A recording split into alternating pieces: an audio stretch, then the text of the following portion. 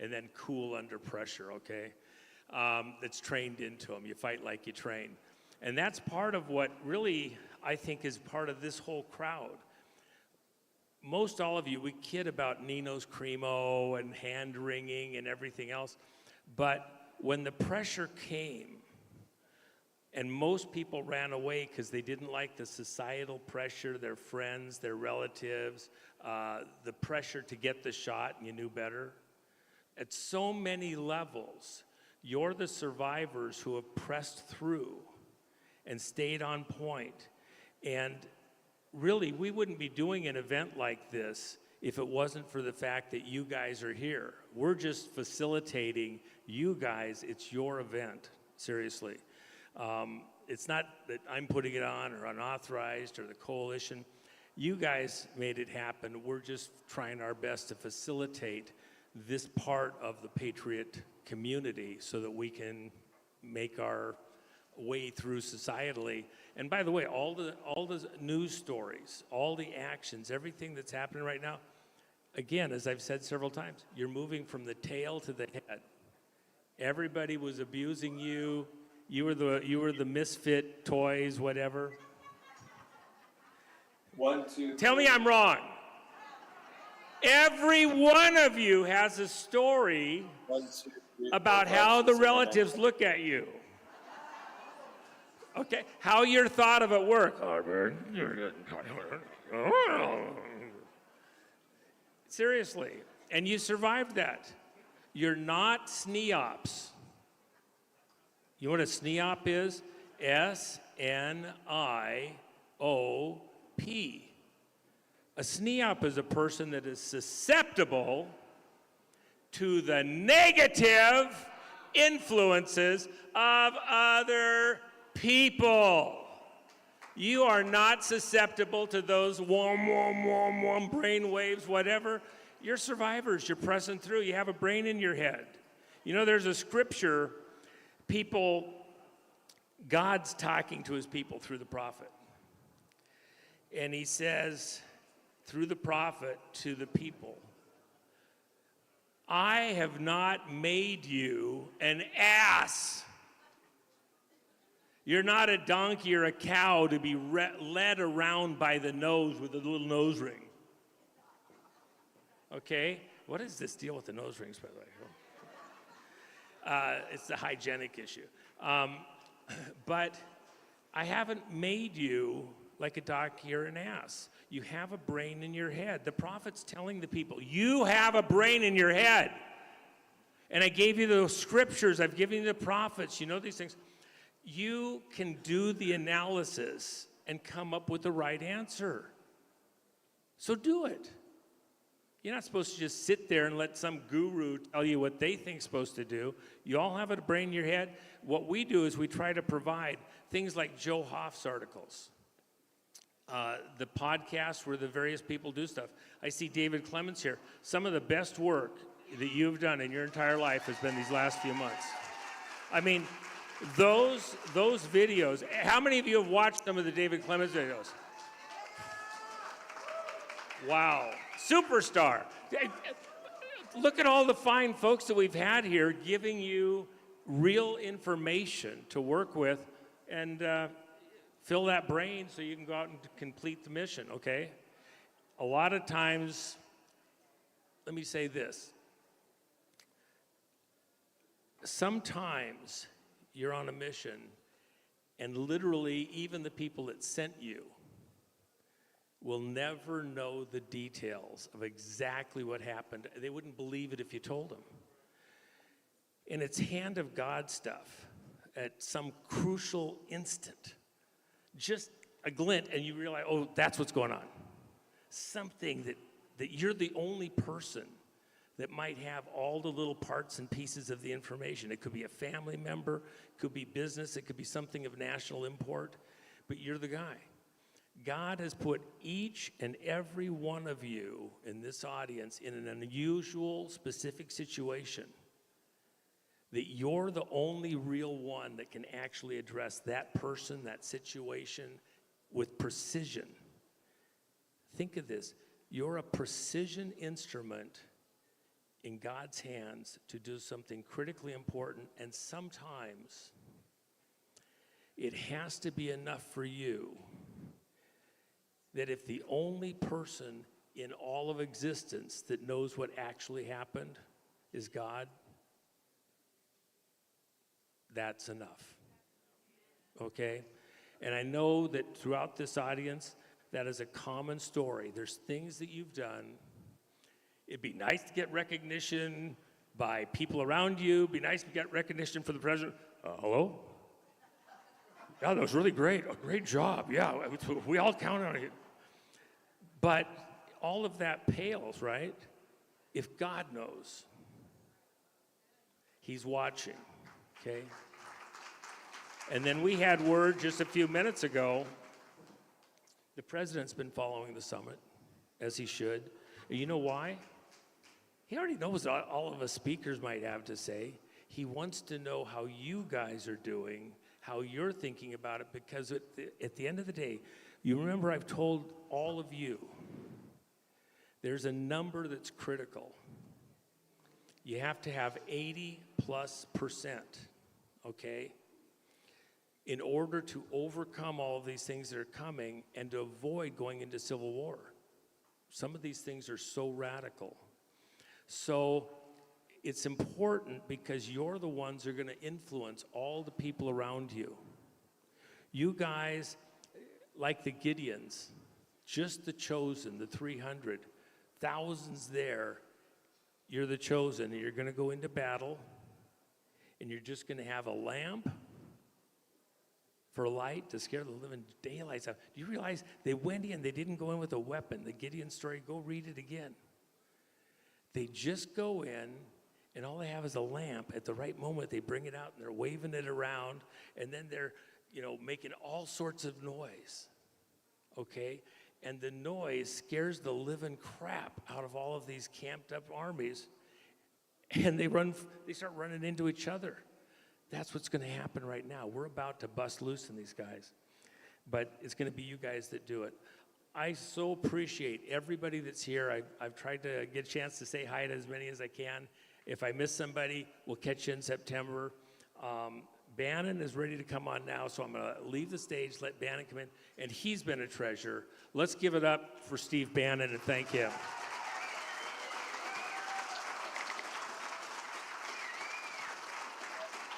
Listen, I want to thank you just for a few minutes, but Tom Cotton just put up a tweet that said that the confirmation hearing today for Jay Clayton is not going to take place, that Bill Polk will be the acting director of national intelligence. If you saw the morning shows, all they were doing is sitting there and saying, hey, we need Jay Clayton in, because the first question we're going to ask him, was the 2020 election stolen? Well, Mark Warner, I can give you the answer of the summit out in Las Vegas. The 2020 election was stolen, and we're going to get the receipts in those intelligence agencies, and we're going to get it.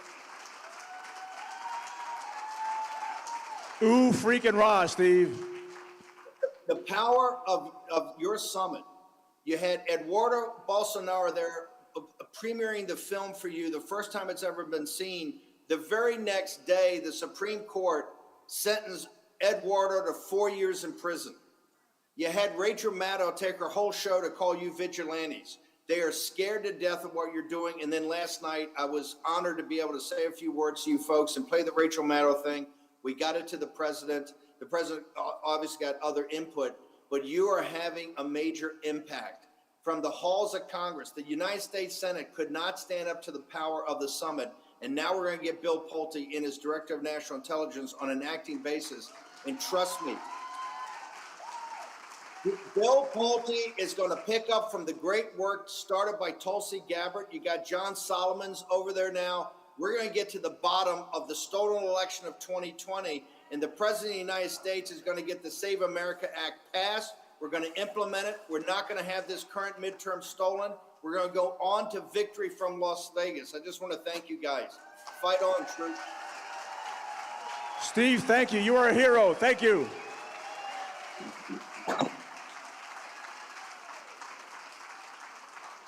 He texted me at 2 o'clock in the morning. Matt, why aren't you picking up? Well, it's 2 o'clock in the morning. But he said, please get me back on. I need you to have me on to tell the summit the power you have. And I want to give the mic back to Wami. Got another 15 minutes before Greg's on. He asked me to start this back in September. He knew something. Well, hold on, don't go anywhere. Gosh, you keep running off. I'm just his chief of staff, and I like just being his chief of staff. Steve and Matt have really bonded, and so they really team up really well together. But I don't know, have you been helping? Steve thinks he's telling this audience something we don't already know. 2020, it's not over yet. Hello?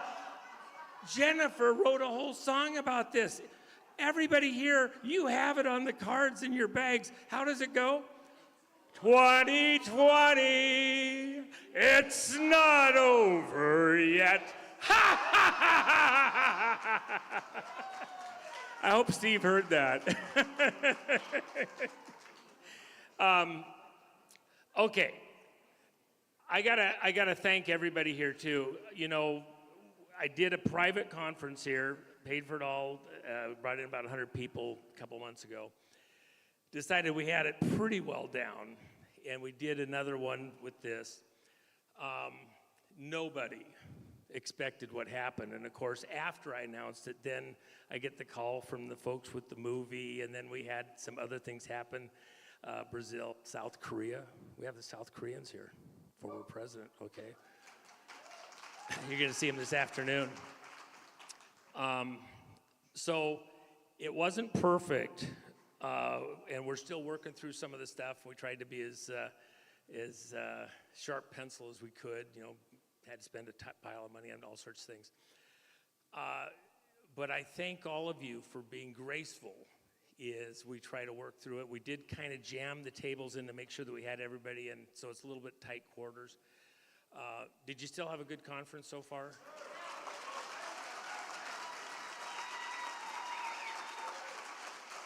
One of the things that we were hoping, and we were told early on we were going to be able to pull it off, was to take the bar area out and then have it so it was more open across there. In fact, we'd actually go to that side. And then just with logistics, working through it, they just decided it just was going to be too close and they might be able to get stuff done and they'd interfere with us. We have a great ally here with Don Ahern, with the Ahern Hotel and staff. Very important. I mean, they're running a business. They got to pay the bills, all the other stuff. But when other places, when it really counted early on, wouldn't have anything like this around them, we had access to this facility and did a number of events, bailed. There was something that happened early on, and the kids were going to lose every penny they had, and I said, well, we can't have that. And so we were able to work something, come over here and do something, and got them out where they didn't lose any money, that they were doing another event. And then we just continued on. And I can tell you behind the scenes, even where there's been concern, well, somebody's going to come after us, we're going to get stuff, they might do something legal, whatever. Top to bottom, they just said, well, send it, we're ready, and they never backed down once. It is a privilege to have business people with real assets, their reputation on the line, all sorts of things, decide to step up. It's more than just throwing money at something. It's more than just a name or personality. You still have to have this kind of access. As a community, I can tell you that within the Ahern family, they're totally in support of things that we're doing. The president, they've had the president here in this room. Matt and I were here for that and other things. So you're blessed in ways that you don't even know, so that I would say it's a hand of God thing. He wants you to be able to do what you're going to have to do next. Why is the president following what you're hearing, what you're seeing, what you're understanding?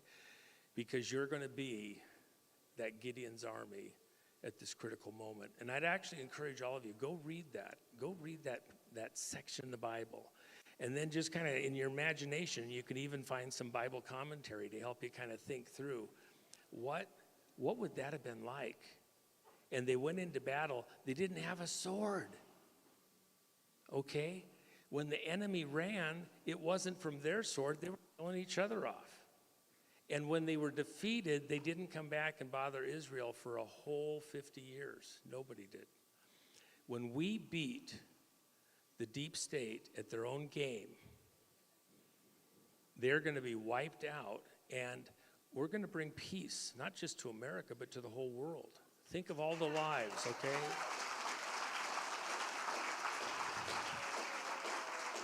Everyone here affects a much larger crowd than you ever thought of. And by the way, you know what?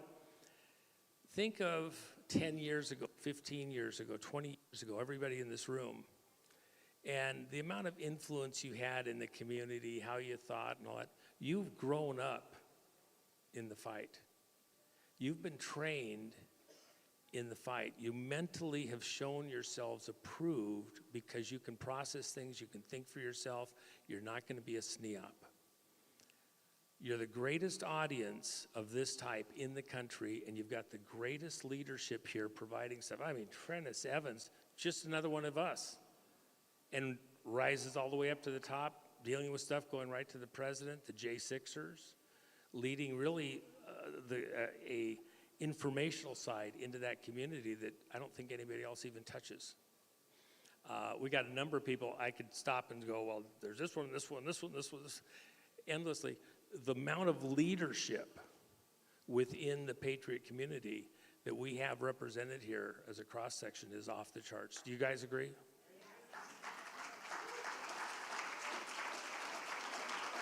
So, Matt, who do we have up next? I didn't even look. I got over here and I got swamped a little bit. I didn't get a chance to look. Greg, oh my gosh, Greg. We had a great conversation the other day.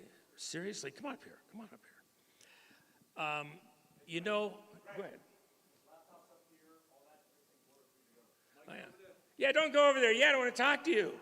Okay, come on. Hey, not contract, schedule time. No.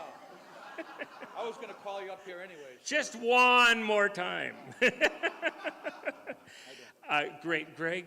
I got to tell you, you know, you just wrote a book, or you're in the process of finishing up this book. It's on Pro Se. Yeah. You know that. Let me just give you a hint.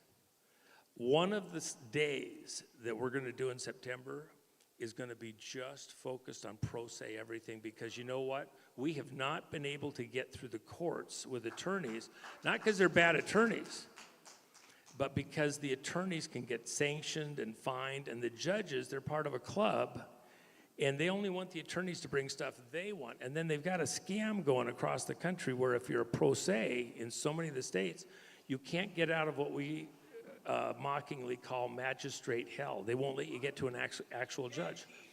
They're gatekeepers to get into the court system. So we're going to spend an entire day. Greg, would you come in September and present again and actually go in?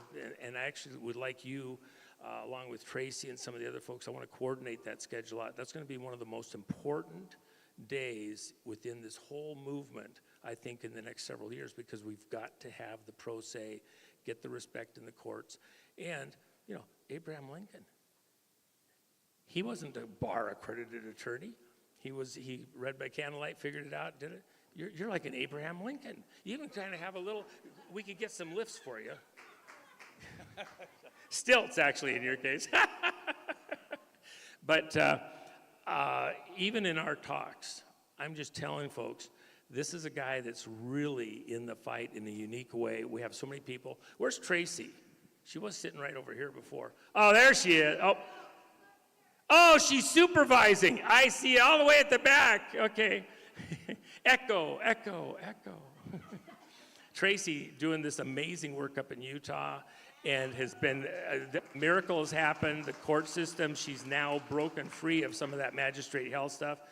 She's got one heck of a story, unbelievable story. And a mom, okay, doing battle just like Lloyd did and his brothers, all the way to the Supreme Court.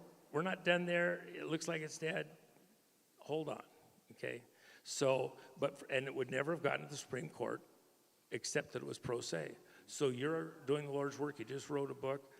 I'm going to hand the mic off to you, but you know what? Let me just say a prayer for you. Father God, what Greg's doing is so important.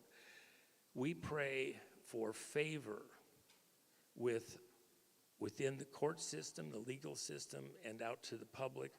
We pray for your blessing, your provision, where there's thin resources for Greg and the others with him doing the beautiful work they're doing to bring justice into the lives of Americans back here in America and out across the world. I pray that you would bless Greg, protect him, put your angels around him, and give him the right access to the community, this community, to be able to send out his message accordingly, and massive book sales with this important work that he's done. We ask all this in Jesus' name. By the blood of Christ, make it so. Thank you, Greg. All right. Take it out. Thank you very much, Juan. And remember, you've got Mike and everything over here. You got your computer right there. I'm coming over. Tissue paper if you got to cry. Whatever you need. Yeah, where's the hand cream? Where's Nino?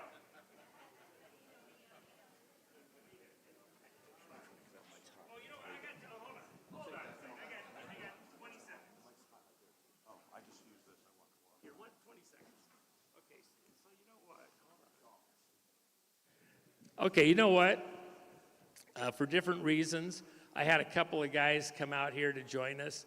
I've got Ethan and Wayne. Wayne's one of my mechanics. He's doing stuff. He's 15. He's a farm mechanic. So they'll pull the cab off, pull the heads off, pull the tranny out, do whatever. He doesn't even think about it. Well, he's been doing it since he was a baby. So yeah, they got baby pictures with grease on them and everything. Working on the trucks. This guy could pick up the truck, okay, if you take a look at him. He looks like he's 25, been working out for 20 years.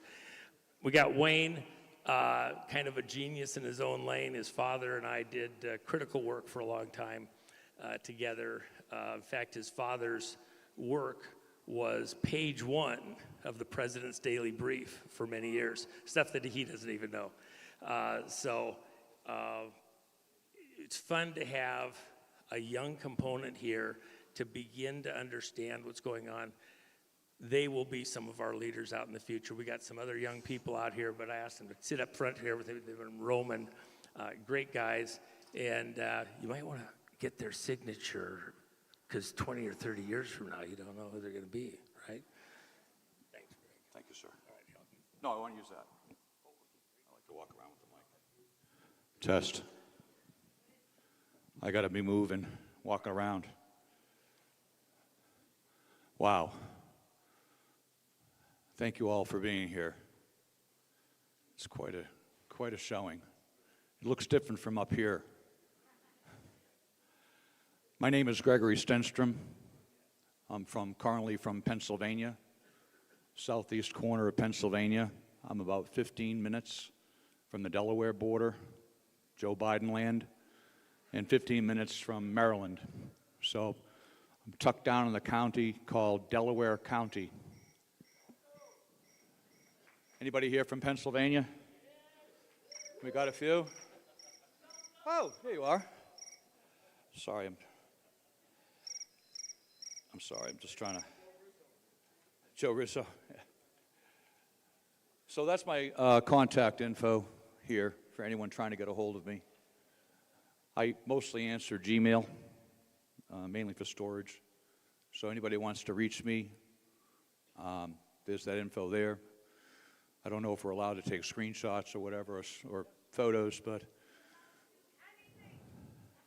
Say again? What, okay, hold on. No, I just make it go. Oh, okay. So this is the subject of the conversation for today, primary subject. The subject of this presentation is hidden in plain sight. You'll understand it in a little bit.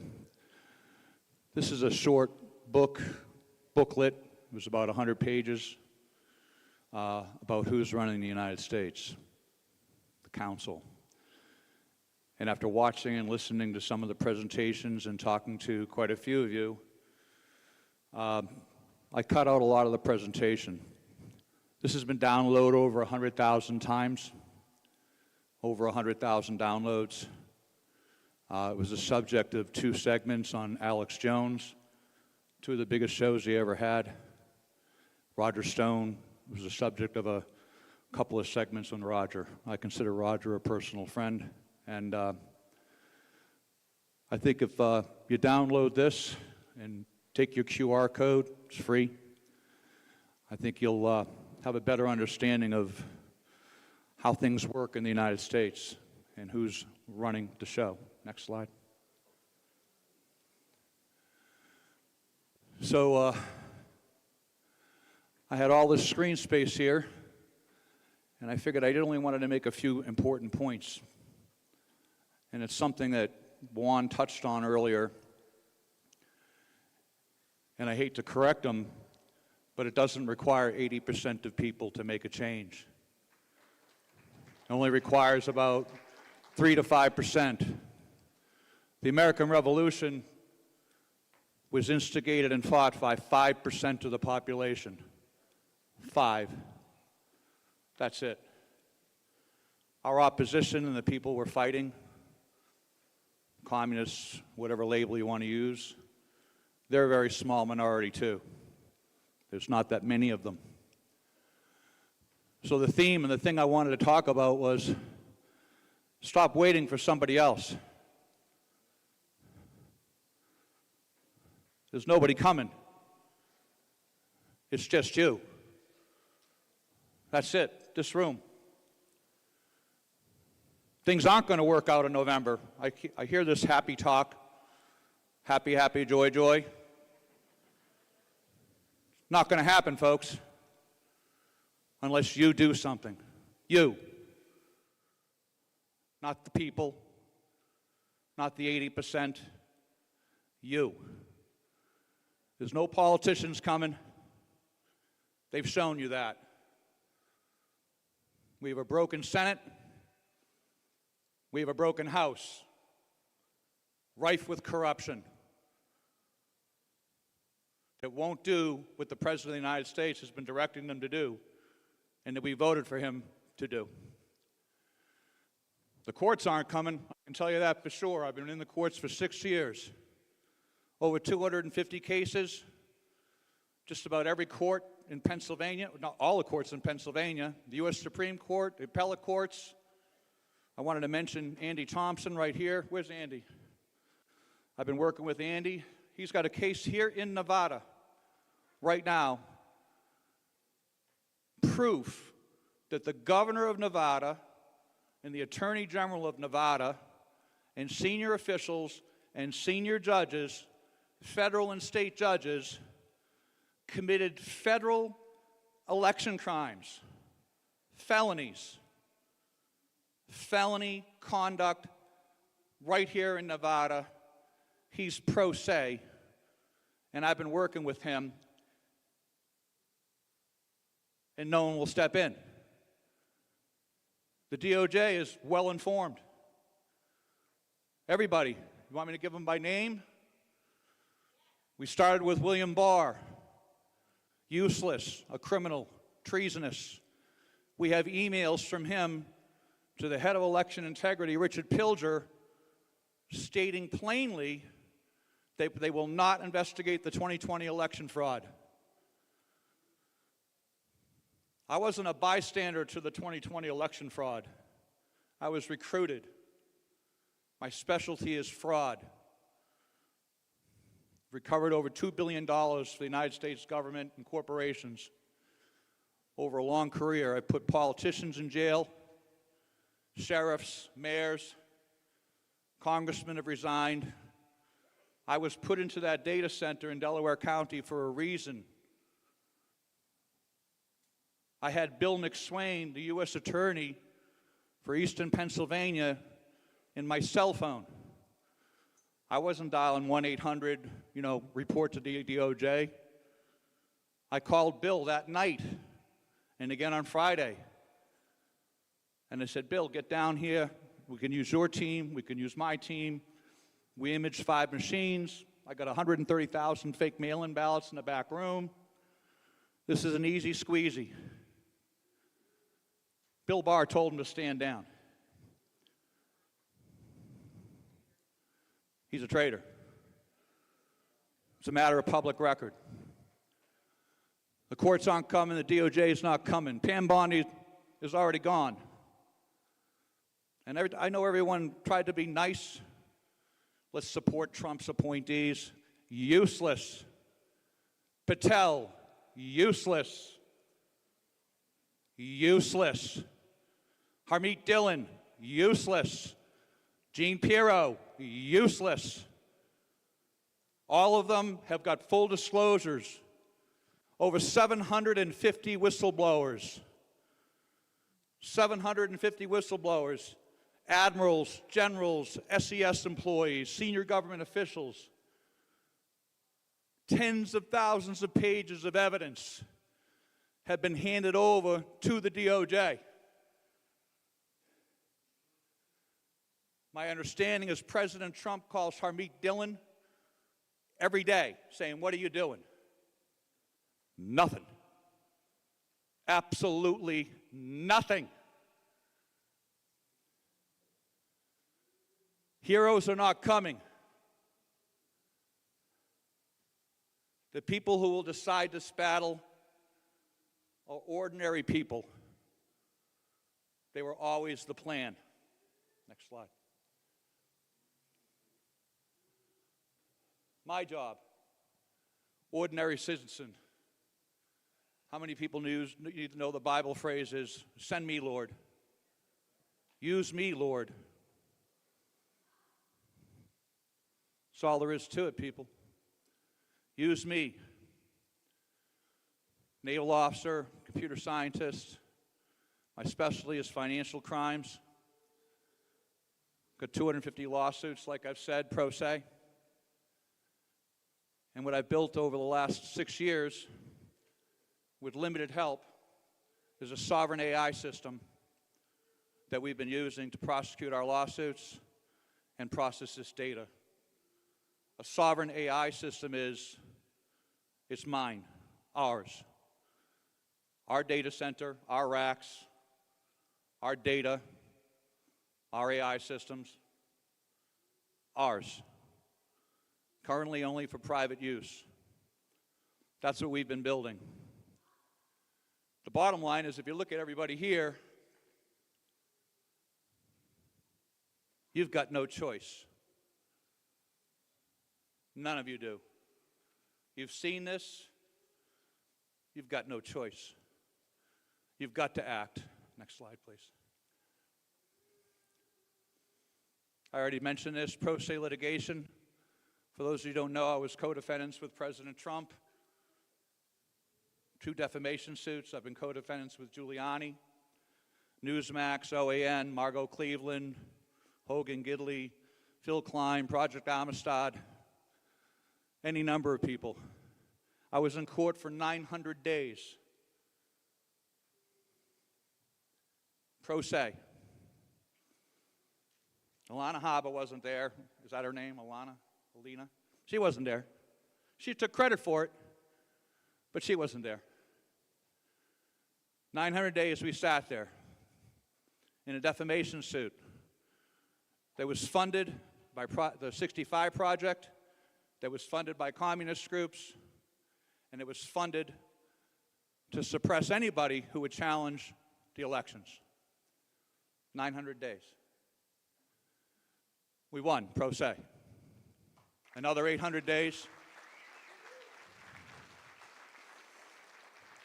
800 days, pro se, in Delaware County. We won that one too. As a matter of fact, we're the only ones in the country that won any defamation suit. Only ones. It's the only defamation suit that President Trump won. When we got the verdict, or they withdrew from the case, I saved Rudy Giuliani $1 million. Hasn't sent a Christmas card yet. $1 million, they had already done a judgment on him, and they removed that judgment. Truth is a complete defense. Truth is a complete defense. The fact that there's election fraud is a matter of public record for 6 years. It's unavoidable. We see it every day. Most recently, the people from California, I talked to a few of you. Spencer Pratt, just like every other election. Oh, I won. No, 24,000 votes came in just for the other person, and you lost. You think that's going to change in November? Seriously? Does anybody here think that's going to change in November? No. They're just doing it. They're not even bothering anymore. They send out mail-in ballots. They don't care. There's no LNA testing. Do you know there's not a single election machine in the United States that's certified to run an election? Not one. Not a single machine. That's a matter of public record in Pennsylvania.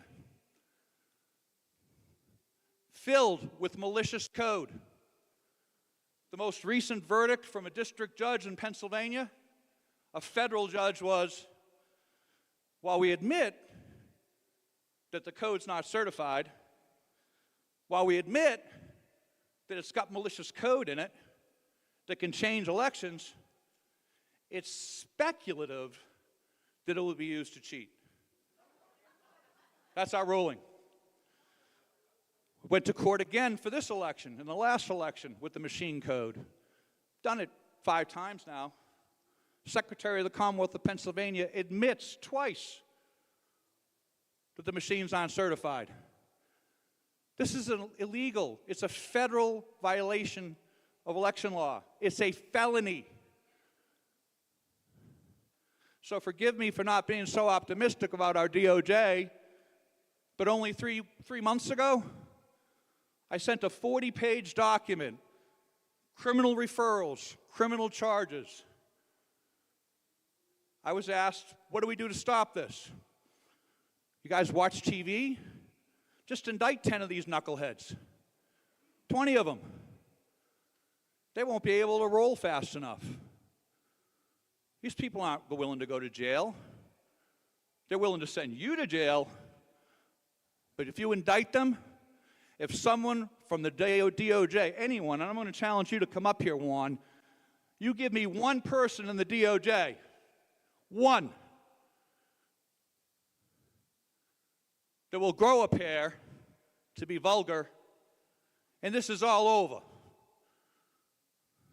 Next slide, please. It's the first book I wrote, Leah Hoops. There's a QR code there. Nothing's changed since 2020. The election machines use fraudulent code. Over 70% of the mail-in ballots are fraudulent. I can prove it. We have proven it in court. Truth is a complete defense. It's entered in the public record. Multiple dockets from the Supreme Court all the way down to county courts, all over the country. We got the proof. I've been listening here for 2 days. I was walking around asking people, what is it that you want from us? What more can we tell you? What can I add to this? I know most of the speakers here. Ian Trottier, coming up after me, I think. Ed Solomon's here, great mathematician. The people that have been at Peter Tickton.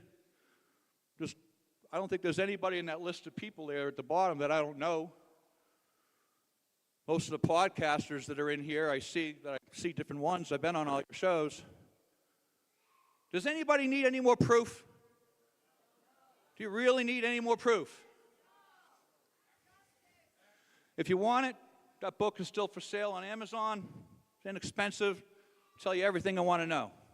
How they use the machines, how they use USB sticks, how they integrate mail-in ballots into the system, the corrupt judges. I filed lawsuits against over 20 judges. I'm not a popular guy. Next slide, please. It's the new book. In the parallel election, we tell you how they did the fraud with evidence. Videos of election officials destroying public records and ballots, laughing at you on video. Coordinated with James O'Keefe at the time. We did a sting.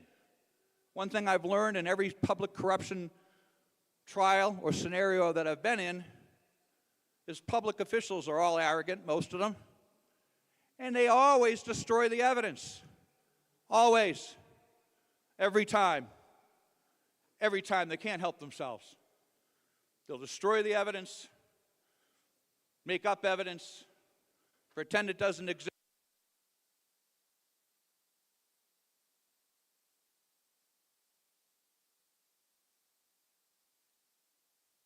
Got to get that working, or I'm going to be walking around like Freddie Mercury. Get me my Freddie Mercury mic. I got to be moving, got to be walking. The Marine Corps comes to the defense of the Navy again. There you go. You're my favorite guys to drive around. Go Marine Corps. Anyways, we tell you how it happened, and you don't need any more. It's been entered in the court records. It's all entered in the courts, from the federal courts down to the county. You know, it was a mystery to me why Mike Lindell, who got stung with hundreds of millions of dollars in fines, never called. I called him, called his lawyers, and say, hey, you don't need to take this fine. Truth is a complete defense. You weren't talking, you were telling the truth. I got the videos. I got the emails. 6,000 pages of FOIA requests from the federal government. Federal official after federal official. All people you know. Admitting that they did it. Admitting that they stole $2.4 trillion over the past 15 years, maybe 20. Public record. What this book does here is 97% of pro se cases will fail. They don't want to hear you. The Supreme Court just passed a case where you are no longer allowed to speak in front of the Supreme Court pro se without an attorney. You don't know that. We can't represent the False Claims Act as citizens. If the DOJ commits crimes, the only one who can prosecute the DOJ is the DOJ. Does that make sense?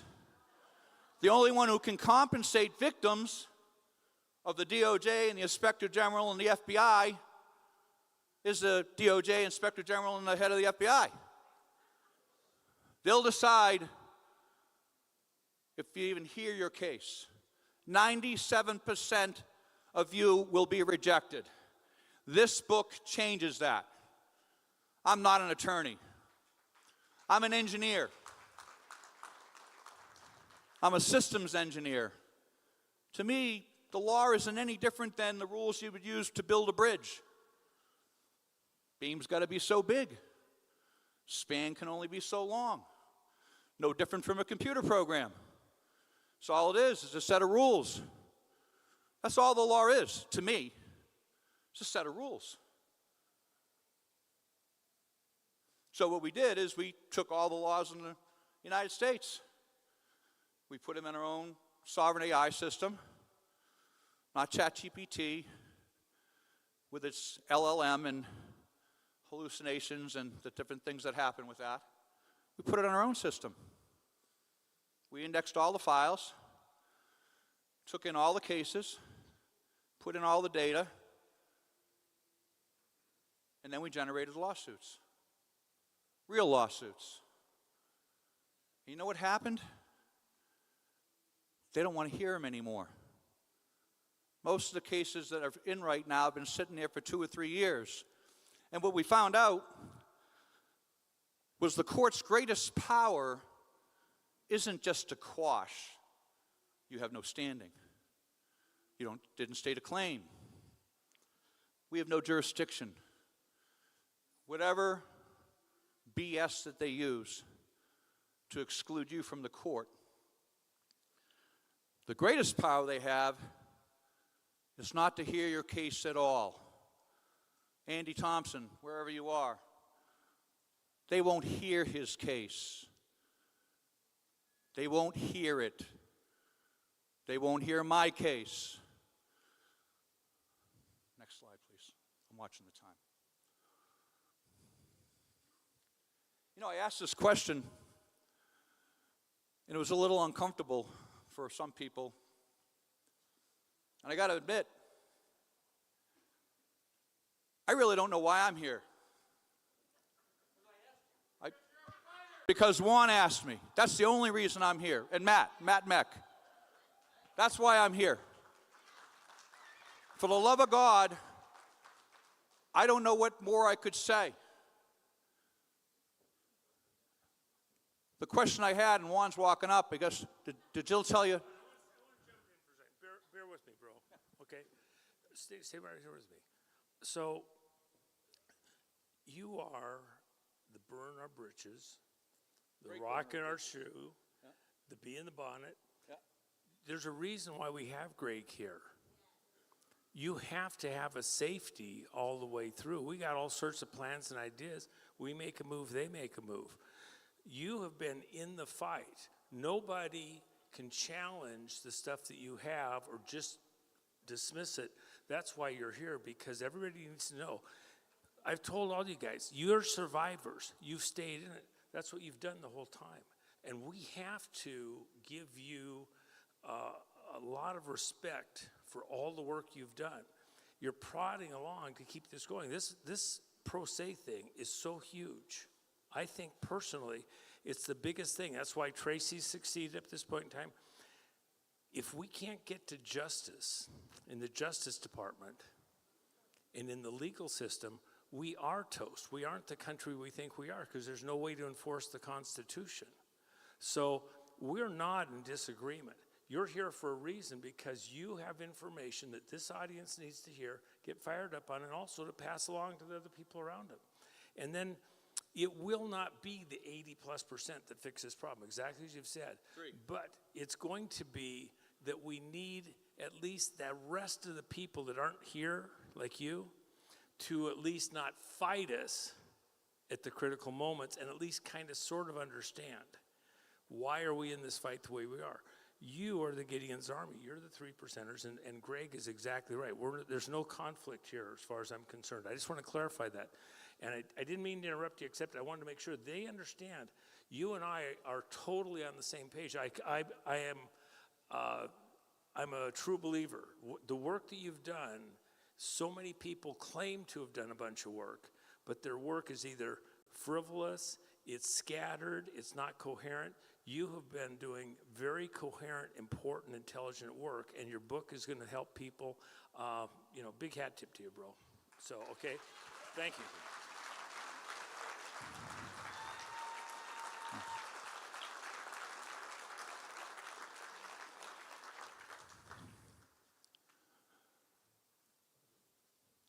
The question I had, and I've asked a bunch of people. I've asked a couple of dozen people. Some of you knew me, some of you don't. And I've said, why are you here? Why are you here? You know, I haven't gotten a coherent answer yet. I'm here for information. I'm here to find out about fraud. I'm here for my podcast. Why are you here? You're here to fight? Well, I hope you are. That's why I came. What are you waiting for? A better time? It's been 6 years. All I've heard for 6 years is we'll get them next month. Don't worry, the indictments are on the way. I saw Steve Bannon earlier. Yay. My wife calls him the cheerleader. I'm not kidding you. The cheerleader. Yay. Something's happening. Somebody's doing something. What are you waiting for? More money? I haven't had any money. My cars have been repoed twice. I lost my health insurance yesterday. I lost a $5 million business. And I didn't think twice. I didn't have a choice. There is no choice. You have a duty to God, to your family, to your children. What are you doing? Really? What are you doing? You waiting for someone else? Next slide. Nobody's coming. Trump can't save the republic alone. I hear these people go, oh, Trump doesn't know. Are you kidding me? Seriously? Trump knows. He's the most informed man on the planet. It's arrogance for someone to say, oh, I know something President Trump doesn't know. Why isn't he doing anything? He's the President of the United States. He's a busy guy. It's up to you, not him. He's probably the only one who can do something now to force the DOJ to act. He's got to call Todd Blanche. He's got to tell his Chief of Staff, Susie Wiles, who is our biggest obstacle. The Chief of Staff of the United States of America, President, is our biggest obstacle. There, I said it. Our biggest obstacle. Number one, Todd Blanche was so busy screwing Pam Bondi the whole time she was in. And now he's going to fix everything, right? How about Kash Patel? We've dropped so much evidence on them. It's in the public record. It's in the National Archives. Jim Jordan, his statement to Congressman Lee of New Jersey when confronted with this evidence, with disclosures of $2.4 million in crimes, with disclosures of a blatant election fraud was, this is too toxic for us. No, that's a quote. This is too toxic. We won't be able to do anything until after the 2024 election. So we're going to do nothing. Because I want to be Speaker of the House. That's what this is about. Jim Jordan, traitor. Traitor. Traitor. The only one who's coming is you. Next slide.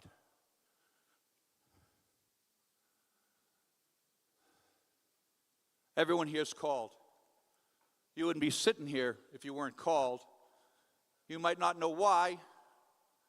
You might not know what it is you're supposed to do right now, but you're here. Like Juan said, you're here. I love you for that.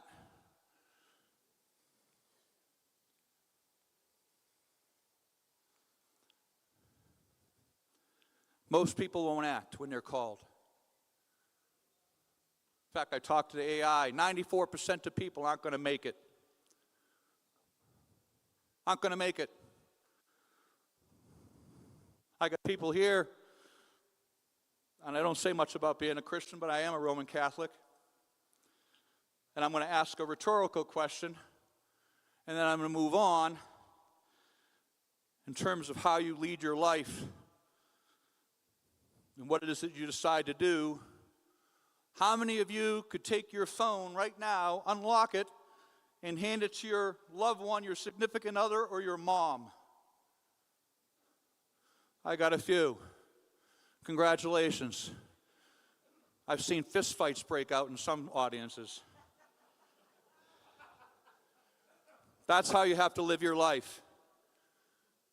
If you're going to be a crusader for Christ, a crusader for God, and you're going to lead your community,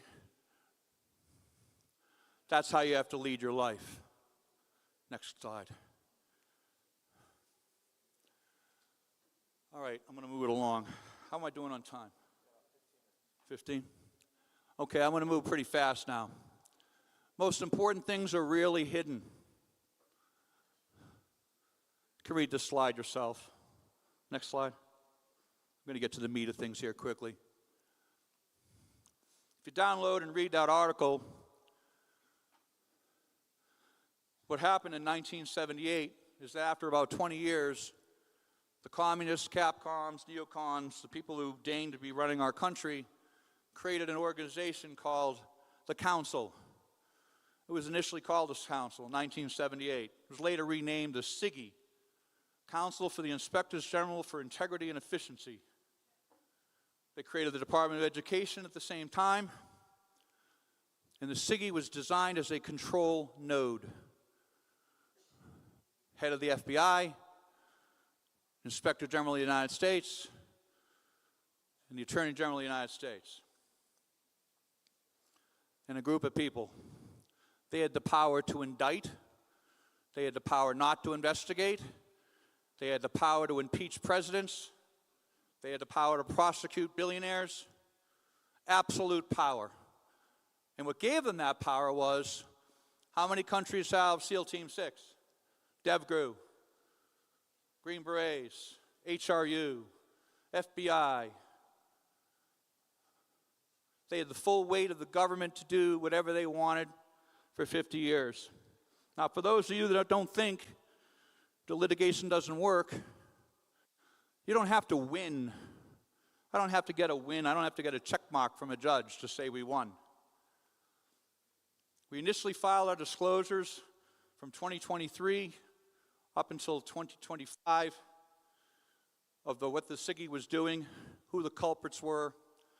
And in March of last year, March 22nd, we filed a lawsuit naming 117 senior government officials as guilty of federal crimes. 117. One of them was the Inspector General of the United States, Michael Horowitz. That was one of the people. And we were told, oh, no one's going to do anything. It's not going to matter. On June 6th, they defunded the CIGI. It's gone. Of 117 defendants, over 75 have been removed, terminated, or resigned.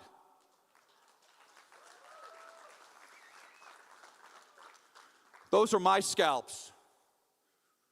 That's why wampum beads, or if I said it right. That's my scalp list. Inspector General Horowitz moved to the Federal Reserve. People said, oh, it had something to do with the Federal Reserve. The Federal Reserve is a quasi-government agency, not subject to discovery.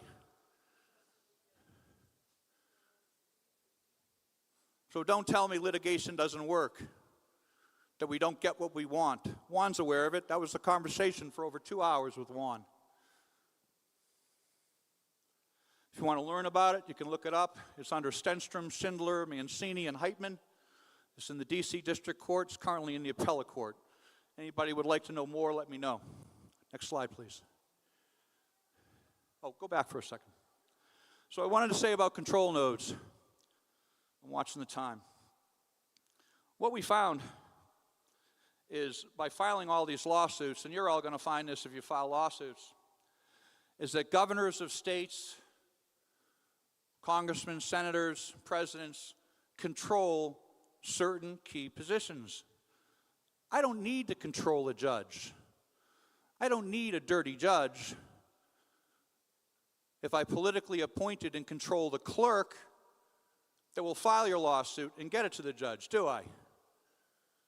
If I control the clerk in the Superior Court, and I control the clerk in the Commonwealth Court, and I control the clerk in the Pennsylvania Supreme Court and other courts, and I can control the clerk, Scott Harris, of the Supreme Court of the United States and the Master at Arms, I control them, guess what? Your Supreme Court writ of mandamus, your Supreme Court writ of certiorari will never get to the judge. Never get there. It'll be quashed. It won't even be put on the docket.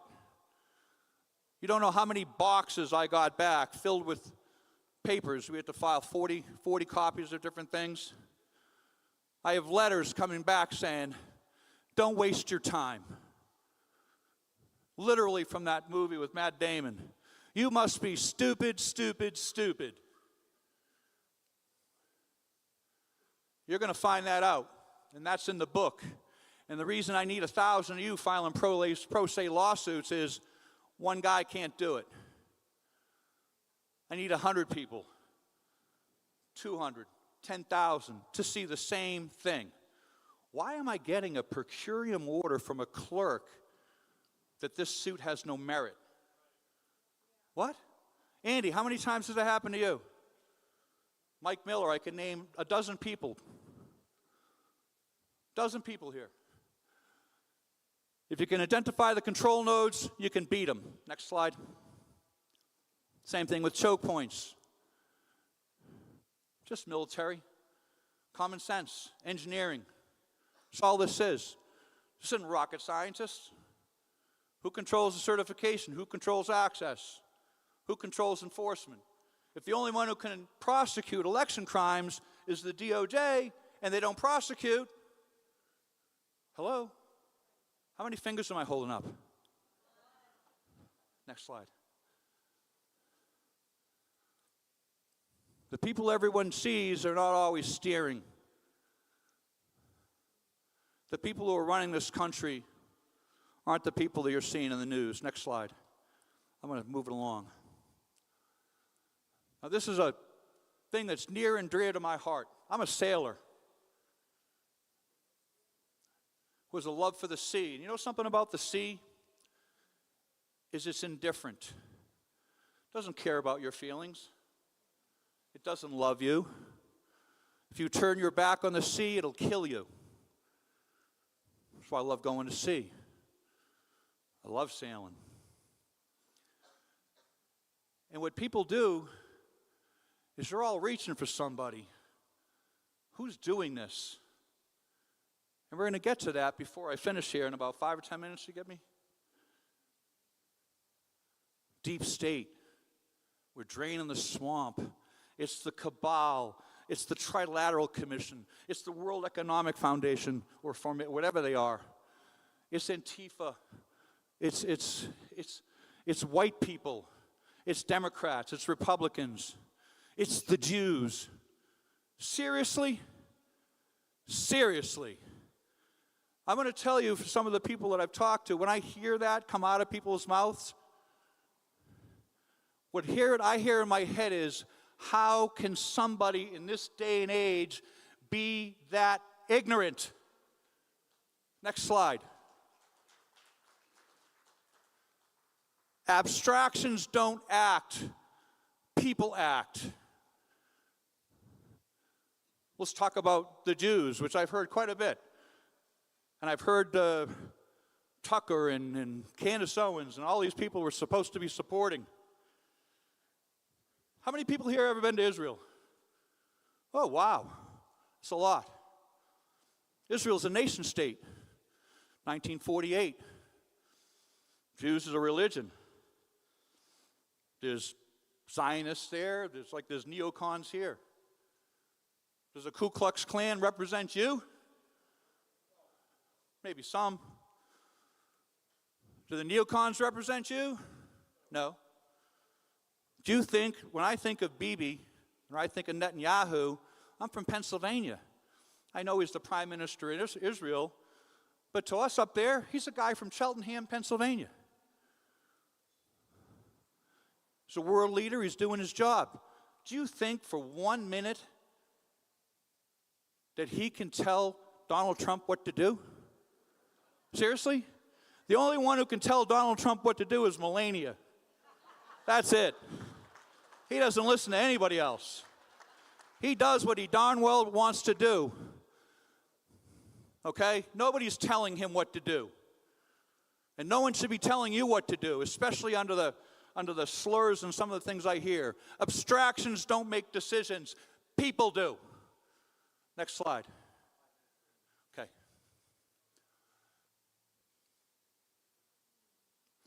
I'll give you some good news. What AI is really good at, not the current AI you're being fed, but what real AI is good for is coherence. Coherence. Computers don't lie. They just give you the data. They can't be made to lie to you. Lies are expensive. Lies have to be programmed. The vertically integrated media stack has to be programmed. They have to lie to you. It goes back to the previous slide. Don't look at what we're doing. Don't look at the real people that are committing crimes. Don't look at the fact that the DOJ won't do anything. It's the Jews. Seriously? Seriously, you should be ashamed of yourself if that's the way you think. Ashamed of yourself. I'm a veteran of foreign wars. I've been to war. And if someone says something to me about race, religion, color, I recoil. It disgusts me. You can't even use the word in front of me. You find one of my friends that will, and every one of them will tell you, do not use an ethnic slur in front of him. He will call you out immediately. That's not godlike. Next slide. If you remember one thing here, and one thing about AI, and one thing from this talk, coherence is the boundary that evil cannot cross. Coherence. If I take all of the data for COVID and the COVID vaccine, okay, and I strip out the lies, which are expensive, but I look at the VAERS data, and I look at how many people were killed, and why they did what they did. It was a fraud. You can't make that up. If I look at the elections, the same thing. Ed Solomon, who I'm actually going to probably catch his whole presentation if he's sitting here yet, he's an expert in statistics and fraud. Just another way of proving it. The elections are fraudulent. COVID was a fraud. A lot of the things they're telling you are frauds. When I say they, we're going to get to that. But coherence, when you use AI, and I urge you to buy the book, only because probably about 1/3 of the book is discussing how and what to ask AI to get an honest answer. Most of you don't know how to get an honest answer from AI. If you talk about coherence, AI can talk to you about coherence. It can lie to you if you let it, but you say, what is the coherent data? Align all the data points and take out all the outliers. You'll get your answer. Next slide.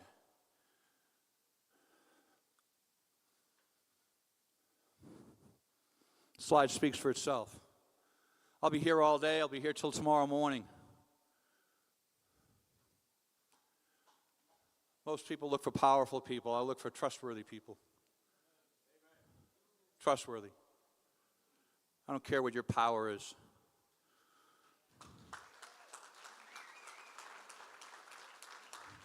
Next slide. I'm going to wrap it up.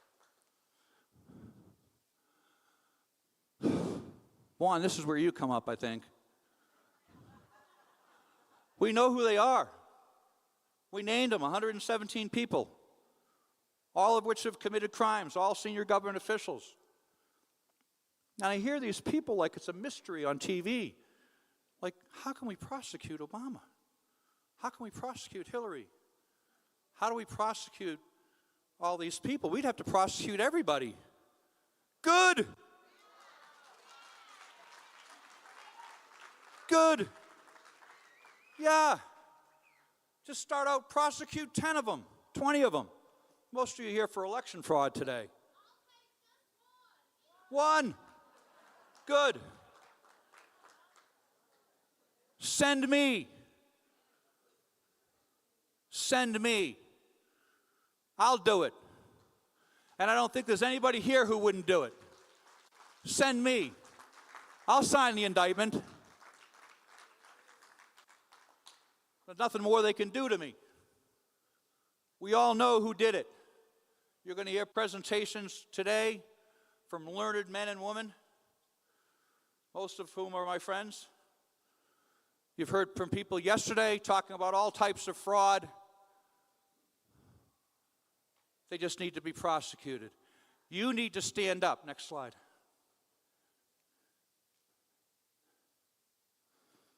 wanted to close with this. It's a little dramatic. Give me one more minute.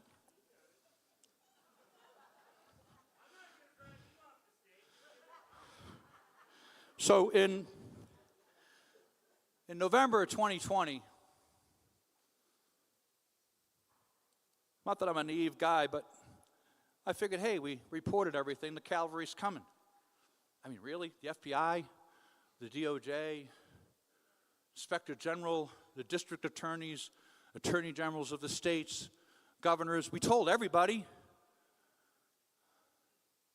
We had video, had the evidence, had machine tapes. Tina Peters went to jail for it. She's somewhere in here today, I think. We had it. So I got a call. I had government contracts in New Jersey, Pennsylvania, and Delaware. Big government contracts. I took care of all the network security for the state of New Jersey. Their firewalls, their switches, their networks, Department of the Treasury. It took me 20 years to get that contract.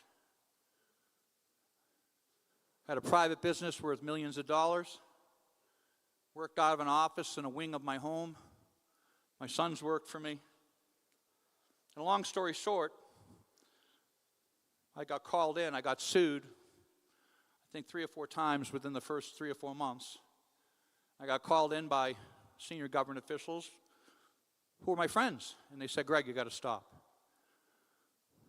Governor of New Jersey was beside himself that I was on TV.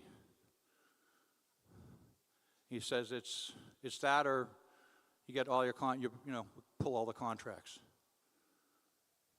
What choice did I have? Really? If anything I said here is true, and all of it is, what choice did I have? What choice do you have?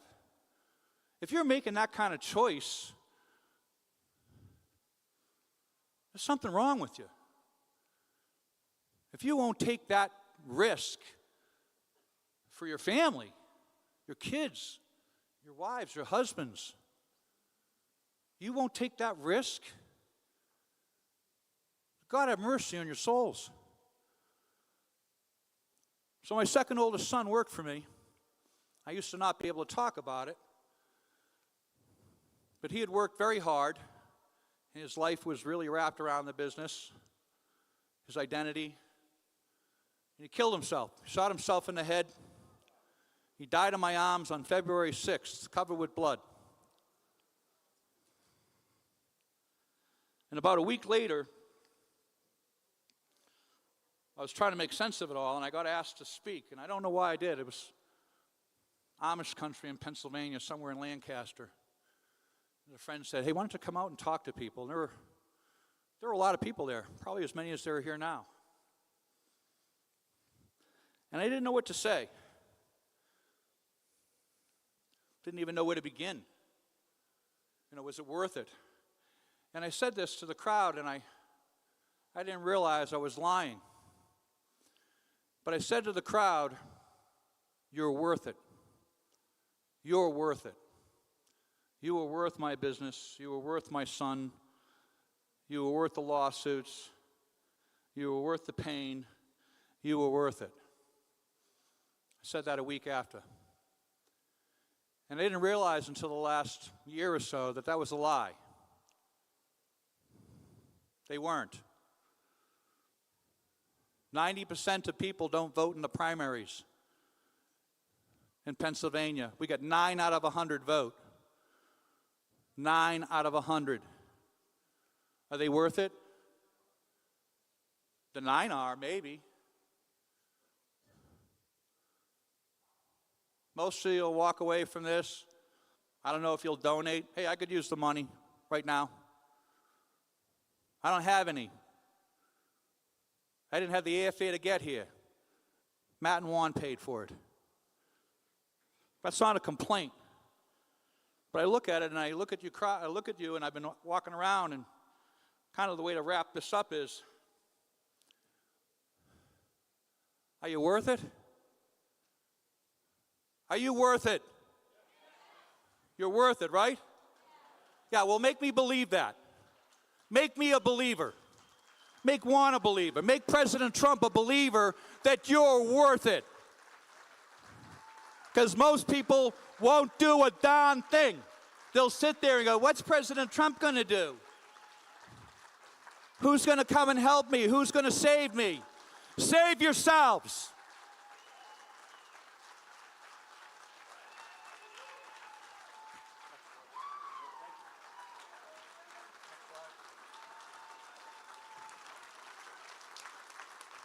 Thank you, Greg.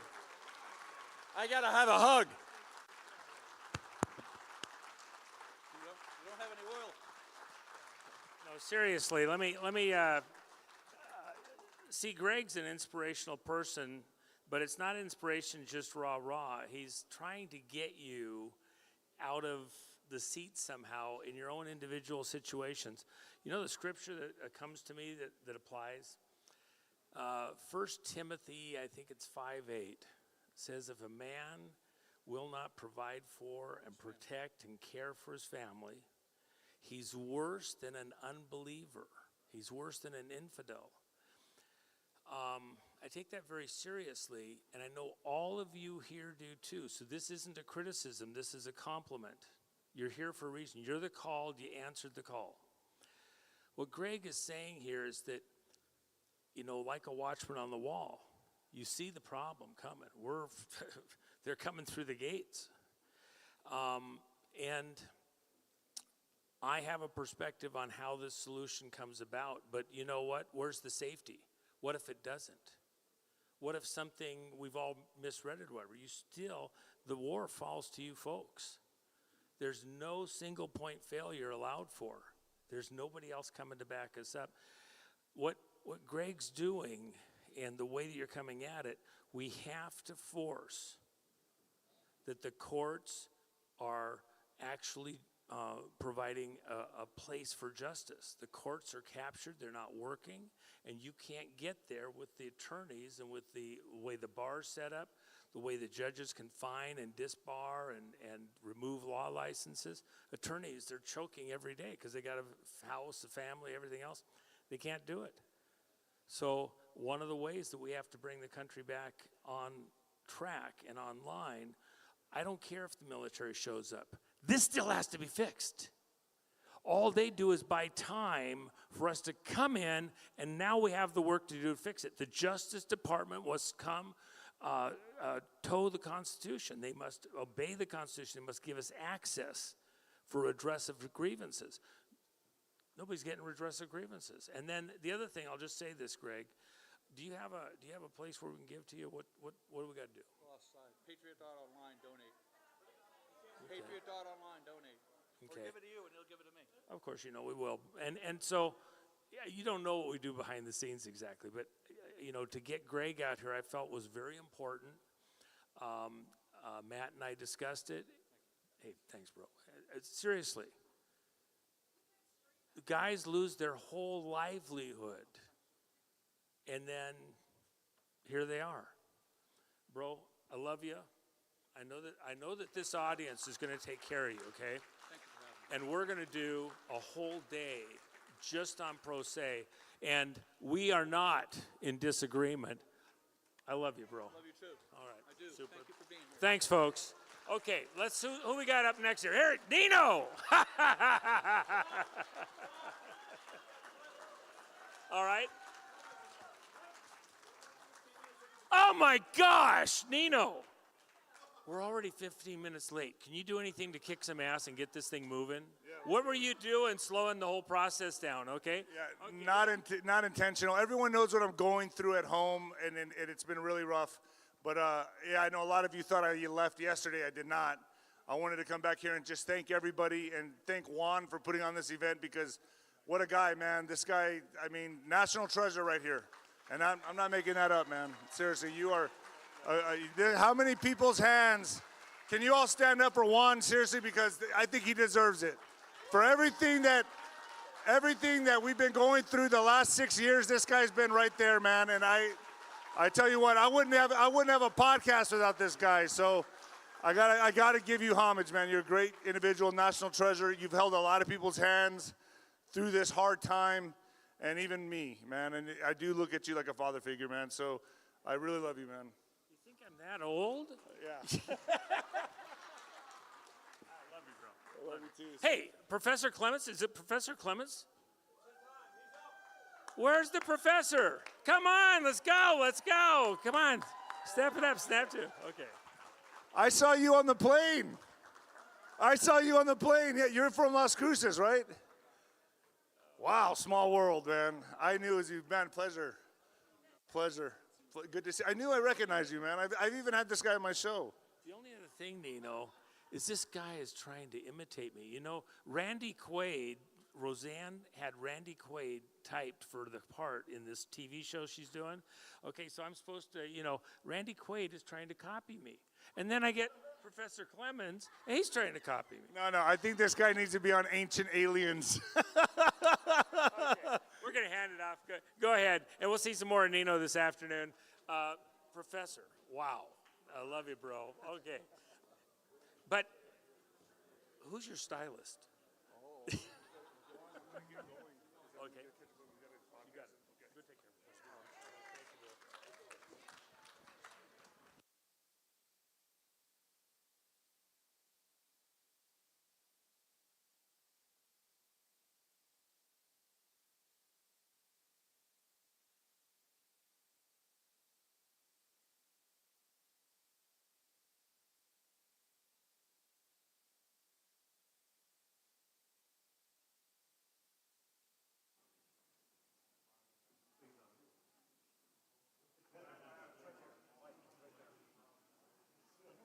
There's no mic here. That's all I've got is this. Are we good now? Yeah, let me take that one too. Okay. Hey, everyone.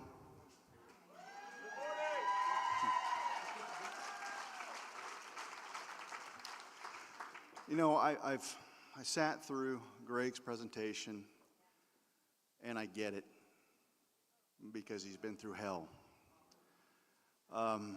And I've had periods where anger ruled the day, but we can't stay there.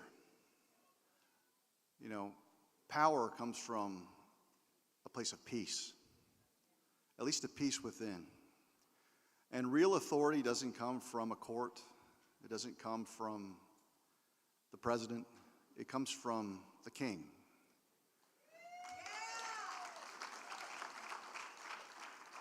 And a dear friend of mine, Pastor Yon, had a download when he took a look at this crowd, and he wasn't insulting, but he said, it's all the seniors. But what he told me was that when you look at how the body of Christ is built, you've got the head, you've got different parts, that this is the shoulder in which that head rests. Yes, we've got a body, and some of the parts are pretty aimless, but this is the shoulder. You all are carrying the burden. That's what the shoulders are for. And so I'm going to come at this a little bit different. When someone says, no one's coming to save you, I respectfully disagree.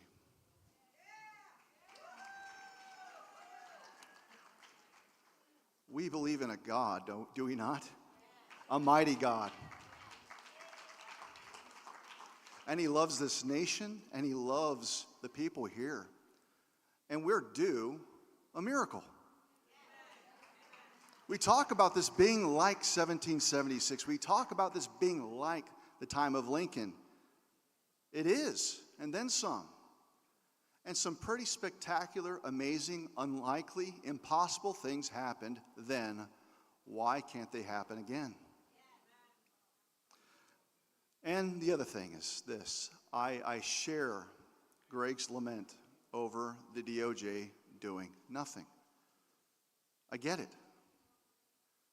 It doesn't bother me 1 second, because they were never the plan. They were never the plan, and we're going to talk about that. And I can say this, folks, I'm going to give you a little bit of hopium, but I've earned it. I've earned my hopium. And I choose to have faith in this providential time, in this providential president. that we are going to succeed. We are going to have real victory. So, but before I do that, this is a conference about action. I just saw all of these generous souls reach out to Greg, support him, bless him. There's one more soul that I'd like for you to consider blessing. And it's a dear woman by the name of Kathy O'Brien.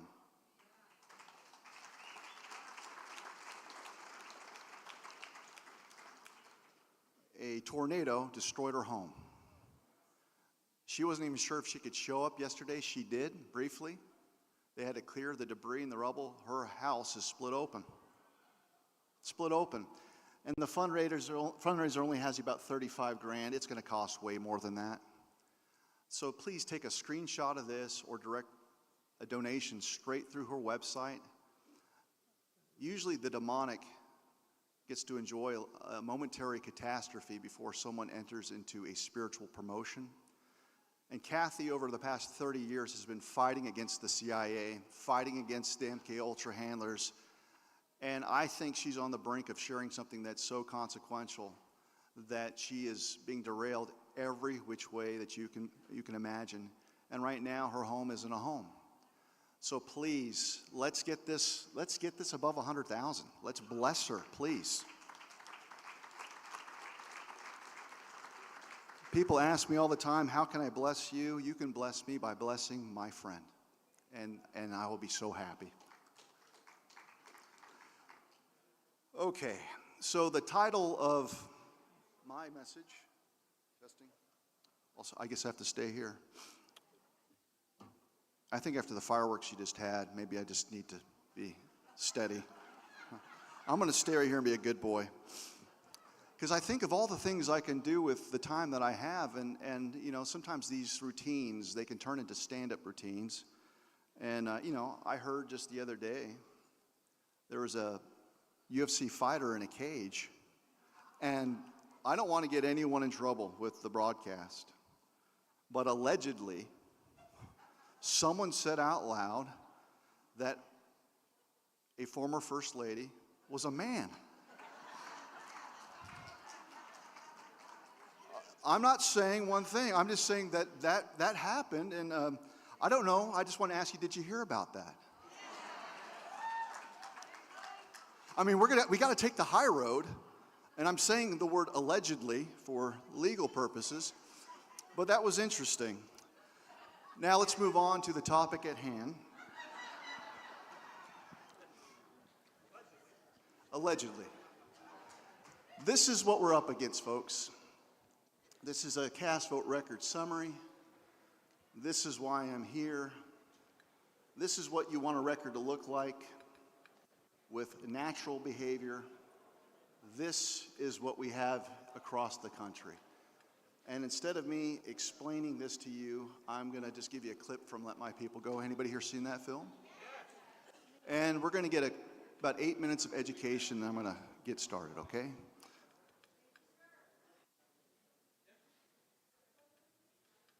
Now, do I have audio? I don't have audio.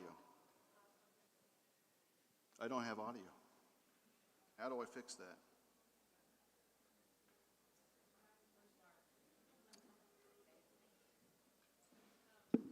Okay, plan B. I'll just give you back what we had before, and give it to him. Okay. There's a little. Did you ever plug this in? Well, I don't know if that was necessary or not. Yeah, it was. That's on the other side.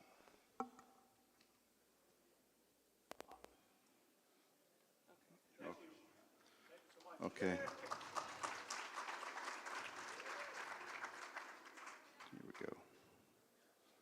One of the most vital election records to analyze in determining whether systemic election fraud is present is called a cast vote record Turn summary. it up. Experts will study the record to see if the sequence of votes being cast by voters reflects a natural pattern, and whether it adheres to the law of large numbers. The law of large numbers governs scientific polling and many quality control practices. Maricopa County has over 2 million registered voters. someone's running for office, they do not make 2 million phone calls and say, do you mind telling me who you plan to vote for? They make 400 phone calls at random. Candidate says, well, I want a more accurate poll. Okay, call 1,000 people. You don't have to call 2 million people because the sample is random. It doesn't matter which 1,000 you pick, as long as there was no pattern to the way you picked it. One of the citizen auditors gave an interview, and she said the box of ballots that I went through to inspect was 7 Biden, 1 Trump, 7 Biden, 1 Trump, 7 Biden, 1 Trump, 7 Biden, 1 Trump. People do not line up that way at a polling place. Transfer that concept to elections. An election is a poll. The ballot that you're marking shows your preference for a certain candidate. So you would expect to see within the CVR the same phenomena that you see in polling, which is some variability in the beginning and then a flat line. Instead, what we're finding is a spike for a predetermined candidate and a linear drive towards a predetermined set point. And I looked at the curve and I said, that's a PID controller. So what's a PID controller? Well, it's proportional integral derivative. It is the simplest closed loop feedback system. That graph reminded me very much of an airplane coming in for a landing when the runway is completely fogged in. Then the pilot pushes a button that says Cat 3 Auto Land, and the plane gets the beacon and says, where's the start of the runway? Aim for it at a 3-degree glide slope. And there's a strong gust of wind, and it bumps the plane's nose up. Did the computer know there was going to be a strong gust of wind to bump the nose up? No. But it knows it's not on a 3-degree glide slope, and if it continues this direction, it's not going to land at the start of the runway, and it says, decrease attitude, and get back on the 3-degree slope to hit the start of the runway. Let me put 2 races side by side, which are completely different in every respect. So 2 different counties, Pima County, Maricopa County. 2 different machines, ES&S and Dominion. 2 different races. We'll take county sheriff and president. That means 2 different pools of voters. 2 big peaks, 2-to-1 slope, 25% of the way, there was a little bump, and it tracked on down. In Pima County, 16 of the 17 races were won by the Democrat. 1 race was won by the Republican with exactly the same curve. But what this tells me is that at the bottom, all of the election software is the same. In fact, over 400 cast vote records have been analyzed in over 300 counties across the country, and we're finding the same phenomena. A spike for a predetermined candidate, a linear drive towards a predetermined set point that violates the law of large numbers, that is predictive and therefore impossible. All right, there's more, but I figured you came here to hear me speak, not watch the movie over again, but that's what we're up against. And you'll notice that when we engage with election integrity advocates, not many people talk about the whole thing that makes it go. It's the machines that provide you with the metrics to know how many ballots to create out of thin air, put in a drop box, and steal races. And what are they doing right now throughout California with Spencer Pratt? They're stealing the race. Now, we had the bombshell breakthrough that was reported by John Solomon, where a congressional delegation showed up the day after the election in November of 2024, and they did a spot visit at Runbeck. Runbeck is the industrialized, scaled-up place where they print up the ballots, one of many. But when they showed up, wouldn't you know, the machines were still on. They were still printing ballots, and there were pallets full of these day after the election ballots that were being put onto Penske trucks by non-English speakers, and they were headed to California They were headed throughout Arizona. They were headed through Nevada, Colorado. Now, we're in what state? Nevada? You guys were owed a U.S. Senator by the name of Sam Brown, correct? They didn't have to steal, they just kept adding them. They added them. There were about 30 House races in California that were firmly in the R column election day until the industrialized cheat continued. And one of the big fictions that we keep buying into, because there are a lot of people that are out there talking about a prescription that we need to chase ballots, ballot chasing, beat the Democrats at their own game. We've heard that. And what I'm finding out is that get out the vote efforts are diametrically opposed to election security efforts. They are not the same. It's one of the biggest grifts in the world to think that somehow you're going to beat Democrats when rhinos are part of the problem as well. And the whole point is this: hey guys, let's go out and scour the wastebaskets at a dorm room or at a nursing home, and somehow that's going to produce the 20 million ballots that were added to the 2020 election? Are you kidding me? So unless we have our own version of Runbeck and we become wholesale cheaters, you're not beating the Democrats at anything. But it's the machines that make it go. Now, why do I have hope? Because in 2021, I got to have a brief meeting with President Trump. And I can't tell you why I felt in my spirit that we're not going to lose, but long story short, I had a supernatural encounter January 6, 2021, and I was told we're going to win. I was told this. And trust me, right now, it's a lot easier to say that because is Biden in the White House? No, are we not here fighting still? Are we not witnessing the greatest exposure that we've ever seen of corruption and we look past it? See, we think small, and you have to look at Trump and you've got to stake a claim on who you think he is. If you think he is guided by the nose by a bunch of idiots, you don't understand the man.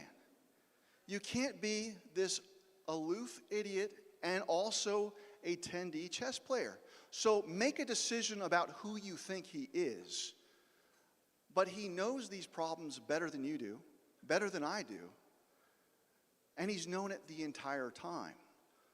People are still perplexed with why did we go through the hell of 2020? Why didn't he go in there?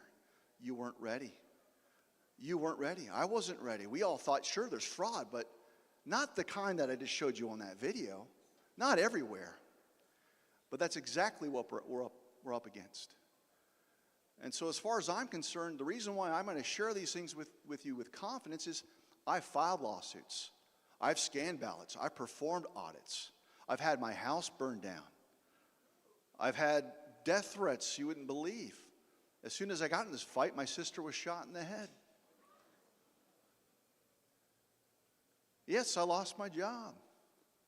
Yes, you can Google my name and there's over 1,000 hit pieces.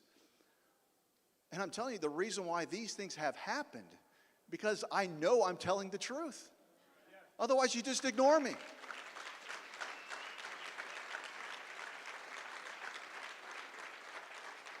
So when I met with the president, this was about 10 months in. I didn't know then what I know now, but I was pretty close on the architecture of this vote trafficking scheme. It's all about vote trafficking. And I looked at him and I told him, like, I need something. A week later, I would be terminated. But at the time, you know, he's humoring me by asking for legal advice that I know he didn't need. But he's concerned about the pulse of the people. He's concerned about the people in this room. He needs to figure out how to bring us along to do something, which is to take the baton from him and run a clean election. I'm not convinced we're going to be able to run a clean, fair election this year without the help of the National Guard. I'm not convinced. In fact, I think your current election officials, staffs, clerks will not only be an inhibitor, they will likely compromise the elections and then engage in all the lawfare they can to keep these slave master devices right where they're at. And this is a critical choice for the Trump administration as well to think about.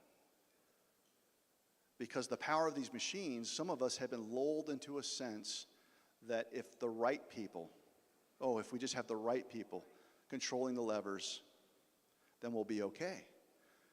Anybody here watch Lord of the Rings? The mighty men of Gondor, surely the one ring to rule them all would not corrupt us if it was in our hands. We will use it against the enemy. That's a real temptation with the brass around Trump. That's why they don't talk about these things, because they secretly want to keep them.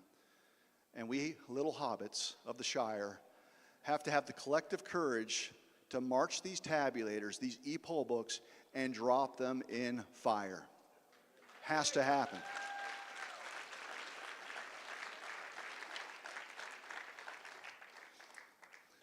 So I'm begging for a bone from the president. Please, surely you have something that Mike Lindell doesn't. You created Space Force. You've got all of these curious videos out there. And he couldn't tell me. I'm not read into any plan. But his confidence and his silence spoke volumes. Because my prescription back then is the same as it is today, which is, Mr. President, we will meet you in the middle. But there's a black pill expo that's going on. There is a Panikin parade. And it's driving me crazy that in this moment, when we have accomplished so much, people are ready to give up. Give up on your president? Are you kidding me?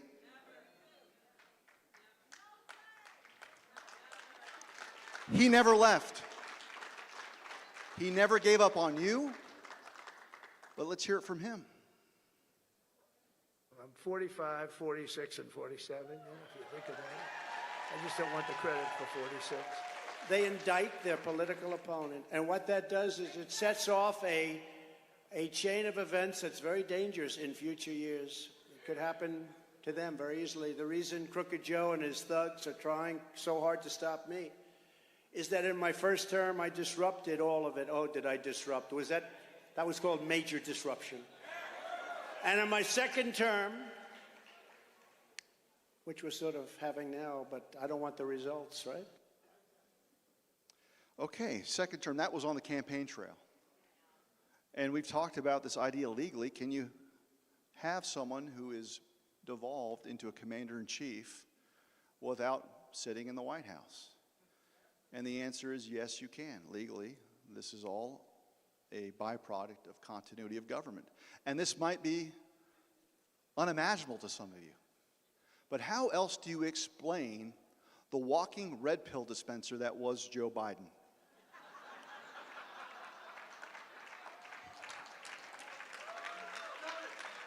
Who did more to red pill you than I have. All he had to do was just walk around. That's all he had to do. And Democrats were like, I think I want to be a Republican. But that might not be enough. See, we here have talked about elections as a national security issue. And if you listen to the commander-in-chief, he's been saying the same thing.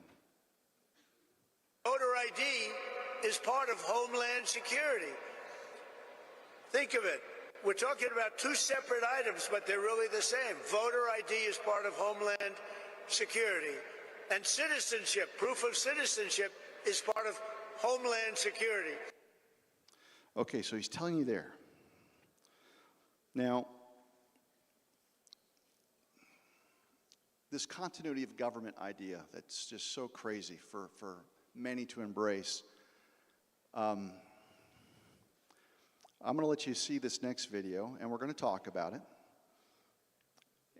And all I'm going to ask you to do is to not walk past what you're about to see.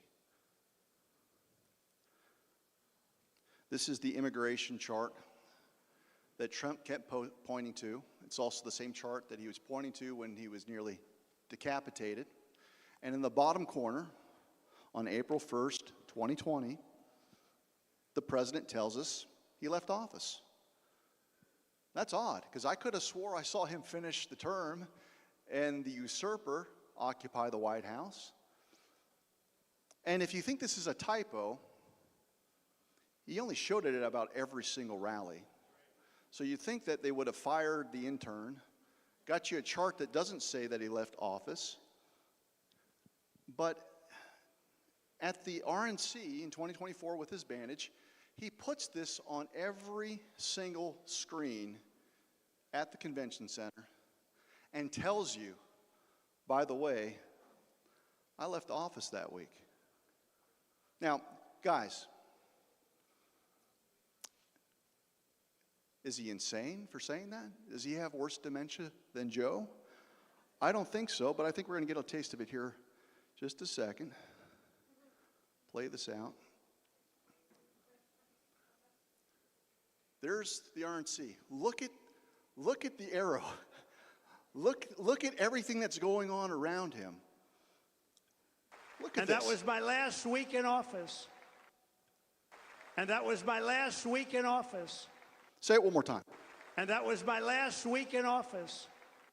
Guys, he never left. He never quit on you.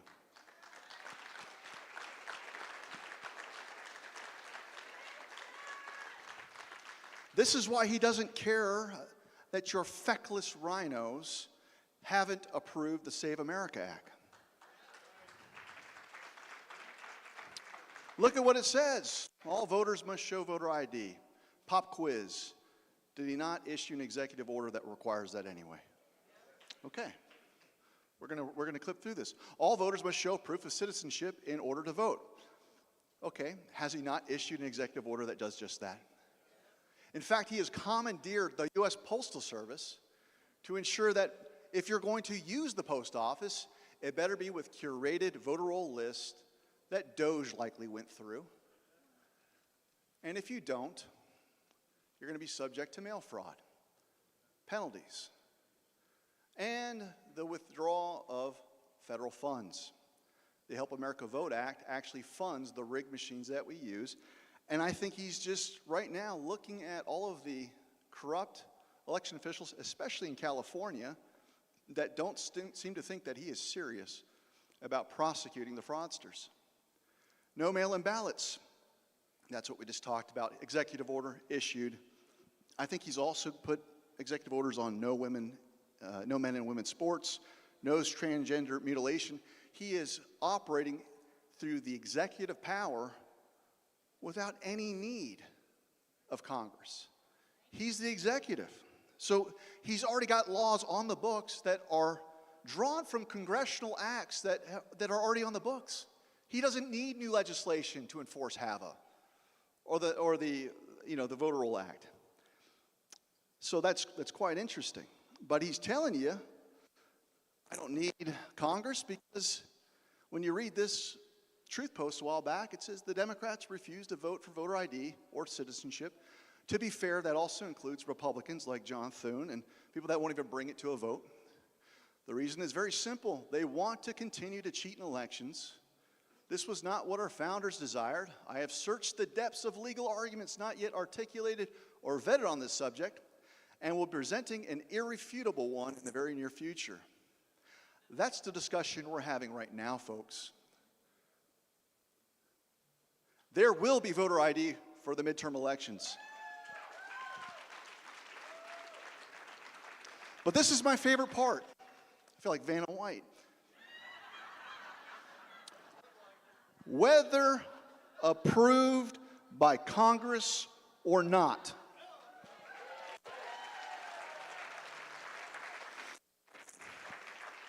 Those are what we call fighting words. And he goes on to say, this also applies to the mail-in ballots. So if you have familiarized yourself with the Youngstown Steel decision, this is the Steel seizure case, you'll realize that he knows exactly when to operate in his authority in tandem with Congress at the height of his power. He also knows when he can't count on the legislature and the Supreme Court, and he's got to go it alone. But he's going to do it legally. He's going to do it by the book. And something interesting happened today, as a matter of fact. Something happened. I don't know if you saw this. This came out from Reuters this morning. Trump invokes Defense Production Act for munitions supply chains. This is right out of the Youngstown Steel case. Now you're thinking, munitions, supply chains. Are we talking about rockets? Sure. But you're also looking at supply chains. And our election-rigged architecture, the computers that are made in China, everything else, this has a bearing. And he has basically declared a national emergency, that we are under threat. And that allows him to do all kinds of things, including using the greed of Washington against itself, because the military-industrial complex wants its money. So Trump has demanded that they infuse the Save America Act within this bill. You want the money? You're going to restore elections. Now, he's trying to make sure that he's got protections legislatively, but he can still act. Are you all following me? You guys like what we're throwing down?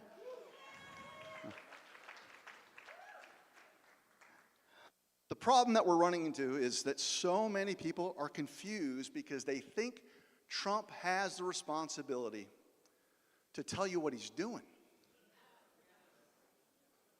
And I think that's a lot of the frustration we have in the conservative movement is he said one thing and he did another.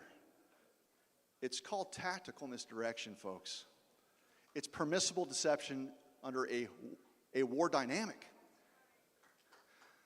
So, what looks like chaos about Bill Pulte serving as acting DNI, and I think that's a fantastic pick. But do you think William Pulte would have been approved by our Senate? He wasn't. So what you're seeing is this wonderful, tactical, musical chair dance that's been happening with all of his first approved cabinet members. And I'm telling you right now, if the swamp didn't have some level of confidence with every single one of those folks, they wouldn't have been approved. Doesn't mean that they're bad people. It just means that they think that they can stop them, run interference, slow them down. But you'll notice, while Tulsi got in, there was no chance in hell this guy would have gotten in. Now he's in for at least 210 days.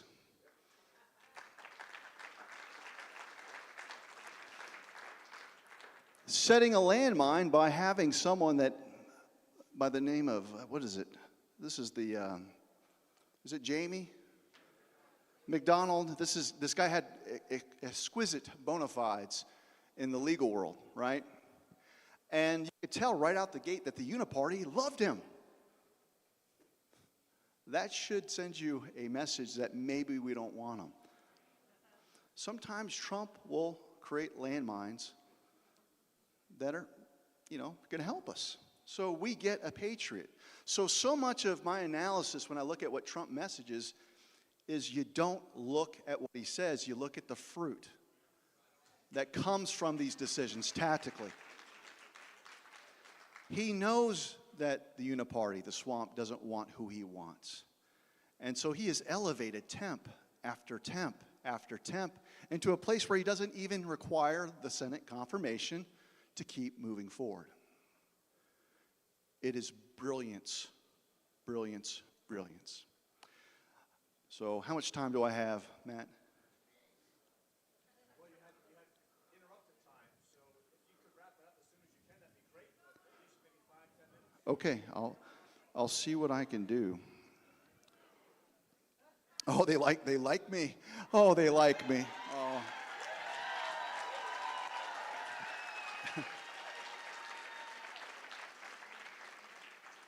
I appreciate that as a guy that never gets invited to the prom. I never get invited to the prom because what we're saying threatens Conservative Inc. It threatens the operators. It threatens people that want to be a part of the Trump movement because they're addicted to power. They're just not addicted to truth. So let me end with this. Trump's memorandum, this Defense Production Act of 1950, is not a minor bureaucratic move. It's not. It is a formal presidential determination that conditions exist which may pose a direct threat to the national defense. He is telling you, bringing you along, but he can't alert and spell it out for the Rachel Maddows of the world, because he's trying to reduce the friction when a kinetic conflict happens. It's going to happen. But the degree in which that conflict manifests itself will be so wildly different in the year 2026 than it would have been in 2020, that all the left has are paid agitators that, guess what, they know exactly where the money's coming from, where it's going, and he's got them in a corner. Now, this Defense Production Act, it's a predicate that's needed for this third budget reconciliation package. This is the $300 billion in additional mandatory defense spending. But the fact that he's attaching the Safe America Act provisions within it should not be lost on you. These are signs and evidence that he gets it. And he's maneuvering in a way that is just so subtle, it's beautiful. Trump is acting like Lincoln. You have to understand Lincoln to understand what Trump is doing. Lincoln did not have the legislature. He did not have the Supreme Court. He made a decision based on a national emergency to, quote unquote, violate the Constitution because he didn't have the power to suspend the writ of habeas corpus. But he looked around and said, there's other provisions in the Constitution that I have to obey. I've got to put down the rebellion. I've got to put down the slave trade confederacy. And now we enter into a new epoch where we're still slaves. They just don't use whips anymore. They use machines. They still plunder your income. This entire Bondgate extravaganza is just a reminder that we are slaves. The fruits of your labor have been taken from you. So I'm going to leave on a high note. We are not alone. Trump's not going to save you? Well, he's going to do his part. I guarantee you that. He's doing his part. And if a bullet to the ear, assassination attempt number 1, 2 hasn't gotten your attention, the deep state is deathly afraid of that man, and they know their days are numbered. My plea to you is to not give up the day before you see what you want to see, which are arrests.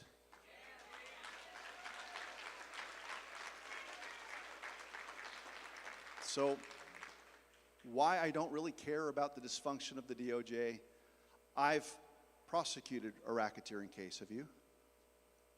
I've done RICO, have you? As great as RICO and racketeering is, it is not made for this problem. It's made for the mafia, sure. But if you think it's made for the traitors within the CIA, Department of Homeland Security, former presidents, you have no clue what you're talking about. There's a line that goes down a different path called a tribunal.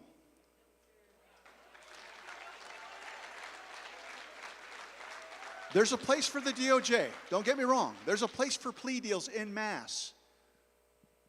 When people ask me, David, one thing to improve our elections, they're thinking, get rid of this machine, get rid of the e-poll book. And those are fair questions. The one thing that we need to see is a prominent traitor brought before you with due process, of course. And after that due process, they get to suffer the legally prescribed penalty, which may or may not include a firing squad.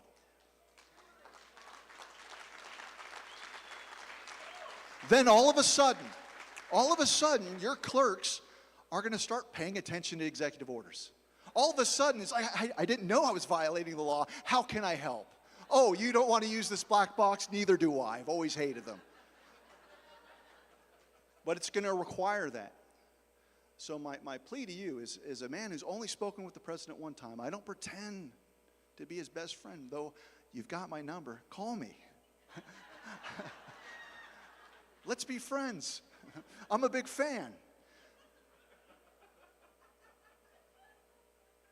I'm not going to give up on the man. Not going to do it. Don't give up on the president. When it comes, and it will come, we're going to have our nation back, but we're going to have a whole new set of problems, which is the shoulder. The people that are here, you're going to be the ones that are counting the votes. Not Dominion, not Liberty Vote. We're going to take the baton. There is a place for we the people. But right now, it's to equip yourselves with truth, to shout down the lie, place faith in God Almighty that He's got a plan for this great nation. He's not done with us. Peace and authority, folks. So thank you so much for being here. God bless you. And please support Greg, support Kathy O'Brien. Let's lift up our patriots. God bless you. I saw you put Kathy's stuff on your site just for donations. You need it too, though. You've got subscribers that have come on for your videos that are kind of helping you through. I mean, the kids aren't starving. You're getting by. I'm getting by. In fact, don't support me. Support Kathy and Greg, because one of the beauties of being poor is I'm a less attractive target to sue. People say, why haven't you been sued? Because I still have crappy cars and a crappy house, my cabin burned down. It makes me judgment-proof, but the Lord has provided one. But I really want to, I promised Kathy when I saw her yesterday, I didn't know about Greg's circumstances, but folks, look at this room. We can change their lives today, and let's do that. Let's keep the fighters fighting. Yeah. Hey, before you go, so you're a national treasure. You're doing great work. You know, you went. How many states have you been to? How many have you missed so far? I hate to say this. Where's Mac Warner? The only place I haven't been invited is West Virginia. I've been to all 49 states, but not West Virginia. Probably because Mac was doing a good job. Well, you've been there with us, so you're going to be out there with us on June 27th, the private meeting that we're doing. No way! You got to be there. I'll talk to my wife. Yeah, talk to the supervisor. Gosh. Oh my gosh! Please, I could call her if we could have a conversation. Maybe I make her a deal she can't refuse. Okay. This is my only way out. This is why I gave a pitch to the president, because I know he's watching, is I'm going to the Grand Canyon, and I'm taking my kids and my wife there. We haven't gone on a vacation in a few years. But if someone wants to send a military helicopter to pick me up to help the fight, my wife has actually given me explicit permission to leave her right there. She'll be so happy if I get picked up. But outside of that, I'm going to hang out with my kiddos, and yeah. Well, in this fight, family first, which we really are doing, right? It is a son of a gun. Jen and I have had to stop a number of times and say, okay, got to take a few minutes, take care of what's going on out there through the rings. Just one last question before I let you go, and I know we're a little bit behind schedule. Matt, we're just a little bit behind schedule. One quick question. Because you were doing all these presentations about the vote fraud 2020, you were going all over the country, you really just took it on yourself. You were attacked personally, your work, even your home, kind of a unusual thing there with the fire. And you powered on. Your wife is, which, by the way, all of us in here that have spouses and we've been in the fight some way, those spouses are, it's the difference between being able to be in the fight or not, right? So, but I have a question. You've become very articulate. You're so good, you're so precise in identifying these little hidden things showing that Trump never left. Was there a moment where that really catalyzed for you and suddenly, you know, angels showed up with scripts or showed you what, you know, and realized, oh my gosh, it's not what I thought. Yeah, like I said, January 6th, if you see my latest video, Endurance, I give a testimony of what happened to me. And I'm not saying I saw angels, but I saw outlines. And you could say maybe you're on drugs or something. I know I look like it. I don't. But there was a download about how to see the man. And I feel like I've been put on this earth to protect that man's anointing. He's got an anointing, folks. And for me, I can't tell you why I know, other than I feel like the Holy Spirit is giving me a vision of clarity. But to see the man, to meet the man, to sit there, is to believe. And there's certain people that just carry light. And I pride myself when I was a prosecutor. I put thousands of people on a stand, and you've got to make snap judgments about who they are within seconds, minutes. You don't have time. And that intuition has trusted me, has served me. So when I met and visited with the president briefly, the man's got light, and he's got truth, and you can't fake what this man has. And all I've needed to do is keep looking at the crumbs, picking them up, and making sense of it. This is not salacious stuff. This is just legal analysis. But for whatever reason, especially our attorneys, our egotistical, crappy attorneys out there, not all of them, we've got great ones here, but for the most part, they don't like talking about things they have zero experience with. And I would implore the attorneys out there to humble yourself and start learning about a different legal system, because there are answers there. And when they happen, we're all going to be studying them after the fact. But Juan, to answer your question, I got my own download. I was promised we're going to win. And it wasn't like this hopium thing. Like, I was bursting at the seams with a passion that serves me even today. I know I'm a little fatter, a little uglier than I was 6 years ago. But it hasn't left me. And I'm so thrilled that even now this is surreal to be standing here in front of how many people? 800, 900 people. This place is packed. And you have loved me enough to sit here and listen through it. So thank you so much. All right. Professor, love you, bro. Seriously. You're national treasure. Thanks, bro. All right. Matt, who's next? Linda? Wow. And you're such a hot babe, and you dressed up for the occasion and everything. I should have dressed up more if I knew I was going to be on the stage with you. Oh, my gosh. So I was kind of, and look at you. You two, yeah, I didn't get the memo.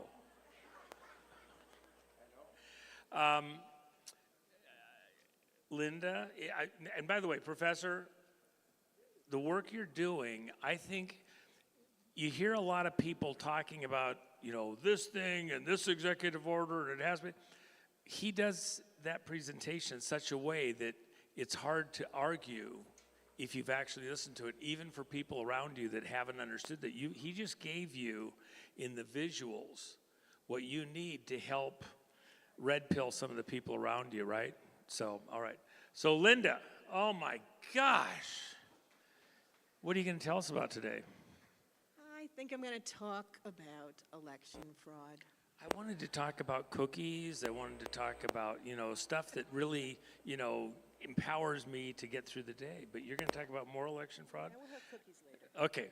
Election fraud is such a big deal. You experienced it yourself. Yes. In a very real way. That's why I want you up here. You've had time to go through the process, the courts, the cheat, and you have a very personal story, and I think it's very important for everybody here, because yours is not a unique situation. It's just yours is better documented, and I think you're better at articulating it than a lot of the people that just went through it. Mm-hmm. Okay? Okay. All right, love you. You're going to get a treat. Linda, Mike is yours. Thank you so much. I am absolutely thrilled to be here. Juan, thank you so much. Matt Meck, he's actually on my board of directors. And I also have another board of director, Tim Barton, who's in the audience. who is undergoing incredible lawfare, and you'll be hearing a lot about that in the very near future. So I think the first thing I should let people know is how I got into this. I never in a million years ever thought that I would be involved with anything to do with elections, let alone everything that I've gone through. So back in 2014, I decided I was going to run for state rep in Middletown, Connecticut.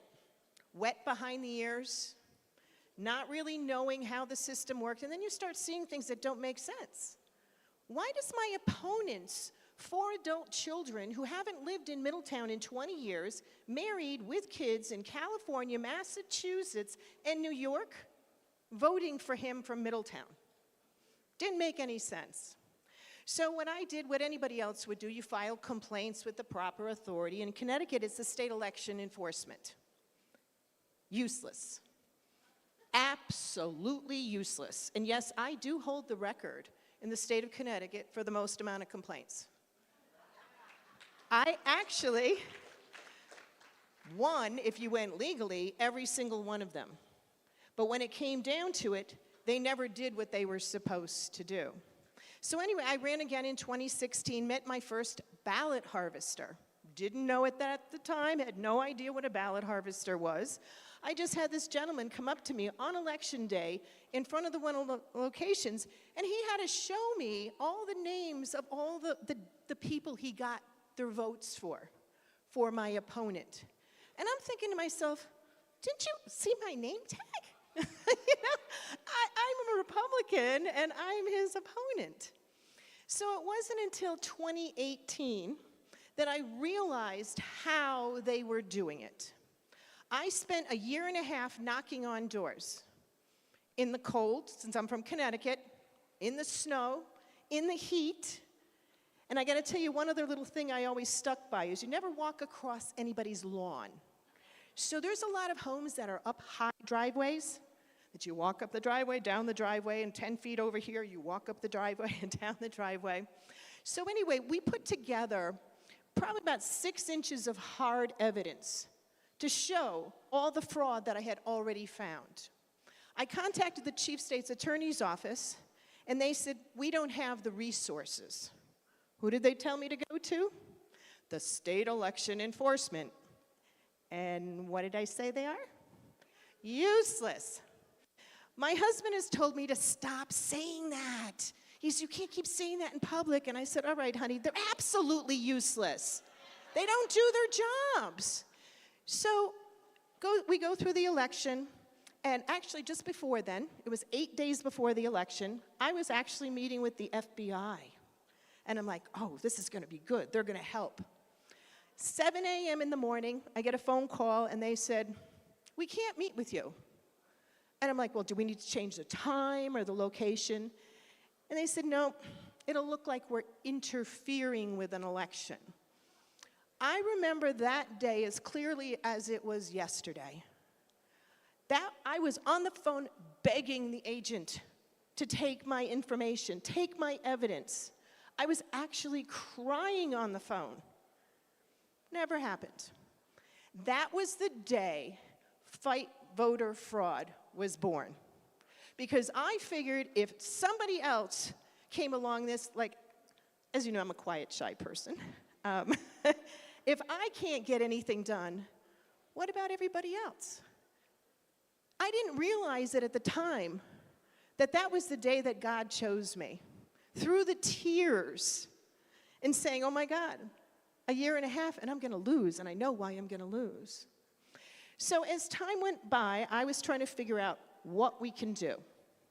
What can I change? We call things out, nobody does anything. As time goes on, we end up having this Report It app, because at this time I was just doing Connecticut. The Report It app, we geofenced in Connecticut, that you can report on your phone any fraud that you might see before, or after, or during Election Day. What I didn't realize is that when you put it on your website, it can come from anywhere in the country, if not world. So from November of 2020's election, and this continued for 2.5 months, at least every 5 minutes, I was getting reports. 37 states, 2 countries. So it was the second day after the election that things started to change. Because, by the way, it was just me at the time. I had some volunteers, but it was just me. So this woman from Virginia contacted me, and she said, do you have any for North Carolina? And I said, I've got about 24 credible voter fraud information, which, by the way, people were turning in their ex-husbands, their landlords, their neighbors. People are turning in anybody. And then I even got someone who said, if I wanted a fake ID, this is where you go. And I'm like, oh my God. So I ended up talking to that attorney about an hour later. She was actually working with Sidney Powell and Rudy Giuliani. So then they decided they wanted all the credible reports from all the swing states. So what they were doing is they were going out and getting affidavits from the people they were talking to. Fast forward to August of 2021, I'm invited to DC to speak to a number of people over the course of 2.5 days. And then I get told, well, we need to change the location because there's more people that want to talk to you than the facility would hold. And I said, I really appreciate this. And I remember saying, why the hell do these people want to talk to me? And that's when I was told, all those affidavits that President Trump would talk about, we actually supplied between 70 and 75% of them from our little organization and how everything went on. So I was really proud of that. I knew I had probably about 50%, but I was really happy to hear the number was higher. So as we are going through all this stuff, what I decided to do is we wanted to start doing the deep dive to prove the people, the actual people, not numbers. We don't look at numbers, 27 people, voted this way or that way. We wanted to see the people who had moved, the people who had died, the people that had double voted, and actually prove that they were violating the laws. Fast forward again, we had at one point over 2,000 volunteers across the country. They were our silent army of volunteers. They couldn't tell anybody they were working with us. We didn't want anybody to know what we were doing. Because once you tell the enemy what you're doing, they will do everything they can to thwart what you're working on. So as we go on and we're learning how to do this process, we built an SQL database. We know every single person, every single address. We know the 168 registered voters at a single-family home in the outskirts of Chicago, and an outhouse in Texas. We have all of that. We know where they are. But what we needed to do was make sure we drilled it down to prove the actual people. Some of the things that we've come across was the dead people. And everybody says, oh, don't worry about the dead people. Nobody's going to vote for a dead person.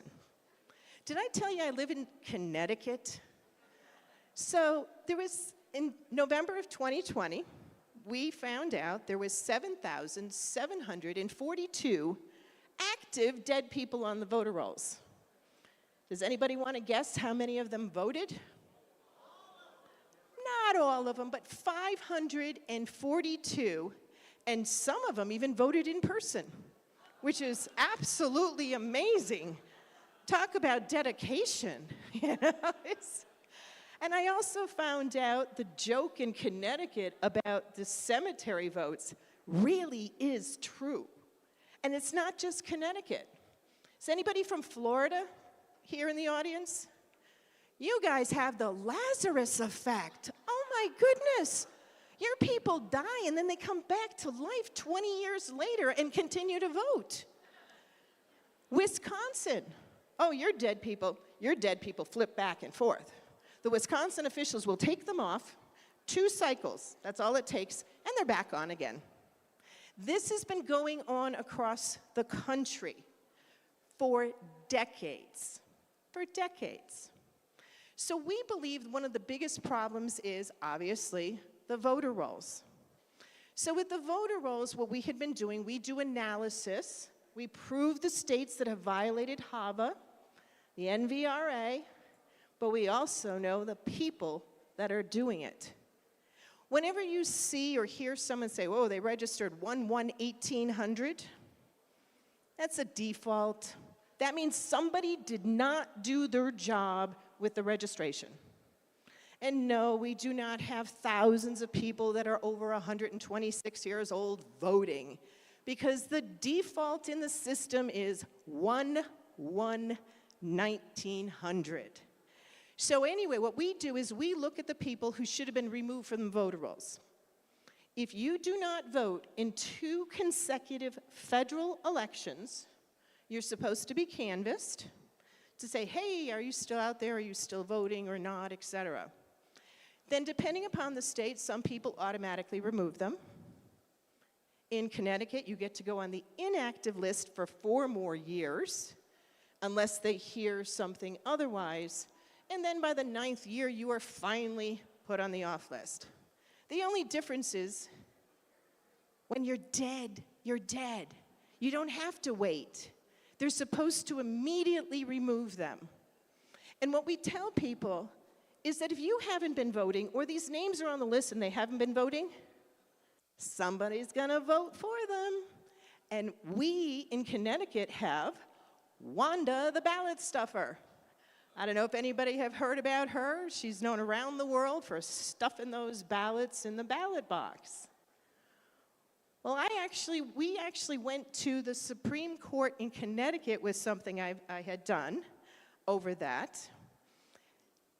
There's a law, 9-368 from 1837, that says, if 3 electors find that another elector violated any election law, and they have the evidence, and they sign an affidavit, they can then go directly to the Superior Court judge, who shall issue the arrest warrant. Looks pretty solid. It was used once in 1959 in New Haven, Connecticut. Long story short, we end up getting into the Supreme Court, which I gotta tell you, my attorney said when he first met me, since then, his only goal in life is to retain his law license, because we push the envelope. So we wound up making it into the Supreme Court, and again, I'm gonna condense this down, and the unbelievable thing happened. Well, first of all, I have the Attorney General who's supposed to be standing up for me. He's on the other side fighting with the Chief State's Attorney against us. So the ruling comes down, and the ruling says, we don't have standing based on Massachusetts law. This is the Supreme Court in the state of Connecticut, using a Connecticut law, made their determination using Massachusetts law. Now recently, I was in New Haven, Connecticut, and someone had asked me about it, and I explained. Well, John Bolton is running for Attorney General for the Republicans in Connecticut. As everybody was saying, no, that didn't happen, he stood up and he said it was the most incredible thing he has ever seen in his life, using the Massachusetts law. So we know that even our Supreme Courts within our states will go to any length not to follow the law. But that's not going to stop us. We are going to keep continuing on with what we're doing. And what our organization does, now we actually train people, everyday people. If you don't want to join a group, that's okay, but you know something? Every single one of you can do something in your own community. You know who died. You know who moved. You know there's not 27 people living across the street from you in that one tiny apartment building. So you can do something. And we actually, Matt, we have a little clip. Quick little clip. Hi, I'm Linda Sinkowitz. I'm the founder and CEO of Fight Voter Fraud. We are launching Operation Verify Voters 2026, and we want to get everyone involved in every single state, because you can make a difference. We will be able to train you. It doesn't take that long for the training. It's very, very simple. because you know the people on your street, in your neighborhood who have moved or died. We want to make sure that the voter rolls are clean. We're going to show you how to do it.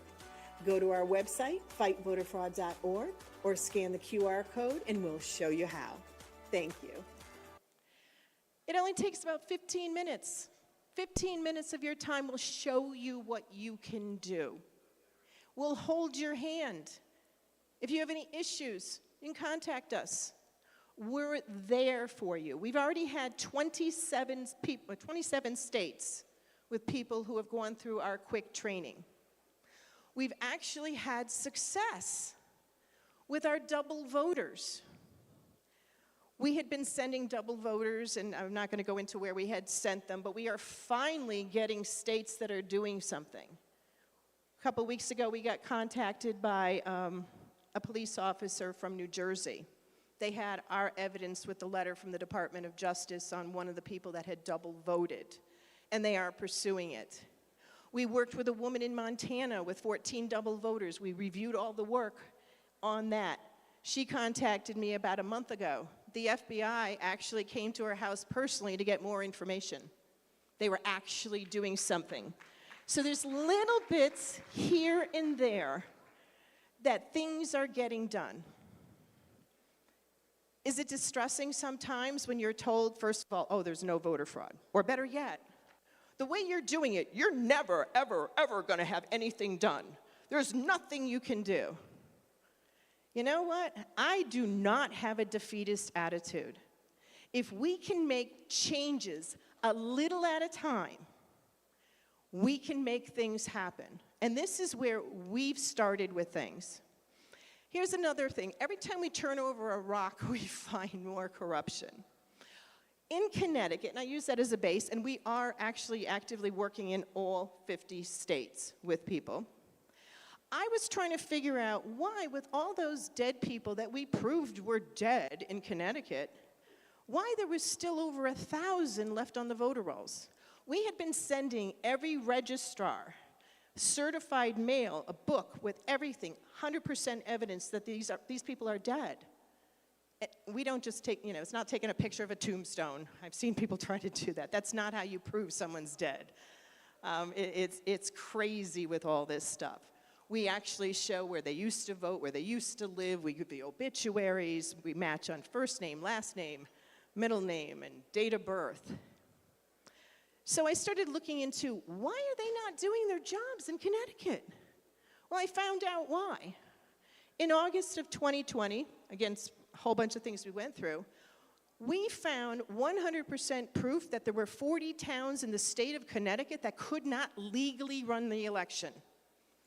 Their election officials weren't certified. 2 years, state of Connecticut, you have 2 years to get your certification. You take an 8-hour course. Then you take a 2-hour test, which are yes or no or multiple choice. You only have to score a 70 to pass. Oh, did I forget to tell you? It's open book. The bar is so low, you trip over it. This is what we're dealing with. So what I did in May of 2025, and contrary to what the newspaper reports and Blumenthal in Connecticut and all the others say, I had not filed a complaint in 5 years, because I've been doing this since 2018. So what I did was I called the attorney. We had words in the past, but he did want to see me. I think he was just happy I hadn't sent anything in 5 years. And I said, I have got documentation, which I did. We had put it together in a book. We had scanned everything in, every single thing that we got from the towns, registrar of voters, attorneys, on every town with the proof we had. We had it in a comprehensive book. We had the laws that were being violated. He invited me the same day, can you get up here in the next 2 hours? Well, of course. I got there, met with him, met with several of the investigators. And I said, I do not want to waste your time. We have the Secretary of State on dereliction of duty. We've got these 40 towns, et cetera. And I said, what do you want me to do? They said, file the complaint. Okay, so I filed the complaint, which also had 1,300 pages on a thumb drive. And I brought it to the Department of Justice and with one of the deputy U.S. Attorney Generals, gave him the exact same information. 2 weeks later, I'm back down there, and I have a letter from the state election enforcement. And what did I say before? They're useless, absolutely useless. So he looks at the letter, and he said, well, where's the rest of the information? And I said, that's what I gave you 2 weeks ago. The state of Connecticut said it was unnecessary to investigate. Unbelievable. This is what goes on. So I also encourage everyone, check to make sure your election officials actually have their certifications. You can't give up. You have to keep moving forward with what you're doing. Now, this is going to be the first time I'm actually going to read something because I wing it all the time. I usually say, you want me off the stage, use the hook. Just pull me off. That's okay. So the other day when I got here, I was actually in the elevator, and it came to me. This is from the Declaration of Independence. And I was reminded of it because anybody saw the movie National Treasure with Nicolas Cage, when he ends up going and deciding that he is going to steal the Declaration of Independence. And this is what he read from the Declaration. But when a long train of abuses and usurpations, pursuing invariably the same object, evinces a design to reduce them under absolute despotism, it is their right, it is their duty to throw off such government and to provide new guards for the future security. That's what it says. Now, if you also remember, Riley Pools had no idea what it actually meant. And what it means is if there's something wrong, those who have the ability to take action have the responsibility to take action. And that is what all of you are about. You have a responsibility. And as Greg and David have said, you can't forget about what you see and what you know and what you've learned. Even if this is your first time being exposed to the fraud, it is real. It is absolutely real. And every single one of you needs to do something. Don't think somebody else is going to do it. Because it's your responsibility, your ears. God has you here for a reason. And that's the reason.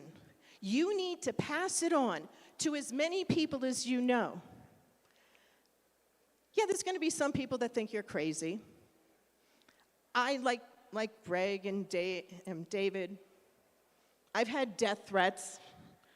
I have my phone number out there, and I answer the phone to anybody that calls. There's been some times I wonder why I'm still doing what I'm doing, and then I remember everyone needs to make a difference, and this is where God has put me right now. I'm not the same person I was a few years ago, even a few months ago. I got to tell you this funny little, it's funny, but it's not. My parents are 86 and 88 years old, both of them hard of hearing. And about 2 months ago, I stopped up their house. They're still fully active. They don't even take medication, whatever. So I said, Dad, I said, I got to let you know, I'm not afraid to die. Well, Mom thinks, oh my God, you're dying. You're dying. And I'm like, no, Mom. I just need you to know that I do not have a fear of dying because of what I do. I don't. And I looked at my father, and my father says, neither do I. So if you have faith, you can't let fear of what people are going to say about you, what people are going to do to you. I walk around and I actually think I should be wearing a steel girdle because then at least I could hear the thunk. I mean, the stuff that has been said about me is unbelievable. And you know what? I don't talk to media. I don't talk to the left-wing people in the media. I do talk to a few reporters that I know their work, that they'll actually tell the truth. And the other thing that has happened where I've had a lot of changes is a year and a half ago I started a TV show podcast. It's called Sinkowitz. It's spelled phonetically. I have usually a national guest on once a week. We tape this. I talk about 5 states. I do national stuff. I do vote notes, which means it's a longer story. I actually do international things, and I did have Brazil on, like in the last week or two, so I thought that was something the other night when they were talking about Brazil. But I put together those shows myself on the stories I'm going to talk about. And up until January 1st of this year, I had tried to stay nonpartisan because my Fight Voter Fraud is a 501c4 nonprofit. We can be partisan. I have always been one vote for one legal voter. I have to stay this way. But I gotta tell you, the Democrats and the left are out of their freaking minds. Even the stories that I have to read in the newspapers and online, anytime you see anything that's from PBS, NPR, or better yet, the League of Women Voters, honestly, whatever they say, do the opposite. Because it's crazy. These women for the League of Women Voters think us women are too stupid to be able to change our last name when we get married. I mean, really, or better yet, we can't have the DOJ getting our voter rolls. Then they'll have the last 4 digits of our Social Security number. Excuse me, who gave you your Social Security number? They already have all the digits. The last 4 is just an identifier. That's it. So now if you go to my show, I actually have a box of tissues that I call for the wah-wahs. So anytime I'm reading a left-leaning story, I get the tissue box out. So I've been pretty outspoken recently about a lot of different things. I didn't want to get political with anything. But then I had something else happen. There was a wonderful person who spoke yesterday who was actually the inspiration for it. And that's Attorney Peter Tickton. I hadn't wanted to do anything political. And I saw a couple of months ago, his publicist Adrian had sent out an email saying that he was interested in running and being the Attorney General. Within 5 minutes, I emailed her and I said, I would love to do a 30-minute special on Peter, on why he wants to be Attorney General. 2 days later, we had that done. And I remember my producer saying, Linda, I thought you said you didn't want to do this. And I said, I changed my mind. So now, what we are doing is we are doing 20-minute interviews for any candidate anywhere in the country. Send me an email, we'll schedule it, we tape it, we put your assets in, takes maybe 3 or 4 days, and then you can send it out to your constituents. And you know what? We don't charge anything. The only thing we ask is a voluntary donation to fight voter fraud, and if you don't want to do that, that's okay. We'll still do the taping. We have done so many people across the country. I know we can help with getting people elected where they can get the word out on what their platform is. So that's our contribution right now. And Matt, we have this another 30-second little video. Hi, I'm Linda Sinkowitz. I'm the founder and CEO of Fight Voter Fraud. We are launching Operation Verify Voters 2026, and we want to get everyone involved in every single state because you can make a difference. We will be able to train you. It doesn't take that long for the training. It's very, very simple because you... No, the other one. Yeah, the next one. You already heard that one. Hi, I'm Linda Sinkowitz from Sinkowitz, and I'm here to tell you about an exciting new series that we have just added called Sinkowitz Presents Candidate Spotlight. And this is open to any candidate, any party, anywhere in the country that wants to have a 20-minute interview so you can talk about yourself, your platform, your campaign, and we'll help you get it out there. So give us a call, send us an email, or visit our website. Thank you. So, thank you. So if you know of Hi. any... I gotta tell you, my poor producer has to go through all the videos and he sees me all the time and he's making, all this stuff. And I asked him the other day, I said, how do you stand to hear my voice, like 8 hours a day and on times you're working from home? And he goes, I've gotten used to it. I'm like, oh, okay. I know my husband wouldn't be able to tolerate it, but anyway. So if you know of anyone who would like to have a video done, just send us an email or call me. And anyone who wants to go through any training, takes 15 minutes. We have some time set up on the website, but we can also accommodate you. We can do groups, anybody. We need to make a difference. All of you here are here because you are supposed to be making a difference. Don't rely on anybody else. You have to help.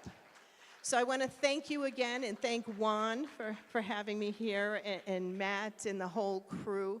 And if anybody is so inclined, we are a nonprofit. We do have to beg for money, so you can go to our website, fightvoterfraud.org.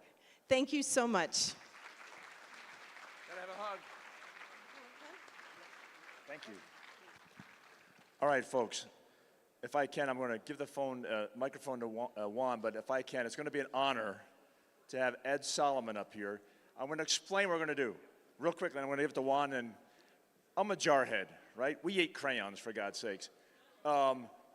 We asked Ed to give us a presentation with the help of Roger and Mark and everybody else here, so even Marines can understand. When he's talking to me in some presentations, Lagrange multipliers are like, oh my God, I'm going back to calculus in college, I'm going crazy.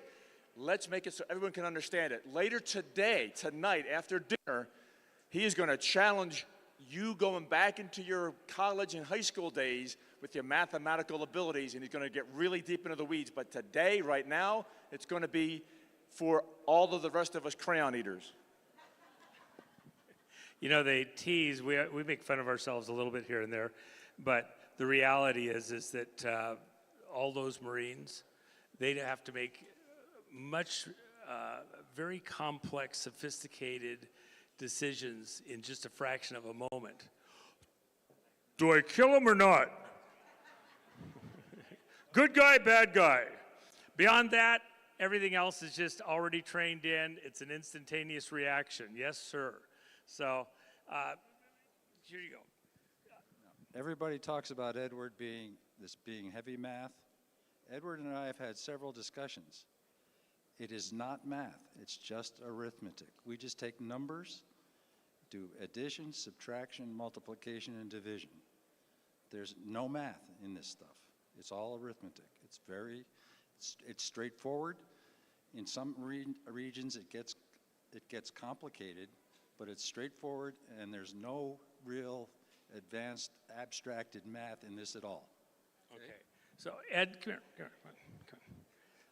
So we talk about us. This guy here is all of you. He takes care of his elderly mom, and in the meantime, between other, less, very noble actions, but less enjoyable in some ways, he's crunching away on his computer. In fact, we got you a new computer, didn't we, the other day? So you got something better to work with now. He was working on a prehistoric dinosaur computer, and we got him something newer so that he could work. He's a little bit hard of hearing, so he'll do the talking. We won't have to force him to listen. But Ed, you have done some amazing work pulling these algorithms together and understanding what's going on, that even with all the experts that we've thrown at this stuff, you found things that nobody else found within the way these programs are working in the machines. And he's just a guy. But he's one of the great patriots in this whole thing. His material was presented at the White House the other day and got total respect, okay? So, super guy. Ed, come here. Come here. One thing I want you to do, he's going to have some needs. We're covering them. Anything, when you give us a handover to unauthorized.1 or other things, or a direct to guy like this, you're not helping them forward so much as just backfilling on what they've already put in, okay? We're way deeper than people realize. Ed's one of those guys. You did it all out of your own pocket, your own time, your own mind. Whatever I could do. Whatever you could do. But you did it. I did it, man. Okay, Yeah. stuff that world-class experts did not get it. You saw things nobody else did. Ed, thank you so much for coming. He flew out here, he was willing to walk. We said that we don't have time for that. He's got out here. We paid for an actual airplane for him. And I'm going to hand it over to you, bro. Thank you. They're yours. Okay. So, perhaps the most important thing to preface this with is why we shouldn't have computers and technology in our elections to begin with. I'm not a chef. I can't cook a Chateaubriand. I'm not a mechanic. I can't change an axle on a car. How many of you here are computers and programmers? No, right? Well, the general audience, you get what I mean. How many people can do calculus, can do rates of change over time? No. How many law enforcement officers can pull up a cast vote record and analyze it for election fraud? How many judges can understand it? How many lawyers can understand it? This is why we can't have things in our elections that require specialized skill sets in order to understand how the counts get to where they are, because once something goes wrong, it takes an incredibly, what's the correct phrase for this? A very special niche of people to diagnose the problem, and then we have to compress it back down for the general audience. And so the one thing I want to say before we get started is the number one reason to get rid of computers in our elections and then return to hand-counted paper ballots on election day only at a precinct level, 400 or 500 people a precinct, is so we never have to have a conversation like this ever again.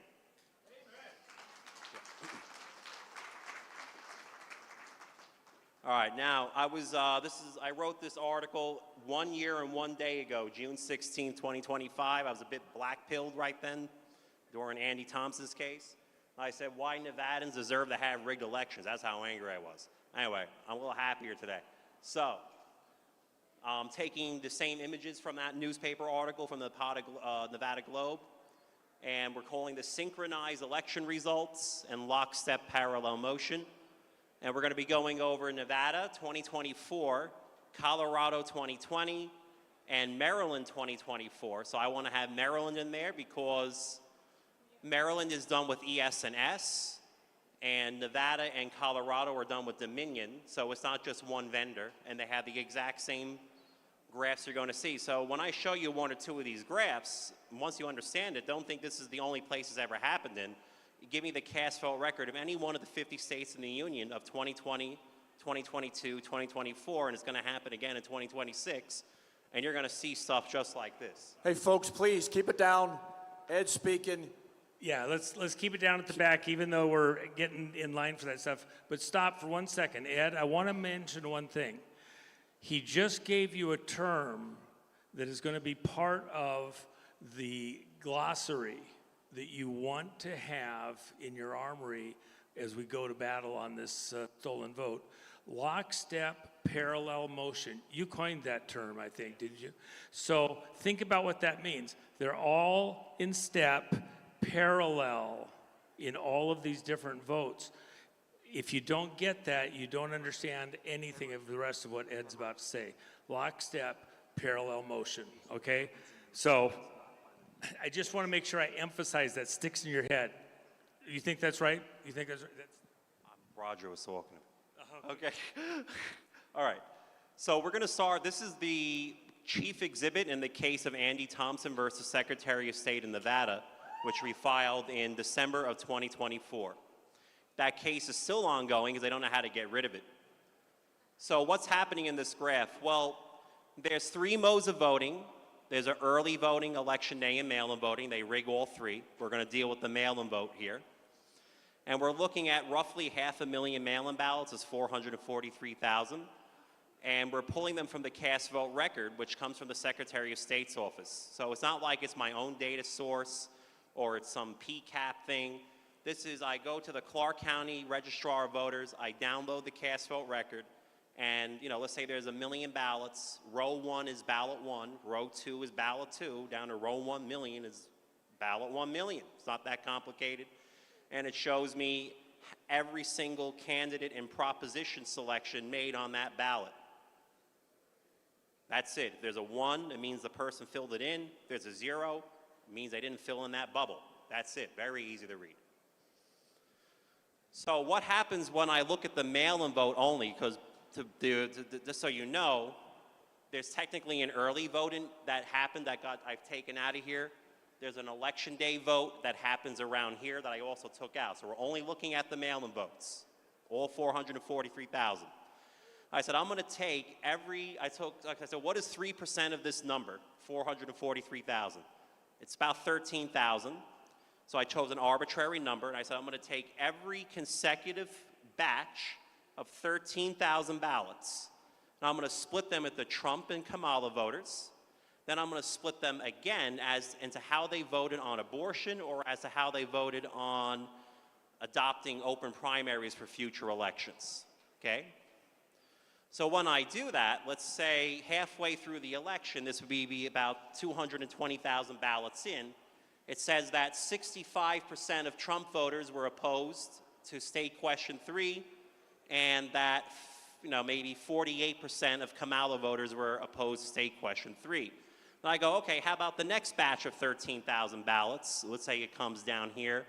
And now it's, okay, 58% of Trump voters were opposed and 2% of Kamala voters were opposed. Is there anything wrong with there being a partisan difference between Trump and Kamala voters? No, we actually expect that. That's not the problem here. Wait till you see Arapahoe where there was 0 in Colorado. But anyway, the partisan divide isn't the problem. The problem is that the rate at which they change is identical from one batch of ballots to the next. So look at this in the yellow regions. When Trump voters go up, Kamala voters go up by exactly 6/10 that amount. Then when Trump voters go down in the next batch of 13, Kamala voters went down by 6/10 of that percentage again. And then when Kamala voters went up, Trump voters went up in the yellow. And they go down, down, up, up, up, down, down. Like 85% of the ballots, that is 375,000 ballots! Almost 500,000 ballots were synthetically engineered. This has nothing to do with human behavior. Then after Election Day in the gray, is there any more synchronization here? No, it's all gone. They didn't have to rig anything anymore. Synthetically engineered elections, it's worse than rigged. It's completely fake. Now here you see the rates of change. So how do you get this graph? I subtract that peak from this peak, and I do the same thing for the Kamala voters at the same time. So I subtract the distance from peak to peak. Can anybody see the difference, other than one being 6/10 the height of the other? See the end, where they're out of sync? That's what a normal election looks like, right at the tail end. All right, we'll go to the next slide, Roger. I get very, I want to knock people out sometimes I talk about this. Keep going, Ed. All right. Keep going, it's good. Ed, you be loud, man. You be loud. All right.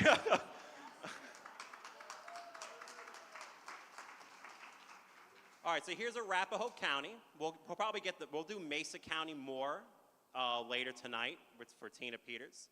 But this is Arapahoe County, Colorado. This is the 2020 general election. Did the same thing. So In El Paso County, there's a 30–40% difference between how Democrats and Republicans wanted to raise their taxes or not, which you would expect. Except in Arapahoe, there's no difference between Trump and Biden voters. Blue is how Biden voters voted on the repeal of Gallagher, which resulted in like the tripling of property taxes, by the way. And then the red is the Trump voters. Can anybody see the difference between every consecutive batch of 10,000 ballots? So what I did here, and Roger does these, we'll take these cast vote records and we'll shuffle them millions of times. This is what an ordinary election would look like if the ballots just came in the mail at random the way they're supposed to. That's what it's supposed to look like. Does that look like that? Oh. So the beauty of this synchronization, which the original term I used was lockstep parallel motion. Roger, go to the previous slide, the original. So the reason I got that more crazy term was because they're moving in lockstep. The lines are parallel, even if they are something called a linear thing. And it's in motion because it's happening over time. But the word that Mark Cook used, I actually like, is synchronized election results, because the rates of change are synchronized, and it's impossible. There's no controversy, there's no theory you can come up with that says how this could happen in a fair election. And this is why the Nevada Secretary of State has been running away from Andy Thompson now for over a year and a half. We haven't even had a merits hearing. Because who wants to have a merits hearing on that? It's over. All right. So this is Arapahoe, and this was the second exhibit we entered into the Nevada case. And initially, they didn't want to admit it because they said, well, this isn't from Nevada. Why are you giving us something from Colorado? Why? Because it's the same vendor, Dominion Voting Systems. It's also a historical example, which is technically neutral because that's from the state of Colorado. Now, what happened 5 years later after we entered that into the court record? Go to the next slide, Roger. Here it is again, the same graph you just saw for Colorado. Trump and Biden voters doing the same thing. Maybe the ballot window is a bit bigger than 10,000, that picture. And they said, oh, well, let's go change the cast vote record half a decade later without telling the judge, without telling the plaintiff, Andy Thompson, without telling the analyst, Edward Solomon, under oath for penalty of perjury. Let's just tamper with evidence across state lines without telling anybody. Same file name, same everything, same file name. Yes, exactly. Same file name, same version number. Trump voters became the yellow line, and Biden voters became the green line, and they're no longer synchronizing their rates of change. Now I caught them by accident. Lady Draza asked me to help her in a Supreme Court case. There's something going on in Maryland. And I said, I want to make sure I have this proper for the Supreme Court justices. Let me make sure that nobody tampered with that data. Then I caught them, the whole shebang. I called the FBI. The next thing you know, Arapahoe County was putting out apology statements for why they changed a cast vote record half a decade later without telling anybody. So you put two and two together. What's the most important thing? Because there's a little mathematical controversy about Arapahoe in particular that I don't want to get into today. And let's just assume for the sake of the argument that the excuse Arapahoe County gave is correct, for the sake of it being correct. There's no point even discussing what that was. They still proved with the new cast vote record that lockstep parallel motion can't happen naturally. So then why is it still in the Nevada elections in 2024? Why is it in North Star Bureau, Alaska, for the 2025 election? Why is it in Fulton County, Georgia in 2020, 2022, and 2024? Well, in fact, why is it everywhere I look in any cast vote record that I ever get my hands on? It's not hard to find. It's very easy to figure out which ones and how they're going to rig it. It's not like I'm coming to a predetermined conclusion. I just graph the data as it is from the states, from the Secretary of State. All right, Roger, let's go to the next one. All right, so here's another one. How about, is this early? Yeah, that's the early vote, and that's election day. So here it is again. We're looking at abortion. We're looking at Trump voters only for the moment in red. So this is Clark County 2024. Do you want to have third trimester abortions or not? That's basically what the amendment was. So it says that in the early vote in both Clark County and Washoe County, that 70% of Trump voters were opposed. Exactly 70.00 in both counties. And then between the second part of the mail-in vote, we get to the election day vote. This is the election day. It says we went from 70%, which is more than 2 to 1 opposed, to 52% opposed to late-term abortion amongst Trump voters only. Because Kamala voters are down here at only 8% in both counties. Why would Trump voters go from a near 3 to 1 ratio against late-term abortions from early voting to a near 1 to 1 ratio on election day? Does that make sense to anybody here? No. Now let's look at Kamala. We're going to get there. Let's look at the Kamala voters. I come from New York. I know a lot of Democrats. And you know what? Doesn't matter if you're a Democrat or Republican. I don't know anybody in my personal life that endorses a late-term abortion. Their own polls, fake news, their own polls will show you that the partisan difference on this doesn't bear, I don't think it even exists at the third trimester.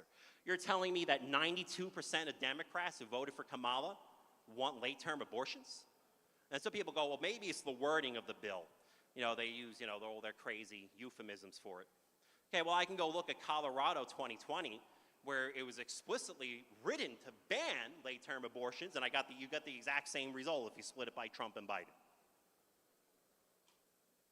Doesn't hold. Now, let's go back to one more previous, so we get to the human thing. One more back. So this type of behavior, ordinary humans that are criminals, rigging an election and stuffing ballots, they cannot create this pattern. If I told everybody here, I want you to stuff ballots to this predetermined outcome at the end, I guarantee you're not ever going to, not in a million years would any of us create this pattern, even if we were trying to rig it. This can only be done by a computer. And now I want you to know how it happens. How did this happen? Because I can split this into congressional districts. I can show you Trump voters in District 1 moving in synchrony with Kamala voters in District 4 in Clark County. Okay? How does this happen? Do they act on all these subgroups at once? No, it's a very dumb algorithm. So there's another line in the middle you're not seeing here, and it's the overall yes to no ratio, regardless if you voted for Trump or for Kamala or where you live. And what they were doing was flipping no to yes on abortion or no to yes on state question 3, regardless of how you voted for president, regardless of where you lived. And that makes everybody do the same dance at the same time. It's mathematically forcing. Flipping votes. Not deleting, not inserting, flipping with the computer. It's the only way to recreate that pattern. Now, on that, I was going to say something about out as well. We even know the direction in which it's flipped, okay? How do we know that? Because if I divide the height of the red line by the height of the blue line at any moment in time, the ratio actually remains a flat constant. So I know the flip is no to yes, because if the flip was from yes to no, and I divided the height of the red line going to the top by the height of the blue line going to the top, it's not constant. So we even know the direction of the flip. So when they say, oh, well, ballot flipping occurred, but maybe you don't know who it's for, Mr. Solomon, cases. Actually, I do know who. I know exactly who they flipped them for. This is what happens when. Anybody here play a video game called Half-Life years ago? No, I see a few people. The opening chapter was called Unforeseen Consequences. And it was about a bunch of geeks and computer scientists and particle physicists that thought they were smart enough to open portals to other dimensions, and all they did was accidentally open the gates to hell in a resonance cascade. That is your resonance cascade right there. They didn't even mean to do that. It's an unforeseen consequence of their own rig. Why did it take so long to find something like this? Well, believe it or not, nobody wrote a textbook on algorithmic election fraud. Yeah, so I mean, you know, you want to go to, yeah, I should. I actually have hundreds of paid, thousands. But, you know, if you want to be a counterterrorism agent and you're writing in law enforcement, you can go find some, you know, interns and whatever, and you're going to find, you go find how to do it. You want to go prosecute white-collar crime? There's plenty of internships and courses on that. You want to be a chef? There's a course on that. You want to be a mechanic? Is there any course on election fraud? No. So this is why it took so long to find these, because if you just looked at yes versus no on abortion without splitting into Trump and Biden voters, you're never going to see anything. It actually looks like a fair election. If you just look at Kamala versus Trump and nothing else, it looks like a fair election. I can't tell you what's wrong with it. But once you split it into 4 or more groups that can't overlap, Trump yes, Trump no, Biden yes, or yes and no on a proposition, that reveals how rigged every election is across the United States. It's that easy. All right, let's see what else we have time for. All right, so here's early voting. This is state question 3 for open primaries for Clark County, and down here is Washoe. So in Washoe, there's no synchronization here. I actually think this is authentic. It says that roughly 80% of Trump voters were opposed to open primaries, and 40% of Kamala voters were opposed.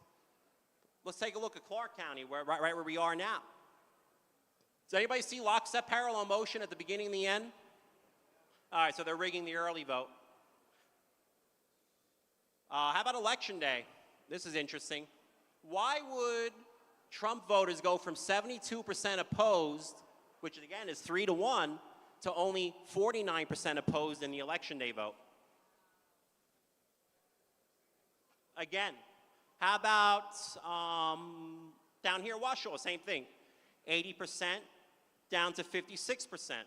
How about Kamala voters? They went from something in the 40s to down to 26.00 in both counties. The number of ballots. Tell them the number of ballots. 20, what? Tell them the number of ballots. Oh, yeah. Okay, these are hundreds of thousands of ballots, guys. Again, this is 90,000 ballots for the early vote of Washoe. This is 371,000 ballots for the early vote of Clark. This is 175,000 ballots for the Election Day vote of Clark County. This is 89,000, 90,000 ballots for the Election Day vote of Washoe. We're talking the entire election, early Election Day and mail-in. So, you know, even though they have these huge changes that are synchronized between the counties, why aren't we seeing that synchronicity like we see in the mail-in vote? Well, it's not because we had a fair election, okay? The reason is because it's a very different type of portion of the cast vote record. So when we get the mail-in vote, it comes in from random precincts, random places all over the county, all at once into boxes, and just goes in. It's no rhyme or reason. When you get to early voting or Election Day voting, they come in by the precinct, okay? So that synchronicity is no longer there because you're not getting a time flow. You're actually getting a space flow. And yes, I'm talking about space-time. We're almost getting there, okay? But we'll save that for later. All right, let's go to the next one. So this is the stadium picture. Very simple. So, you know, as you already saw, I say all the Trump voters stand up for the early vote. There's no Kamala voters in the stadium. If you're opposed to abortion, raise a red sign. All right. It's 5-1 opposed to abortion. The green people with the green signs want it, okay? Then I go to the Election Day vote. I say, everybody, only Trump voters, no Kamala voters, hold up your signs if you're opposed to abortion. Does that picture look like that picture? That's what it means to go from a 5-1 ratio to a 1-1 ratio with numbers with that many ballots. It is incomprehensible. And it happens in every precinct, every congressional district, every state Senate district. It happens in 2 different counties on opposite sides of the state. Clark and Washoe. All right, let's go to the next one. All right, so here's Okaloosa. Now, we could talk about how they front-loaded it for Kamala in 2024. This is Matt Gaetz' district. But I want to focus on what's at least good about this election. And do you notice how the percentage of Trump voters opposed to abortion never changes in red the whole way? Even the moving share doesn't change. There's no drop from 80% to 50% in that picture. That's what a normal election looks like. If I take 10,000 Trump voters, they should poll no differently than the next 10,000 Trump voters. End of story. End of discussion. All right, let's go to the next one. Maryland. So we're looking at Frederick County, or are we looking at Congressional District 6? Frederick County, okay. Every county in Maryland looks like this, what you're about to see in 2024. And even every congressional district when I put the cast vote records together in a certain way. But we'll just stick with the county since that's the original source of the data by county. And what we're looking at here is Hogan, who was like a never-Trumper over here, and then the Republican over here is Neil Perot or Neil Parrott or something, Parrott. He pretty much polled the same as Trump, so I wish I had a Trump one, but I'd have to find that another day. The point is, whether we're dealing with a never-Trumper or an actual MAGA Republican, it says that going with the MAGA guy, that 75% of the Republicans there were against abortion in the first mail-in vote and the early vote. But then in the election day vote, it came down to 60%. And then in the final mail-in vote, it came down to 48%. So you're just seeing this in Nevada, and now you're seeing this in Maryland, that Trump voters are randomly falling over time as to how they're opposed to late-term and post-birth abortion. How about Kamala voters? Oh, look, same thing, only 5% want to save babies and 95% magically want to kill them. I don't believe that because I don't know anybody that is in support of it. But we get the same pattern. How about Hogan? Okay, he's a never-Trumper. Okay, well, it says that 63% of Hogan voters were against abortion in the first mail-in vote and the early vote. And then it fell down to 45% in the election day vote, and then it fell down to 37. That's only 1 to 2. It's backwards now. And the second mail-in vote. And this is every county in Maryland. Every county. So if I were to put every county, superimpose them, you would get almost the exact same shape. All the counties are synchronized with the exact same pattern across every congressional district and county. So it's lockstep parallel motion if I were to stagger the graphs out in 3 dimensions. Because they're all counted on the same machine. Yeah, right. They're all counted on the same software. Let's go to the next one. Skip that. I don't have time for text right now. All right, we have 85. Okay, so this is on a logarithmic scale, but I converted to percentages for everybody, so I don't have to, because even I can't convert into my head, all right? All right, so once again, we're looking at 387,000 ballots. This is El Paso County 2024 in Colorado, biggest red county in Colorado. I said, well, Maryland and Nevada had this constantly descending ratio of opposition for Trump voters to abortion. How about Colorado? They had it on the ballot, right? We went from 85%, which is 6 to 1 opposed, down to 66%, which is only 2 to 1. Again, it's another threefold decrease in opposition on abortion amongst Trump voters only. Because the Kamala voters, they're all the way down there. I can't even find them, okay? I'm only looking at Trump voters. All right, let's go to the next one. All right, so here's 2020. Go back right there. So here's, again, that repeal Gallagher, the thing that, like, tripled everybody's property taxes in Colorado. This is 2020. We're looking at, again, at El Paso County, so we're 4 years back from the last picture. And it says that in this supposedly really heavy Republican county that Trump only started with 35% of the vote, and this is like, it doesn't matter what precinct you look at, and then he somehow skyrockets to 65, 70% of the vote. Well, there's no election day voting in there, it's only mail-in, so you tell me. So anyway, what happens, what's the more interesting thing?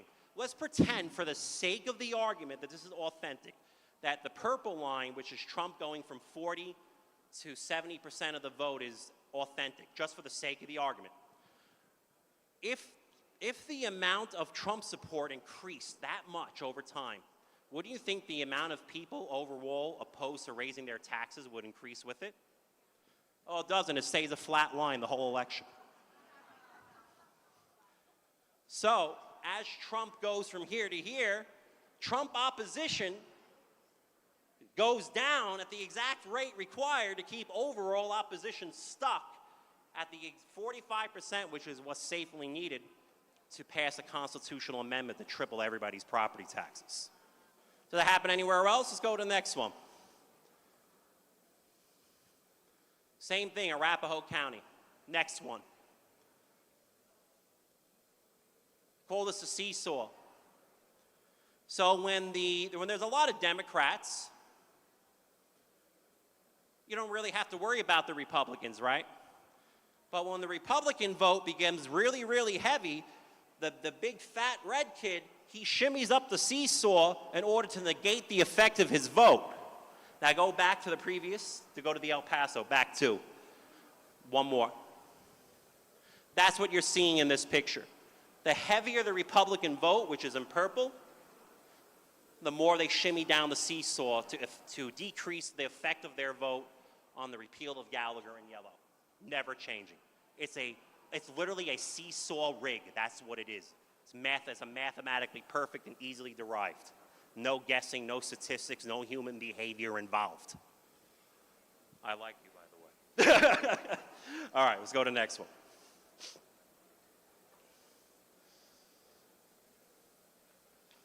All right. How much time do I have? Okay. Let's talk about Harmeet Dillon for a moment, because I have to start swinging that wrecking ball right now. Okay? Okay. So Andy Thompson, I, and Roger, we go to the DOJ. We're like, Harmeet, we have a problem. All these state courts are corrupt. Can you help us? Here's what she says, verbatim. Sorry, we don't have any data, guys. We don't have any data, guys. So she's saying real quick, Ed, not that they don't have the data, they don't have the data guys to do the analysis? Yeah, she's saying they don't have anybody that's good at math. That's what she's saying. So I said, Harmeet, if I were to use my math and computer programming skills to hack the pensions and Social Security of everybody who works at the DOJ, something tells me you would find a lot of data guys. All right? So what is this about? I'm not trying to black pill, I'm trying to red pill here, okay? Nobody's gonna wave a magic wand and fix this for us, okay? I'm not here for my health today. Everybody in this room, you're the ones that gotta do it. Lockstep parallel motion, was it that hard to understand? No, it's impossible, okay? If Trump had a magic wand, he would have waved it already, okay? If Harmeet Dillon was actually want to do her job, she would have done it already. We volunteered. We Yeah. volunteered. Exactly. I've been on a 6-year death march. I'll do your data guy. Right. We are the data guys, Harmeet Dillon. That's what I wanted to say. So what I'm trying to say is that, I'm pretty sure everybody in this room is actually on my level when it comes to that. But if you have other people who are like, they know the elections are rigged, you got to start telling them, hey, you got to get part of the movement too. Okay. Like, this is ridiculous. And the only way we win this is if we shift the Overton window. The law's on our side. The facts are on our side. I mean, you can't even refute any of these things. The problem is that there's like an inertia of some sort by the institutions themselves. And it's not just because they benefit from this. It goes back to what I started this presentation with, is not everybody is an expert at math and computer programming. Okay?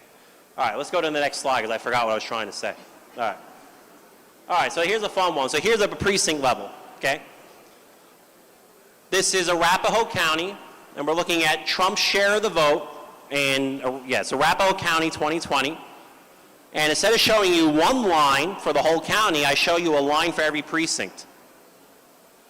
All 410 precincts are synchronized going the same direction. Woo! Every precinct. No election day voting, only looking at mail-in voting. Impossible. 410 precincts doing the exact same thing the whole time. Let's go to that. Oh, that happens in Mesa County in Tina Peters, by the way. Exact same graph. So that's still Arapahoe, but just pretend it's Mesa because you get the same picture, okay? Again, so here I'm going by ballot types. So instead of precincts, I'm going by the different ballot styles. So there's less lines. Big 30-degree eigenvector. What happens if I shuffle the cast vote record? Well, it looks like this, like it should in a fair election, all straight lines. That's the difference between rigged and fair.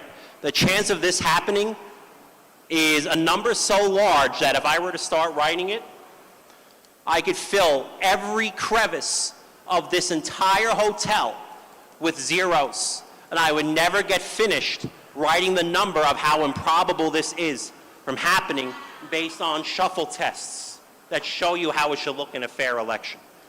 So it's not just like I'm saying, hey, it looks rigged and we all know it's rigged. We can prove with the scientific method that it's rigged. I'm going to take the exact same ballots, the same cast vote record. I'm not going to change anything. I'm just going to shuffle them by a random ordering. I'm going to ask, does that pattern remain after it's over? No. I'm going to shuffle that 2,000, 3,000, 4,000. Roger does them millions of times because he does it in an actual computer program. I only do it in Excel. And what we do is it's called the 5 sigma rule. 5 sigma means 1 in 3.5 million chance. So in particle physics, if you prove something to a 5 sigma standard, you get a Nobel Prize.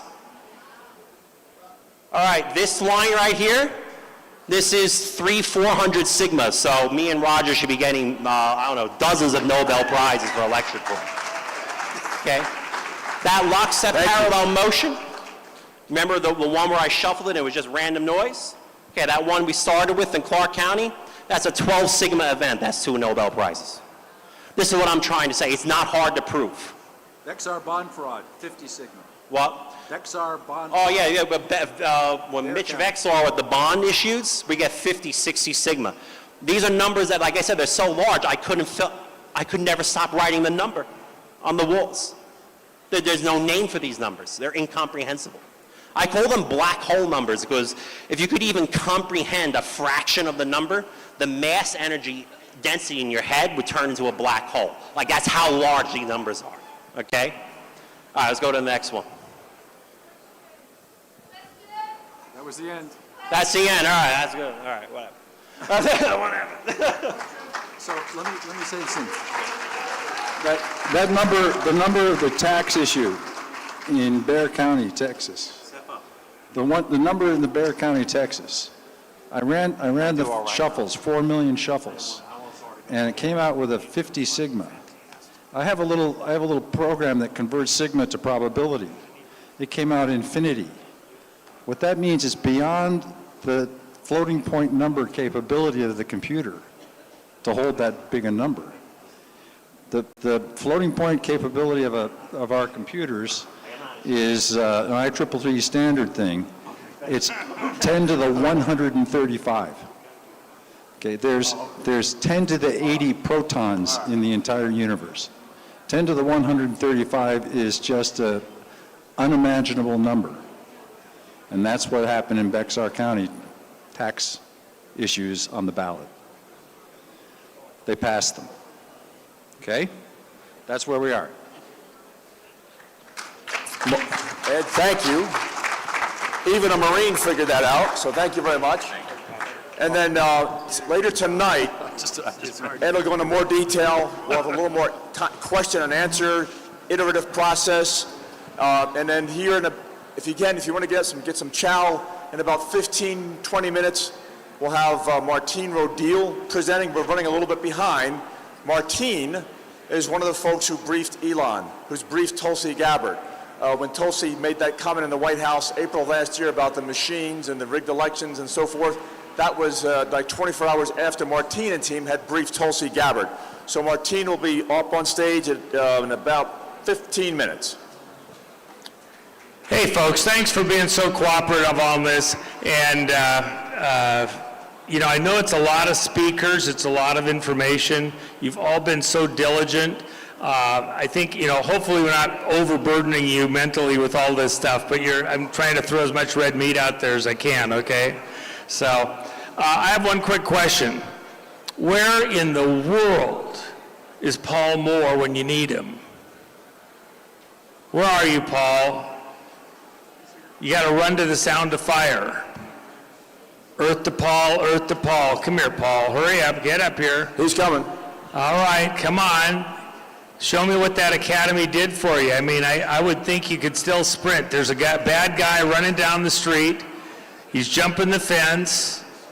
He's jumping over the moving car. Paul Moore, you got to know about this guy. He was a state patrol, highway patrol. Do you call it state patrol or highway patrol in Oregon? I think it's state patrol in Oregon, isn't it? Oregon State Police. Oregon State Police. Paul Moore was an Oregon State Police officer, what, 20 years? A lot of years, yeah. A lot of years. And then you decided that you could do a little bit more as a sheriff, and so you, tell me what your career was up till just recently. Well, I've done a lot of things, many years in law enforcement, United States Marine for 6 years on active duty as a Marine security guard. What is it with all these Marines? They're everywhere. Gosh, you're like hiding out or something. You think you stand out more. So I was here at a conference 3 years ago, right here, CSPOA conference with Sheriff Richard Mack. Yeah. And I met a contingent of people from Wasatch County. And so they kind of followed me a little bit. A couple of years later, they invited me to Wasatch County, which is east of Salt Lake City. And they said, can you come and visit? So I did. Well, wait a second. Hold on a second. You're passing over something here. You ran for sheriff up in Oregon, and you had a stolen election, as far as I'm concerned. They stole that election from you. Well, they did, and that's what happens to conservative Christians when they run for sheriff near Portland, Oregon. But we learned a lot, and we made our mark. We made a statement, so some people from Wasatch saw that, and they followed. Oh, you're going too fast. Hold on a second. Just like so many of the guys that I'm dealing with, after you ran for sheriff, they knew you were a threat. They really were kind of going out of their way to push you out of town, is really what happened. You had to take a break, I think, just for yourself, your wife, like that. So you didn't just, decide to go to Wasatch County. It became a little bit testy there for you in Oregon. Am I overstating it? No, you're not at all. There's a lot of corruption, and when you want to fight corruption, and you have the Holy Spirit in your heart, you know what you're going to do, you're a threat. And they don't like that. It makes them very uncomfortable. But it's that resolve that works for all of us. See, we have a compass, and it's called the Constitution. And it's a great thing, but no compass does anything for anybody unless you have a focus on true north. So Jesus Christ is my true north, and I have a compass, the Constitution, and both of those things combined with the authority of a county sheriff and people behind the county sheriff can accomplish so much. Take election fraud, for example. We don't like the Dominion machines. Well, all I need is reasonable suspicion as a sheriff to start an investigation. So I go to the county clerk and say, please produce those machines. I have reasonable suspicion to believe that they can be corrupted. And you mark them with evidence tape, you throw them in the evidence locker, you get forensic studies done, you can't use them anymore. And by the way, don't sign contracts with Dominion because we can't use their machines. And so you do something that sheriffs around the nation haven't done, but sheriffs need to stand up. And if all the county sheriffs, now how many states do we have represented here? Oh, that's a good Many question. states. I wonder how many states we have here. I don't think we have time to go through that, but that's a really good question, Matt. We ought to figure out what the cross-section is. And with all the states represented in here, how many counties in each state? Oh, yeah. Probably a lot. Over 2,500 counties in the country. Where are the county sheriffs here to find out how to fight corruption and to understand what it even is? This place should be packed with county sheriffs because, think about it, and that begs a really good question. So every sheriff in this nation swears an oath to support and defend the Constitution of the United States as well as the Constitution of the state in which they're elected. Do they swear an oath to run the jail? No. Do they swear an oath to run the county budget? No. The only thing that they're required to swear an oath to do is support and defend the Constitution. Why is that? Because that's the most significant thing that a county sheriff can do. And if they do that, they're standing up for your rights. And if every sheriff in this nation did that and understood that they have the authority to do that, watch out. Corruption goes away. A lot of the problems that we face now go away. So please vote for good county sheriffs. Well, hold on now. Yeah, you're getting ahead of yourself. Okay, I know you're trying to get it all in, but these guys are patient. They've got their food, some of them, so they're not, they're listening, calm. We gotta let them, work. I'm training you for campaigning. The problem is he's not used to campaigning. He's just trying to get it all out there. But you are running for a sheriff, but I've got to tell you what happened. So he found a friendly environment over in Utah, Wasatch County, and what he wanted to do, some people invited him over. They wanted him to run for sheriff. One problem. After what? Almost 30 years of law enforcement, what I say, is that total between Marine and everything? Yeah. He still had to go back to school. He had to go to the state academy, one of the law enforcement academies, and you had to go through the whole schooling with the 20-year-olds. With the 25-year-olds, okay? And did you have to do your own push-ups? Or did anybody help you? Did they have to grab your vest and help you up and down or something like that? I mean, did they lift your leg over the fence when you had to jump over it? Okay, so, and I mean, I'm pretty tough if you get right down to it, but guys half my age like you, it's still a hard thing. You were dealing with 25-year-olds and you're like, what, 35, 40? 64. Are you the oldest graduate from the academy there in Utah? Maybe one of the oldest in the country for a policing academy? My understanding is I'm the oldest graduate in the history of the state of Utah, number 4 in the United States of America. Wow. Wow. And he leaps off of tall buildings. He's able to wrestle with the guard dog in the backyard if it shows up, and he still gets the bad guy. And by the way, you're not wearing a white hat, but a lot of times when you're in law enforcement, you got to be a little more covert, right? You don't let them know you're coming necessarily. And I don't think Utah realized you were coming. You got through the academy, and then how much after that was it before you actually signed up to run for the office of sheriff there in Wasatch County? Well, I did 5 months of the Utah Post Police Academy, and after 5 months, then I could go to the county clerk's office and file. I'd get signatures and then file, so we've done that. But the beautiful thing is I filed as non-affiliated candidate, so we go right through to the general election and face whoever wins in the primary. So we have a great opportunity, and it's a blessing. It's a blessing because we're getting lots of support. I believe the county sheriff should not be affiliated with a political party because a county sheriff represents everybody, all the citizens. I absolutely 1,000% agree, seriously. It's like the secretaries of state. They really shouldn't be party affiliated. They should be running for everybody because that job is for everybody. So you're enforcing the law, which is apolitical, unless you're in Utah. Okay, unless you're a criminal. It should be in Utah too. Okay, so now here's my question is. I know that you spent a lot of time, money, effort running for office over there in Oregon. They stole it from you. Then you had to do a complete move because you really run out of Oregon because the powers that be didn't want you there. You had to go through the police academy, and then now you're running for office with your campaign running for sheriff. You need money for a campaign, but you're still getting hit pretty hard even on your own personal because you had to pay for the academy yourself. You didn't have an agency hiring you. So it's been a bit of a, push. Anybody here, especially you from Utah, should be stuffing a couple hundred in his pocket before he leaves here and then thinking about going on to the campaign.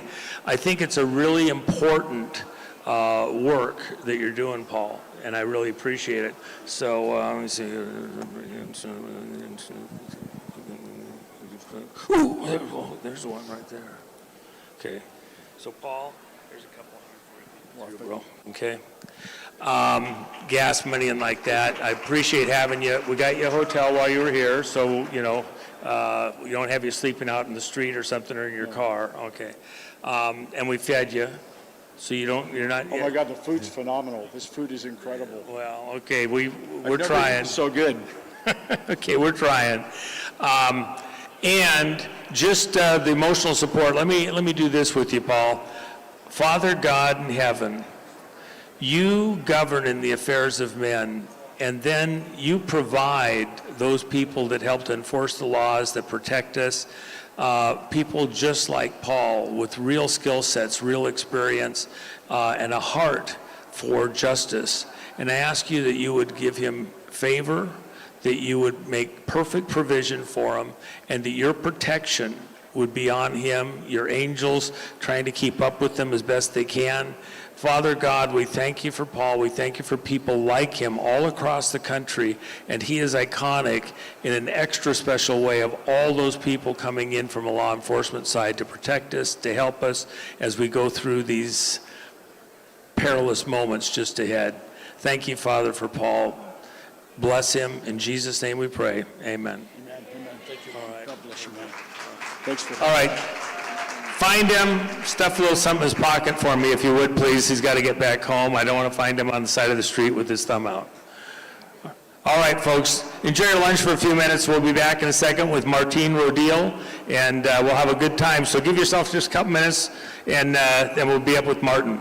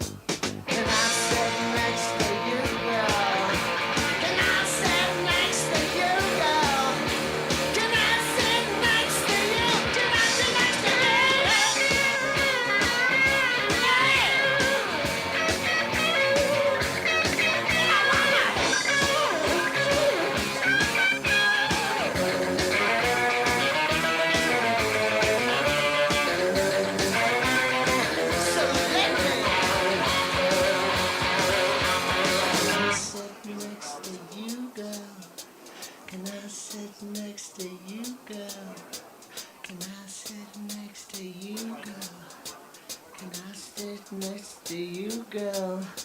Can I sit next to you and take you home? Can I sit next to you, girl? Can I sit next to you, girl? Can I sit next to you, lick your ear? Can I sit next to you, girl? Can I sit next to you, girl? Come on! Can I sit next to you, girl? Can I sit next to you, girl? Can I sit next to you, girl? Can I sit next to you, girl? Can I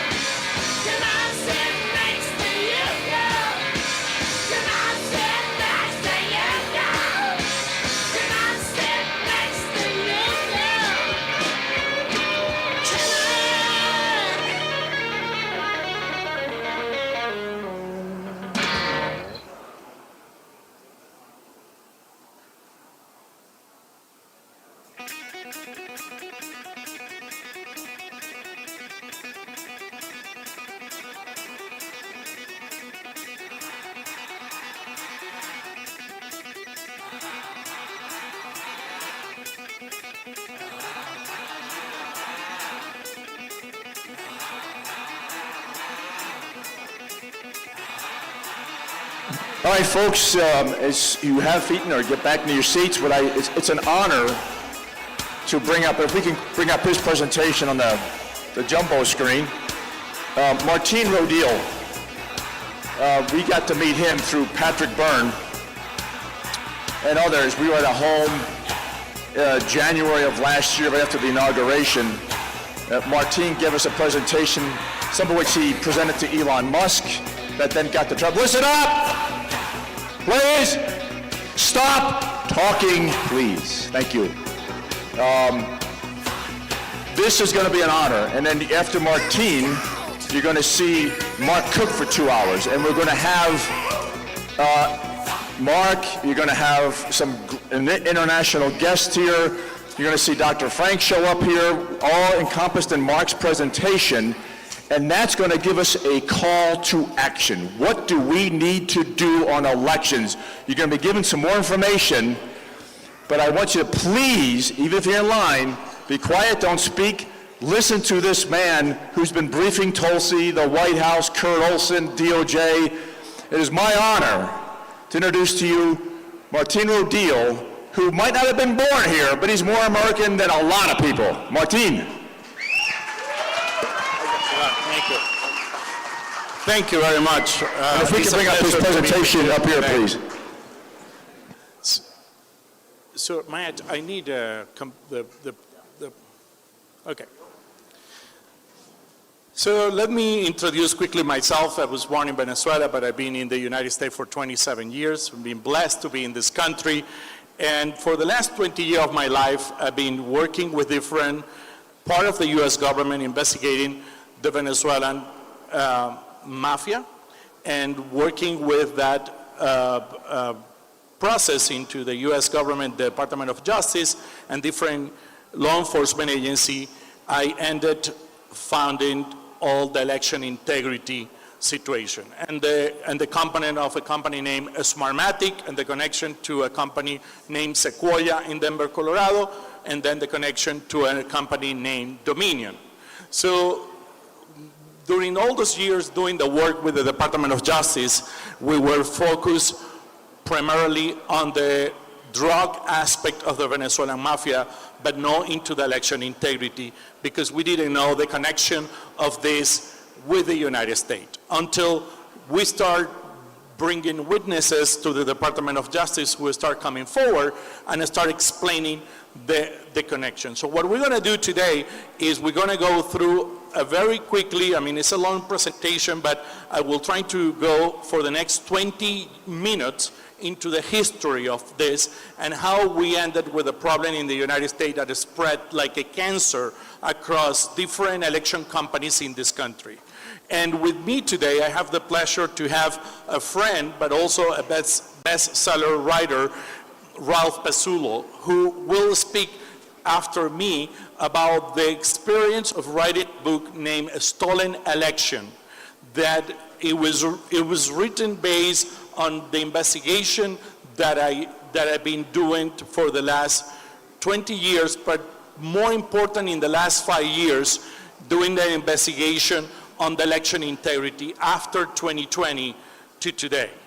So there are other peoples involved in this investigation that are not with us today because they have other commitment. One of them is Patrick Byrne, which is a person I really grateful because the patriot is a person who really put a commitment like very few people we have seen doing it and taking risks. And the other person is my friend and colleague and business partner, Gary Burnson, who wrote, he was in the Central Intelligence Agency in the old good days. And Gary and I are the two person who decide to move forward and do and get to the bottom of this and taking a challenge that we definitely have no idea of how complicated it was on day one when we did this. So again, all of this that you're going to see today is well more explained in detail on the book that Ralph wrote, and you can buy it on Amazon, and you will have a much better comprehension of the depth of the problem that we're dealing today in United States. So what the first part of what I'm going to do is explain the Venezuelan mafia. I'm sure recently you have heard in the news about Nicolás Maduro being arrested by the armed forces of the United States and being extradited to New York. And for many people, this is actually something that no reason why you have to connect it to election integrity in the United States. What I'm going to do is I'm going to walk you through the history, and you will see a little bit of that connection and how we ended here today. So Venezuela is a country a little bit smaller than Alaska. I mean, and it's a country that has been for years friend to the United States, but in the last 25 years when communist movement took over the country became anti-American. And that is when the problem that becoming Venezuelan a threat to the U.S. national security started. And today, what we're going to do is trying to give you a glimpse of how big that problem became. And this is a country that has been involved, this mafia running the country, in global money laundering, global election manipulation, counterintelligence, Tren de Aragua, that you have heard about it, and drug trafficking and corruption. How this country become a problem inside the U.S.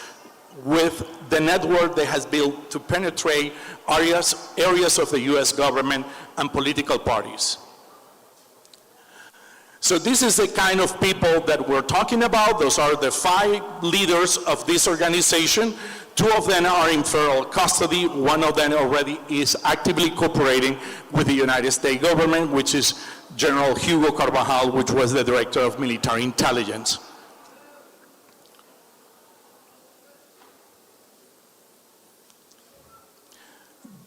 This slide, what will give you is to understand the massive amount of money that this mafia has accumulated over the last 25 years. So $2.7 trillion in revenue from those 3 different commodities. So they weaponize this money against the US political system. And they use this money to start penetrating different circles under the sponsorship of the Cuban government, who has been the one who are behind the curtain controlling Venezuela for the last 25 years. So this $2.7 trillion has been used not just to attack the US and the association they expanded with other countries around the world, enemies of the United States, but also to acquire election machines, election companies inside the United States. And I will walk you through that process in a little bit. This is what the impact of the U.S. national security that Cartel de los Soles, which is the mafia running this, has in different aspects of the U.S. national security. And the problem we have with this is this problem has completely ignored by the U.S. national security apparatus. And it has been not ignored by a coincidence. It's been ignored by a choice. And this is the biggest problem we have today, that you have elements of the United States government who collude with these people to basically let them do what they've been doing in the last 20 years, very quietly inside the United States. Those are the 4 countries that were very close to Venezuela, helping them to do this.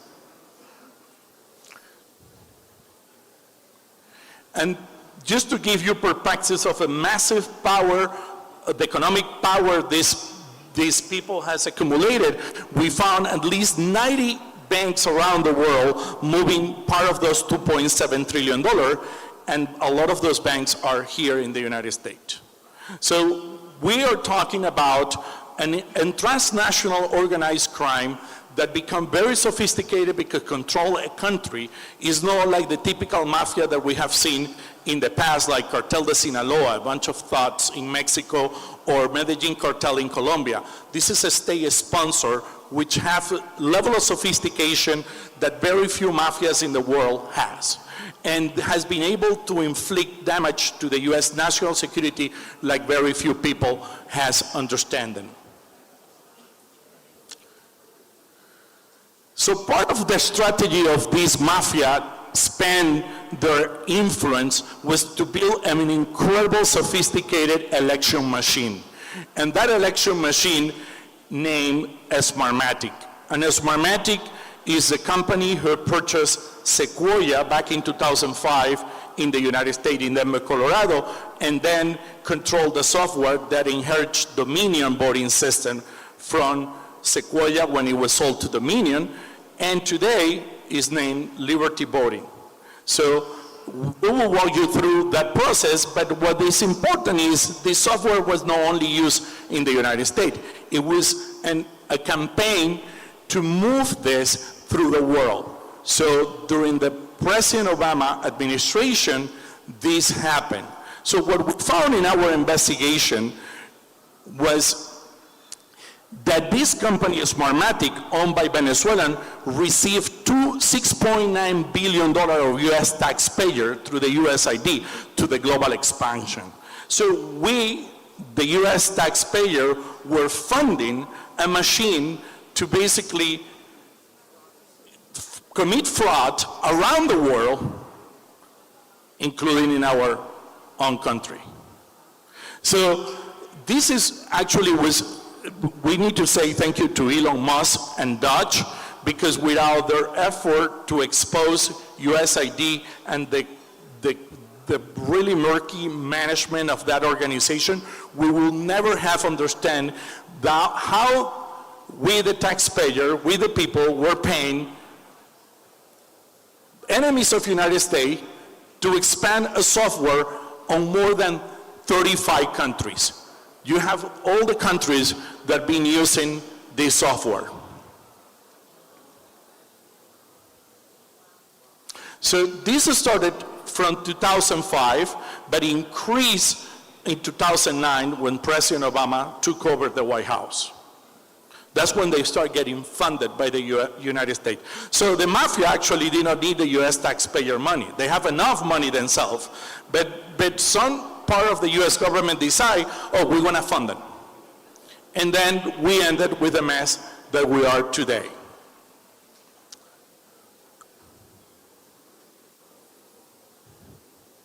So this is what I want to walk you through. That is, again, is well more explained in detail on the book Stolen Election that Ralph wrote it.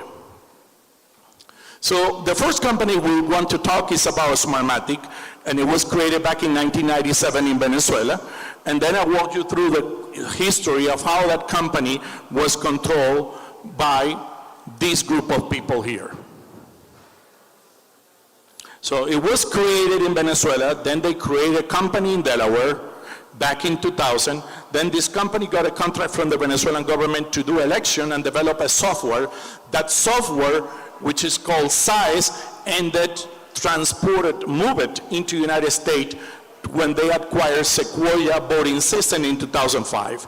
And I want you to pay attention to the person in the bottom, Mark Malloch Brown, because it's going to give you an answer to how this was controlled by people that you are familiarized with.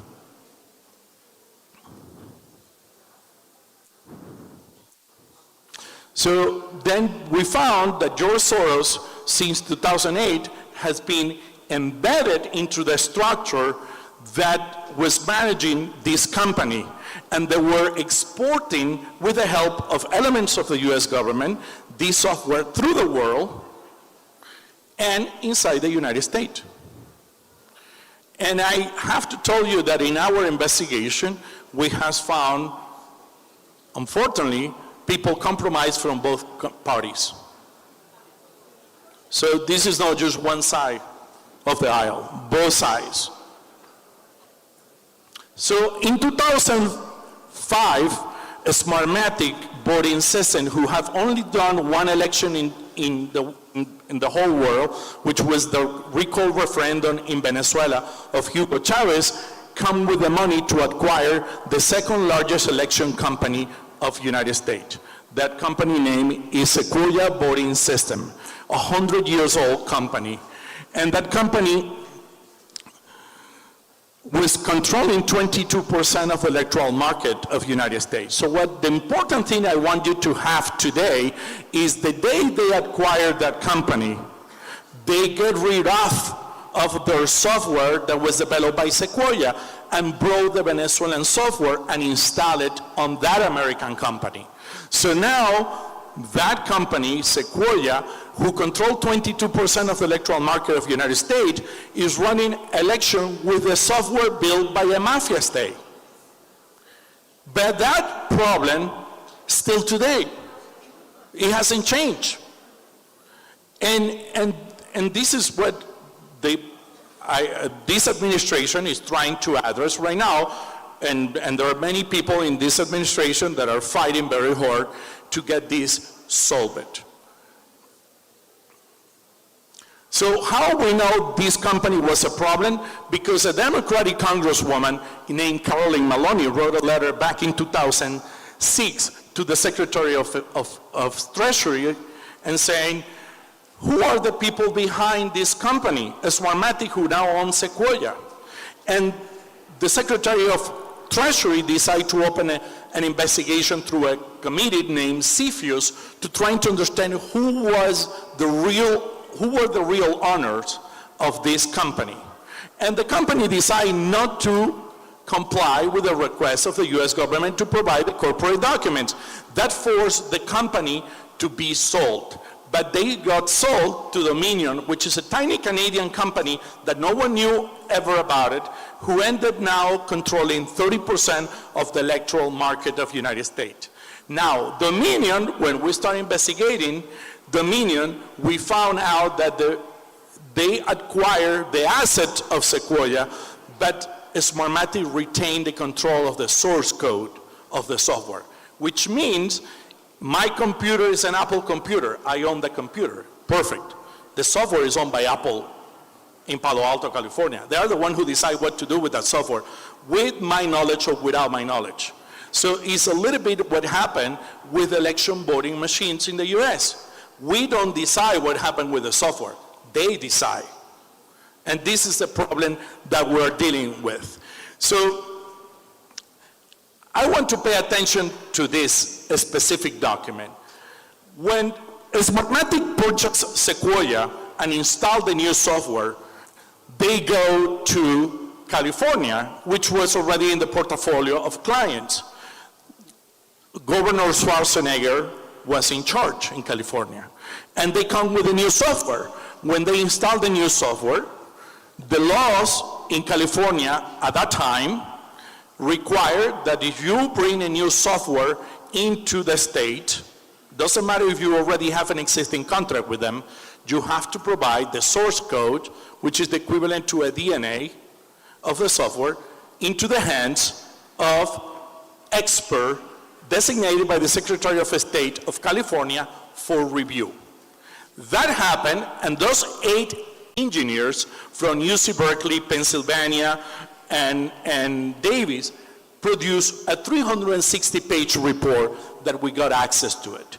That report in 2007 established that this software was built to steal election, not to administer election. For that reason, State of California revoked the license of Sequoia and told them you have to leave the state, which they did. But they stay in the rest of the country. But when the Republican lost the governorship in California and the Democrat took it over, they changed the law. And what company took over the election in California? Dominion, with the very same software that was revoked. Not only, it's even worse, because in 2018, Smartmatic come back to the United States. Where? LA County. Does anybody in this room believe the last election in California was fair and clean? Well, that's a Smartmatic. California today is ground zero for election problem. LA. And if they lost LA, they lost California. And they're gonna fight to death to keep that. And the conversation of election integrity must and should be focused on what is going on LA County today. today, because this is what it is.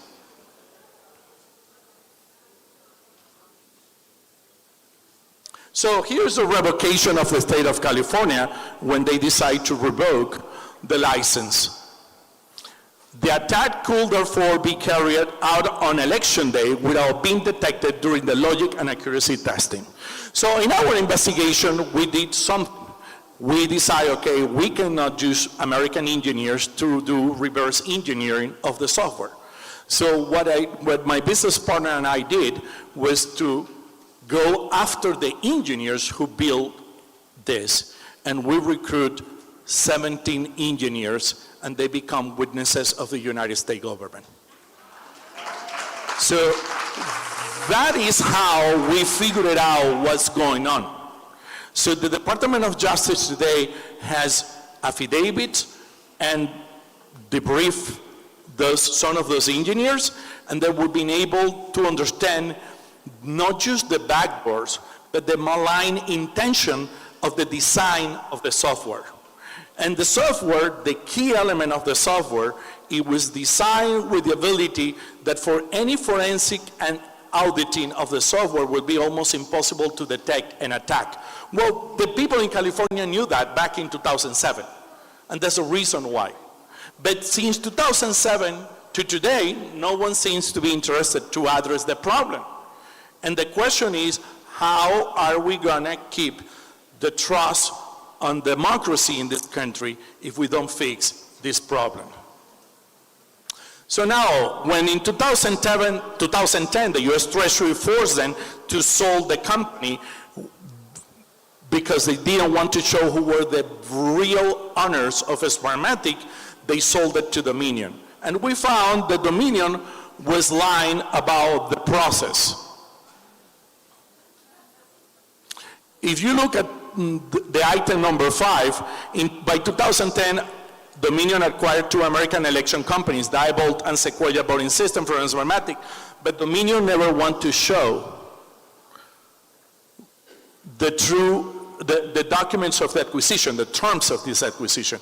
And the reason they don't want to do that is because when they put the press release in the acquisition, they say they bought everything. Well, we found this is not actually true. They didn't acquire the software. They acquired the assets and the license of use. But let me give you right now a summary of what I walked you through. This is what we have. We started back in 1997 in Venezuela. We ended today in 2024 when Dominion voting system was sold to Liberty Voting. And the big question is, what are we doing to fix this problem in November?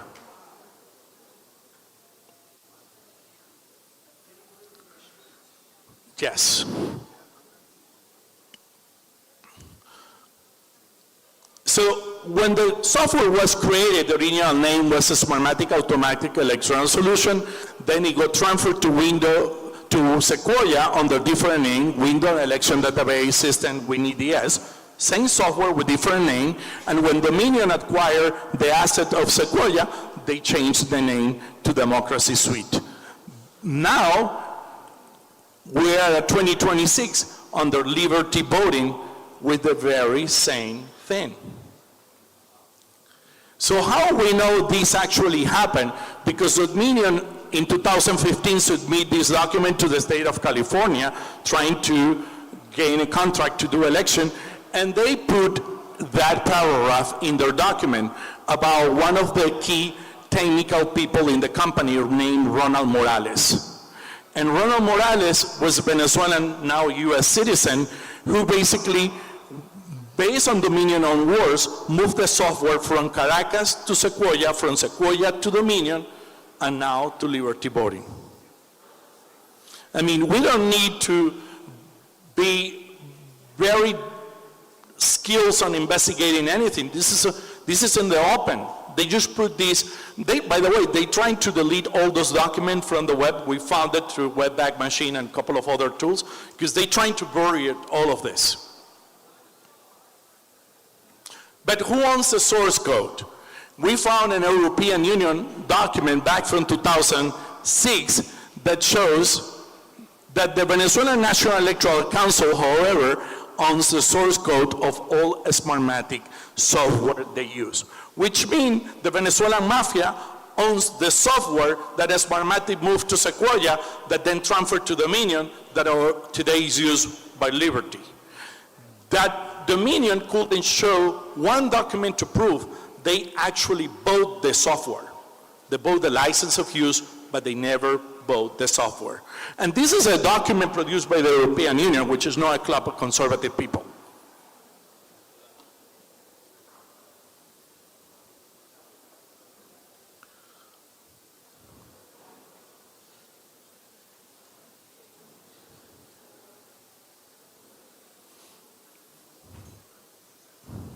So when we recruit the engineers, we ask the engineer, what were the main elements you need to control an election? And they come with those 4 elements. Those 4 elements are basically, you don't need to control all of them. You control one of them, you can fix an election. But if you have control of the 4 of them, that basically allow you to steal an election without being detected. And today, we don't have the time to go over, but our presentation in the technical aspect is really long. We can go, we have even demos built based on images obtained by the court back in 2020 in Coffee County, Georgia, that we give it to our engineers, our witnesses, and said, okay, do me a demo how you can change an election with the actual image used in 2020, and we were able to prove it to the US government. And that's what Matt was referring, that I have the opportunity to show to Elon Musk back in 2024.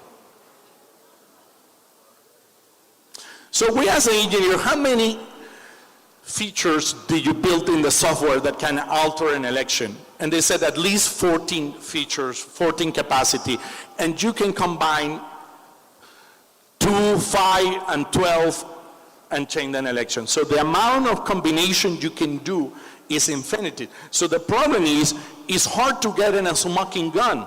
So when people tell you in court, oh, but you didn't show it in a smoking gun, well, the system is designed not to you be able to do that.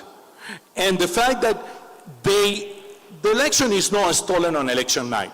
Election is stolen 24 months before the election, because election machines have access to the system well in advance. They understand, and when I look at when I show you the 4 different elements that are in the technical composition in one slide before, the most important is the poll books, the electoral registry. Once, as a company, I have access to the poll books, to the registry, I can develop the intelligence and the plan to execute the election change on election night or the election month. Because the problem you have here in the US is you have election for a month with early voting. So the companies are every day looking at the process, how it's evolving, and they can do the fix and change remotely, and no people can detect it. So the problem we have is very huge. So what we did with the engineers is, okay, you have those 14 elements. Here's a process flow of interacting components in an election. This diagram came from the document prepared by the A engineers in the state of California. I said, okay, where are those 14 elements?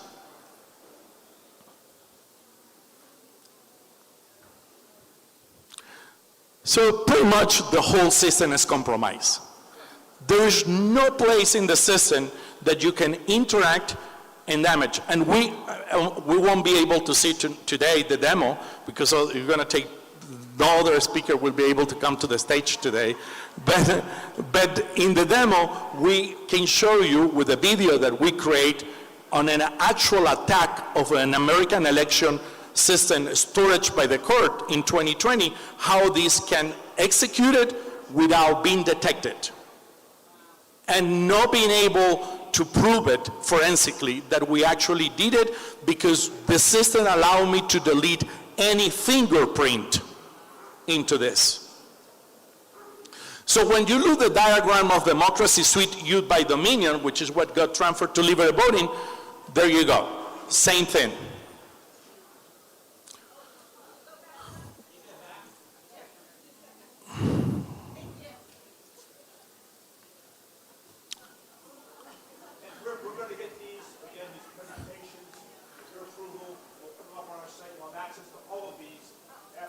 Yes. So what are we talking about? We're talking about a company named Smartmatic, right? Who started the whole thing in the US, moving their software into Sequoia. But the interesting part of this is that that company has been indicted by the Department of Justice of Joe Biden, not Trump, Joe Biden, for election theft in Philippines. But that election in Philippines was done together with Dominion. So they are indicted in Miami, and 2 of them are already arrested in Miami. And this administration, the U.S. Attorney of Southern District, Florida, Mr. Quiñones, is looking at this in a very comprehensive way. So, because what the people who did this case back in 2018 didn't understood that this case in Philippines was directly connected to the United States election. That they know it now, and they're working on it. This is the person behind Smartmatic Control. He is today the president of Venezuelan National Assembly and the brother of the current interim president of Venezuela, Delcy Rodriguez. And this is the person that has been running the technical aspect of this inside the United States. He lives in Colorado, and he's a Venezuelan, now US citizen. And this is a person in charge of Texas.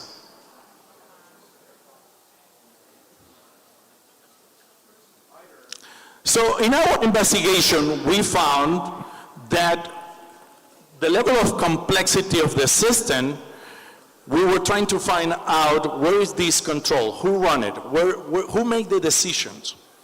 And we found so Dominion sued Patrick Byrne. So Patrick have the right as a defendant to do discovery. And the discovery, they produced close to 24,000 emails. So Patrick legal team hired some of the engineers that we recruit to help them understand the emails that Dominion thought no one will ever understand. And those engineers were helped to decode the Chinese connection to the United States election system through the offices of Dominion / Smartmatic in Serbia. Those are the 3 people who runs Dominion.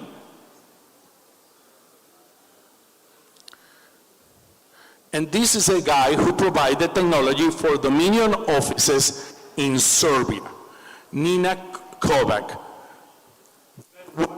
When we look into this company named Dot Networks, we found that the partner of this company is Huawei, the Chinese company that by federal law is prohibited to be on any critical component of the U.S. national security system.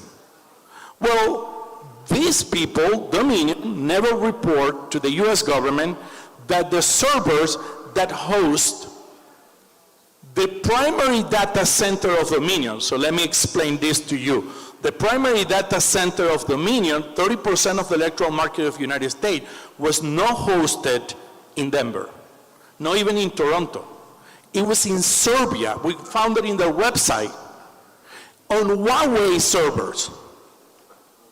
So the Chinese pretty much have access to 30% of the electoral market of the United States through the servers, and we found the connectivity of the servers in Serbia back to Hong Kong.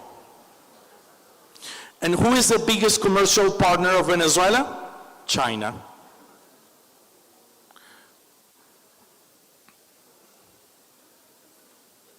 So you can see Dominion implementation of all-flash pure storage solution on the primary data center. That was in Dot Network website, the Bank of China. In the emails that were produced on the discovery, then we found the architecture with the IP addresses, how they were connected on November 2020 through Cook County, Chicago, which is interesting. Dominion runs Cook County, Smartmatic runs LA County. The two most corrupted counties in this country on election integrity were controlled by them. And we found they have a VPN connection. So the way the connection were from Belgrade to the Dominion voting system, it was through a VPN. We found that on the email. A VPN, as you know, hide their true connection where it comes from. But they create what is called a virtual machine in the electoral manager system, which is the brain of any election system per county. Each county in the United States have an EMS, electoral manager system. In Cook County, they create a virtual machine. Why do you have a virtual machine in that computer, in that server? Because at the moment the election is over on election night and you put off the server, the electoral machine disappears. Like no trace of anything. So we found all of this on the emails. And we were able to back to the US government and said, look what they did. They create basically a secret backdoor where they can interact live with the US election, and then at the end of the day, delete this and evaporate this. So all of that were produced on Dominion emails. It was not us saying that. And who was the person who wrote the email? Ronald Morales and John Poulos. So you have here John Poulos, which you saw a document. I think the audio. Chavez, absolutely not. Does Smartmatic own Dominion? No. We do have a relationship. We are competitors. Were you associated with the late Hugo Chavez? Absolutely not. Do you use a Venezuelan company's software that's been used to steal election out of the countries? Absolutely not. Anderson, I can cut all of this short. We were founded in Toronto, which is where my family was from, and there's nothing to do with Venezuela. Can you flip votes in the computer system? Can you add votes that did not exist?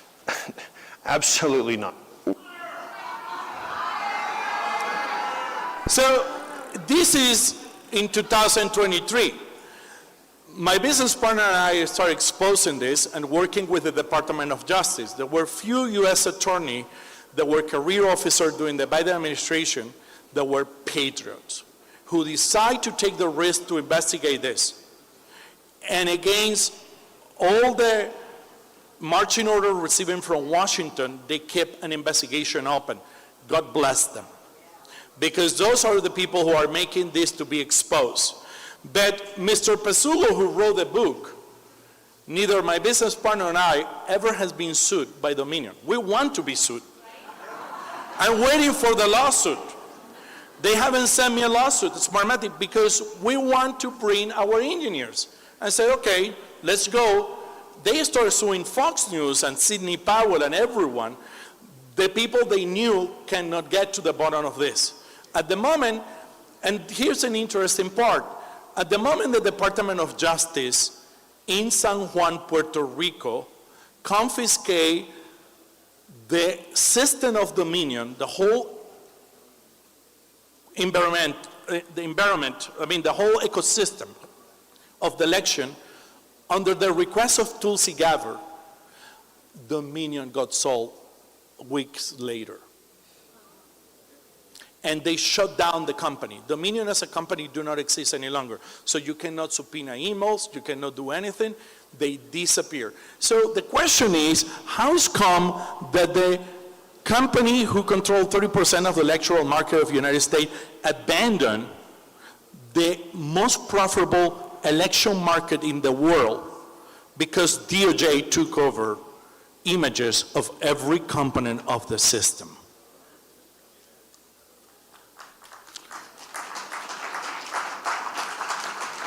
So here we have like the big view of the problem that we have.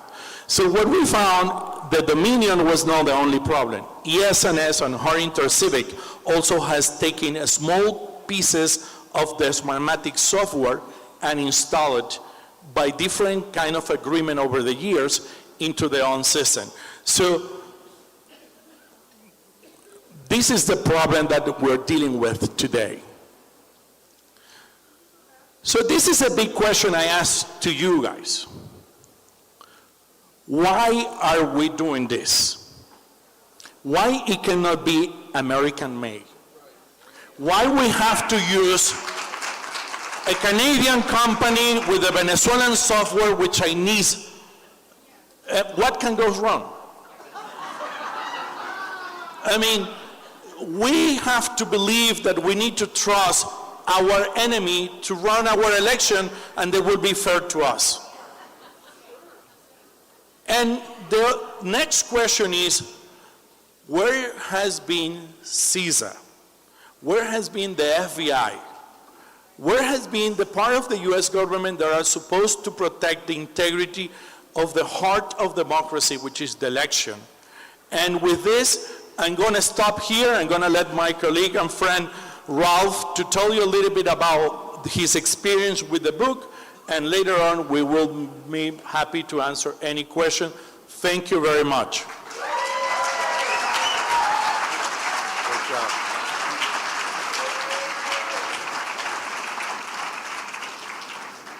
Hi, everybody.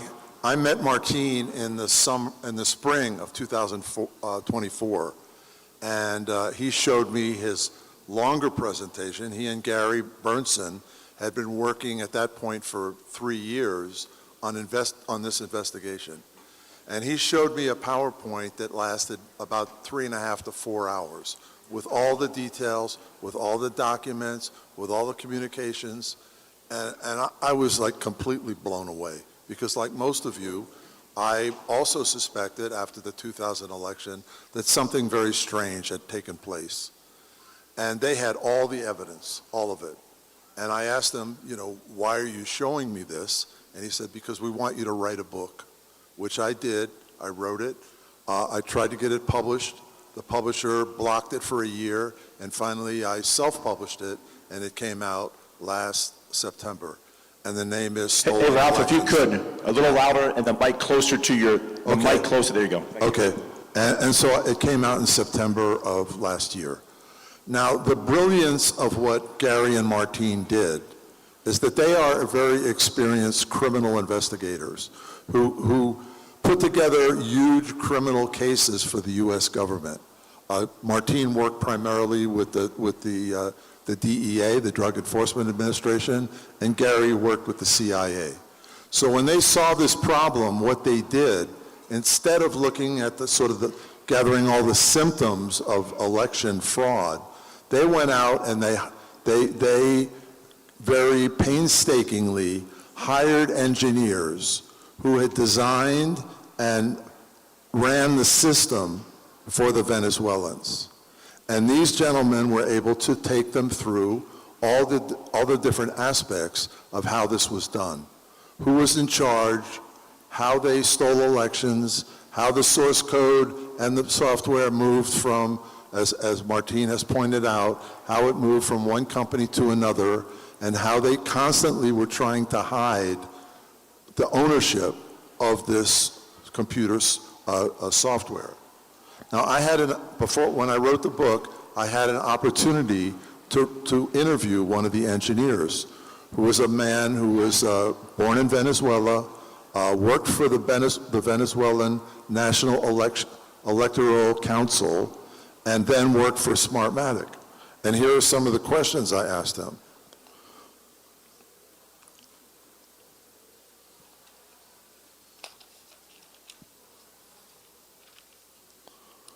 I said, when you run an election in the U.S., like the one in Cook County that Martine just described, who decides who the winner will be? Okay? And he said, his answer was, that's a political decision. I said, what do you mean? He said, the result is determined by the political entity in the United States with the most money. Right? So imagine you're Smartmatic.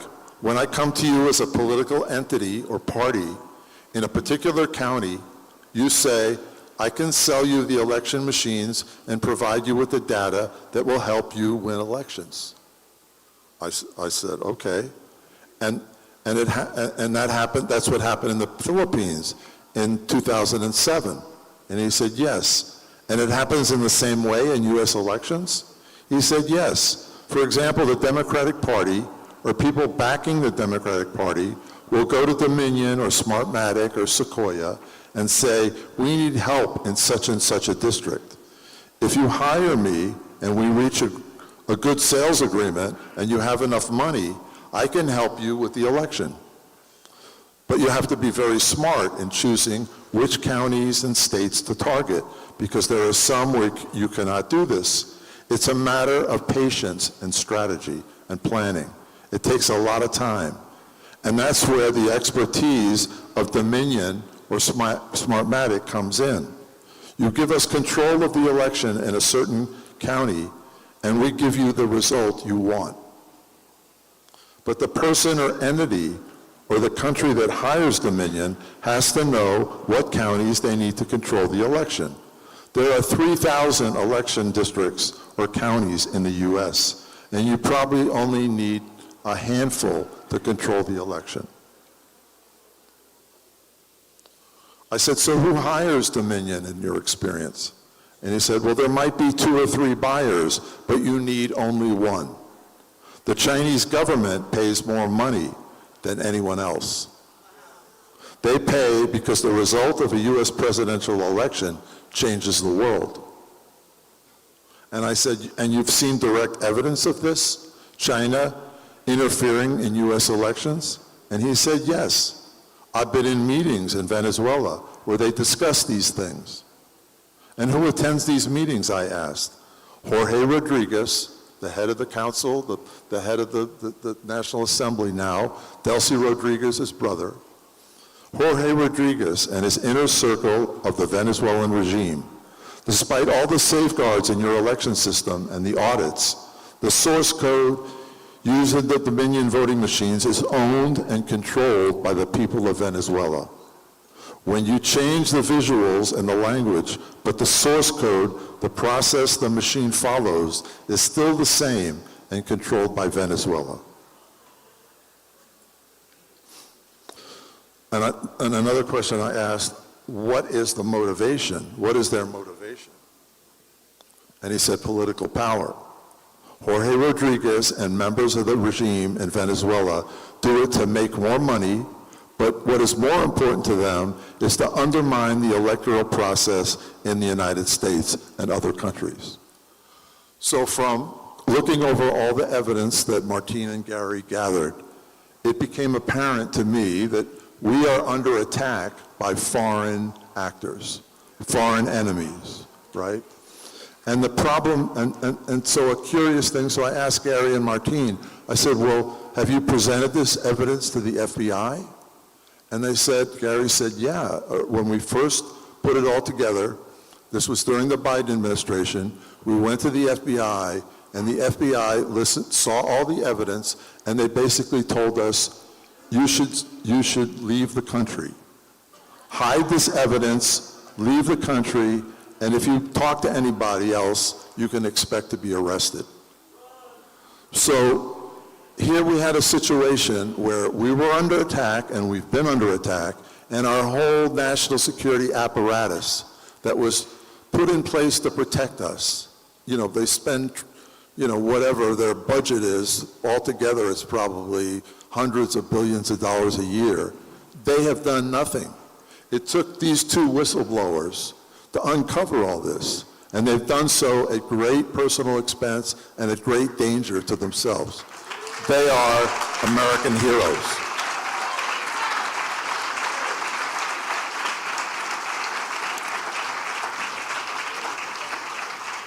Now the other question is, where do we go from here, right? We have a president who talks about election fraud. He has not been talking about election machines recently, but what's going on? Well, so they went into Venezuela in November of last year, and they arrested the leader of Venezuela, Nicolas Maduro, and his wife. But they left the cartel de los Soles in place, the criminal cartel. Delcy Rodriguez, who the president praises as cooperating and helping us and so on. She is the leader of the criminal cartel. So all the apparatus is still in place. They're still dealing drugs. They're still shipping drugs into our country and addicting our young people and killing our young people. They're still running the election machines and this whole system.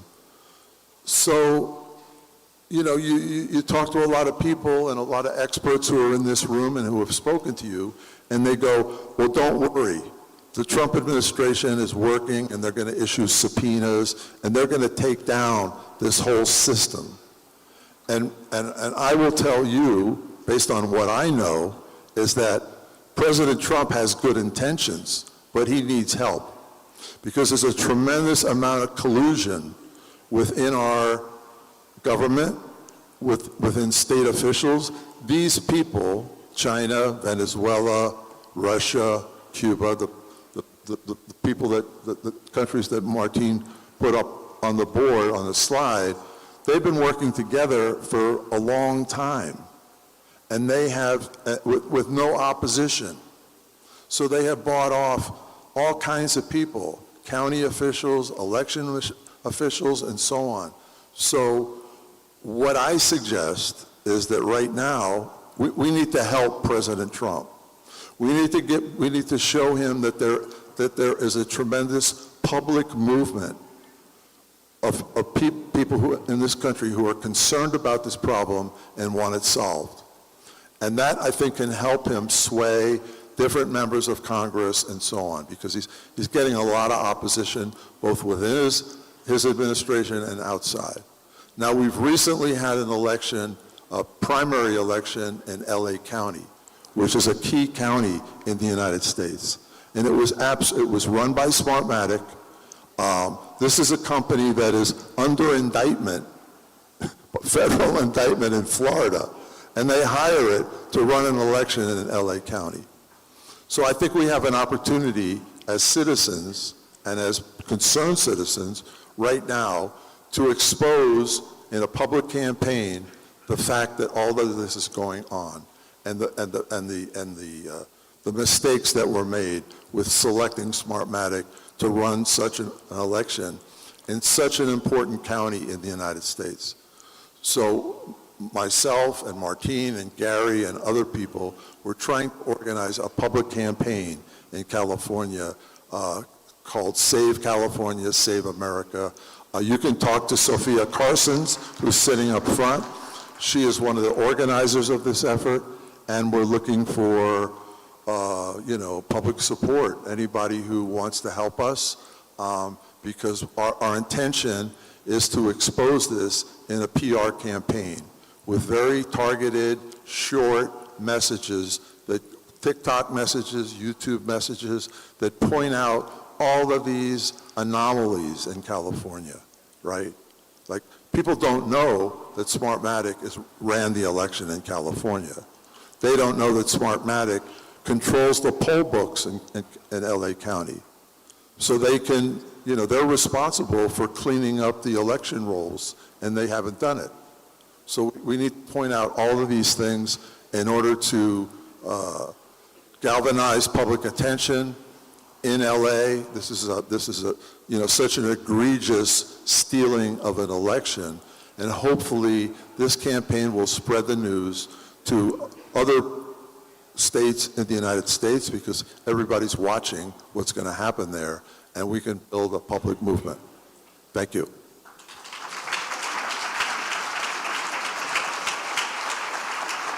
Thank you, Ralph. I will end the conversation today with one thought I want to leave to you. I'm sure all of you have heard for many, many years that NASA got hacked, that the Pentagon got hacked. Like any computer system in the world is vulnerable to be hacked. But we have to believe that election machines are not hackable. And the one actually who made the decision who sit in 1600 Pennsylvania Avenue in Washington, D.C. So when I have the opportunity to meet with Elon Musk and And as you can imagine, my background is not on technology. I'm not an IT expert. I have to force myself to understand very complex explanation from engineers over 5 years to be IT for dummies on election. And I asked Mr. Musk, which I do believe knows a little bit more than me on technology, what is the solution in your opinion? And he said, 1 day of election, not a month, no mail-in ballot, and no machines, manual. This is a person who today leads this country on innovation and technology, who believe that if we use machines, we compromise the integrity of the election. So with that, I say thank you very much. It's an honor to be with you today, and I'm looking forward to keeping the fight.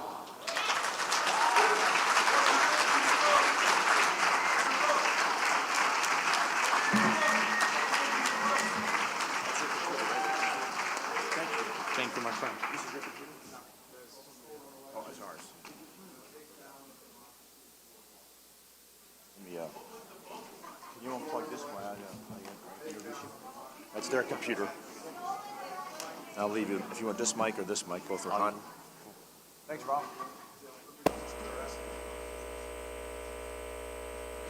It's called Stolen Elections, the takedown of democracies worldwide. And it's got all the information from Gary and Martine's investigation in there, and a lot of the same slides that you've seen today.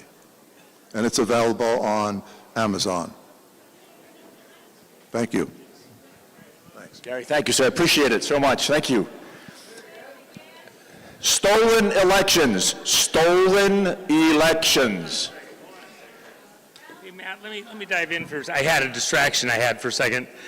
I hope you folks realize the gift we have with these gentlemen here. Martine, it's been a couple of years, and we've worked through this together. Patrick and you have done tremendous stuff together. Let me ask you a question, because this audience is really connected on this whole thing, and we love Patrick, okay? How's he doing? Do you know anything? He's doing better. He's doing better. He's a fighter. So he has some health issues. So that's why he cannot be here today. But with God's grace, he will be all right. That's true. And, you know, he's had a couple hundred operations in his life to deal with those issues. About 2 years ago, there was something happened. It was pretty serious. And I said, Patrick, it'd be easy. A lot of people would just give up. And but there's so much more of the fight left. Some really cool stuff, some vindication. Please stick around.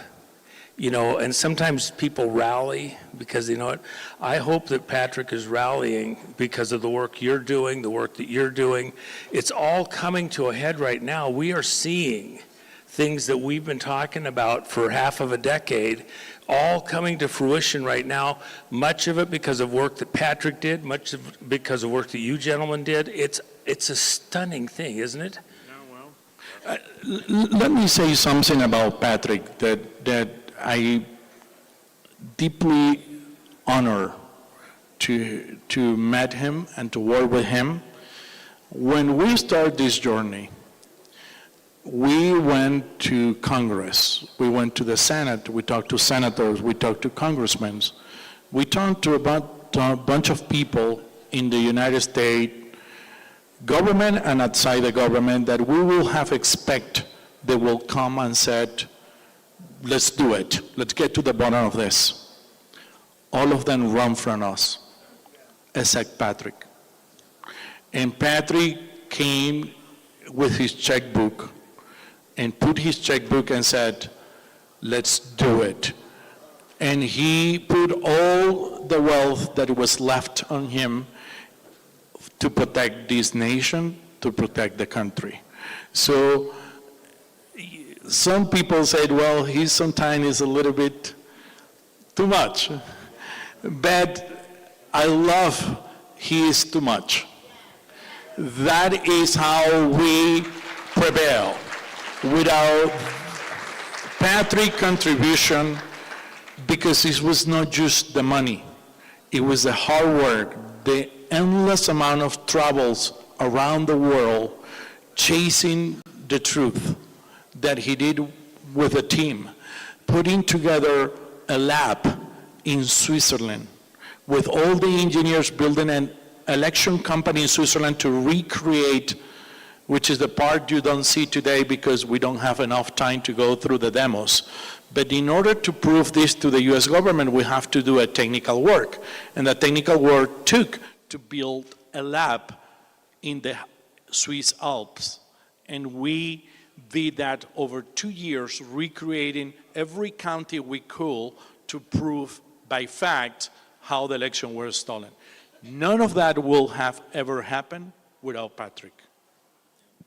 I mean, I don't know that it's important for us as a group to, generations from now, even just 5-10 years from now, so much stuff will have been forgotten about this part of the fight. It'll be obvious that China did everything. The president had to act because it was an attack on America that was not just a policing action required for response, but a military action for response, because we're under military attack. Stealing an election is the same as far, it's categorized as a WMD. So it's just like a nuclear bomb, a virus, anything like that, which, by the way, those were leveraged into the election too. The threat of nuclear, the virus, everything. The virus was part of the fraud to get the drop boxes in. This is so much more sophisticated, and that's why the response that's going to come is going to be justified. But you've had a chance to look at all the minutia, to even have an embedded reporter, I don't know that we want to say necessarily right now, but that has documented a lot of this along the way. We're about to get hit with almost a tsunami of information over the next many months. I mean, people saying, well, is it going to get taken care of in 10 years or 5 years? No, no, no. You're in the Cat 2 stage of the storm. It's moving to a Cat 3. It will be a Cat 6 before this is over. Am I overstating it, you think? You are correct. I mean, I recently met with a US government official who has been on top of investigating this. And when I was leaving the meeting, I said, well, in your investigation, I know you cannot share with me whatever you have found. Some of that is classified. Some of that is part of the criminal investigation, which cannot be shared with anybody. I said, but I would like at least to get your impression of if what we've been investigating is somehow, some way connected to what you have found. And he said, you found 5% of the problem. And he said, we do have the goods. And I do understand that sometimes criminal process investigation doesn't work on political terms, the timing that we want, but I'm confident that we will see results from this. Martin, you're a national hero. Seriously, you've done Lord's work. The book is actually fantastic because there's nobody else actually probably has had a chance to get access to actually document this. I loved Patrick's documentary, but really you're going into it in a different way, even than what Patrick's book is. National hero. Thanks, bro, so much. Both of you. Thank you very much. I hope you guys really, really, really appreciate what you just got, okay? It doesn't get any better than that, except we have one other guy that's been in this loop the whole time. We met first back in 2020, back at the beginning of a lot of this stuff, and at that time, it was still in question, who's a good guy, who's a bad guy, who actually knows what they're talking about, who's full of shit, and it was a lot of turmoil. One of the people that has emerged out of all of this, he's been traveling the country, having the one-on-one conversations. He's the best I think there is so far in being able to talk with people at any level, county clerks, election officials, the general public, and explain the problems, and that's Mark Cook. I'm glad to be able to have been one of the people who's helped support him at different times. He's part of the unauthorized team, the coalition. He's been, we would not be here as an organization in the same way as we are without Mark Cook. One of my favorite people on the planet. We've worked very hard with him. At moments, we've had to arm wrestle a bit, but he usually wins because he knows what he's talking about. So, Mark, I love you. You've been a great friend through all of this, seriously. Thank you. And you do your own car work. It's amazing. It's amazing. He actually fixed the springs on his motorhome. He's in there pulling wheels and doing stuff. He really knows what he's doing. He actually left his business, which is in part, besides the computer stuff, some car modifications. And I want him to do some stuff on stuff I have, but I can't get him to break free. He's too busy. So anyway, Mark, I'm going to hand it over to you. Great stuff. Oh, yes. I just want to say that Pat is not down for the count. He is going to be coming back swinging, and he wants everybody to know that he's here in spirit. You know, Patrick, he and I have already told you about when we were in Venezuela. At one time, we were both just down the hall from each other at the same hotel and didn't even realize it. We're just working furiously on Tina stuff. And we've talked about the fact we both are on parallel lanes in a lot of ways. Our paths kind of hit once in a while. Our vectors cross a little bit, but we have to stay with our lane so that we don't, it's not wasted effort or duplicated effort. One of the great people that I've had the pleasure of being with and working with and sharing stuff with in this whole thing has been Patrick Byrne. So, and he put it all that he has on there, plus even the health stuff where it's been a little bit risky for him at times. He stayed right in the fight. So anyway, I'm glad Patrick's kind of monitoring what's going on. The president's monitoring what's going on. Probably China's monitoring what's going on. Cuba's monitoring what's going on. I don't know if they give the live video feed to Maduro. He'd love to monitor. Probably in the, you want to know what happened today? So he'll be giving us information all the way through. He's already probably given us everything. So, Mark, love you, bro. Cool. Take the helm. Thank you. Appreciate it. And don't run us on the rocks. Yeah, I'll try not to. All right, howdy y'all. Let me get my timer set up here because actually someone's going to have to let me know. We'll see here. All right, sounds good. I'm going to open up with this here.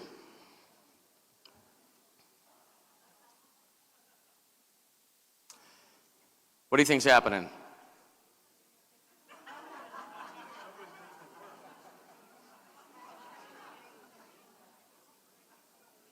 Okay, that's a baby bird. And when the baby bird sees a worm, it knows it opens its mouth, and then the worm magically jumps in its mouth, right? Because that's what happens when mom's there. However, as that bird grows up and when mom's not there, when it sees the worm and the worm just keeps walking away while it's got its mouth open, what is it going to have to learn to do in order to survive? It's going to have to learn to take that worm. It has to learn to get the worm. That worm is freedom. And that baby bird is every one of the American citizens right now. We all thought that we were not going to have to continually fight for our freedom. I hope this is a wake-up call for every single one of you here, because our freedoms are about this close to being taken away. God gave us an opportunity. He gave us a small window, a sliver, to take the action necessary to reclaim our liberty. And it's as easy as counting our own votes, as running our own elections. That's really all it takes. And all of this stuff you've seen this entire day, all of the fraud, everything, is downstream of our elections. It is all as a result of our elections not reflecting the will of the people. That is you and I. We own this place. This country, this nation belongs to each and every one of us. And as such, if we aren't the ones running our elections, we don't actually have a say. That's the problem. Right now, our elections are in control of by our government, by corporations. You realize our government are our servants?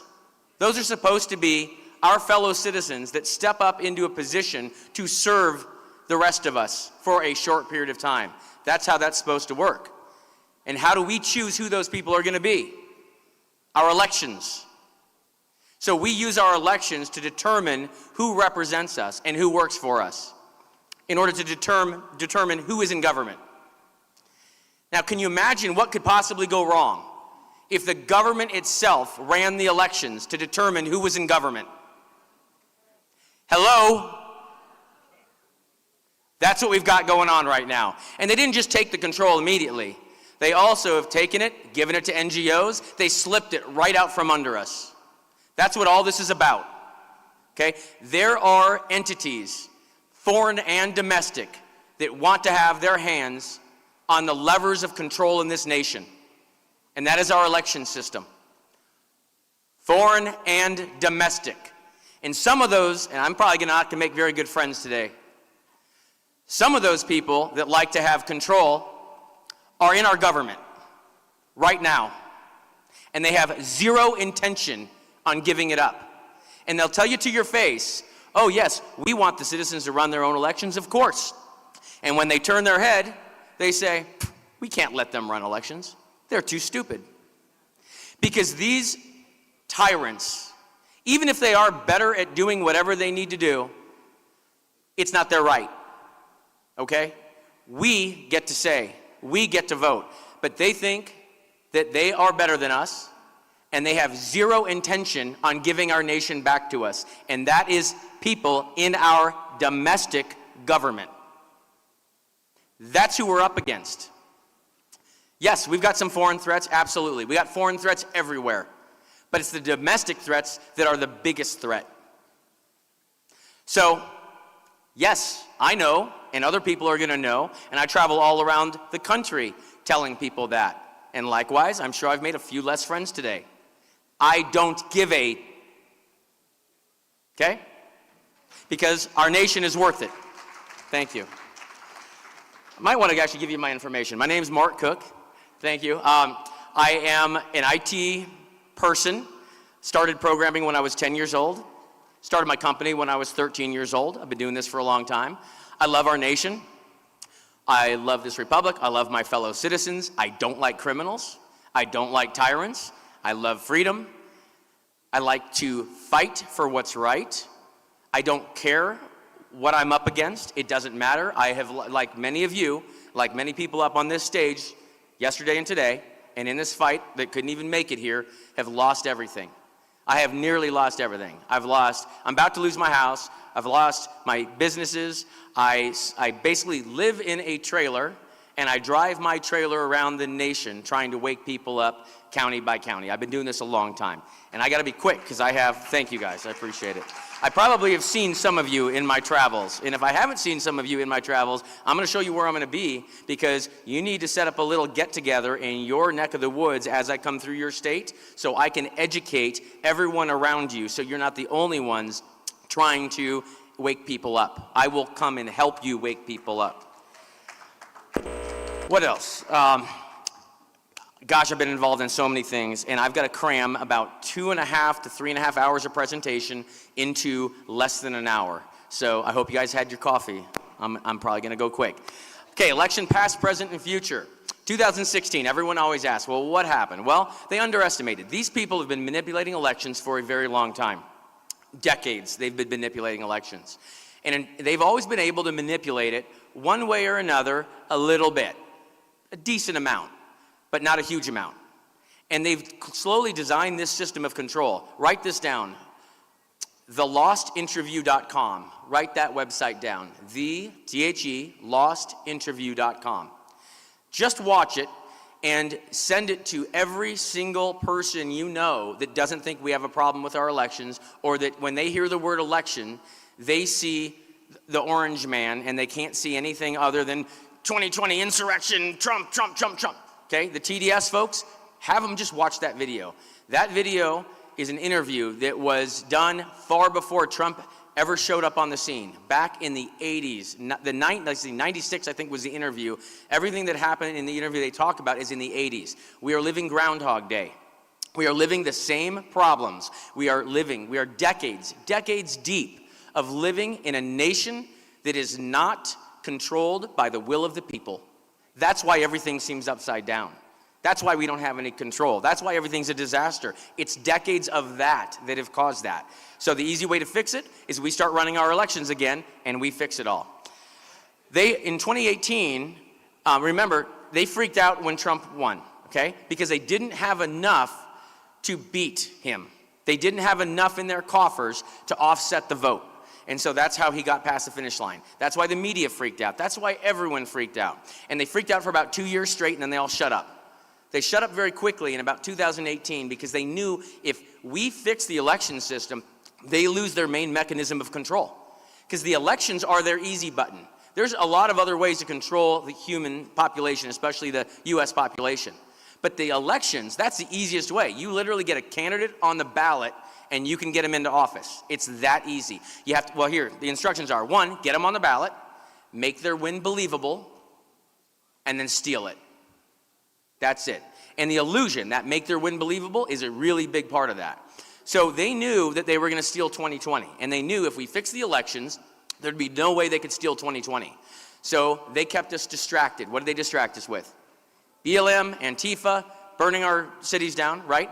George Floyd, all those things. Distraction after distraction after distraction. This is 5th generation warfare tactics. If you are not familiar with that, you need to go buy The Citizen's Guide to 5th Generation Warfare. It's a book written by General Flynn and Boone Cutler. Boone Cutler, we lost about a week after Charlie, unfortunately. So Boone is no longer with us, but he is fighting from up there. Buy that book. Start with session 1, then go to session 2, which is the role of the church. And session 3 is about how AI is used and will be used to defeat us. So you might want to read that one too. They're very good books. 2020 was 100% absolutely stolen election. There is no question about that. 2022, do you remember that little game where they kept saying it was going to be a red wave? Even our enemy media was saying it's going to be a red wave. That was a tactic. That was a tactic on their part to suppress turnout. And I know a lot of people that stayed home because they thought it was going to be a red wave. Well, that's how you turn a red wave into a pink trickle. 2024, it wasn't about too big to rig. It actually was about making the illusion too big to sell. That's what it was about. When everyone knows that there's no way a particular candidate could win, and they know that obviously this one candidate's going to win, and then they don't, then the illusion gets broken. And that is what was about to happen, okay? So they made a decision. We steal it again from Trump, which they easily could have. Remember, they stopped counting in the middle of the night, stuff a bunch of mail-in ballots. It's all doable, okay? And I know you've heard some conflicting stories. As soon as I see evidence to actually absolutely tell me otherwise, this is what I believe happened with everything that I know. If they wanted to steal it, they could have. They have all the control. Look at the elections after 24, right? Look what just happened in LA. If they want to steal it, they're going to steal it. Ain't nothing going to stop them, okay? If something stopped them from stealing 24, well, how'd they still steal 26? How'd they steal all these elections we've had since the 24 election if that stuff's gone now? How are they still doing it? Because that stuff's not gone. Because they still have all the mechanisms of control. And you take one out, they just move it to another. These people are incredibly intelligent. They are some of the highest IQ people ever, and they're incredibly evil. They're as evil as they are intelligent. And they want to run the show, and they don't care. Now, that doesn't mean we can't outsmart them. We've got a lot of smart people on our side, but we haven't really got organized. And if you've been in the grassroots, you kind of know we run around like chickens with our heads cut off most of the time, arguing with each other instead of staying focused on the mission. We got to stay focused on the mission. And when I come to your county, I will help you guys understand why we need to stay focused on the mission. So if you guys are having little spats with each other as grassroots, cut it out. We're not going to win that way. So 2024, they let him win. That was the strategy. Let Trump win. Because if we let Trump win, here's what's going to happen. If we let Trump win, all the people that say there's a problem with the elections now look like fools, right? Because how did Trump win if there's a problem with our elections? Okay?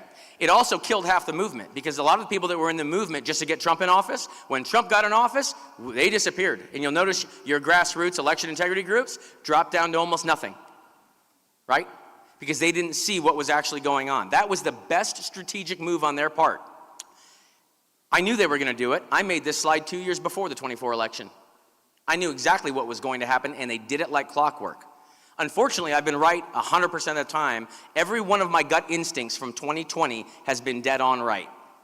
Thank God for that. I appreciate it. It's scaring the heck out of me, but thank you.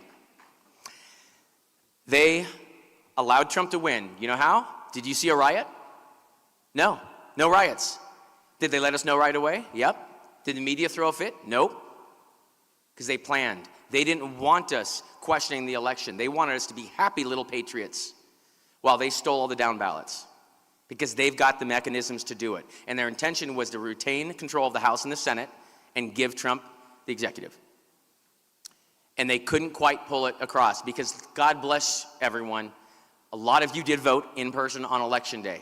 A lot of you were poll watchers. A lot of you helped clean up those voter rolls. It was the combined collective efforts of everyone that got us past that finish line. And get ready, because you're going to need to do exactly the same thing coming up here in a few months. It's going to take the combined, collective, focused, strategic efforts of everyone, full spectrum insurance to get the fairest possible election with the least amount of manipulations. We have to beat the cheat. This year, we got to beat the cheat, because they are going to take the House and the Senate. And do you think they're going to cheat? Absolutely, they're going to cheat, because they know what's at stake. They're going to cheat every which way, and they're going to cheat right in front of your face, just like they did with Spencer Pratt. They don't care. It's like the criminal that walks in and steals your TV off the mantle while you're sitting on the couch, and you're like, "Excuse me, sir, what are you doing?" And he's like, I'm stealing your TV. But that's wrong. That's illegal. I don't care. I'm stealing your TV. But I have evidence showing that you're stealing my TV. It's against this law and this law and this law. What's the criminal going to say? I'm stealing your TV. I don't care. Right?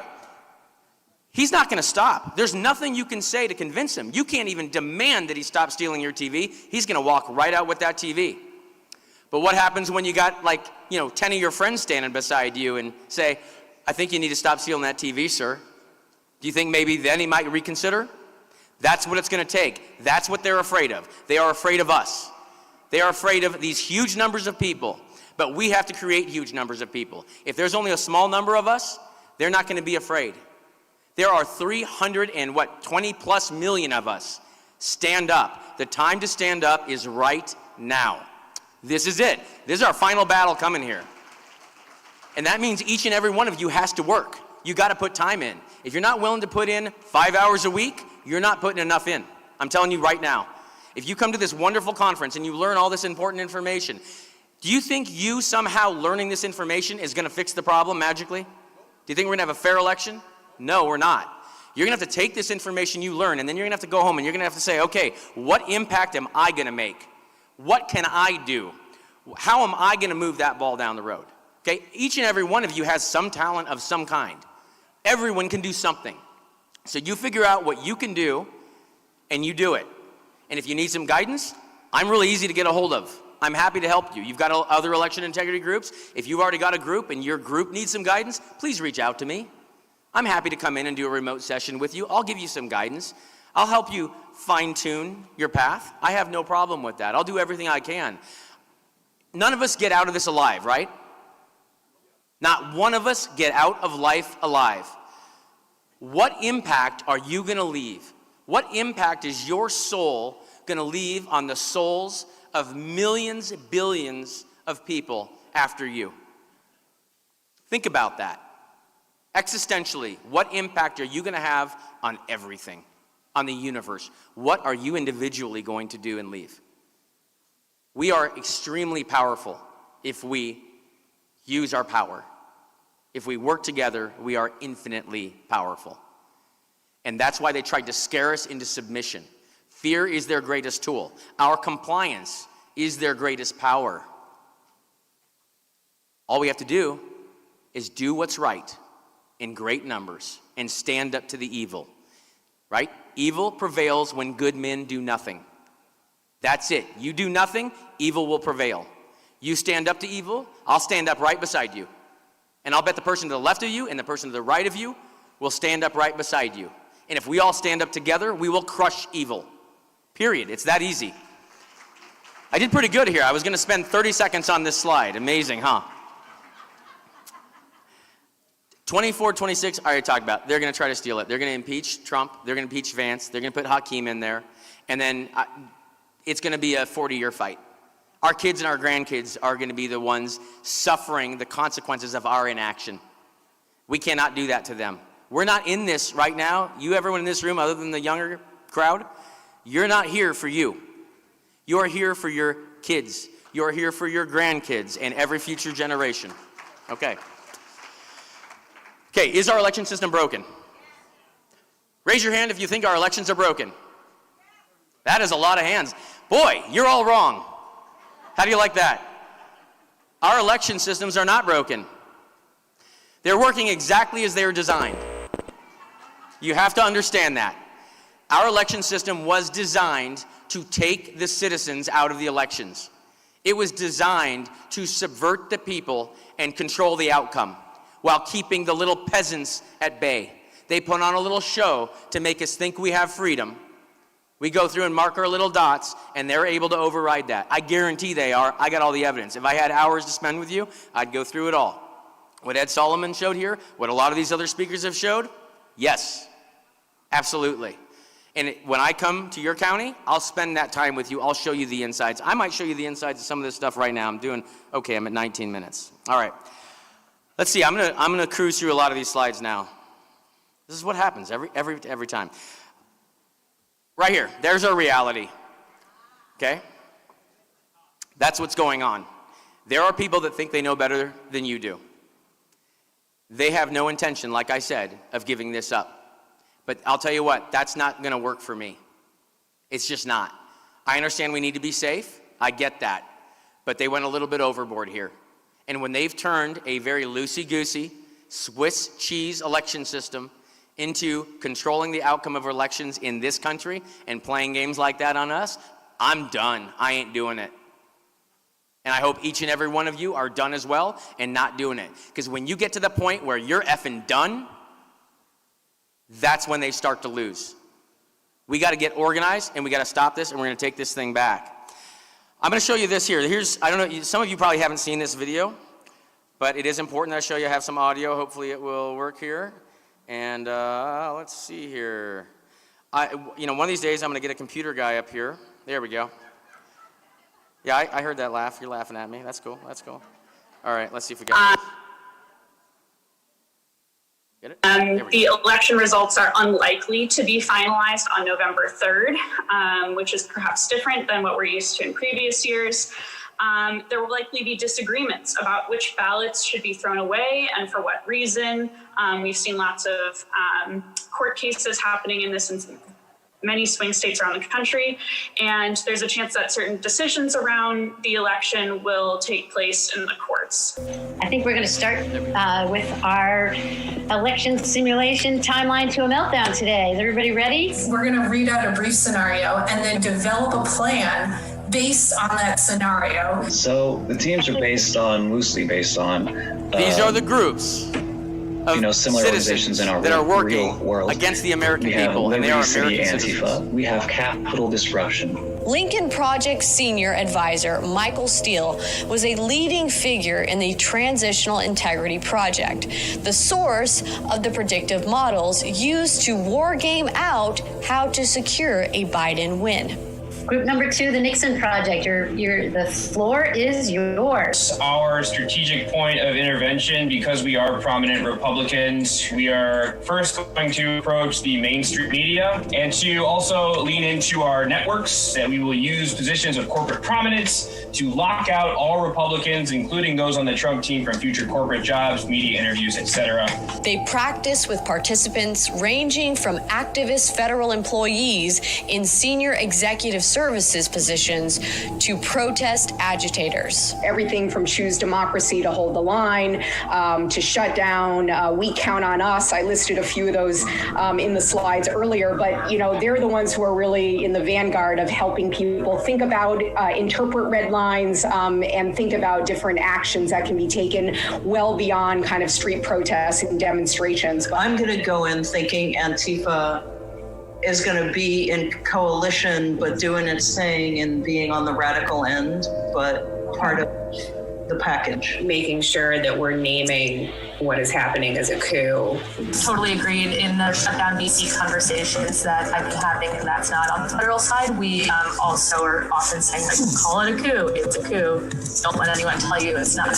From bureaucratic slowdown tactics to agent provocateur tactics, they were working together in unison towards a common goal: a Biden win regardless of any one of the 4 possible scenarios. We should be clear, like, it's got to go. Trump's got to go. Throughout the fall of 2020, predictive headlines about Trump staging a coup during the election started circulating. Headlines were predicting Trump plans a white supremacist coup against a Biden win.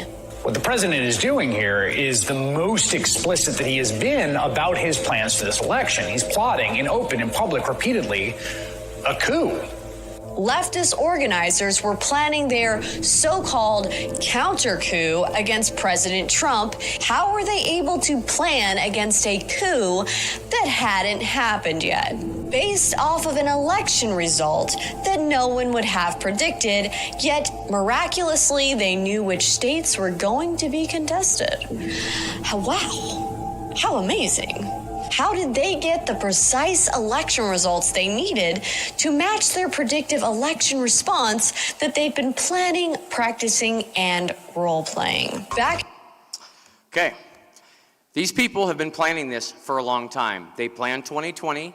They had it all ready to go. They knew exactly what they were going to do. They profiled everyone. They knew who was going to stand up, and they had plans. They had wargamed the entire thing out to take everyone out. J6 absolutely was total setup. They came to my house. The FBI came to my house on January 5th, the day before, showed up at my doorstep asking why I had a We the People banner on my Facebook page. And they asked me and I talked to them on my Ring doorbell because I wasn't in Colorado at the time, and they knew exactly where I was, but they were at my doorstep in Colorado asking me what I thought should happen the next day. Isn't that interesting? On J5, the day before, the FBI is asking me, what do you think should happen the following day at the Capitol?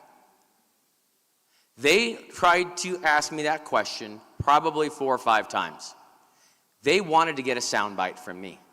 They wanted to most likely claim that I had something to do with the little show they put on J6, because they would have loved to have taken me out. But what I told them every single time they asked me, I hope people peacefully and patriotically let their voices be heard. That's exactly what our president at the time asked us all to do, and I kept repeating that over and over and over again. It was a show to manipulate the perception of the American people, to solidify a stolen election, to demonize every one of us that dared to question it. That's why they called us election deniers, suffering from election denialism. Okay? It's psychological warfare. They are lying. They run on lies and deception, mass deception. And that mass deception has gotten so big, it's turned into psychosis for a lot of American citizens. Okay? We've got citizens that have had mental breaks. The folks that are suffering TDS, it's not because they're bad people. It's because they're passionate people, and they've been deceived to the point where they can't even think logically. They blindly hate this man because they've been programmed to do so. So not only are we fighting, foreign enemies, domestic enemies that are in our own government, but we're fighting our own citizens who are brainwashed. It's not a fun thing to be in, but hey, God assigned you this job for a reason, okay? You get to wake up the rest of this nation. And we're going to save this republic. I'll tell you all that right now. We are going to save it because we are going to decide to save it, period. I think Bannon says, what, if you want it to be saved, it'll be saved? Okay, that's exactly what's going to happen. We're saving it, period. No matter what. All right, so hopefully we get some slides here. All right, let me get over here. Again, that computer guy thing. Okay. I usually have everything set up a little bit more in advance here. All right, see, we got this here. You cannot win a war if you don't know you're in one. You can't win a war if you don't know the goals of your enemy. You can't win a war if you don't know the tactics of your enemy. You can't win a war if you don't know the tools of your enemy. You can't win a war if you have no strategy. And you cannot win a war if you have inferior weapons. So it's time to step it up a little bit. We are in a war. I told you about this book. There they are. There's the series, 1, 2, and 3. Grab them. Okay. And all right. Come on, quick. Coffee. I told you I was going to go quick today. Come on. Okay, you got 3 seconds left. 1, 2, 2.5, 3. Okay, good.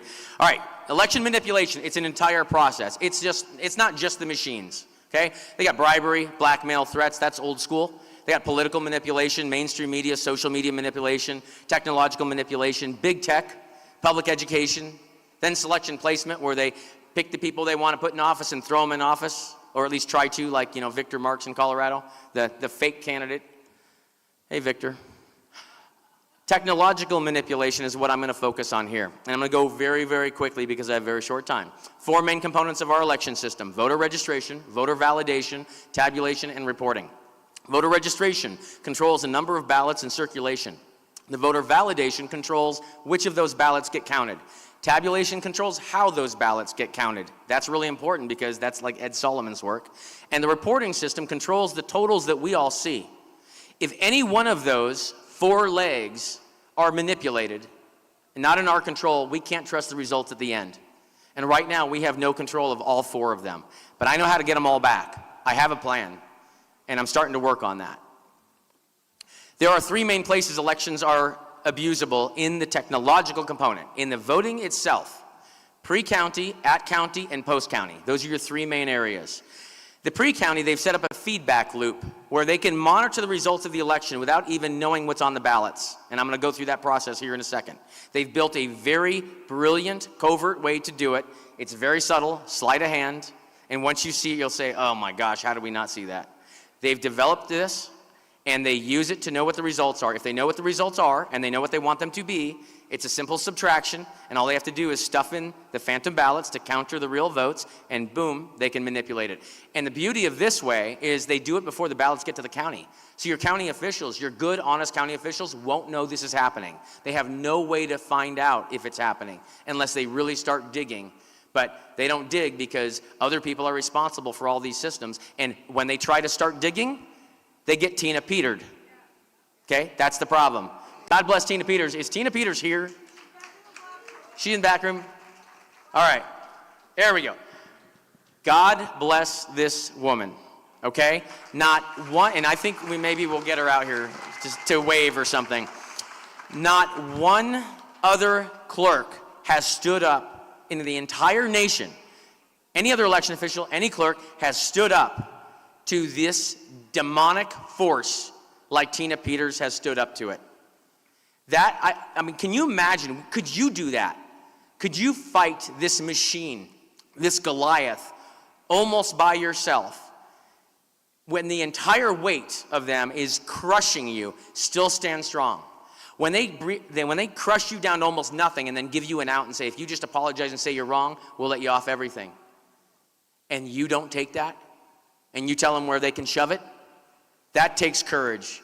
That right there, Tina Peters has more courage in her pinky than most every other American has in their entire body, I can tell you that. And I can see why she raised a Navy SEAL. Remington. At the county is a tabulation system. Okay, if you have bad actors at the county, they can manipulate your elections. If you've got bad clerk or bad election officials, they can manipulate it. You'll never see it. They know exactly how to do it. They've got a bunch of different ways to do it. If the voting system vendor or one of the contractors wants to manipulate the election under the nose of your election officials, they can do it too inside the tabulators, inside that tabulation system, the EMS system that Martine talked about. They can do it there too. And in fact, I happen to know Tina Peters fairly well because I'm Tina Peters' lead forensic guy. So those voting system images, I was the one that first examined them and was the first one on the team. Mesa County Reports 1 and 2 were my work and Doug Gould's work. So I know it extremely well. Let me ask you guys, thank you. Show of hands, how many people have seen inside this system the Tina Peters image? How many of you have seen that? Raise your hand. Seen my demo of it? Oh, okay. I guess I'm gonna do it then. All right, I'm gonna veer off, and we're gonna do that here in just a second. Okay, Post County. After your election officials conduct the election, they've got to get the results off this system. And then they got to take those results and they got to somehow get it to the next phase. You know, at the end of the night, it shows up on TV, right? Election night. Have you ever wondered, how does your ballot, from after you fill the choices out, how does it get from the point you fill your choices out to show up on the TV screen on a ticker? Right? I felt really stupid in November 2020 when I first thought about that, thought, gosh, I have no idea how that works. And I figured people there, when I was working out in DC, I was called to go out there, none of them knew the answer either. They had little bits and pieces of it. And then I started talking to election officials. They didn't know the answer. Can you imagine conducting an election and not knowing the flow of the votes all the way through it? I mean, but I'm that kid. When I was a little kid and I had a tool set, I took everything apart in the house because I like to know how every little thing works. I understand that that's not normal. So that's okay. That's just the way my brain works. A lot of people argue how elections are stolen. It's D, all of the above. Stop arguing. It's ballots, it's tabulators, it's this, it's that. It's all of it. They do it all, and they pick and choose what part they want to use everywhere. It's really, really easy. And they want to do that on purpose because they don't want people to see the patterns. They're not stupid. Election math. Virtual voter registrations plus virtual votes equals what? Virtual results, right? If you have virtual registration records, like some fake registration records, and they're putting fake votes in, even mixed in with real stuff, you're still gonna get fake results, right? Virtual results equals virtual freedom. Our freedom is a facade if we don't have elections that 100% accurately, verifiably, and transparently reflect our will, period. So we've got two groups, psychological contrast here. We got group A, the citizens, who feel elections are a tool to measure the will of the people, for them to determine who they want to represent them and what laws they want to follow. Group B, the other guys, are the criminals. You have to know your enemy. KYE, know your enemy. Corrupt elections, they look at it totally differently. They look at elections as a tool to obtain and maintain power, launder money, and control laws in a covert manner without the citizens figuring it out. We think elections are a patriotic way to represent our will. They think elections are a way to steal. We're not the same. We are very different, and you have to understand that. We are not up against people that are a little confused. We are not up against people who are really trying to make sure voting's accessible to all. That's the bullshit, okay? And of course we want to make voting accessible to all as long as we do not open up any risk that someone could manipulate it that would end up disenfranchising the very people we are trying to make voting accessible to, because otherwise that's kind of insane, right? Of course. Corrupt elections are a tool that will destroy America. And Group B is actually communists. And corrupt elections are the communist sleight of hand, and we are living through that right now. That's exactly what is happening to this nation. And communists come in a lot of flavors and colors. They want to destroy this nation. They want to destroy what this nation was founded on. They don't want people to be free, right? Collectivism versus individualism, right? America is based on individualism, not collectivism. Let's see, we're at 36. All right, we're doing okay here. I'll go through this, of course, super quick because that's the way I roll. In a normal election, you know how a normal election works, so I'm not going to bother. But can you imagine between collecting the ballots and tabulating the ballots, what if I had that ballot box off to the side and Bob and Mary are running for an election, okay? Let's say Bob and Mary are running for each other. I'm on Team Mary. I pull the ballot box off to the side, interrupting the process. No one knows I have it. And if I wanted Mary to win, what could I do? I could open that box up, I could count all those ballots, and I could see how many votes Mary's shy, right? If Mary is shy by 10 votes, what could I do? I could stuff in 10 votes for Mary, right? I could take out some Bob votes. I could do a little from column A and a little from column B too, right? I could swap the ballots, right? You kind of want to swap them if you're stealing it, if you're a bad guy, because if you add votes or you take them out, then the numbers of ballots change, and then the citizens, the peasants, we're told, well, just check the numbers. Make sure the totals are the same, like the number of pieces of paper. Like if you have 10 people that walked in to vote, and you should have 10 ballots, right? And we're told if that matches, everything else is fine. That's how stupid they think we are. So the bad guys are just going to swap the ballots out. The other thing they could do is fill in undervotes. If you don't like Bob or Mary and you're voting on that ballot, and you leave them both blank, you've just left a free vote for someone. So if they get their hands on that ballot, they could fill out a free vote for Bob or Mary on your ballot without having to do any work. Just fill in an oval and it's done. Don't leave undervotes on your ballots, please. Not a good idea. Now, if they have a little problem here, because what if Mary is not very popular? What if no one likes Mary? And they're going to steal the election for Mary. Would anyone believe that Mary legitimately won? They probably wouldn't believe it. But if they have control of the media, what they'll do is they'll condition the public to believe the result before the election. So what they'll do, if I'm a bad guy, I'm going to do some puff pieces on Mary, and I'm going to do some hit pieces on Bob. That's how you do it in the media, right? So you do some hit pieces on Bob. You say, Bob is under investigation for walking around and littering in City Park. Threw trash everywhere. He's under investigation. Then you're going to do another one a week later, and you're going to say, Bob is now under investigation while he was walking around in City Park. Someone saw him kick a cat. Like a football. He kicked a cat. And then the next week, I'm going to do a little puff piece on Mary. I'm going to say Mary got together a team of people, went to City Park, and they all picked up trash to clean up the city. And then a few days later, there's going to be a big story. Mary, while she was there in the park, heard a little meow. And she looked up, and there was a cat somehow that got stuck in a tree. No one knows how the cat got there, but they think it was Bob. And Mary climbed up the tree all by herself and rescued that kitten. Isn't Mary amazing? Then they steal the election for Mary, right? But what if they still can't get people to believe it enough? Well, then they got to have a great big campaign rally, right? So they have a rally for Mary, but no one shows up because no one really likes Mary. Right? So then what they've got to do is they say, well, we got to make people believe Mary's popular. So let's use AI and we'll fake a big audience. So they fake a great big audience, and then everyone knows it's AI because everyone's wearing the same shirt and their faces are all the same. And so we call that off because we're getting too smart for that game. Then after that, they say, well, we got to get real people there. So they go on Craigslist and they put ads and they try to hire people to come in, pay them $10 an hour to stand there. And they bring the buses in, but then they still can't find people to come in because Mary is such an idiot. No one would ever believe that anyone would vote for her. So then what do? They pick up their phone. Hey, Beyonce, can you come to an event here? And Beyonce says, yeah, sure, I'll be there. Perfect, great. Then they advertise that Beyonce's coming to this Mary campaign rally, and then everyone shows up. Are they there to see Mary or Beyonce? Probably Beyonce, right? So they all show up to see Beyonce. Then, of course, Beyonce can't sing because if Beyonce sings, it's a campaign contribution, right? They can't have that. So then everyone's like, well, why didn't she sing? She just showed up. Because it was to lure the people there to get the photo shoot. What's Mary's real name?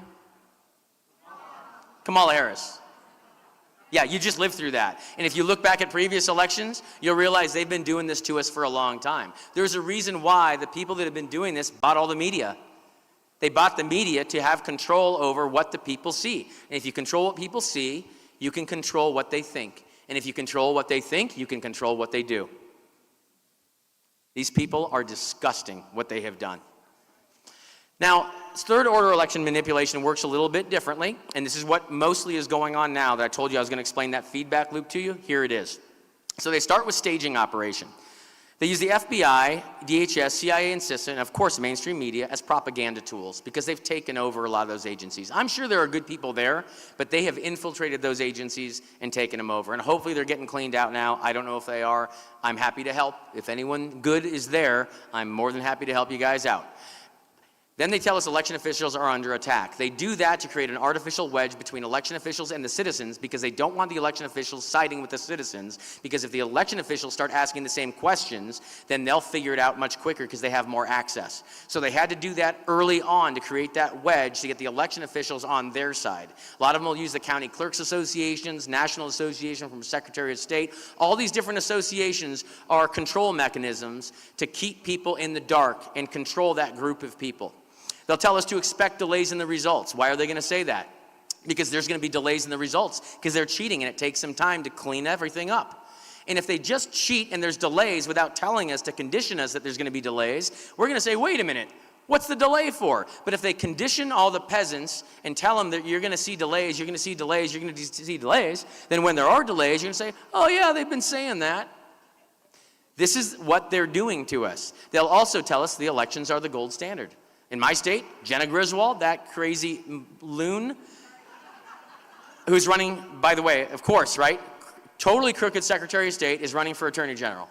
I mean, this is the bizarro world we live in, but that's what corrupted elections allow them to do. Because all they have to do is get on the ballot, they rig the election, boom, they're in. That's it. It's the full takeover. And they're going full throttle now.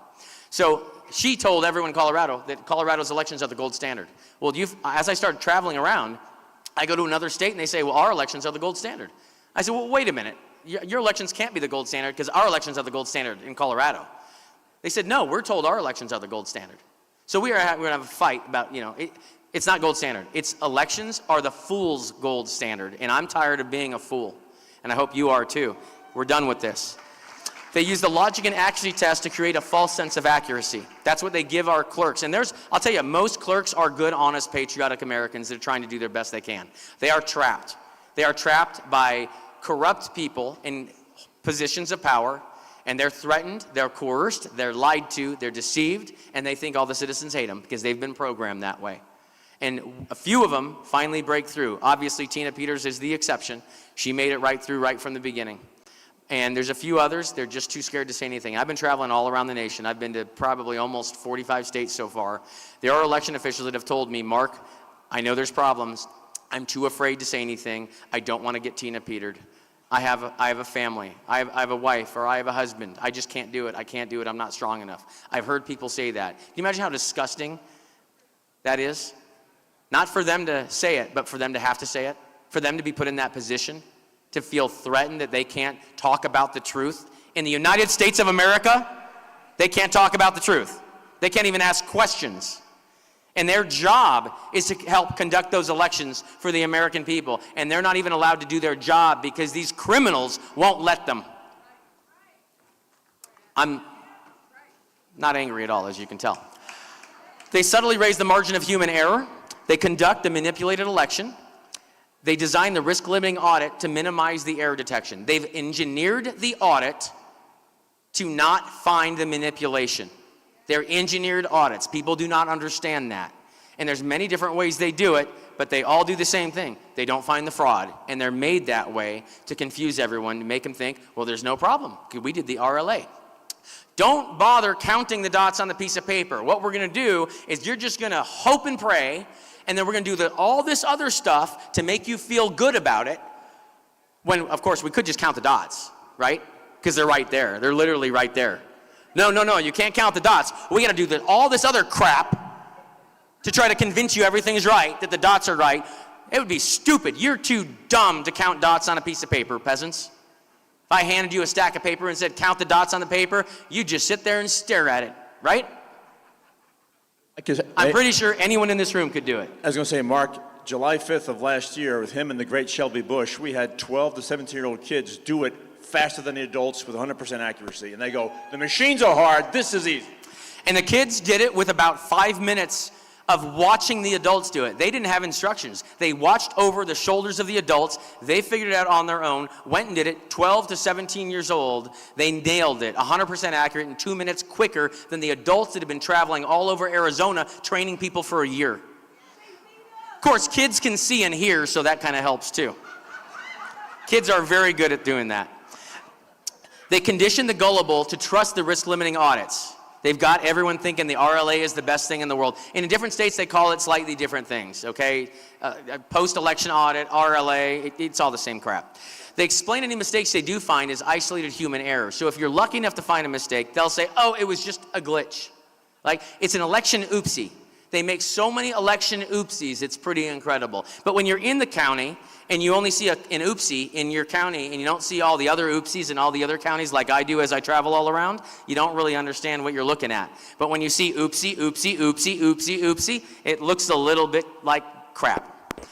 Then they claim if you do find a bunch of mistakes, they'll tell you this. Well, all the mistakes there, it wouldn't change the results of the election, so we're not going to bother investigating, right? You'll hear that a lot. It's below the margin of loss, so we're not going to bother investigating it.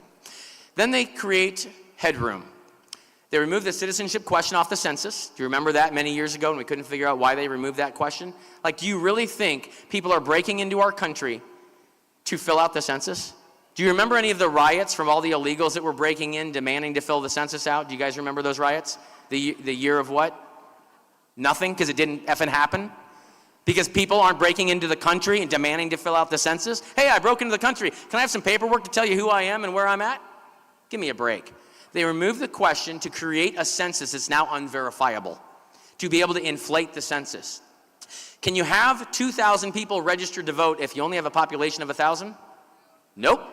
And if you're stuffing a bunch of voter registration records in to create headroom in order to manipulate the election, you can't have more voters than you have population. So first you have to inflate the census, inflate the population to create headroom, so you can then inflate the voter registration records. And there's a number of different ways they creatively do that so they don't get caught or they have plausible deniability on, oh, it was a typo, and oh, it was that, and oh, it was that. Look at Dr. Jerome Corsi's work, absolutely brilliant. Andrew Paquette, Dr. Andrew Paquette is absolutely brilliant as well. He's found and cracked the code like Ed Solomon has in the tabulators. Jerome Corsi and Andrew Paquette cracked the code in the voter registrations. People, they have engineered the theft of this nation. In fact, if you go to my website, handcountroadshow.org, and you click on that picture of the RV, you can download a brief I wrote for Jim Jordan, and it's titled, Engineered Theft of a Superpower. And I wrote that for him 2 years ago. And it was handed to him, right to his hands, the day before the weaponization hearings. And my name and number right in there, not a peep. It was also handed to a lot of other members of Congress. I was a little naive back then. I figured if the right people got this information, they'd say, oh, we're going to do something about this. But here's the serious story here. They already know. They know elections are manipulated. That's the game they play. It's this team versus this team up there in the club. As George Carlin says, it's a big club and you and I are not in that club, okay? The club plays a cheating game while we all get effed down here. That's what's happening. Democrats, Republicans, Libertarians, I don't care. We are all getting the short end of the stick. We have to understand that this is not a D versus R thing at all. It's not a color thing. It's not a sex thing. It's not a religion thing. It's literally a bunch of criminals who want to control our elections and the people that need to control the elections. That's it. They've used the mainstream media, social media, and officials to condition the public. They tell us there's going to be record voter registrations, of course, because they're going to stuff a bunch of voter registrations in. So when they stuff all the registrations in, if they just showed up, we'd say, wait a minute, where all those come from? But if they condition the public first, they're really good at doing that. If they condition us first and say, there's record voter registration this year, and you see all these voter registration drives all over the place, and you got some tall, skinny-haired, long-haired guy prancing around the whole country, taking in millions of dollars, doing these mass voter registrations. What great cover to stuff the voter rolls everywhere, right? They've taken the voter registration away from the counties. They've outsourced them to NGOs. They have motor voter pretty much everywhere in every state now because their goal is just to get as many voter registration records in the system as possible because that means they can stuff in phantom ballots to counter the real votes. That's that front-end manipulation, the pre-county manipulation. They're also registering our underage kids to vote, right? They do that because when they turn 18, those records automatically activate. Also what happens when they're 18? They kind of go off to college, right? So they're not even there at home anymore. So why would you want to get someone pre-registered to vote in a place they won't even be at? Unless you just want to stuff those voter rolls as much as possible. That's why they're doing it. They create phantom voters. They create new records or tweak existing. If they tweak existing and just change like a letter or a number, then they can claim, oh, it was a typo. So they do that often. You'll see that all the time. They also inhibit pruning of ineligible records. If your dog Fido got registered to vote somehow, and you walked in there with Fido and said, my dog got a ballot, somehow he's on the voter rolls, can you please get him off the voter rolls? That clerk would look at you, uh-oh. All right. That is president. I wish it was. So what they'll do is you'll say, Miss Clerk, Fido is registered to vote somehow. And Miss Clerk would look down and say, well, I can see it's a dog. I see the dog tag says Fido, but unfortunately, according to state law, I have to wait for Fido to not vote in 2 presidential election cycles before I can remove him for the voter rolls. Look at you with a straight face and tell you that. Because our clerks, a lot of them have been so brainwashed or are so scared to veer or to say anything, they just follow state law blindly. It's crazy. Feedback loop. Measure, assess, adjust, and act. Here's how this works. Mainstream media, FBI, DHS, CIA, CISA as conditioning tools. They tell us there's going to be record voter participation. Okay? Then the citizens cast their votes. They monitor who votes. Okay? Here's how they do it. If I knew what your party affiliation was, what is it, by the way? Are you Republican or Democrat or Libertarian? Right there, you. Republican, okay, all right. So you're Republican. So I would have a pretty good idea of what your ballot's going to look like if I had to guess what you're going to vote, right? I'd be like 90% right. Okay, now what if I had all this other data on you? What if I bought all that free data that's harvested from your cell phone? All your Amazon purchase data, your Visa data, all your tweets, everything about you I got. And if I got all that information, I knew everything about you, then how close would I be on your ballot? About 99.9%, right? I'd know pretty much every way you're going to vote. So it's very simple to take all this data, build a profile on every single American citizen to know exactly how they're going to vote. They already know what's on the ballot. They've got a profile built on you. They just need to know if you have voted. Now, how are they going to know if you voted? Well, if you vote by mail, they've built this wonderful system called a mail-in ballot tracking system. And they told all of us they built it for us because, the peasants are stupid and we believe crap like that. And then if they tell us they're going to build it for us, we're going to end up paying for it. And if they get caught building it, they don't really get caught because they told us they were building it. But they didn't build it for our convenience. They built it for their convenience to know when we put a ballot in the mail. And if they know you put a ballot in the mail and they already have a profile on you, they can build a predictive election result model. Do you remember that video we watched a little while ago that talked about predictive modeling? There's your predictive model. They build a predictive election result model just by knowing you have deposited a ballot in the mail. And if you show up in person to vote, you get checked in on an electronic poll book. When you get checked in on that electronic poll book, they know immediately you showed up in person to vote. And so it doesn't matter whether you vote by mail or you vote in person, they know you're there and they can fortify their predictive election result model. If they know what the results of the election are in their model and they know what they want them to be, all they have to do is subtract, and they know exactly what ballots and what needs to be on those ballots as they stuff them in to counter your votes. It's really easy. How are they going to do that? Oh, mail-in ballots. Amazing. Because a received mail ballot, nobody has any idea who filled that ballot out. It doesn't matter what's on the signature. It doesn't matter if the signature's perfect. How do you know who filled out the ballot inside the envelope? How would any election official know who filled out that ballot inside the envelope? The answer is there is no way for anyone to know who filled the ballot out. The signature is a distraction to confuse the peasants. That's all it is. It's a warm fuzzy. It's a false sense of security. It's a facade. Mail-in ballots, the entire security of mail-in ballots, we are told, is the signature verification. It's BS. It's designed improperly from the get-go. It's defective in its design right from the start on purpose. These people are not stupid. They're very intelligent.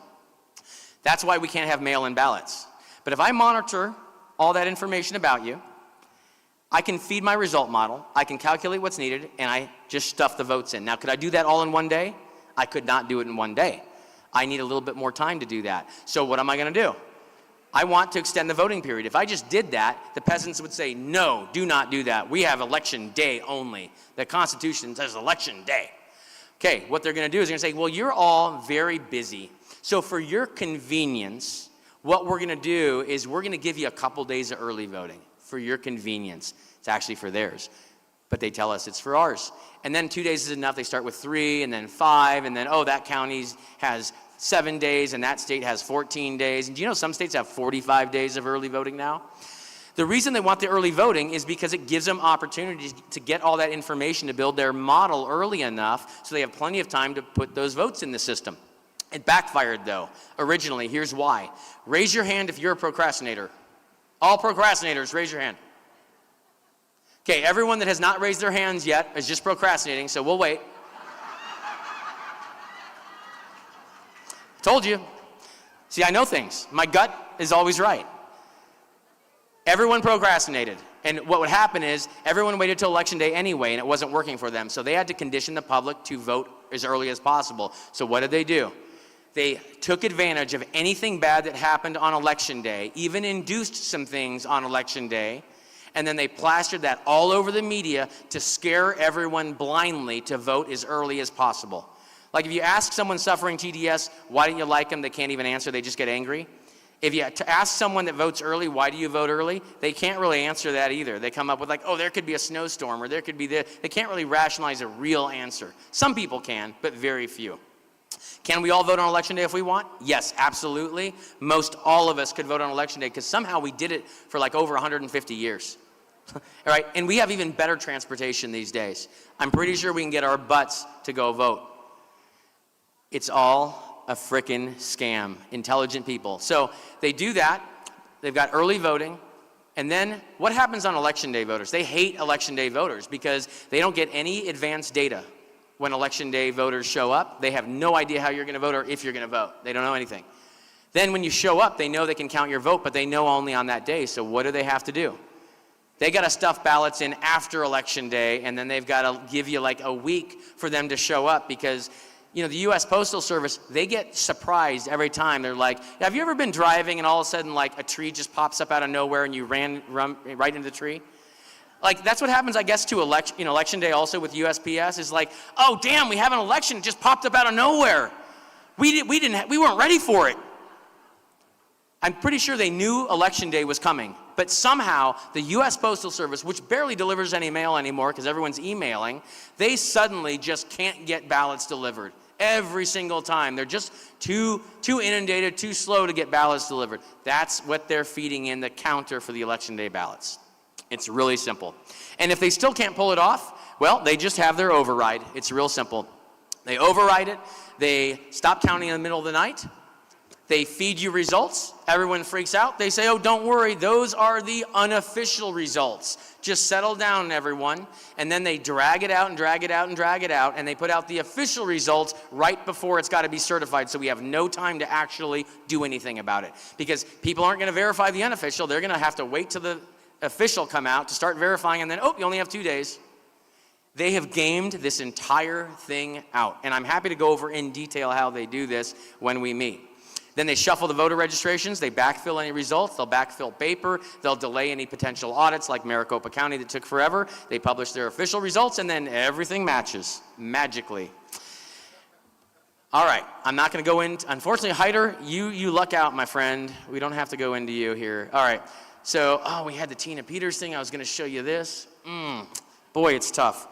All right, can I do this in, I don't wanna steal time away from some very important people, so here's what I'm gonna do. I'm going to have to not show you the vote flipping right now, but maybe I'll talk to Ed and I'll see if I can get maybe 10 minutes later on after dinner, or if we have a break, maybe we can squeeze something in, and I will show you all the built-in software on the voting system that allow you to flip the results of the election, okay? Built in, it's really important. I'm just gonna have to do this really quick, screw it. We'll have to do it really quick. We'll take time elsewhere, sorry. It's just too important. I mean, these guys are here, so it has to happen. All right, hold on. I can do it quick, turns out. Okay, here we go. Look at it, I already screwed it up. All right, let's see here. Boom, find it, there we go. Okay, so let's go here. You're gonna see the world's fastest election flipping extravaganza here. So this is the EMS server, and this is the system that aggregates all the votes. I found SQL Server tools in here, not supposed to be on here. This is a tool built into the voting system, automatically built in, and this is on Tina's image, the before image. Okay, this software should not be on here, but watch what it allows me to do. I don't even have to put a password here. I can just click connect, it goes right into the database. So think about that. Like, don't you think these voting system vendors, do you think they might have add a password? You know, it might be safer if you add a password to it. You shouldn't be able to go into all these elections. Look at this. I can go right into the election here. This is the 2020 general election, by the way. And watch this here. I can edit. That means I can make changes to it really easily. And I can actually flip votes. Now, I want to show you this. Let's pull the results first of the election because you won't even know if I actually was able to successfully do it if we don't look at the results. And we'll look at stored procedures, and there we go. Contest results, and we're gonna run this to pull the results of the election there. And here is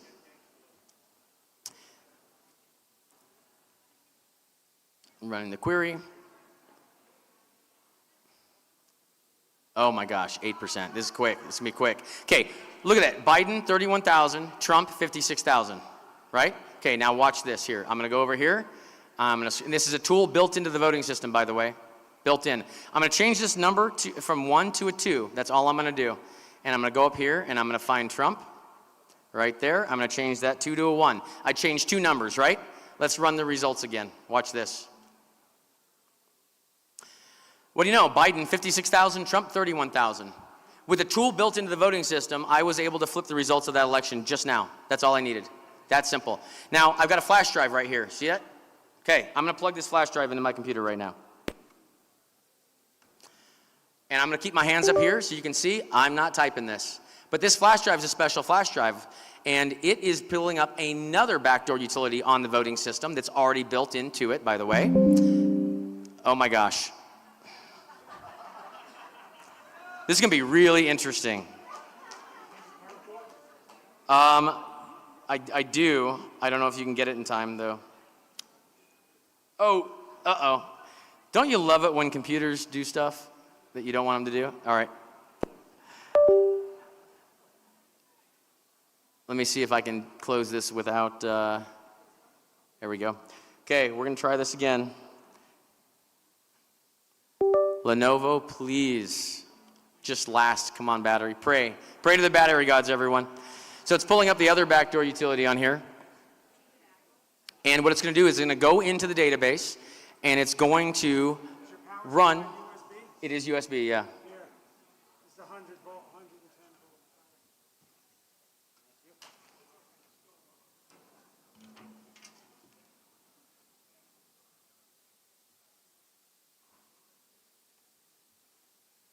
I might have got it. We'll see if we got it in time. I did. Okay, so it just did it and it disappeared without leaving a trace. Okay, now watch this. We're gonna pull these results again.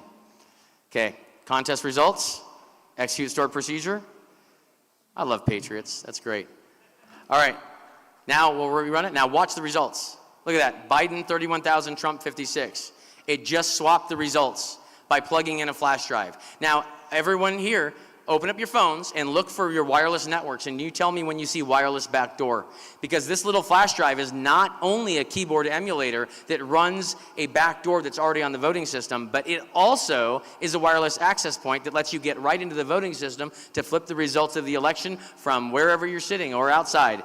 Raise your hand, the first person that sees it. There we go. You cannot secure these systems. There is no way, there's nothing you can do to secure the system. And I'm gonna unplug it because I don't want any of you screwing up with my presentation. Okay, I had to show you all that, and there's plenty more I could show you too, but that was really important. Okay, let me hit a few last things I wanted to go into. Oh, see, I can never do this in time. Okay, follow me on X, Patriot Mark Cook, very important. And I think I'll do these last ones here. I've been traveling all over the country, by the way. And this is my route on handcountroadshow.org. If you have not signed up for a visit, please sign up. Even if it's a remote visit, I need to educate people. There's so much critical information I have to get to the citizens here. Also, I've been helping with South Korea's elections. I got called about a year ago to start looking in South Korea's stuff. And I started looking at it, and I saw the same things that were happening here, the same Swiss cheese election system I saw there too. And I said, oh my gosh, you guys have a problem. It's the same thing's about to happen in South Korea. I guarantee it. Here's what they're doing. Here's how they're gonna do it. And then a few months ago, I got a call. I did a presentation remotely. I did another presentation about a month later with a great group of people from South Korea. And we've actually created this little task force, a united task force. And they are coming, right? Come on down. All right, so we're gonna welcome our South Korean friends because they just had a very corrupt election a few days ago, like on 6/3, they had that election, but they listened to the guidance I provided and they got tons of very valuable data and they caught them. They caught their elections getting stolen. Okay. And these people are amazing heroes. Now they're in the same boat. They're right now in the 2020 phase. Like, they caught them like we caught them, but now they're fighting their own government, right, that's corrupt. And so Dr. Frank, by the way, I could not go out there. They wanted me to go out before the election. I couldn't make it out because of what I was doing with the roadshow and all this. So Dr. Frank went out on site. So he went and spent about a week or 10 days or something out in South Korea on the ground, going 2 weeks, going site to site to site, seeing all of it with his own eyes. And if you don't know who Dr. Douglas Frank is, I'm going to let him explain to you the background. How many of you people know who Dr. Frank is? Raise your hand. I'm expecting a room full here. Oh, then you are in for a huge treat. Come on up here, though. All right, we got our friends here. I'm going to let him do the introductions. And I'll jump back in after. I'm going to bring them in. We're going to do a South Korea focus. And I'm going to stay up here because we're going to all talk together, but mostly it's going to be them. And then I'm going to finish up with about a 5-minute closing at the end of that. Do we want to put the chairs out so they can sit on them? Yes, we'll get the chairs out. Yeah, if you can, thank you. He's not only is he a brilliant mathematician and an incredible presenter and a hilarious teacher as well, and he can sing. I don't know if you know this, but the man can sing. Maybe he'll grace us with a little bit of something. Come on up, and I'll let him do intros. Let me get a mic here. And he can take chairs here. There you go. Good. Okay. Come on up, brother. Come on, everyone come on in. Thank you.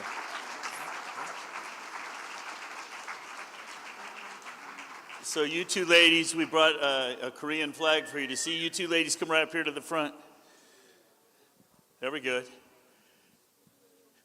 They're figuring it out. All right. While they do that, we are up fighting the same war. Okay, we're just in two different nations, but we are going to unite against this common enemy. Because the enemy is corrupted elections, and it's destroying their nation, it's They're destroying good at our math, nation. but not good at flag folding. There we go. All right, there we go. Come on up here in front.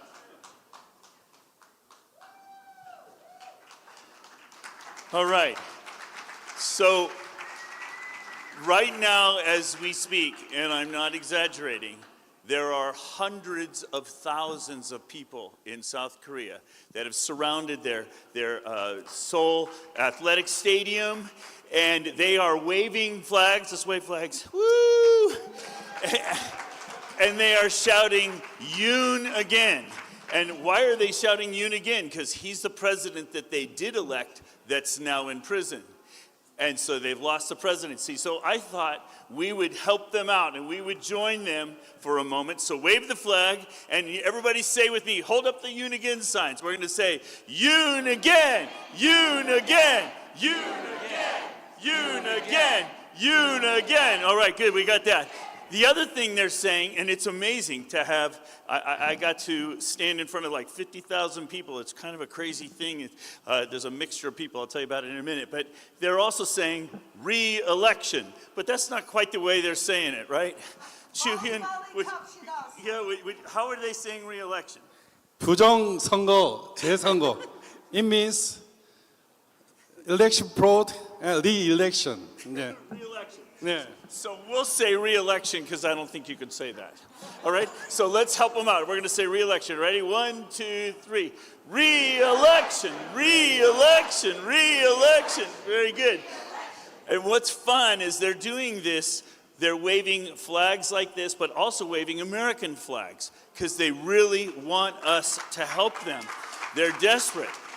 They're very concerned because they've lost their presidency. It's now, they don't say communists, they say they're leftists, but they're communists. They're leftists, and they've lost their National Assembly as well. That's like our Congress. It's now to the left after guess what? 2 corrupt elections in a row, okay? So they've lost their country. Their judiciary is corrupt. Does that sound familiar? Okay. And so they have no recourse, and North Korea is right there with China right there, and so they are desperate. So they're also asking for hand counting. How about that? So let's join the chant. Let's say hand counting. Ready? Hand counting, hand counting, hand counting, hand counting. All right, good. Isn't it fun to be part of like 1 million people chanting at once? That's pretty good. You just join them over there. And then there's one other chant that they're doing. They're saying same day or one day. What are they saying? Same day or one day? Translate. Same day election. Same day election. What they mean by that is one day elections, like we have. So let's say same day elections. Ready, and same day elections. Same day elections. Same. Very good. All right. I think that's good enough for our little demonstration. Thank you, ladies, and maybe the rest of you can sit down and I'll introduce them to you. Thank you. Very good. Go ahead and have a seat. Yes, sure. Isn't this fun? I love it. Yeah. I love it. I'm so glad they're here. I've been on the phone with them for a couple weeks, and it is wonderful to be able to see them. We might have more chairs than we need. Oh, you probably want, do you want to move all my stuff? Yeah, plug my HDMI in here. Let me move all my stuff for him. Yeah. Keep on going, though. I think my computer's turning on. But in the meantime, so what happened is I got a call from Mike Lindell because the former Prime Minister, Huang Qiuan, is the former Prime Minister and was president for 2 years. He came to CPAC. He brought his translator with him, Jennifer, and they gave a speech at CPAC.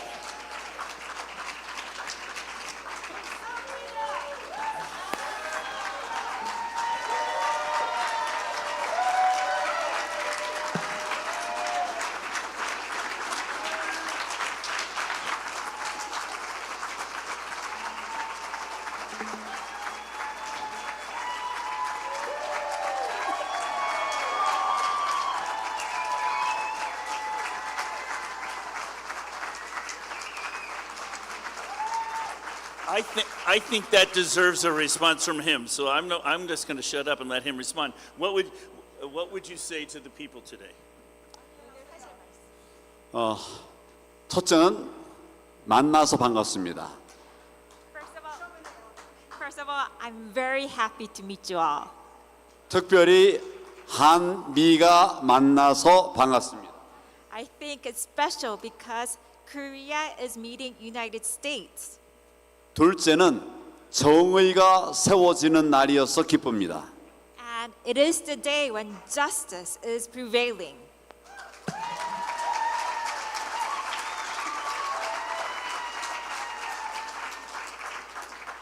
거짓과 겹겹이 쌓여 있는 부정선거가 드러날 때가 다 되었기 때문에 여러분과 함께 기뻐하고 싶습니다. I want to be joyful together with you because the days of election fraud will be numbered. It'll be all exposed.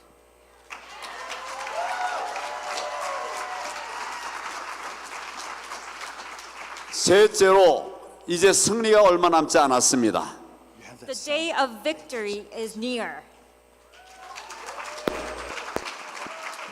오래 싸웠고 힘들었고 어려웠지만 이제는 고지가 바로 눈앞에 보이는 것 같습니다. The fight was long and arduous, but I think we are coming to see the light at the end of the tunnel. We'll just play it without audio. 미국에서는 트럼프 대통령이 그들을 다 걷어버리고 있습니다. In the United States, President Trump has worked well and has made all the evil forces behind election fraud go away.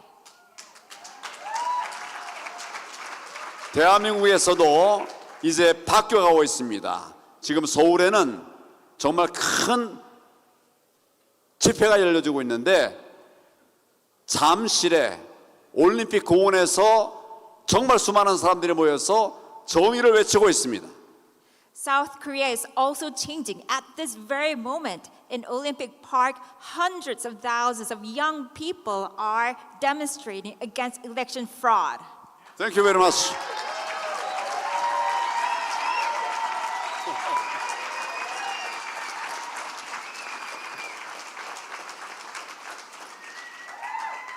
Did we do it right? All right. Sorry. Kamsahamnida means thank you. I had to learn a little bit. So what you're seeing here is, get this, 200,000 college students, okay?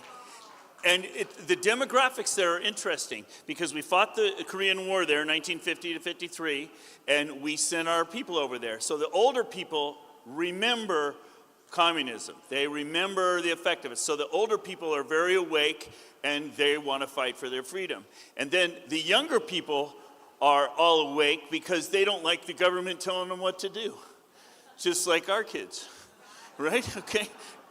But the middle generation, they are all educated in the West. And guess what? They lean left. It just sort of sounds like us. So the demographics are interesting. You've got the older folks that remember the Korean War. You've got the younger kids that are like, we're not going to put up with this crap anymore. And then you've got the church. And this is a huge thing about South Korea that was just amazing to me. Here in America, a lot of states where I talk, and you've seen some of my talks around the country, the states the churches don't want to hear about elections. They don't want to talk about elections. But in Korea, they see this as an existential threat. Why? Because they had this massive Christian revival 140 years ago, and in Korea, South Korea, all of Korea became a very Christian place. Then the war happened, and North Korea basically slaughtered all of its Christians. It's illegal to be a Christian in the North. And so that's a serious thing. So if the North moves into the South Korea, they are afraid. The churches are afraid. So actually the churches are the third arm. And I wish I had the video queued up, but I had to rush down because I was just on Bannon. We're trying to make this public. You need to realize what's happened in Korea. I'll explain that. But anyway, the third leg is the churches. They are awake and engaged. And I was invited to speak at some of their churches. They love Americans. And they're a very Christian nation. They understand that their success in the world has been because of their faith and because of their relationship with the United States. So this is a big deal to them. So that's a little different. Here's the thing.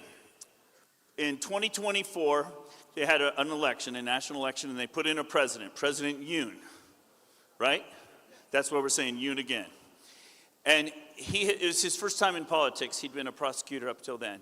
And he got into office, and he looked around his country, and he discovered massive election fraud in his country. And he panicked, and he declared martial law. And he sent the troops to what's called the NEC, the National Election Commission, to recover the servers. Well, it was unsuccessful. And 3 hours later, the National Assembly, like our Congress, took him back out of office. They overrode the what did I call it a minute ago? Anyway, his state of emergency. They overwhelmed, and he's now in prison. And so then they had another election, and they put a leftist in, and now the National Assembly's taken over. So what's happened is they have no recourse. The Korean people have no recourse. There's no legal recourse. How can you elect new leaders in when the elections are corrupt? So they are feeling desperate. But let me just back up for a minute. I have to tell you a story. So those of you who know me know I'm a numbers guy. I like going into counties and analyzing the voter rolls and finding all kinds of fraud. That's what I like doing. So I went over there. Chu Hyun has been running election and integrity team there for about 8 years. I went over there to help them. And I thought I was going to be bringing all my smart tools with me and showing them what to do. Nope, they're very, very advanced. They've already exposed tons of fraud in their country. But they had the same problem there that we have here. It doesn't matter how much evidence we have. We have mountains of evidence. We have a media that suppresses it. We have a media that mocks us and calls us conspiracy theorists. And we have people that are asleep and don't know what's happened to them.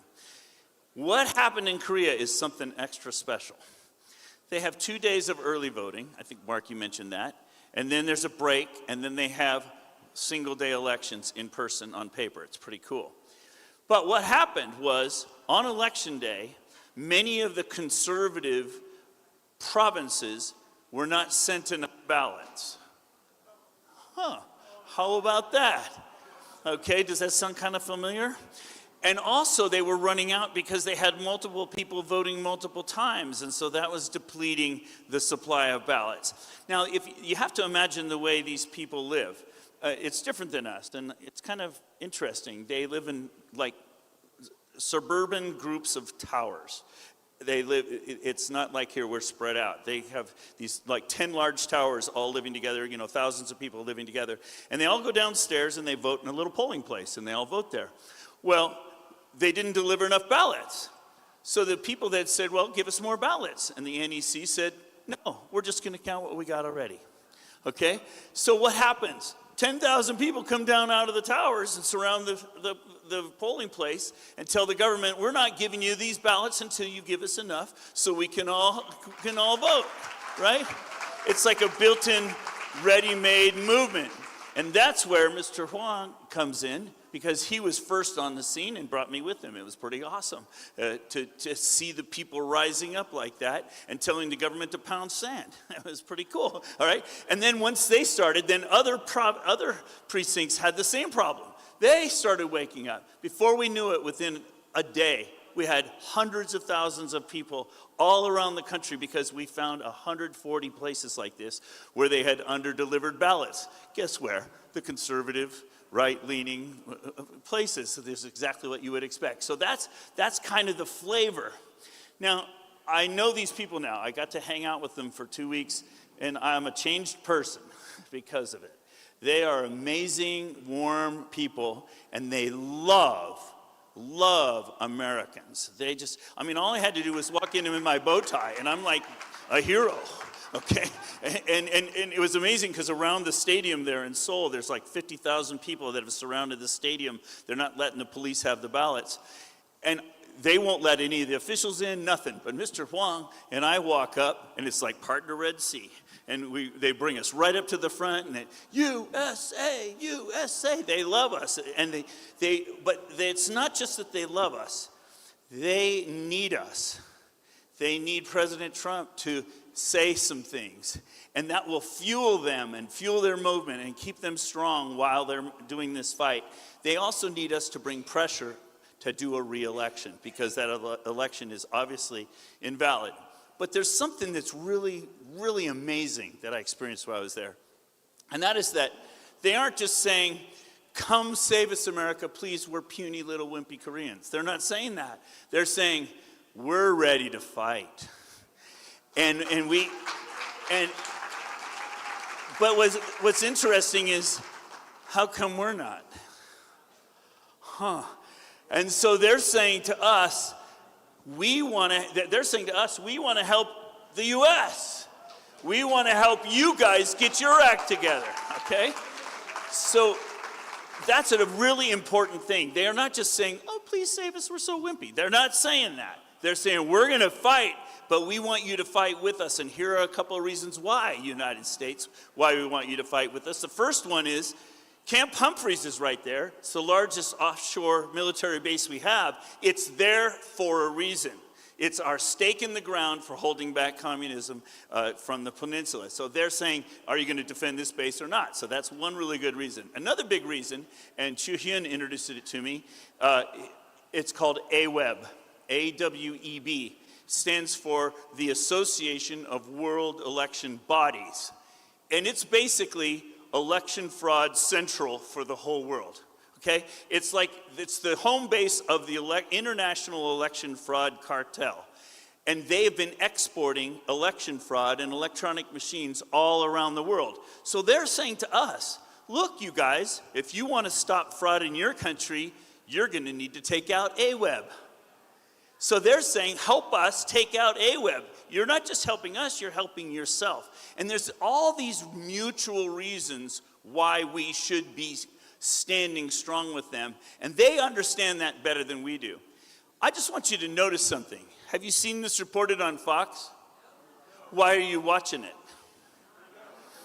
Okay? You shouldn't be. In fact, I was just on Bannon. That's what you should be watching, right? Because we're telling, the world needs to know this has happened. We just lost South Korea, June 3rd. Their government is now communist, okay? And starting next month, they've already started limiting free rights already. This is a serious issue. And notice, the mainstream media is not talking about it. In both countries. I wonder why. They want it to be quiet. Now, there's a second thing I need to tell you about. During Trump's first term, in 2018, he appointed an ambassador. His name is Ambassador Morris Tan. He's a great man. I arrived at the airport with him when I flew in. By the way, the Korean people, they give you flowers when you arrive at the airport. It's pretty nice. Thank you for that. It's like they pampered me everywhere. It's pretty nice. But anyway, so I arrived with Morris Tan, and we dressed in plain clothes. No bow ties, no nothing, because we were afraid they would not let us in. That should alert you to something. South Korea is not a free nation anymore when we have to lay low to get in. Okay, so now we're in the country. He was met at the airport by people, policemen who wanted to take him in for questioning because he had observed the election a year earlier with a delegation from America, and he came back to America, and during a press briefing, he basically announced what had happened, and he also mentioned some very questionable things, which I don't want to get into now, about their current president, their current illegitimate president. They don't even call him the current president. You know, this guy they have up there in the office, he's illegitimate. Well, they want to sue Morris Tan for libel while he's in the country. So they put a travel ban on him. He cannot leave the country. So we had to do like this little bit of cat and mouse stuff. We changed hotels a couple of times, and we were always careful whenever we went to public events to have plenty of security. And when the police started showing up, that's something else that's weird. Everywhere we went, Chu Hyun did an amazing job. He brought me to early voting sites. We observed that. He brought me to the counting sites. He brought me to all these different locations and basically taught me the entire system. It just did a brilliant job. Let's give him a hand. Give him a hand. Chu Hyun. Chu Hyun, for you. This is for you. This is for you. Amazing man. So we would like arrive at a place, and all the people, it's amazing, they all pull their cell phones out. Hold on. You know, these people are here, these people are here. And then the cops start showing up, and as they began to show up, then the security team would rush us off. What kind of a country? You can't travel. That should tell you that South Korea isn't what you think it is. It's been taken over by the communists. We're in trouble. They need our help. And so that's why we brought the delegation here, because we need you guys to know, and we need President Trump to know. And if it's just me writing an email, he probably won't read it. Okay? But if we bring the people here, and they're amazing people, and great to work with. So how about that for a summary, Mark? Where are you, buddy? I'm right here. Oh, I got to tell you something else. I know, listen, I know I'm short, but yeah, come on. Oh, sorry. Can you tell I'm just a little excited? Just a little excited. It was a life-changing thing. To experience communism close up like that really has kind of woken me up. I'm a physicist. I'm a scientist. I spent most of my life in the lab and grew up on a farm. I just, never had direct encounter like that. And the thing about it is, everything I saw about the elections, everything I saw happening there is happening here, right now, in especially Colorado, especially Oregon, especially Washington, especially California. And yet our people are asleep. And our people are asleep because you're not waking them up. We need to have 200,000 people marching around the buildings in LA saying, this is not acceptable, we're not going to let this go on. But we're kind of all just sitting around waiting for somebody else to fix it. That's our problem. We need to wake up and engage. So No one's coming. It's us, and it's them, and it's us together. Yes. So yes, in fact, we should all do another chant. Because I'm probably done now. Yes. No, you don't want to keep, because I can. If you got more information, we got about 10 minutes. Oh, perfect. You want a 5-minute wrap up. You said. I'd do a 5-minute wrap up, but I got something before the 5-minute wrap up. A little thing. Let me ask real quick. So one of the things. Yes, I know what he's doing. One of the things that's pretty cool. I told you I got to speak at the churches, and that's Mr. Tan there next to Jennifer. it's amazing to talk to the churches. The pastors actually say election fraud. Imagine that, to have pastors actually saying things like that. Was impressive. And then the way they count, yes, they definitely have machines in their elections. They run their elections a little differently than ours. We have like one ballot we vote on.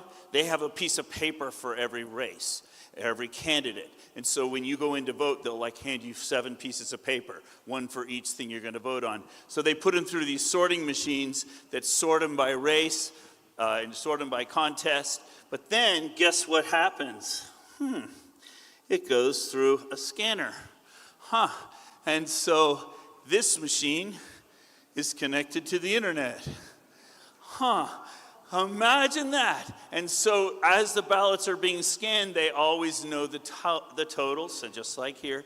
That's what I always tell people here. The real problems with your machines, with our machines in America, are not necessarily that they flip ballots. They tell everybody on the outside what the tallies are, so you know how many ballots to stuff, how many to cheat. Same here, same exact mechanisms, same software running, same feedback mechanisms, same as everything. So that's same idea there.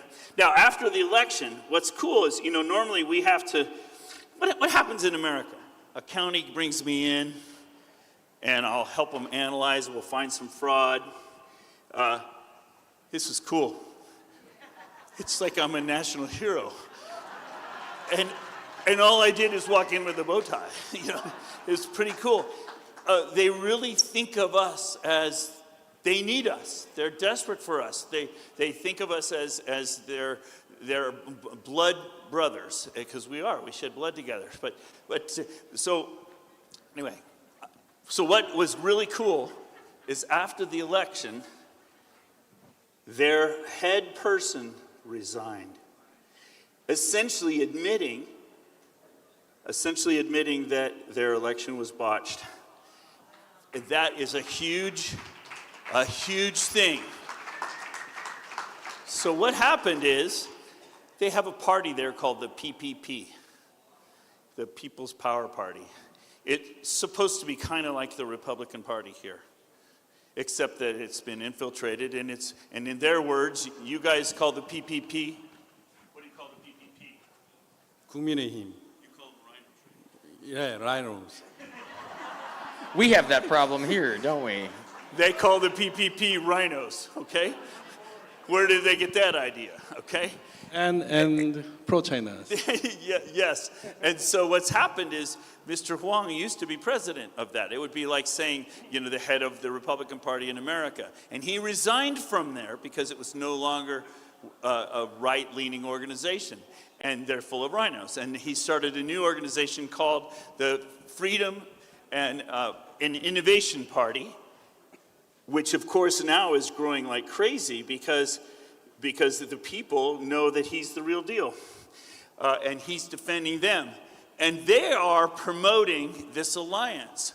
And when I first saw this, I thought they were just kind of saying, well, Dr. Frank's going to come help us. They're saying we need to fight together to eradicate global fraud, election fraud. And that's why they're here. They're here to say, come on, let's go, guys. And it should be kind of a little embarrassing to us that they had to come to us instead of we saying to them, hey, let's team up. But they're on fire, and it's great to work with them. And I know we're going to be going back. It's not just that they're losing their country. That matters. You have to realize this is a world issue. The entire world. Give you an example. The AWEB, they manipulated elections in the Congo. And a whole bunch of people from the Congo came and protested in South Korea. It's right there. It's sort of like the export hub because it's right adjacent to China. So it's China's port to the world, essentially. So every country is being attacked by corrupt elections. Every single country. Freedom is being taken from all of us. And we all have to unite together and work together to fight this. We have to fight this. It's a common enemy. Our freedoms are being taken through the elections. It's that simple. And unfortunately, we probably have some bad actors in this country that have been doing it to other countries in addition to their own or our own. because truly it's a big club and we aren't in it, they aren't in it. The citizens, the peons, the peasants are not in the big club. And all this does actually belong to us, and we need to start acting like it. So you guys need to get loud. You need to bring awareness to what's happening in South Korea. You need to bring unity and learn from them, because I've seen some of the demonstrations where there are seas and seas and seas of people. I've seen more American flags at their demonstrations right now over this election than I've seen at some of our own. You look at LA County and the parking lots are empty. There's no one in there. Literally, we're watching an election get stolen right from under us, right in front of our faces. Not a single American shows up to do anything about it. Yet in South Korea, they're filling their streets everywhere. So I'll tell you what, we got something to learn. We can learn from these patriots a whole lot. I want a round of applause. God bless them. So they've taught us how to demonstrate. Yes, learn. They are very good at it. They are very good at it. And if you can go to the grocery store, you can demonstrate. So you have no excuse. We need to make this happen. We need to join this battle. It's a global battle. It is. And they're wonderful, wonderful people. I feel like you have family now there, oh, my goodness. right? They're my brothers and sisters. Yeah, they're amazing people. Yeah. So we're going to fight this all together. There we go. The Freedom and Innovation Party headquarters. And that's kind of like our grassroots, right? Yeah. Would you say? Yeah. Yeah, that's the grassroots. It started out as a small party because he left the party, but because at all these large demonstrations, he's the one, I should show that picture. He's the one out there fighting. You know what he said? He says, I need to get back to Korea. I can't stay here. Why? Because the people need me. They're in the middle of a coup. So they need gotta him get to back. lead. So, but at the same time, it's important that he came here to engage us. Thank you. Round of applause.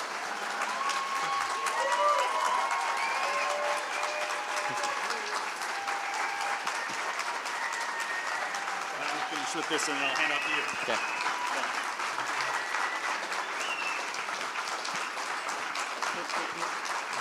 Get this on camera, Choo-hyun. This is what they're saying.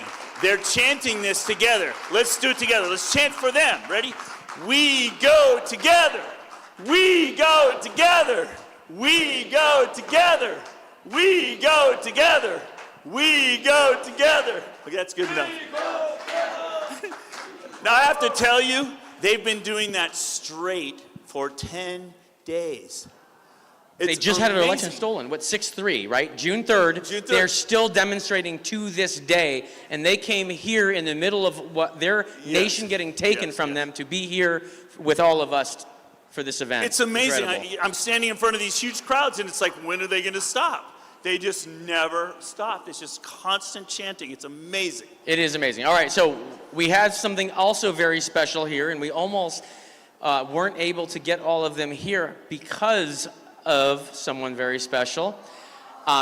His name is Isaac, and Isaac. he's turning 9 years old today.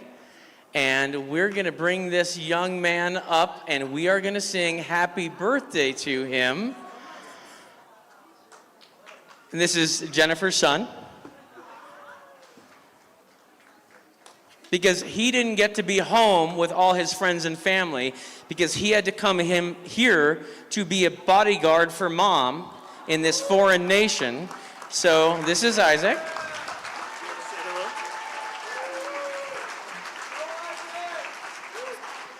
Say something. Thank you. Say thank you very much. You know how to do that. Thank you very much. All right. So Wait. we're going to sing a happy birthday to Isaac. Go ahead and start. You know how to sing. Go ahead. Happy birthday to you. Happy birthday to you. Happy birthday, dear Isaac. Happy birthday to you.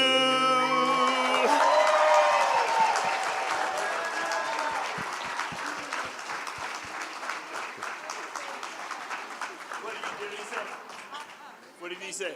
Thank you very much. Thank you very much, he said. Very good.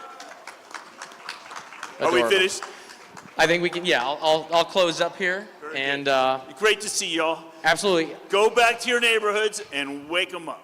you got it. And if anyone would like to talk to our guests here while they're here, if you want to do any interviews or anything, I know they're probably inundated with them, but ask Dr. Frank, and let's make the most out of their trip as we possibly can to get as much awareness about what's happening. Election corruption, election fraud has no borders, and it's going to come take South Korea. We are very close to this. We almost lost this nation a couple years ago. We came this close to it, and we may be in the same boat in a very short period of time. In less than 2 years, we could be right where they're at today. So we either do this together and we do this right, or we all might not really like the outcome of that, right? Could be very difficult. And we want Isaac to grow up in a free country, not a country full of communism. That's why we were fighting for this, for that young man right there. You want me to have you say to go, or do you want to do it from right here? I will let you do it. Go ahead. Yeah. Come on out. Unless there's anything they want to say. Is there any closing comment you want to make? Please, any closing comments, please. Would Yeah. you like to say something? 누나, Hyun would like to say something. 누나 통역 바로 해주세요. 2024년에 대한민국은 총선이 있었는데 그때 부정선거로 가짜 국회가 탄생을 했고 24년 그 가짜 국회 때문에 대한민국 대통령이 탄핵되고 대한민국 체제가 붕괴되는 일이 있었습니다. In 2024, there was a general election in Korea, and it was rigged. That's why the National Assembly was a fake National Assembly. And that National Assembly impeached the duly elected president, President Yoon. 그때 부정선거를 제대로 대비하지 못했기 때문에 졌는데 2026년 여러분들 미국에서 중간선거가 있는 것으로 알고 있습니다. 그때 하루빨리 부정선거를 먼저 수사하고 척결을 해서 여러분들에게는 안전한 선거가 일어나서 진정한 민의가 반영되는 2026년 중간선거가 되면 좋겠습니다. At that time, we did not prepare well against election fraud. That's why we lost the National Assembly and we lost our duly elected president. I know that there's a midterm coming up in November, and as a South Korean, I would like to ask you and urge you to prepare well ahead so that the election fraud could be rooted out so you could keep your country safe.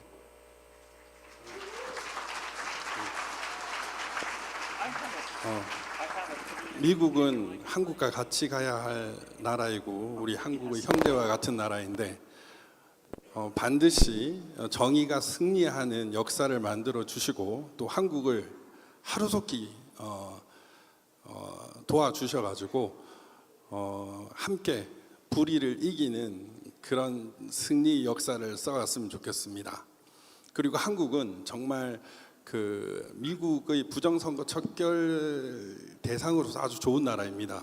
그래서 한국에서 부정선거를 척결하는데 미국이 도와주면 미국의 부정선거 척결에 훨씬 더 큰 도움이 될 거라고 생각을 합니다. US and Korea should go together. We are more than friends, we are blood allies. And together we need to fight against injustice so that justice could prevail and we could write a new page in our history. If you take the election fraud in Korea and tackle it as your own, I think it'll be an opportunity where you could test and hone your skills so that you could tackle election fraud that's happening in the United States ahead of the midterms in November. We go together. We go together. We go together.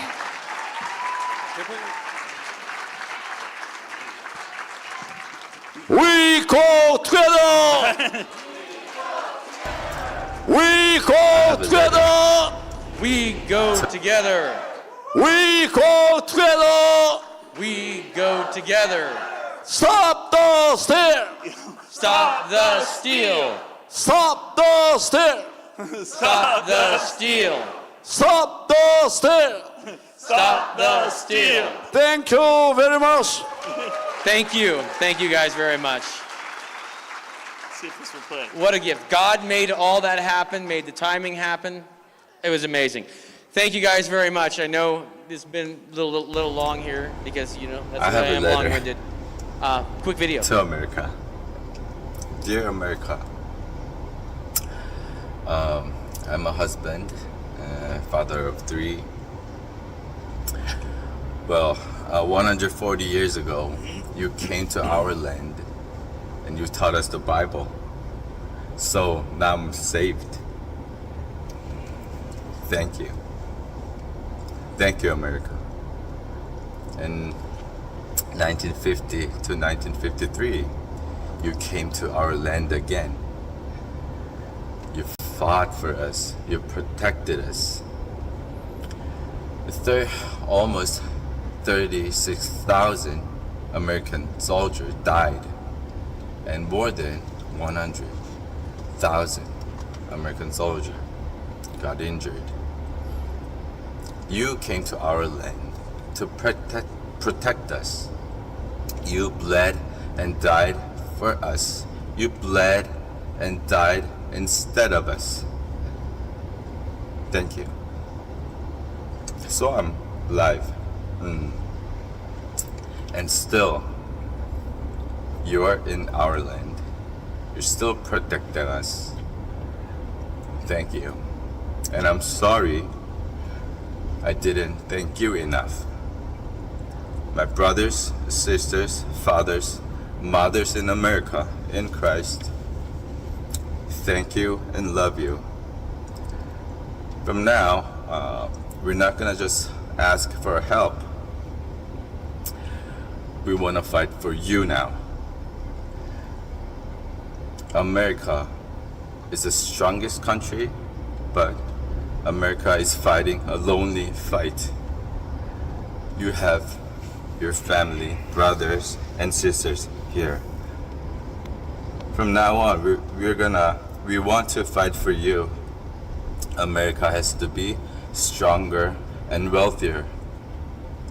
We want to make America stronger and wealthier and greater to protect people, protect the world, to protect freedom of faith. And thank you. So please help. It could be your words, military, finance. Give me some weapons so we can fight for you. Fight for freedom. Fight for freedom of our faith. Thank you. Love you, America.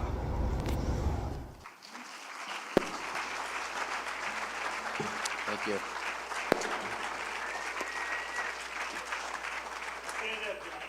Yeah, there's John right here, by the way.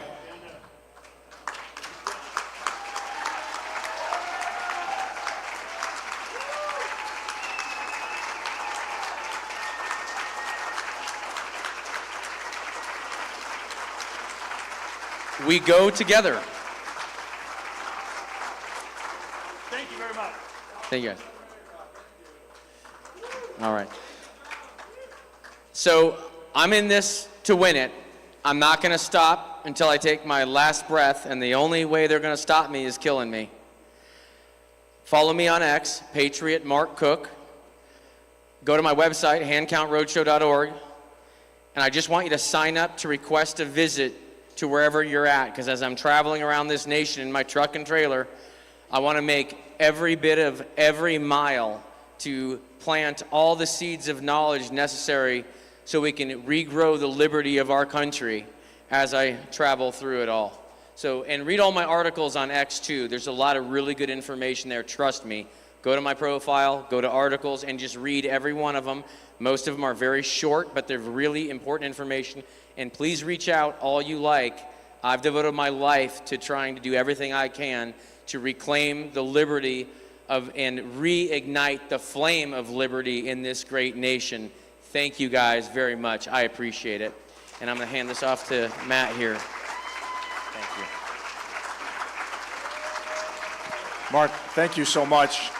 And what I like to say real quickly, and that Jennifer can tell the Korean folks, as a Marine, we would fly from Iwakuni, Japan to Osan Air Force Base in Songtang City, South Korea. There was a woman there who owned a restaurant. She was a little girl during the Korean War. I'm probably going to mispronounce the word, but she'd call me Miguk. Miguk, she would not let us pay for any food. She goes, "You saved my country. You don't owe me any, I owe you." They just reminded us who we're supposed to be. We're America. We got to remember that. So thank you so much. Louis Herms, where are you? Okay. We actually have somebody who was running for governor of California. He was in the election, somebody who just went through what this corruption we just saw happening in Korea. So Louis, I'm going to bring you up here. I'll plug in your computer. We'll have the guys in the back put it up on the screen, and you will have the floor, sir. But South Korean delegation, thank you so much.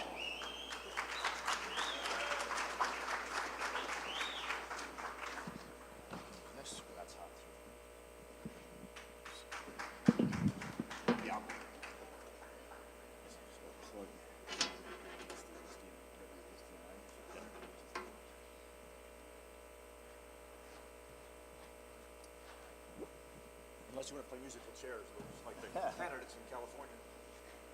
Well, I could have Doug sing for me.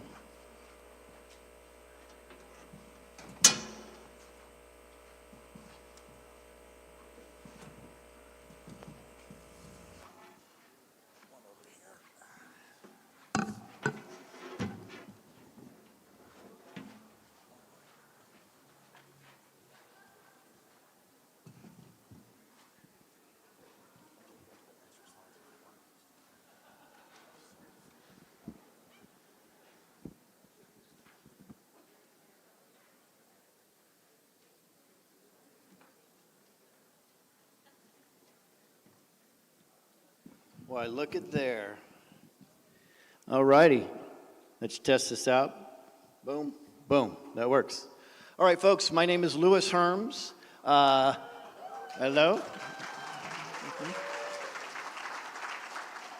I know 4 or 5 of you may know me. My platform, which I'm more known for, is actually screwbiggov.com. That's where my documentary, so on and so forth.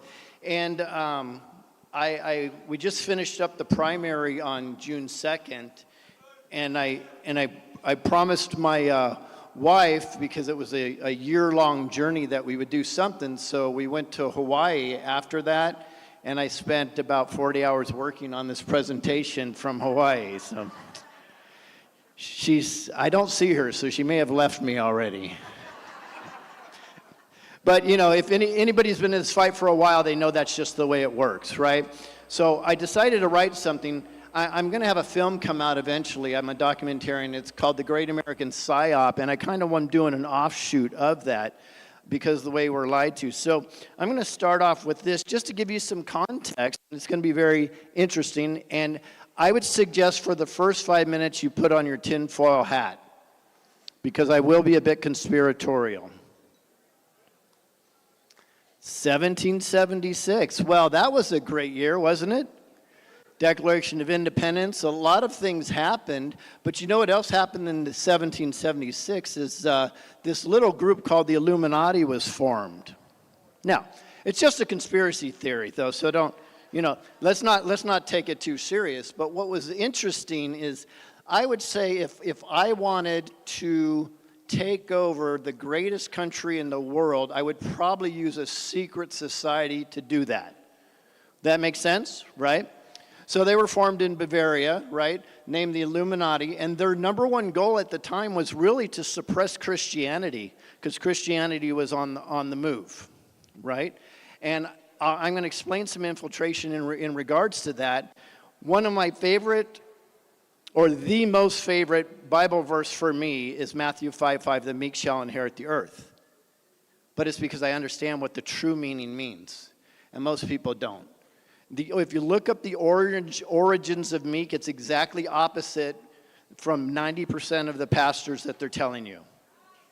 90% of the pastors are telling you that meek is weak, docile, just pray, don't do anything.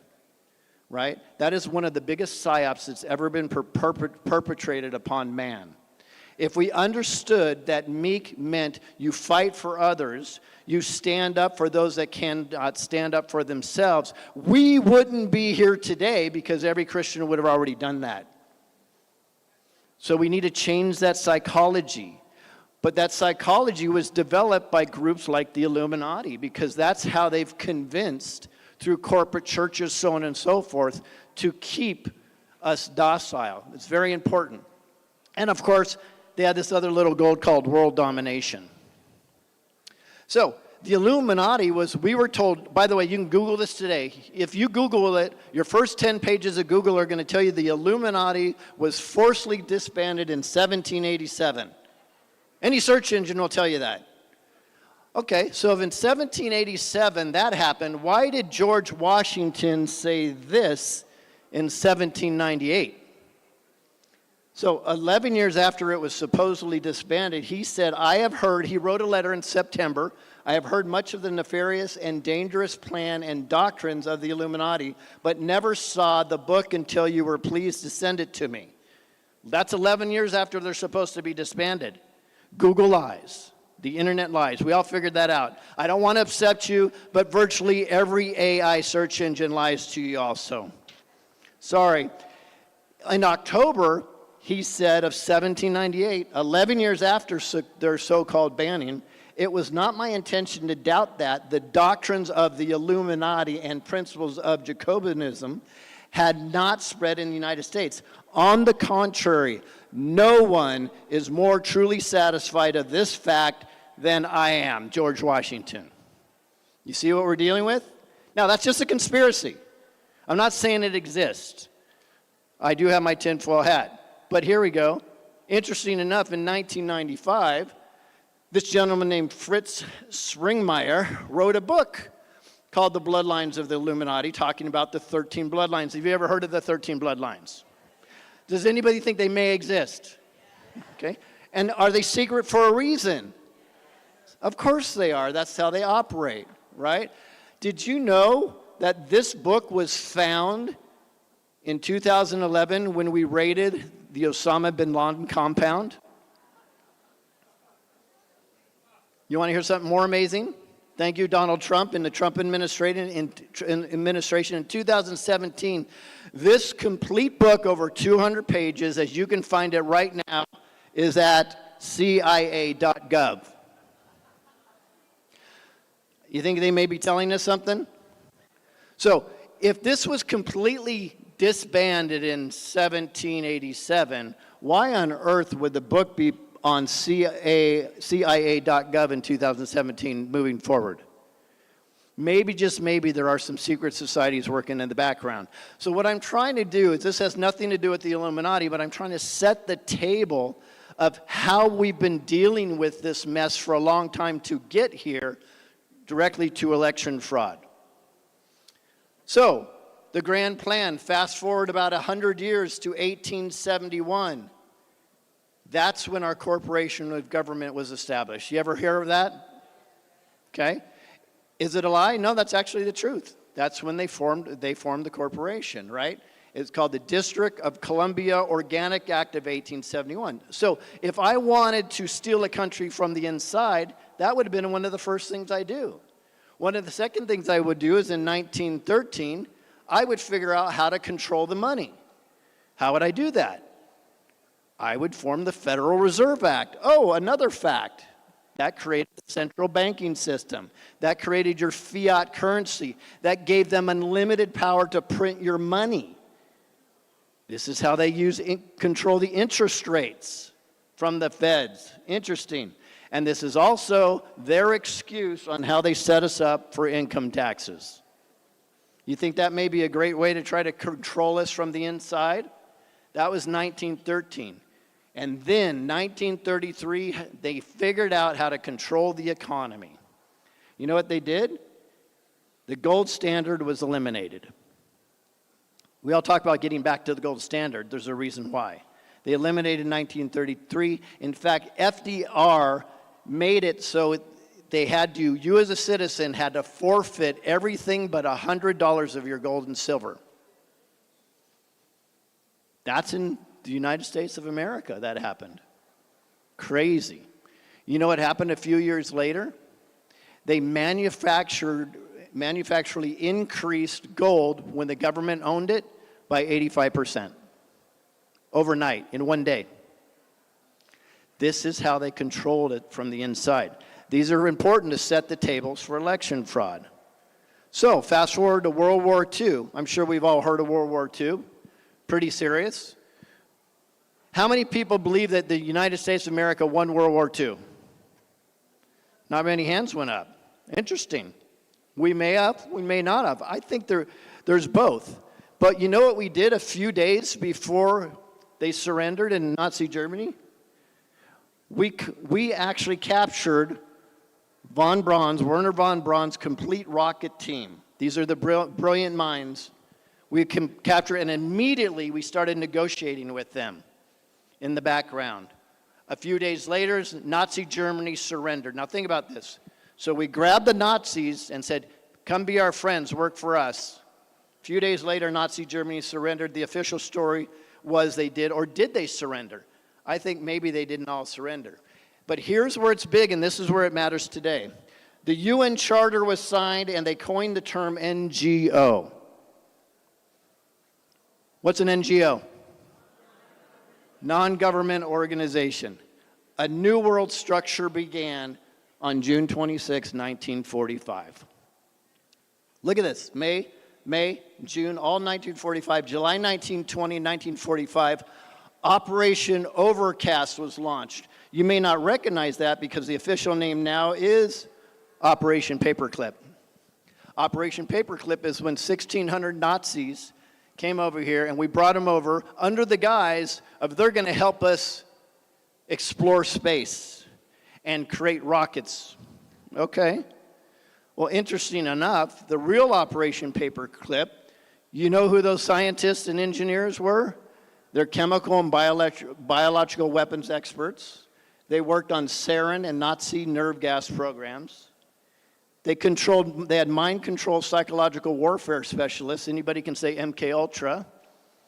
Aviation and stealth technology. Medical researchers involved in hypothermia, high altitude, and infectious disease experiments on prisoners. That's who we brought over. Why is that important?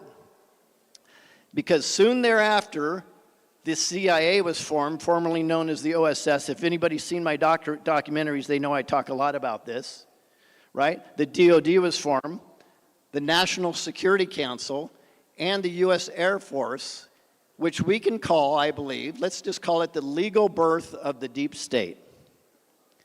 In 1947. 1948, what happened? Why, look at there. 1948, the CIA started manipulating foreign elections. Well, that was quick. They've only been around a year and they're already manipulating foreign elections. This is all pre-planned, guys. None of this is by happenstance. This is all the way it was meant to be and supposed to be. 1948, the CIA foreign election interference was deep. I'll just give you a cool thing.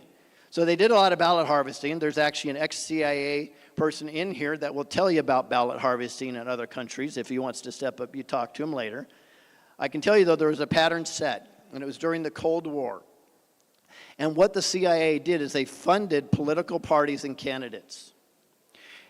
The media disinformation, and they forged documents, and they did a lot of get-out-the-vote drives.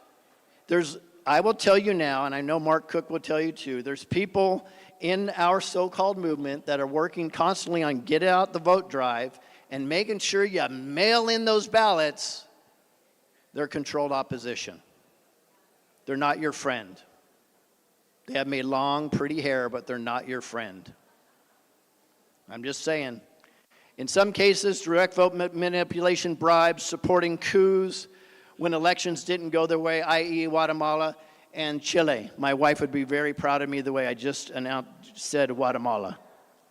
So this is important because this is exactly what happens inside of our own country.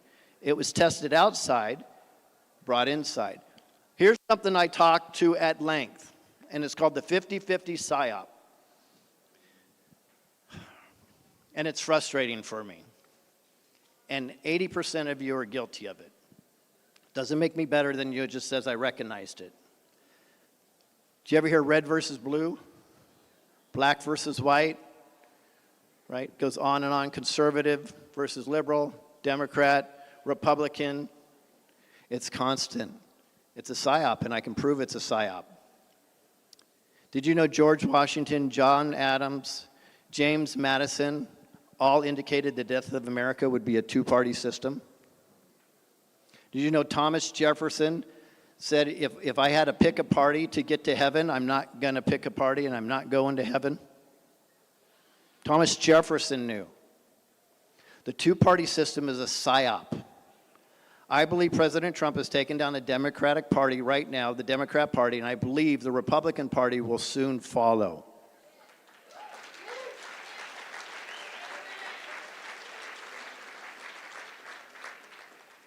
The second we put party before policy or before people, we lost. The psyop is 50-50. It's always 50-50. Everything. So I can tell you if there's a rise up and they have 60% Democrats, they're going to push them down until they get it to 50, or at least the illusion of being 50. If the conservatives rise up, which I believe we're probably about 67%, the illusion they're going to make is 50-50. Why do they need the illusion to be 50-50? Because either way they want an election to go, they win, we lose. And we accept it. Because it was 50-50. Of course it could happen. One day it'll happen this way. And I'm going to give you a little bit of proof of that right here. The rise of the swing states, 1952, the phrase swing state was coined. Swing states, interesting. This is going to surprise you. Did you know in 1960 that Pennsylvania, Ohio, Michigan, Wisconsin, and North Carolina were all considered Republican red states? Did you know that in 1960, Georgia, Florida, Arizona, and Nevada were all considered Democrat states? Huh. Isn't that interesting? Isn't it completely opposite now? We've been lied to. We've been completely manipulated. The goal is to get you to think that there are actual swing states. There are not swing states. There never has been swing states. It's a fucking lie.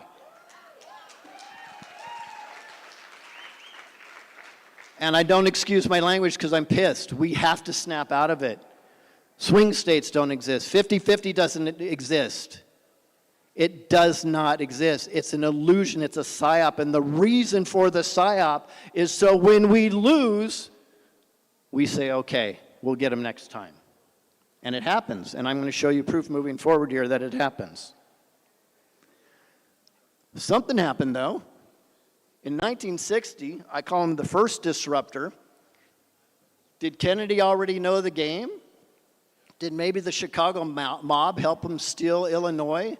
Which, by the way, they were talking about being a 50-50 state at the time. Isn't that interesting? I don't know. I think he may have had something figured out. So let me show you what happened between 60 and 78, and I'm going to whip through these really, really quick, but there's a couple that I'm going to point out. The fight for voting rights and access was huge. Now, some of it was legitimate, and a lot of it, I think, was for public view, so they can convince you and make us docile, make us what we used to think was meek. We don't now, correct? They want to make us feel that they've got it all handled. So what they did is they flooded our brains with Civil Rights Act of 1960, James Meredith enrolls at Ole Miss, Appalachian School Walkout, March on Washington for Jobs and Freedom, get rid of the poll tax, Civil Rights Act in 1964, the Voting Rights Act of 65, Court enforces voting rights, Loving versus Virginia, Fair Housing Act, Voting Rights Amendment 18, and then the 26th Amendment lowers voting age completely in 1971, 1975, Voting Rights Act amendments, and of course, Civil Service Reform Act in 1978. So the goal was, some of these may have helped, but the goal was, the psychology was, we are government, we're taking care of you. We've got you. One of the single biggest issues in this right here, I believe, was the 1975 Voting Rights Act. So it does strengthen the protections against discrimination and expands language access in voting. Wait, back up. expands language access in voting? Should we have multi-languages in voting? I'm wondering, because I would think if you're a citizen, you should have to learn, maybe assimilate. Like, by the way, we have the largest amount of legal immigration in the world in our country already. Legal. And they try to demonize President Trump, right? The largest legal immigration. So if you come over here legally and you talk to people that have gone through the process and you say, would you be willing to assimilate? They go, not only would I be willing to assimilate, I would love to assimilate. I love America. Okay, would you be willing to learn the language? Absolutely, I'd be willing to learn. Okay, so why would we have to start putting in dozens of different languages in there? Unless it was to steal the vote. Maybe that's why. Disruptor number 2, Reagan Bush 80. Did you notice what their slogan was, by the way? Let's make America great again. Thought that was original? Right there.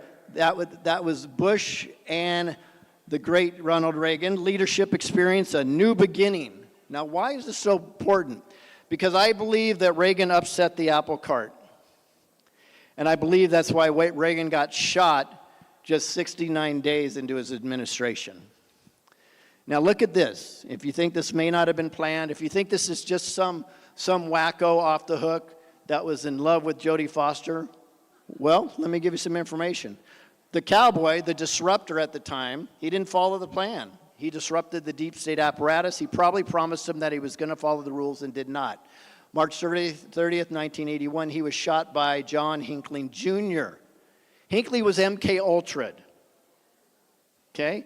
And I can give you some proof of that. Hinckley stalked Jodie Foster at Yale. He actually enrolled at Yale just to take a class. His father paid for that. Why does that matter? Many people don't know that Hinckley's father was directly connected to George Bush, who also went to Yale and was a key player of the secret society Skull and Bones, and I believe had something to do with the assassination of John F. Kennedy.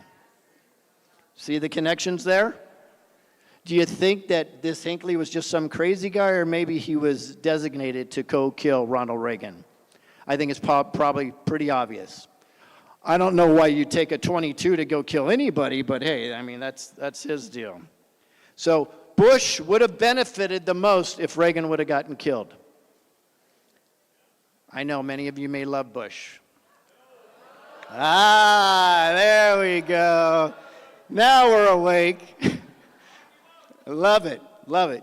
June 25th, 1984, I talk about this a lot. I will not go into detail on this, but the Chevron deference came into play. The guise of the Chevron deference is it was too much to put everything through our legislative body, which was the rule in order to get fines, fees, and create laws. So what they did is they created the Chevron deference, and they thought, that's what they said, they thought it'd be great for deregulation, but after Reagan, it turned out to be a deep state's wet dream. Yes, I did add the word wet in there. So the NGOs and three-letter agencies then used it to fine and regulate the hell out of the people until its reversal, thank God, 40 years later. The Chevron reversal, I think, is the SCOTUS's biggest decision in the last 50 years.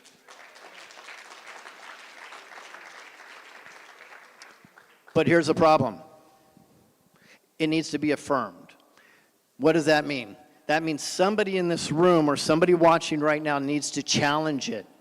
They need to say, I'm being illegally fined, I'm being held accountable for something I should not, whatever that is, and bring it back up and have them do an affirmation. And if it gets all the way to SCOTUS, they'll say, that's true, that's exactly what this is talking about, and then it's done because now they have the precedence and everybody can use it after that when you go to court. And all these NGOs, in my opinion, will fall apart if this happens. That's how we can make a difference. How does that have anything to do with elections? Oh, the 50-50 PSYOP. Interesting. Everything's 50-50. That's the goal. They want us to think 50-50. So right before what happened next, there was a lot of talk of everything's even. It's just really hard. We don't have any idea who's going to win the upcoming elections in 2000, year 2000. Would it be blue? Would it be red? They didn't know. They had no idea. But funny enough, in March of 2000 in Florida, Smartmatic was put together by a bunch of Venezuelans, and that just happens to be what they promised would secure our elections in the future. But Smartmatic, and there's also Dominion and ESS, as you know, they weren't getting any traction. Huh. Well, bang, look what happened next. Just a few months later, after Smartmatic wasn't getting any traction, the famous Hanging Chad. Oh, not the Hanging Chad. Chad should be hung. So Hanging Chad was Florida, November 2000. Right? Interesting enough. So that set precedents. It freaked everybody out. And look at this. Huh. So we had a problem. And then we had a reaction where the public's like, well, what do we do about it? The Hanging Chad. We can't have a Hanging Chad. These 50-50 elections have to be fair. So the solution came in. And what was the solution? The solution was, of course, use the machines and you'll never have a problem again. Do you see how all of this correlates together? It's very, very important. And then 9/11. 9/11, tragedy. So many people died. But what happened because of 9/11? Can you see the bottom of the screen? The Patriot Act. Problem, solution, right? Problem, reaction, solution. Somebody agrees. But let's just explain the Patriot Act really. I call it the Surveillance State Act, and it's election control. How does the Patriot Act have anything to do with election control? Well, let me show you. So there's mass surveillance. It legalized total data collection for dossiers, blackmail, and voter control. Blackmail. So now you can find people that you want to do nefarious things in election, and you find them ahead of time because now we have all the surveillance and we blackmail them ahead of time. See how that works? Influence ops, profile, suppress key voters, officials, and challenges, because they knew everything about us. They knew all our demographics. They already knew the way we were going to vote before we voted. Therefore, they can do that. And then the Big Tech Alliance, which enabled censorship and election interference via Silicon Valley. So massive election interference. All of this is because of the Patriot Act, by the way. And the voting machines, as we know, real-time monitoring, hidden manipulation under national security guise, right? That's why we couldn't audit them properly originally. And then the terror label. You're branded a skeptic as your threat is to silence any opposition, anybody that would speak against that. And then the third disruptor happened in 2015. Whoa, who is this guy?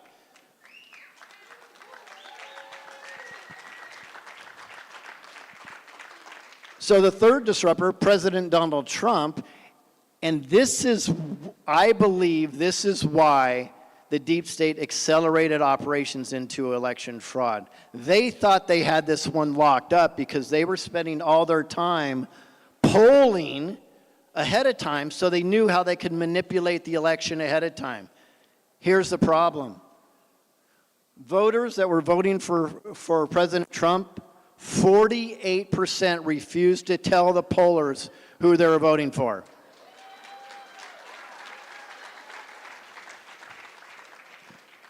So they were shocked on that day. But because of it, they went back to this again. The 50-50 PSYOP, everything's 50-50. Why did they do this? This is going to shock you, but in 2018, I think may have been the single most important day of election fraud that happened. Here's why. You had 4 Republicans in Orange County congressional seats: Ed Royce, Mimi Walters, Dana Rohrabacher, and Darrell Issa. I'm sure many of you know this, right?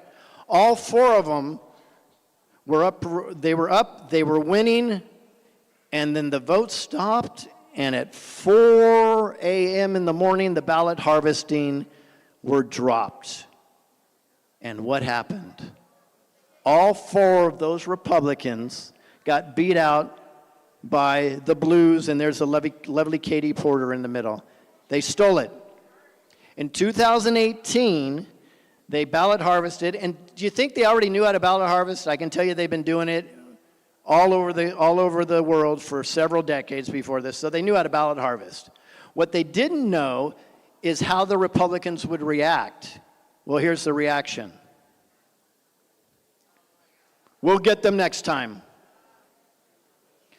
I believe on this date, in 2018, the deep state knew that they stole the 2020 election already, because they knew we did not have the appetite to fight. And the proof of this is Mark Cook just said the lovely Koreans are where we were in 2020. Yes, in regards to election fraud. No, as in regards to the appetite to fight, because we're still not fighting. I can tell you, I put out some major posts, some major organizations, and funded to get people in front of the LA County Central County office, and barely anybody showed up. Do we really think we're going to take back our country when we're sitting on our ass? I don't think it's going to happen. Now, I do understand there's a major psyop at foot. I get it.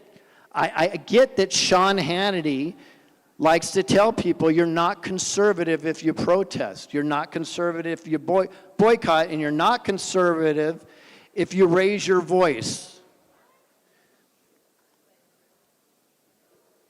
That sounds like the old definition of meek, right? That's a game. That's a psyop. Fox News is a psyop. Yes, Greg Gutfeld may be funny, but it's a psyop. It's a way to control us. We have to be very, very careful of that, because we're not standing up. We the people are the plan. We always have been the plan. I can tell you, if 5 years ago, I determined that trust the plan didn't mean what people were interpreting it to mean. In fact, I went through the drops myself, and I can tell you that 42 times it said trust the plan, and 147 times it said the people. The people are the plan. We've always been the plan. And I don't think President Trump's coming in on a white Pegasus to save us any day soon. I do think that there's many people willing to support us when we stand up, though. Are we ready to stand up? Are we willing to have our voices heard and say, screw the Hannitys of the world? We must stand up. This is the only way we're going to take our country back. And then what happened? COVID, mail-in ballots. Oh, we're going to save the world with mail-in ballots. We got your back right now. We're going to save the world because mail-in ballots, that's what's going to keep you more than 6 feet apart, is you got to mail in those ballots. I'll tell you something fascinating. So the baddies established the legal framework. They definitely established the psychology, and they did the infrastructure. So we are currently a complete and utter captured operation right now. Completely captured. Maybe President Trump's not captured. But I can tell you, we're a captured operation. Can we act more like a caged lion, though? Are we willing to do that now? Are we finally ready to say, am I going to have to say it? Am I going to have to say, let's be South Korea? Sounds weird, doesn't it? 200,000 people show up to protest after a second steal when we've been stolen after stolen after stolen after stolen, and we do nothing. This is the time. But they're right back at it again right before this last election. 50-50. We don't know what's going to happen. 50-50. So right in 2020, what happened when you believe 50-50? Trump was leading, and the big F-bomb dropped. Boom. There it is. And suddenly, Biden, I don't know if this is 2, 3, or 4, but suddenly Joe Biden was the winner, right? Because they convinced us of a 50-50. And then what happened after was fascinating. Fascinating. Anybody that was at J6, I was, we know it was fascinating. I think one of the main reasons nobody stands up is because some people at J6 got arrested, right? But there was 2 million people at J6. I was at J6, right? There wasn't 1 million people that got arrested, but they sure abused the people that did. God bless their hearts. They absolutely did.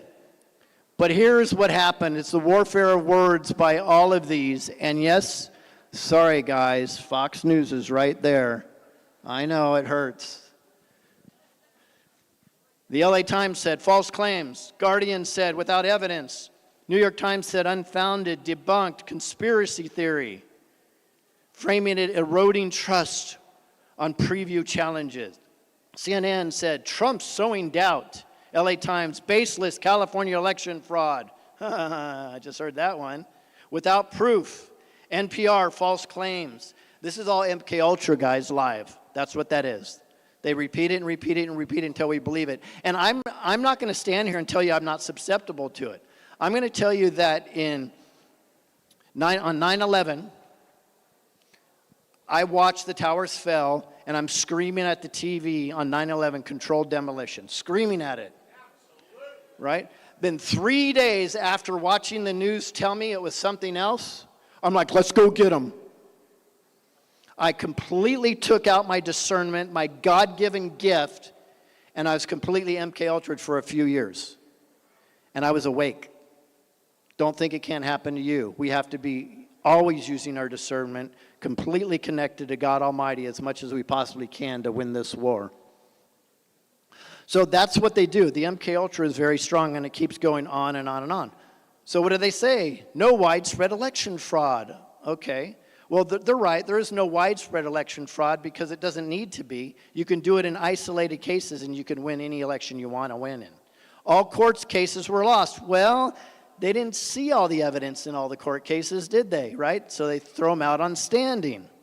All audits prove no fraud. Well, if you understand the way the audits, they only audit what the fake numbers were already telling them to audit. It's all BS. And then anybody that would stand up became a targeted individual. God bless Tina Peters. Thank you.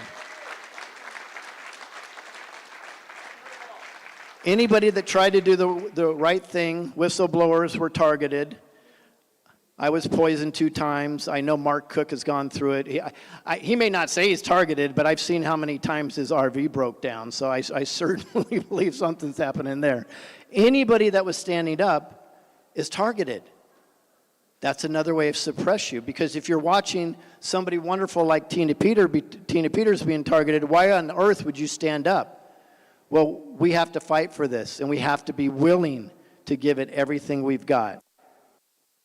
So here's the links of events for election fraud, and I'm going to hurry up through this. Foundation of control, power is centralized. They built the machine. They engineer the election systems. They test it, normalize it, and deploy it. That's a PSYOP to make sure we know it's okay.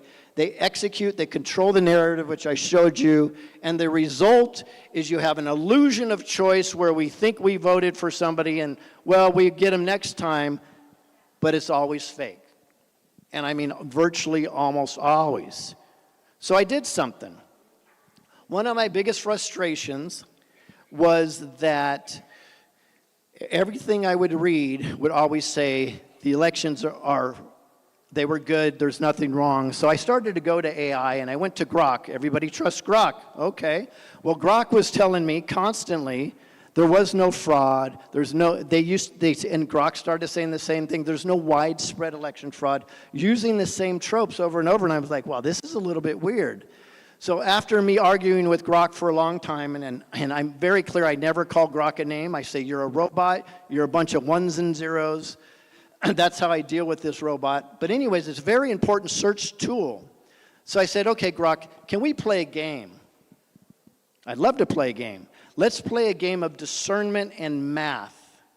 Grok says, okay, I got you on this one. I go, great, let's play it. I said, so I started off with, I said, so what are the odds that Biden would win an election in Arizona, which he didn't campaign for or visit, where President Trump had a 97-mile caravan, and it's a pro-2A state that's voted Republican for a long time? What are the odds? And it was some crazy number, like 1 in 50 maybe. I said, okay, fair enough. I go, what are the odds that basement Biden would have secured tens of millions of more votes than Obama did when he didn't do anything to ever try to earn those votes? Oh, it's like a 1 to 500, I don't know what the number, it was astronomical. It can never happen. I go, okay. Remember that F chart I put up here just a moment ago, right? I said, what are the odds that that graph can be like that in not 1, but 7 swing states? And then I said, okay, add all the numbers up together, what are the odds, according to your math that you're doing with your discernment, not mine, that Biden could win? And he said, it'd be a 55 trillion to 1 chance for Biden to win the election.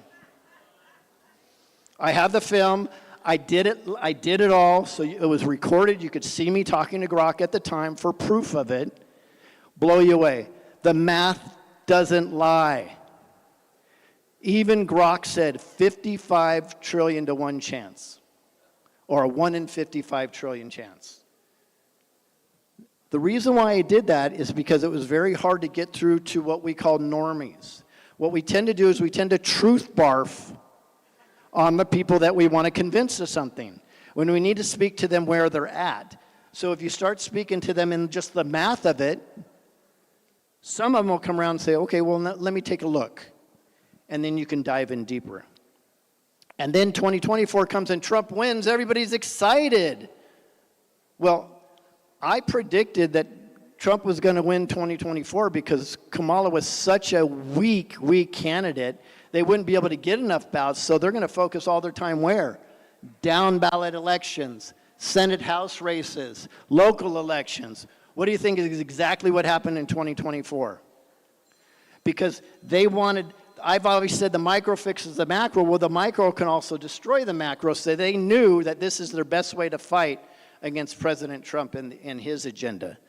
So what happened is I created something while I was running for governor.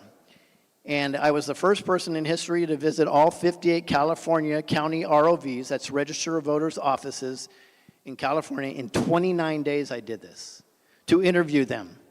I think only about 35 actually interviewed me. A lot of them dodged me. But we were very specific in the way we asked them questions, so I would never ask them questions to add up to my outcome sequentially. I would ask them one question here, we would talk about their dog, I'd ask another question here, talk about something else, so on and so forth. So we got a lot of answers, so I want to explain the psychology. So in the central counting centers, it's a full transparency PSYOP.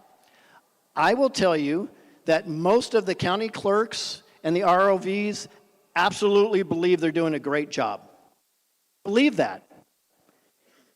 Some of them are doing a really good job. They don't know what, right? So, but here's the way it works. It takes 2 years to get a signature verification certificate through the FBI if you want to do forensics on a signature. It takes less than 5 seconds for somebody trained for 2 days to verify a signature in an election. 5 seconds. How's that possible? Am I missing something, right? Then, of course, you have the mail-in ballot. So there's a lot of theories on how this works. I'm just going to give you one basic, and it's very simple. May 4th in California, they started doing the mail-in ballots. What happens is they get the mail-in, and I've asked all the ROVs this, and you know what all of them said? I said, do you count these ballots before the actual election day on June 2nd? And they said, we absolutely do. We start counting them right away. Okay, so they're already counting ballots before the election. Think about that. But don't worry, Lewis, because it's air gapped. The system's air gapped. Now, the air gap is another psychological ploy. They're trying to convince you that it doesn't go to the internet. But guess what? It doesn't have to go to the internet, because here's the way it works. The mail-in ballots come in, they're pre-calculating all of these. They will all tell you on June 2nd, when the polls close, they'll take that USB drive, they'll move it over here, and they'll plug it over here, and then all that data is live. So let's assume that they're not lying. Let's assume that no internet, it's no access whatsoever. It doesn't have to be anymore, because they move those over, and then at that moment, they know what percentage they need. And what happens? Go figure, all the counting stops, and it suddenly takes 3, 4, 7 more days to count all the other ballots. And that's when that F-bomb curve happens again and again and again. It's all a complete psyop all the way across the board. And I just want to throw something out here. If somebody says, but there's wet signatures on the actual envelopes when they come in, and they match what's on the DMV records. Has anybody ever heard of an auto pen?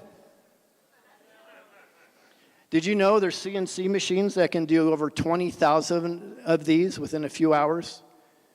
You literally just put the digital image in there, all over the place. So don't tell me that it can't be stolen because there's a wet signature on it. It absolutely can. And it would probably match closer to a signature than normal because you have a machine doing it for you.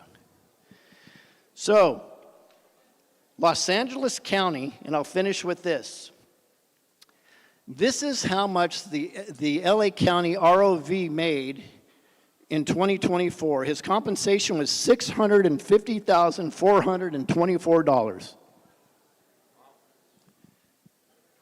That's a pretty well-paid job for somebody that doesn't work full-time, by the way. Over $650,000. Do you think that may be enough money to pay somebody off to look the other way on something, or maybe be involved? And I'm sure there's a lot more bonuses that come with that. This is facts. Look this up. So in LA City, the mayoral race, you have Rahman and Bass, right? By the way, I have an investigator involved right now, and we can already tell you it looks like Act Blue through smurfing has possibly already given them millions of dollars. Already. But let's finish with this. There's Spencer Pratt. Spencer Pratt was ahead. And then Rahman, I don't know why Rahman and Bass, it's like we have two food groups running against Spencer Pratt, right? But you have Rahman that suddenly goes from all the way down below, and she goes up here to 29%. Spencer Pratt drops to 25%. See how that works? All those ballots that were pre-counted, when they had to put it by law, they had to put it at 8 p.m. Pacific time in California, we got the real numbers. Who was ahead? Pratt was ahead. And then the counting shut down, and what happened, right? So they don't have to access the internet to do this. Plus, they can manipulate it. But here's the good news, and here's the breaking news. You ready for this? Somebody that many of you know named Corinne, she actually does a lot of great work. She introduced me to Christopher Gleason. So when I was out of town, what people didn't know is I signed over designee to Christopher Gleason, and we've been investigating internally the Los Angeles County election for the last week and a half.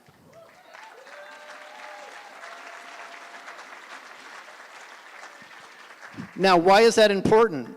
Because as a candidate, which I was, you have unique access that somebody else may not have to request certain records. And we did. And you can see it seems like there's almost 6 million registered, well, which is a crock anyways, if you know how many people are faked on the voter rolls. 2.2 million voted. The turnout, believe it or not, is astronomical. They average about 28%. They had 37.7. That was probably the Spencer Pratt effect, wouldn't you think? So, you have that much more, but he didn't get the vote. Wonder how that works. So there was a huge number of vote by mail. That's at 82% of the votes were vote by mail. But look at this number that we've already found from our investigation. This is huge. Undeliverable, as addressed vote by mail ballots were 694,308. I can tell you my investigators on the ground saw pallets filled that said UAA, which is undeliverable as addressed. Pallets. Pallets. It's pretty easy just to grab those. Now, I'm not saying that where the election was stolen, but what I will say that part of our investigation is pulling the numbers gave us this. Out of those 694,308 undeliverable as addressed ballots, 129,806 of those happened to vote.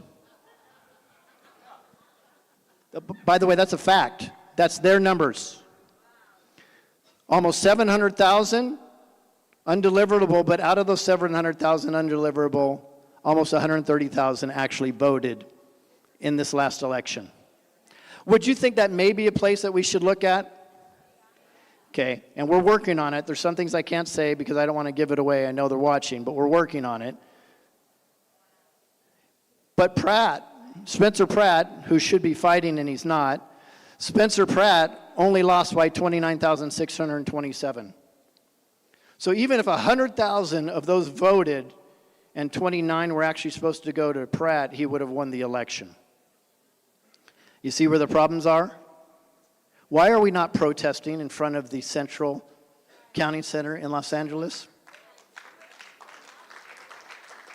I don't get it. Now, I can't be specific, but I can tell you, because of what we already found, we have a slew of FOIAs and CPRAs in process right now. A slew of them.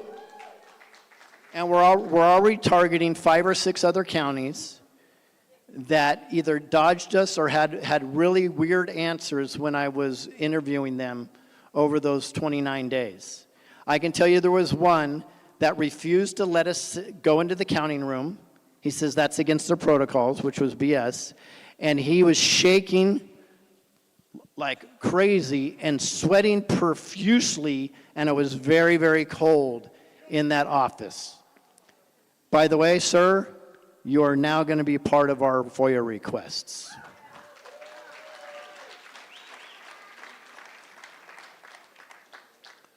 Ultimately, folks, we the people are the plan. We've always been the plan.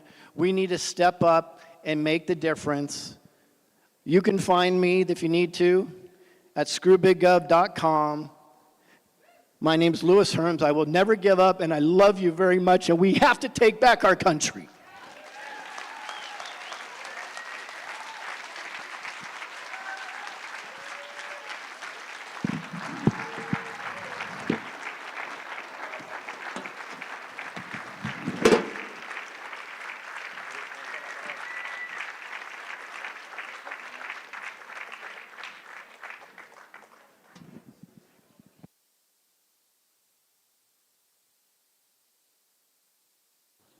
Going to bring up Juan and Tina's dog. No, Tina. But here's what a little bit of a change of plans. And I know they're going to be setting up the buffet and so forth. Juan talked to Roseanne. Because we have Tina here, and so many of you have asked to have a Q&A, hear Tina speak, have a Q&A with some of the speakers, the Mark Cooks, the Trentises, the Peter Tichtons and Tinas, Sean Taylors and so forth. We're going to get the chairs up here. I'll get some mics up here. I'll run around best I can if you have some questions. What I would suggest, if you could, is line up on both sides so I can get to you easily. And Pam will try to help as well. And we'll do that for about 30 minutes. Then we'll have the buffet will kick off at about 5, a little bit later because we're running a little bit late. And then we'll have the deep dive with Ed Solomon at 6. So I'm going to bring Juan up here to get this rodeo going.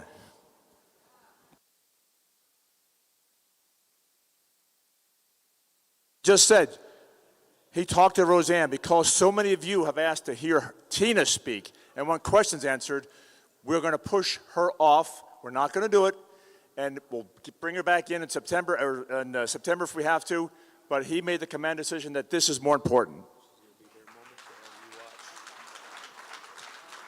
All right, you know what? I want to give the stage over to you. So many people just want to hear what you have to say, and just give you a couple minutes to. Oh, hold on a second. There's people called to honest moments. Hello? Hello? Hello? Is this Tom Arnold?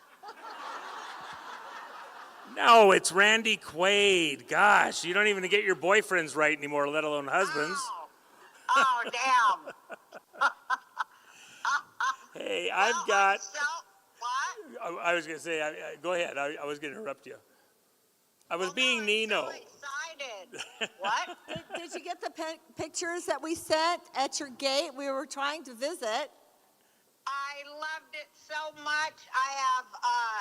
I have definitely enjoyed looking at those pictures, and I really want to get them printed up so we can all have a copy. When Jennifer and Tina climbed my gate at my home in Hawaii, they were really good climbers too, I noticed. I had the spotlight with the headlights on the truck pointed at him. I caught him breaking in at Roseanne's residence. It would have been a hard explanation when the cops got there if we'd stuck around, but we made a good, clean the cops getaway. never get there. The cops never get there. They're all at the donut place, you know. Okay. You know, Roseanne, I've got a national hero, a world hero, really, because we've seen the election frauds in Brazil, South Korea, and other countries around the world. I have got such a beautiful friend here, Tina, and I know you just love her too. And I do. You want to say anything to her here?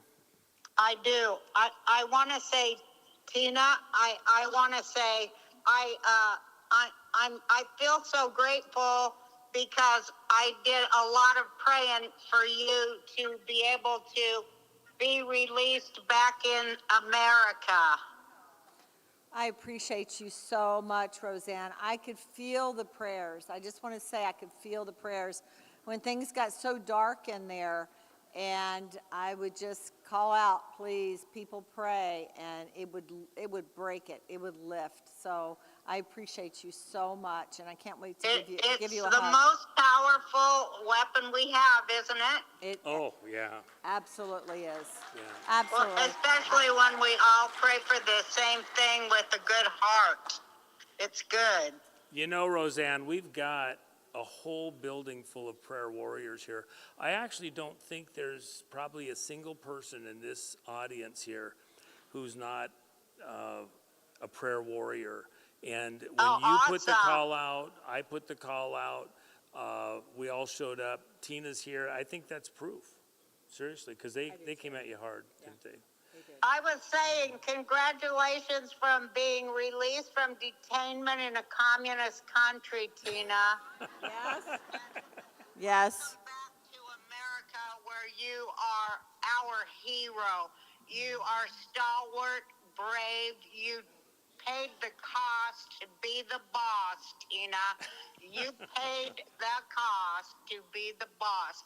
And we all appreciate you so much, and we love you so much. And, you know, I wish I could be there, but, you know, it's just hard for me to travel right now. But if I could, I would be, to give you a big kiss right on your cheek and say, Gold Star Mothers rule. Amen.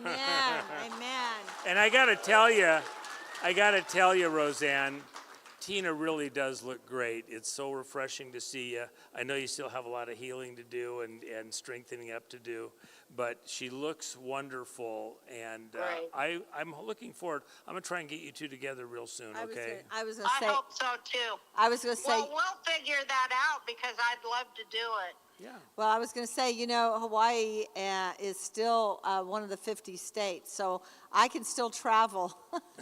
Are you, Tina? Oh, okay, that's where I want to do it, is in Hawaii, too. Yeah. Okay. But are you allowed to speak about your case in public or not? I defer. Some of it I can, and some of it I defer over to Peter Tickton and John Case.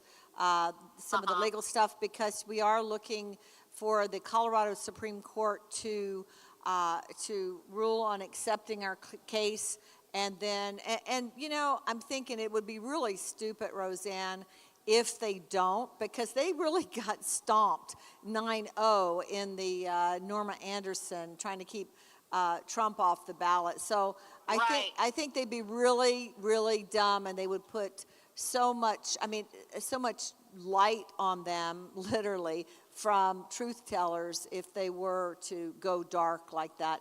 But if it doesn't go, if they don't accept the case and it goes on to SCOTUS, you know, we have some real constitutional issues that were violated. Yes, you do.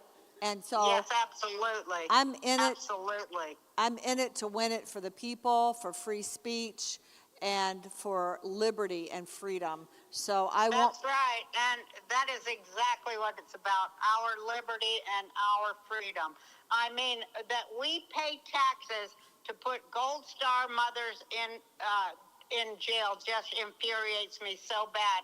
And look how they steal the taxes and do everything to hurt the American people.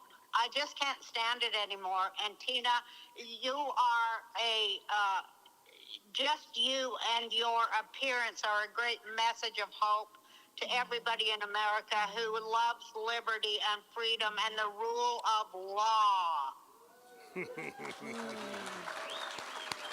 Well, Roseanne, I'm going to let you go. And Okay, good, because I'm trying to learn how to operate this grill. Hey, I heard AI is good. I haven't seen a lot of it since I was locked up for almost 2 years. I but don't want you an might try AI it. cooked steak. Oh, no, it's you just haven't missed the information. anything, Tina. You ain't missed nothing. Oh my gosh. I love it. Okay, well, we'll I love you guys. we'll look like try to get together and Yes, maybe even do it in Hawaii. We'll try to do Oh, it. that's I where love we it. need Going to up, do it. That's where we need Yeah. to go. Well, I need it. I miss it so bad. I'll go. Come on. You know, we have a whale that's still waiting for Tina. Remember when you got to the house and then you looked out the window and was a whale jumping right in front of the house? Oh my gosh. It was like Yeah. a perfect timing. So he's still out there. Tina, Tina. The dog will be barking the whole time. Well, God will give us the perfect timing, like always. Yeah. Yeah, he will. He Well, will. love you guys. I gotta go. I think I burned all this garlic. Oh my God. I forgot to take it out of the oven, damn it. Hey, folks, give it up for Roseanne Barr.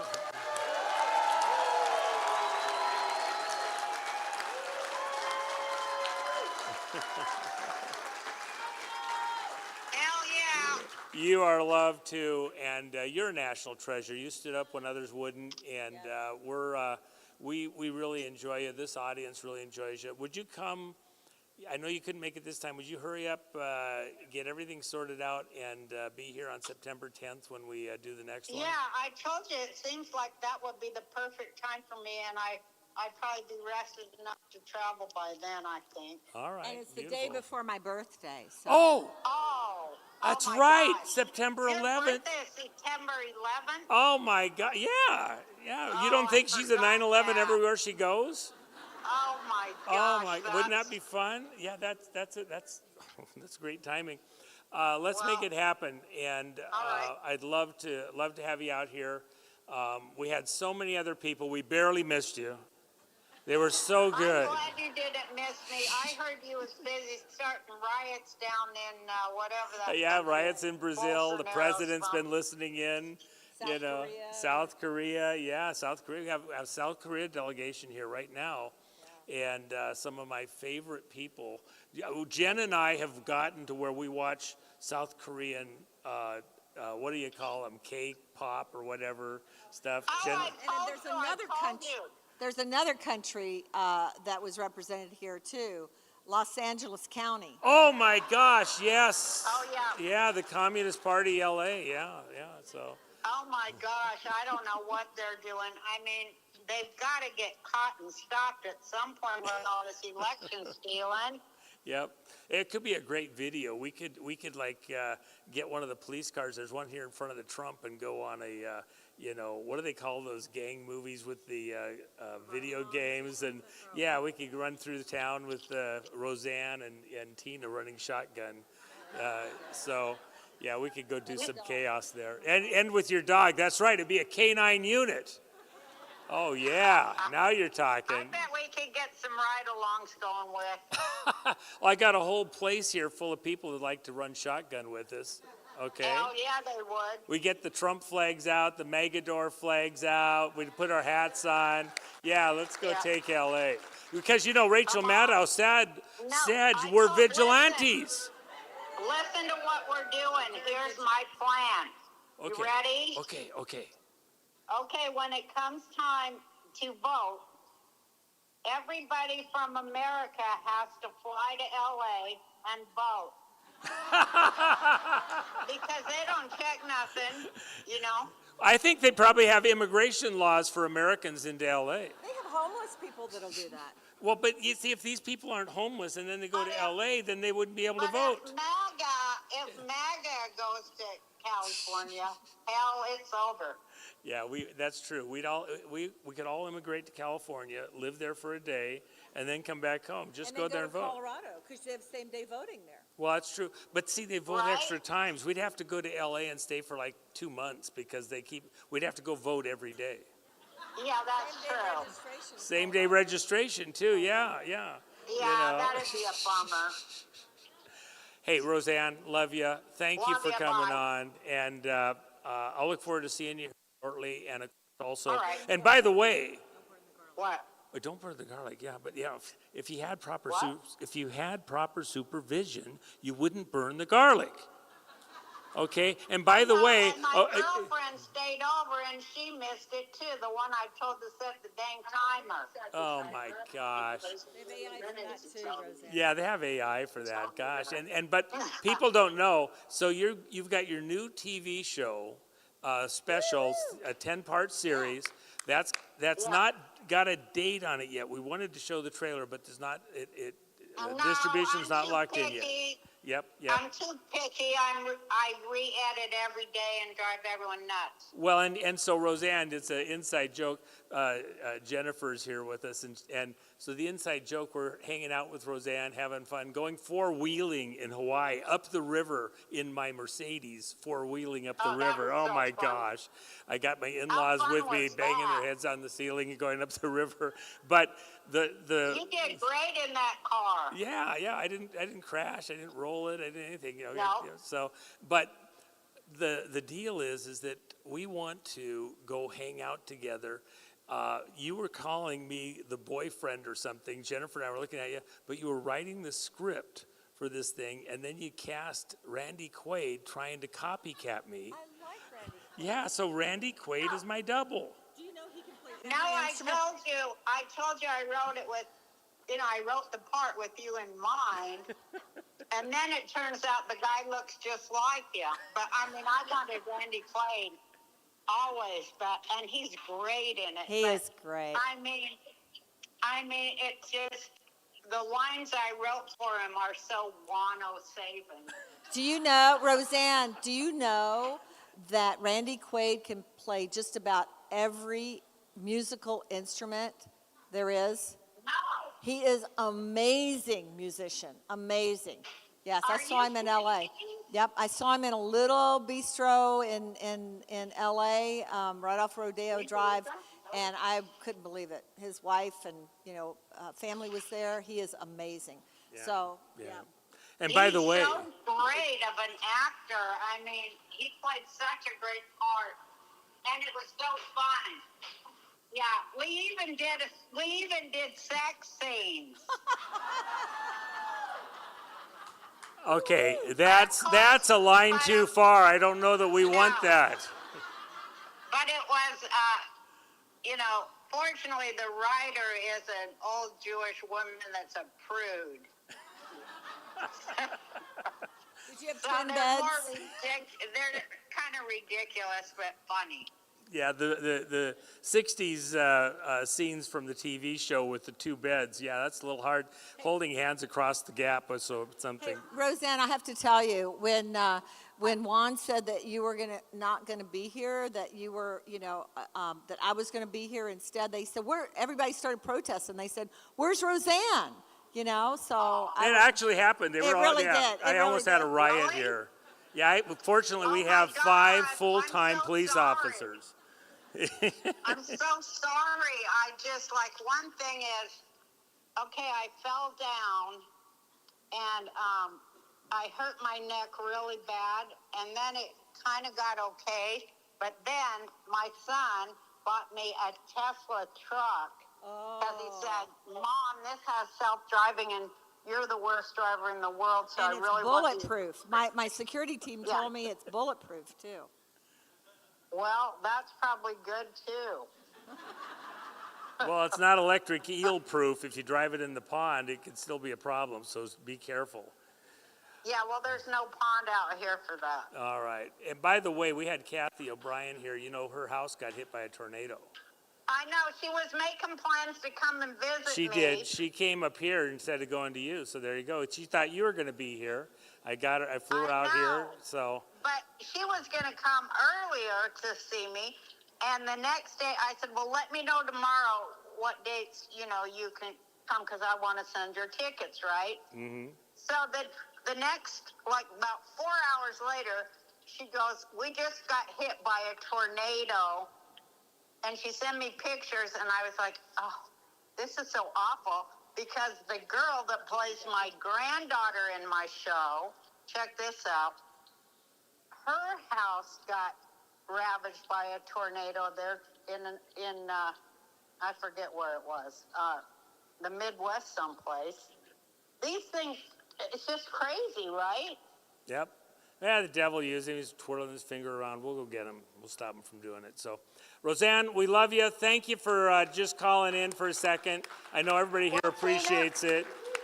Tina, we love you so Roseanne. much, honey. We love you, baby. Thank you. Love you. God bless you. God bless you. Thank you. Bye-bye, all. Was that kind of fun? All right. Hey, Juan. Yeah, go ahead. If we could, because the buffet will be put out at 5. Mm-hmm. You got 2 hours with the state law for it to stay out there. So if we can do like 30 minutes tops here. Yeah. And then, yeah. folks, if you need to, you can go get your food and come back. But please be quiet as Tina speaks, and we have some of the other presenters come up here. Maybe some folks ask some questions. We'll put 2 mics up here. We'll have 2 mics out here.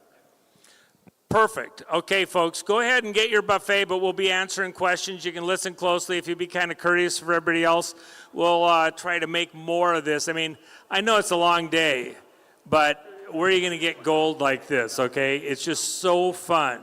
So let's enjoy it. Let's enjoy Tina and get some questions answered by some of these pros up here. So we got some chairs out here. Tina, you want to sit down? Yeah. Okay. Go ahead and come on over, sit down, relax, take a load off, get the purse. Do you have the gold bars in there?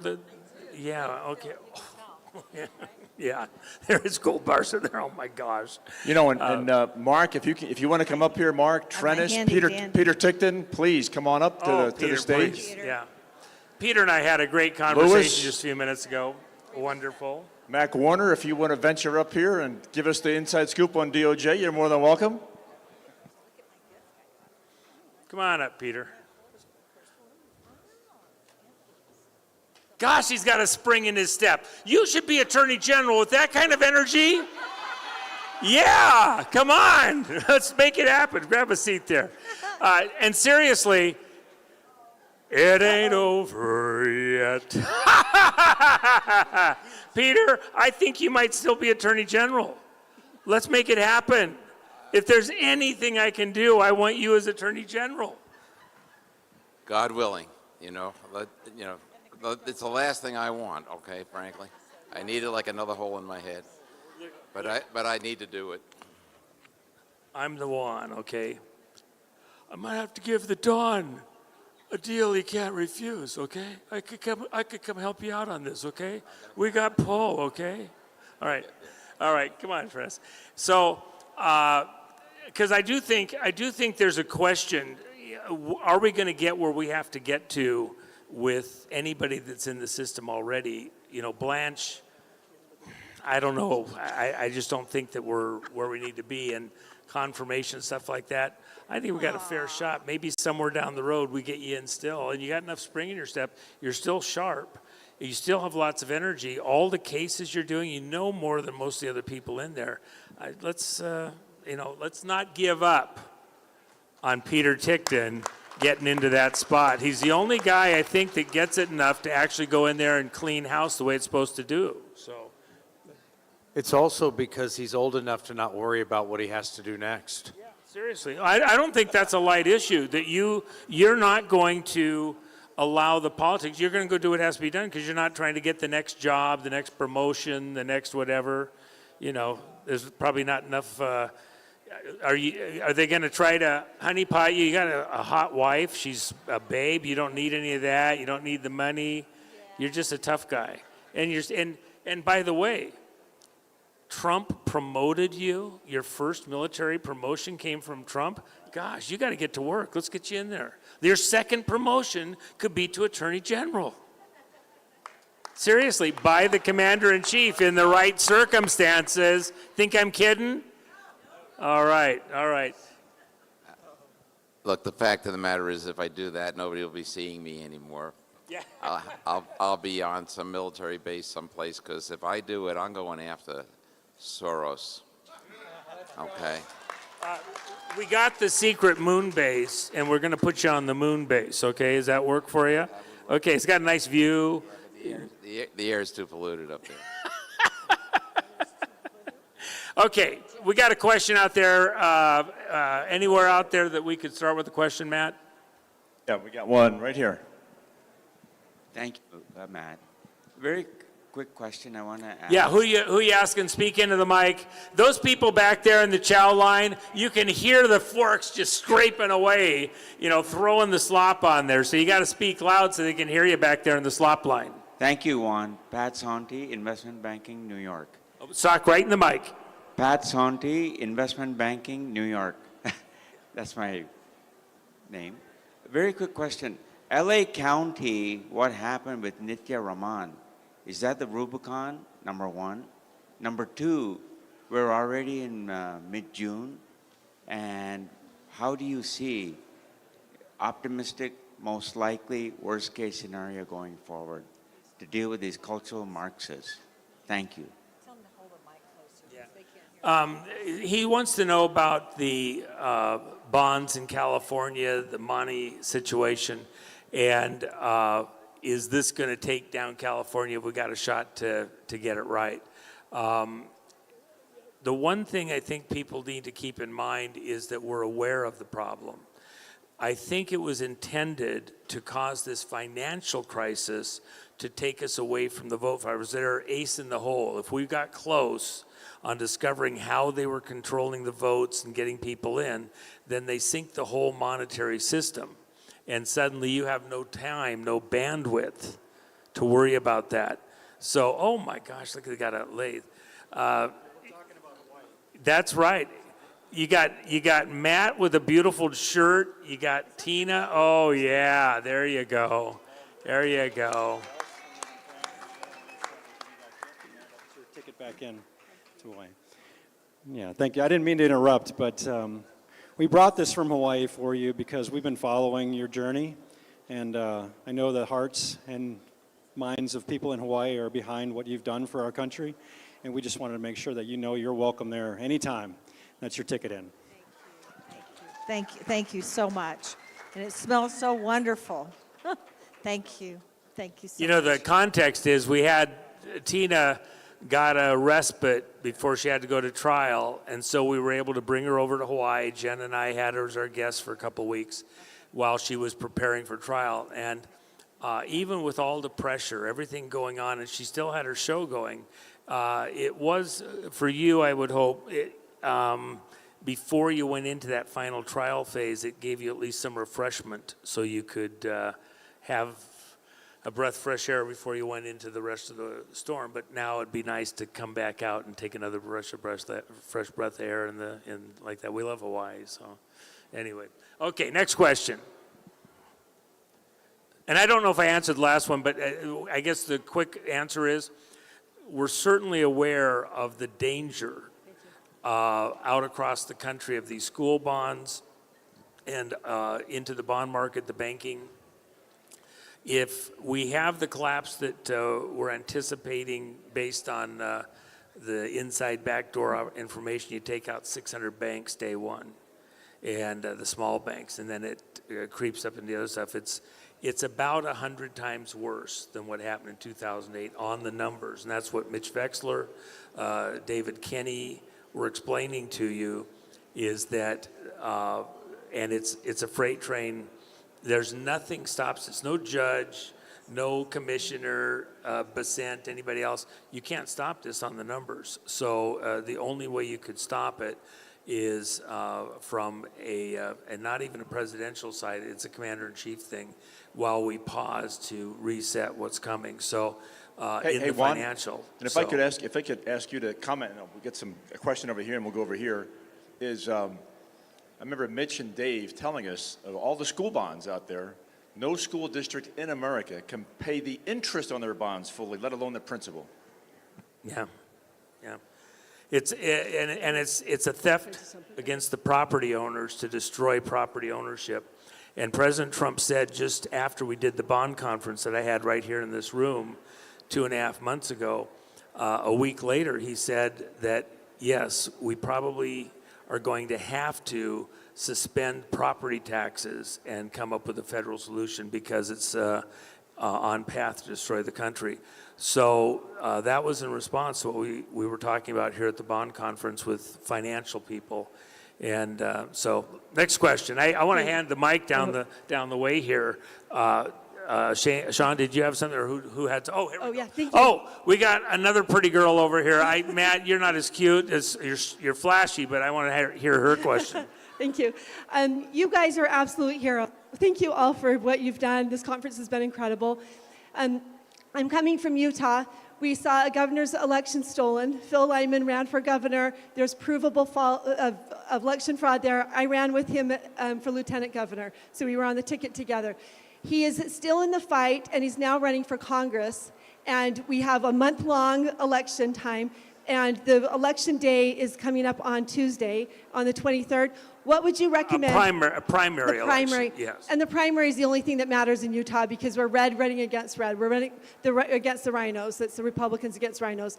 And so what would you recommend as we send poll watchers in on Tuesday? What should we be looking for as we try to prevent more fraud from happening?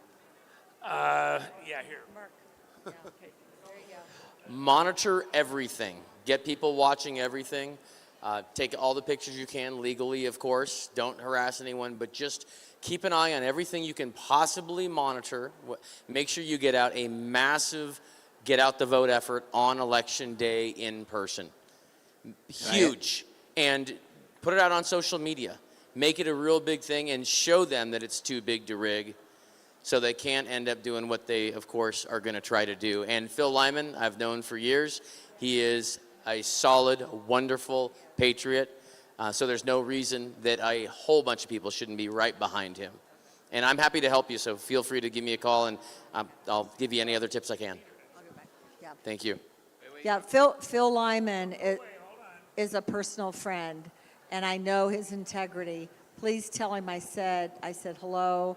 I'll be praying for him, and he would be awesome for Utah. Thank you. I really appreciate that. He was here yesterday. He had a debate that he had to attend, so he wasn't here today, but he loves all of you guys. Thank you. I have something I want to add too. Okay, Weston Martinez ran for the primary in San Antonio, Texas, and in Bexar County. It's spelled B-E-X-A-R, but it's pronounced Bear. And the first day of the primaries, he asked them for a list of the voters. And he got a list. And that list, they made a mistake. They didn't fix it yet, and it had all of the duplicates showing how the machines manipulated the vote, and a real lefty got the primary for the Republican seat, if you can imagine. That's how it works. So make sure during the first day in the afternoon that you're asking for the list of voters so you'll have the evidence that you're going to need later on to show that it was rigged. Okay, I'm sorry, but the machines are still in play. But that's what you have to do. You got get the list of who voted that day, and then get it again and again. The second day that he got the same list, it was all different voters that were listed. Okay, we have a smoking gun showing that the machines are in play. So make sure you get that for your race as well, okay? Thank you. Let me just add this.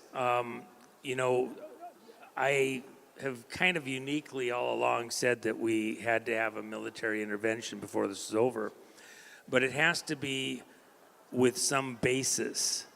It can't be done in a vacuum. And so you have to fight through to get the documentation, to prove the case, to make it so that down the road, when President Trump has to do what he has to do, the country is in step with him. And maybe they're not doing the fight specifically, but they're not fighting against it because they know that it's based on lie. In fact, we talked privately a little while ago that President Trump, the only real solution here, and Peter and I talked about this, is going to have to be some type of military intervention. Of course, we did the 17-page proposed executive order. That was the coalition effort. A number of members out of the coalition participated in putting that together. It's absolutely stunning. Peter helped push it with the president. But it has to be done not in a vacuum, but with the consent and agreement of the population that we're on track. Something has happened. We've been attacked. And if you go forward with the 2026 election with the winners of the primaries who are there through fraud, then all you have that you can elect are people that got through the primary process fraudulently. That can't stand. It must, you're going to have to do a pause, a reset, look at the candidates there and start over is my only, I think it's the only way we get there. You think so too also, I think. I think it's gonna come down to that sooner or later. It's possible we can avoid it, but everything has to go right, and it has to start going right soon enough. And it's a matter of timing, and God help us. Hopefully we won't need, well, I don't see any other way, because right now, we can't go forward with this election if we have all lefties in as Republican candidates. You know, so they're going to still vote the same way as the lefties are going to vote. They just have a different label on this sleeve. So I think it is too late at this point to just go forward. I think we're safe though with the senators because they weren't really dealing with the primaries, but with the House, it's going to be irreparable. I want to ask you a question. If you had one question to ask President Trump, what would it be?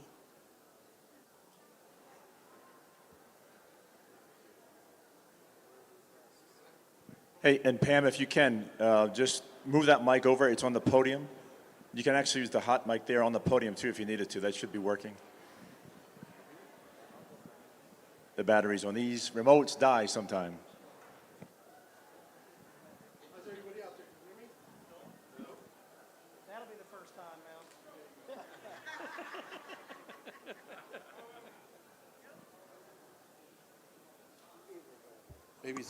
Hello?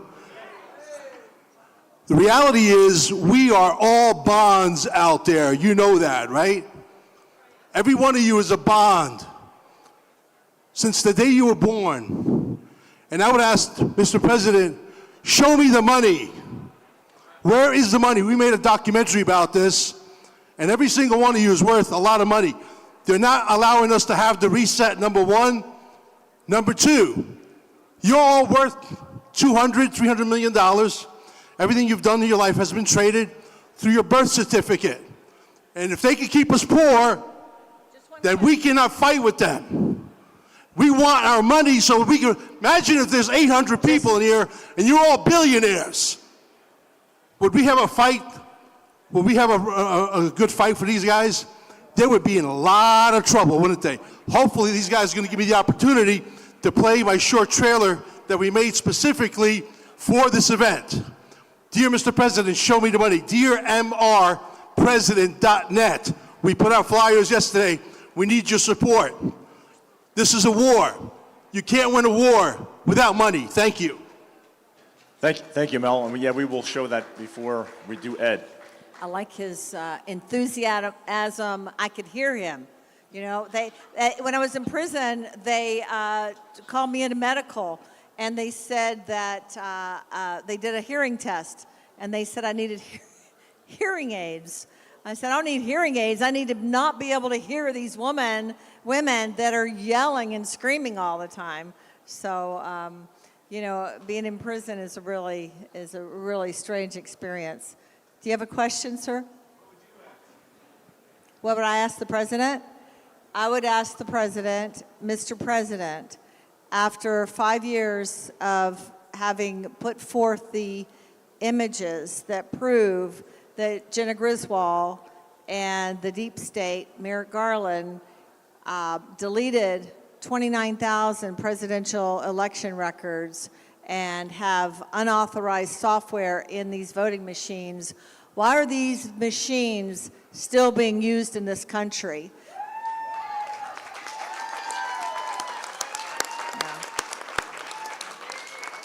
Juan, I think we have a question over Evans, here. go ahead. We have a question here too after Trennis talks. I'd like to answer Tina's question, because we have allowed ourselves to be ruled by tyrants. Go ahead, Matt. Yes, ma'am. State of Freedom podcast right here.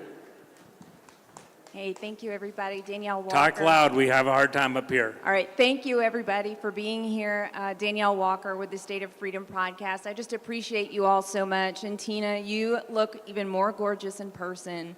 It is such an honor to be under the same roof as you. Question for you: how are you doing, and how is life acclimating now that you're out?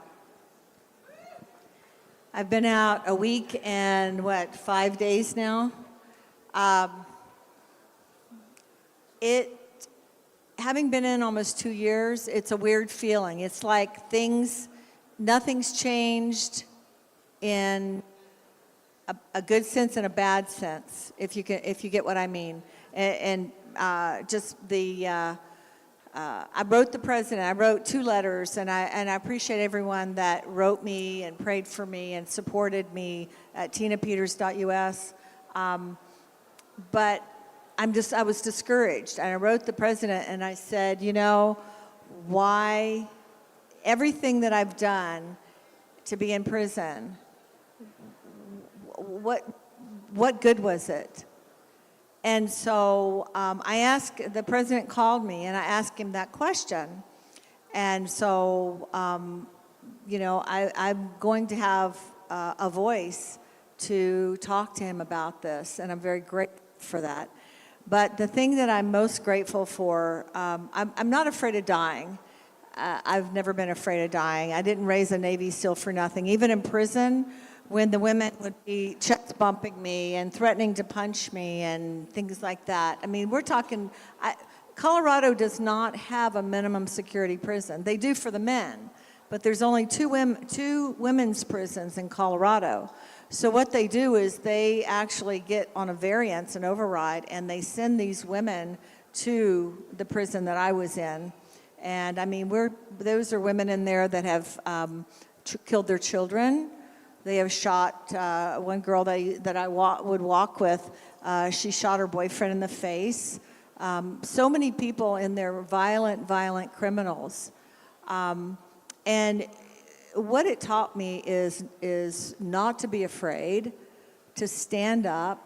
I won the women's support. They were asking me, they said, please don't forget us.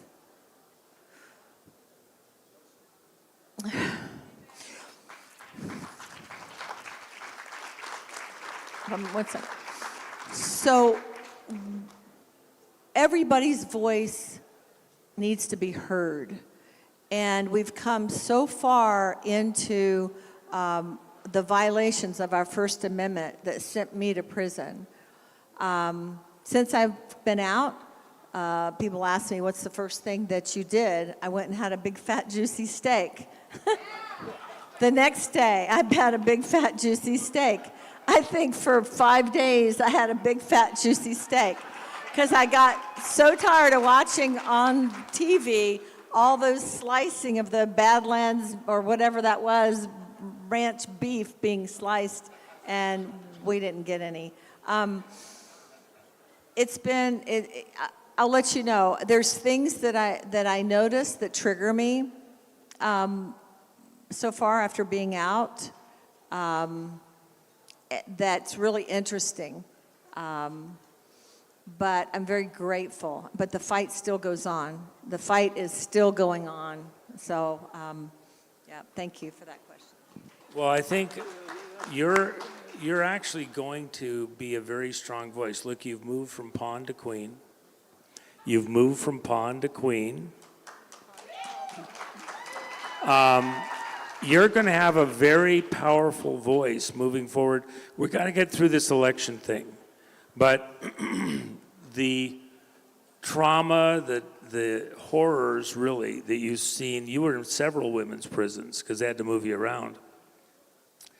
I think you're going to be a voice for prisoners because the whole prison system is wrong. It's not just the justice system, the way they send people there. It's the prison system. It's just totally screwed up. So we have a responsibility. We have so many people in prison that really shouldn't be there, and then the ones that are there are not being treated correctly. And so we have just an immense problem within the prison system that I think your next mission is going to have to be something to do with that beyond this election stuff. And I saw Sean want to say something. You can't have it. No, I appreciate Sean so much for all he's done, the sacrifices he's made. And I'll talk more about this as time goes on to everyone, but the prison systems are a business. They're meant to keep people coming in and coming in and coming in, repeat offenders. And they do it by I believe it's a federal program. I'm going to be asking those questions. It's called Suboxone, and they cloak it in.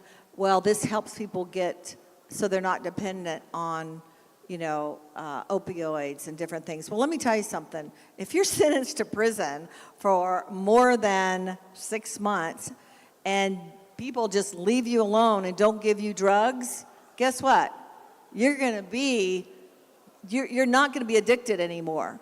But what they do is they give these women things that keep them addicted, and they go and they take them, then they hide them in their gums, then they go out and spit in a cup back in their cell, and then they let that dry out, and because they only pay them $15 a month, you can't even afford shampoo and things like that. So then they chop it up and they sell it to afford to live in there. It's really pathetic. But I'll be on that more. It's a terrible program. We need to do something about reforming people so they actually can have a life that have lived in generational drug and violence. And food. They need food. Tina's absolutely right. We have a private prison system in Tennessee and many other states. And what people don't seem to understand is a lot of our courts have been privatized. The probation and parole services have been privatized. And a lot of the district attorneys and the defense attorneys are owners of these very systems. And so they're profiting off of everybody that's going through the system. So they're not really even allowed to have a fair trial anymore. What they're trying to do is they're trying to push people to take deals because every deal that they get is more money into that private system. And when you have these DAs, these judges, and all of that actually own the privatized system, they're getting richer and richer and richer for every case that comes before them. And the only thing that's doing is violating everybody's rights. That's all it's doing.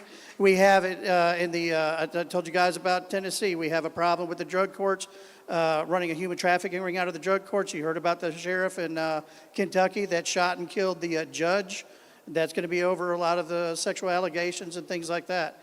Our justice system is broken, and until we clear the benches, until we clear the judiciary, until we clear the district attorney conferences, and we get back to the nuts and bolts of what our Constitution says, nothing's going to change, and it comes down to each one of us to demand the change. And the foundation of it all is elections. The foundation of it all is elections that put these criminals in places of power. You want to go? I just want to say that either we concentrate first on the machines, or we're going to be fighting the prison system as inmates. So we. Hey, Peter, repeat that. Repeat that. and- That's so important, Peter. Please say that again. Okay, we need to and this is Tina's, I've spoken to Tina a lot, and this is probably her main thrust and the main concern, is to get rid of the machines. Because if we don't get rid of the machines, we'll be fighting to improve the prison system as inmates. Here's how I would say it. Get rid of the machines or live under their reign and rule. Because the machine is about to take over, right? For as long as they'll let us live under their rule. Well, I don't know about you, but I'm not going back to prison. I already did that once. You can check that off my bucket list. I just don't think that I already had that experience, so. Yeah. Oh my gosh, yeah. So, but no, seriously, folks, what we're saying up here, these aren't colloquialisms. These aren't just ideas or thoughts to something you go, hey, I heard that, and you file it away. You have to make a conscious decision as to whether or not you're going to live in a country. How many generations have we known? How many, did our parents know and our grandparents now that the fraud, the corruption was rampant? Everywhere I go, and I think every person on this stage and many of you in the audience would attest to this.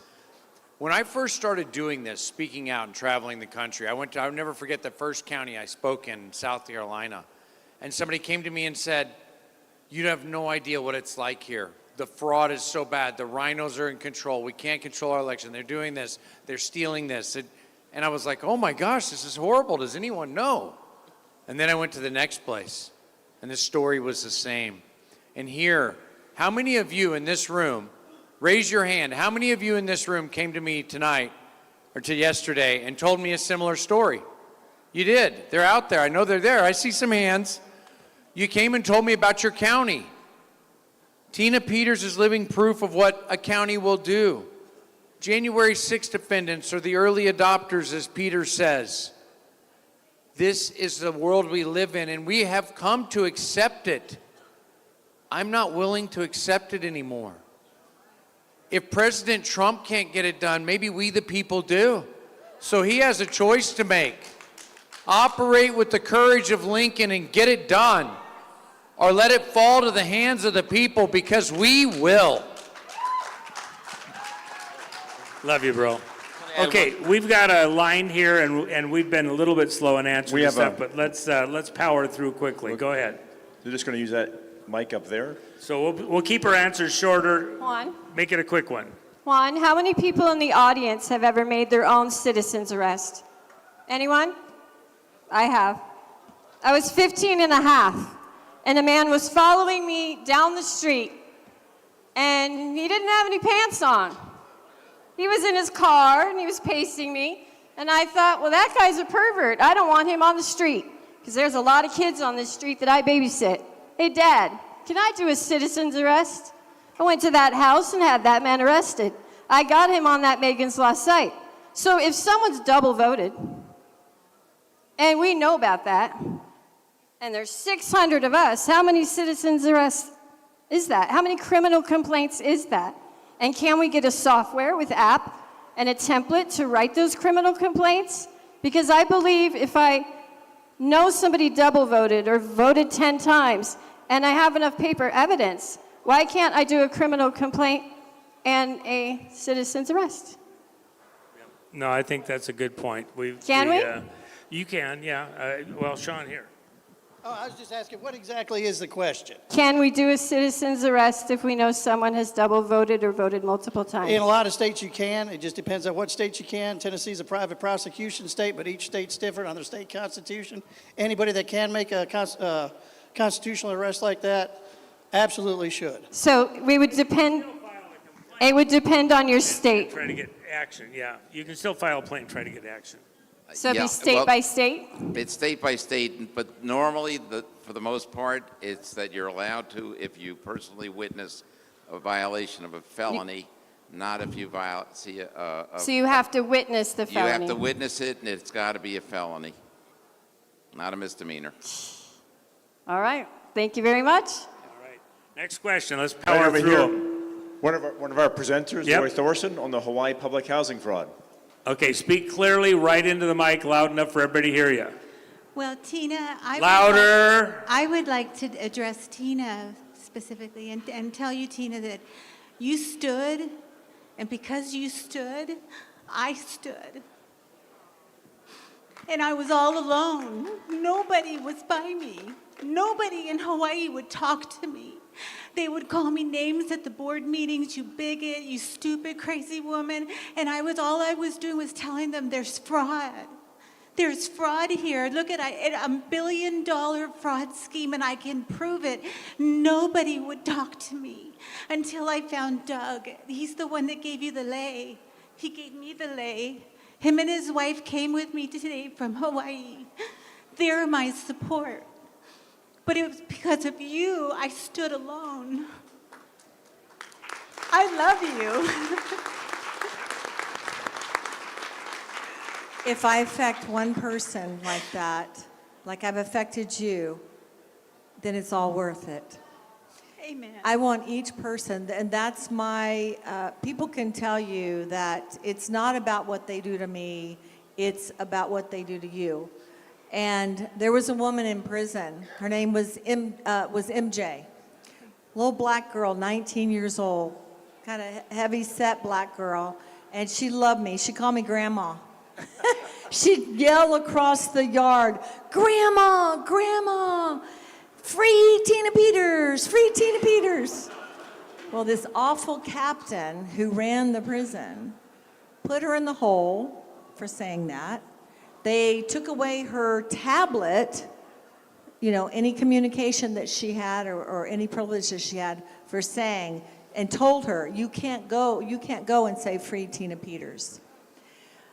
Everybody that stands up will be persecuted. I can promise you. The Bible says that, right?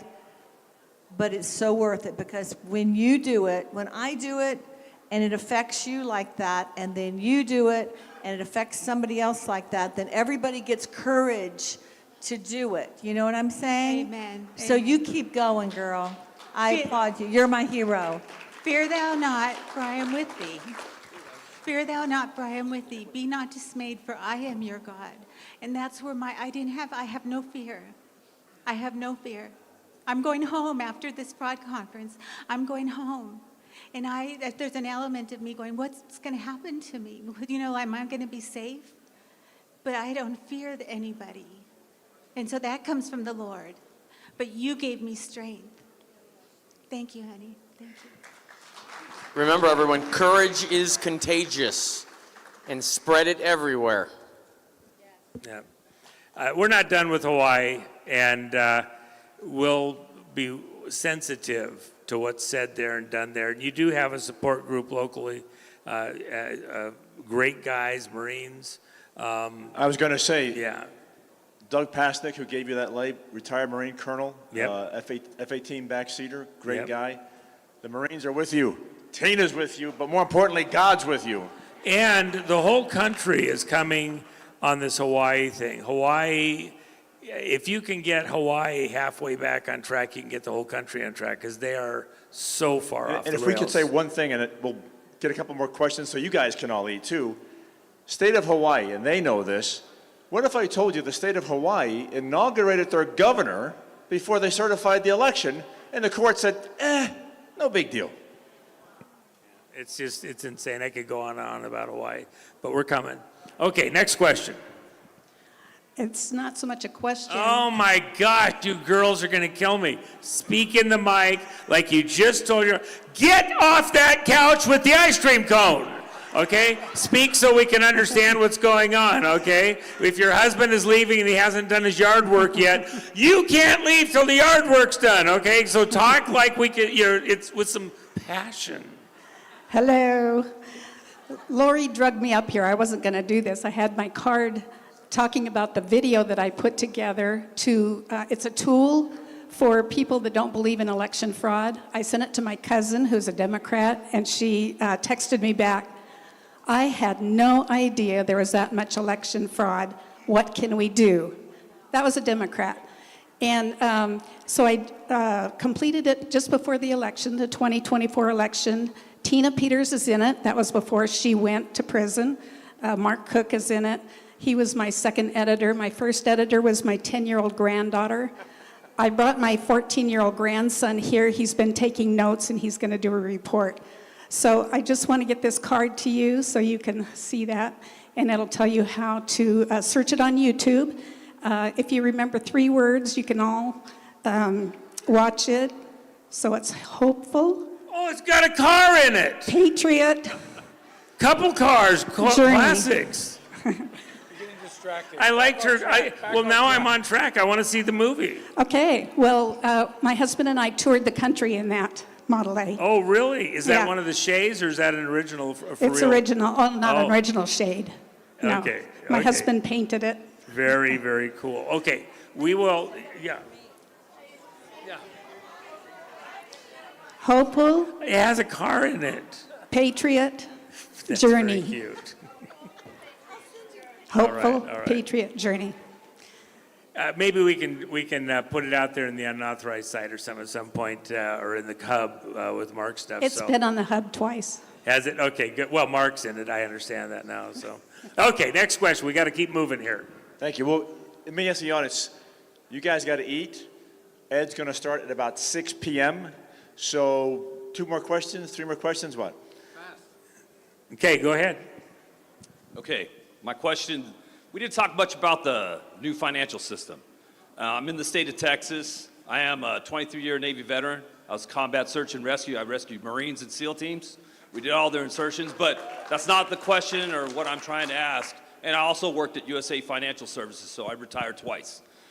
My question is, I've been following, Legal Tender Act in Utah when it first got approved through legislation and through their Attorney General.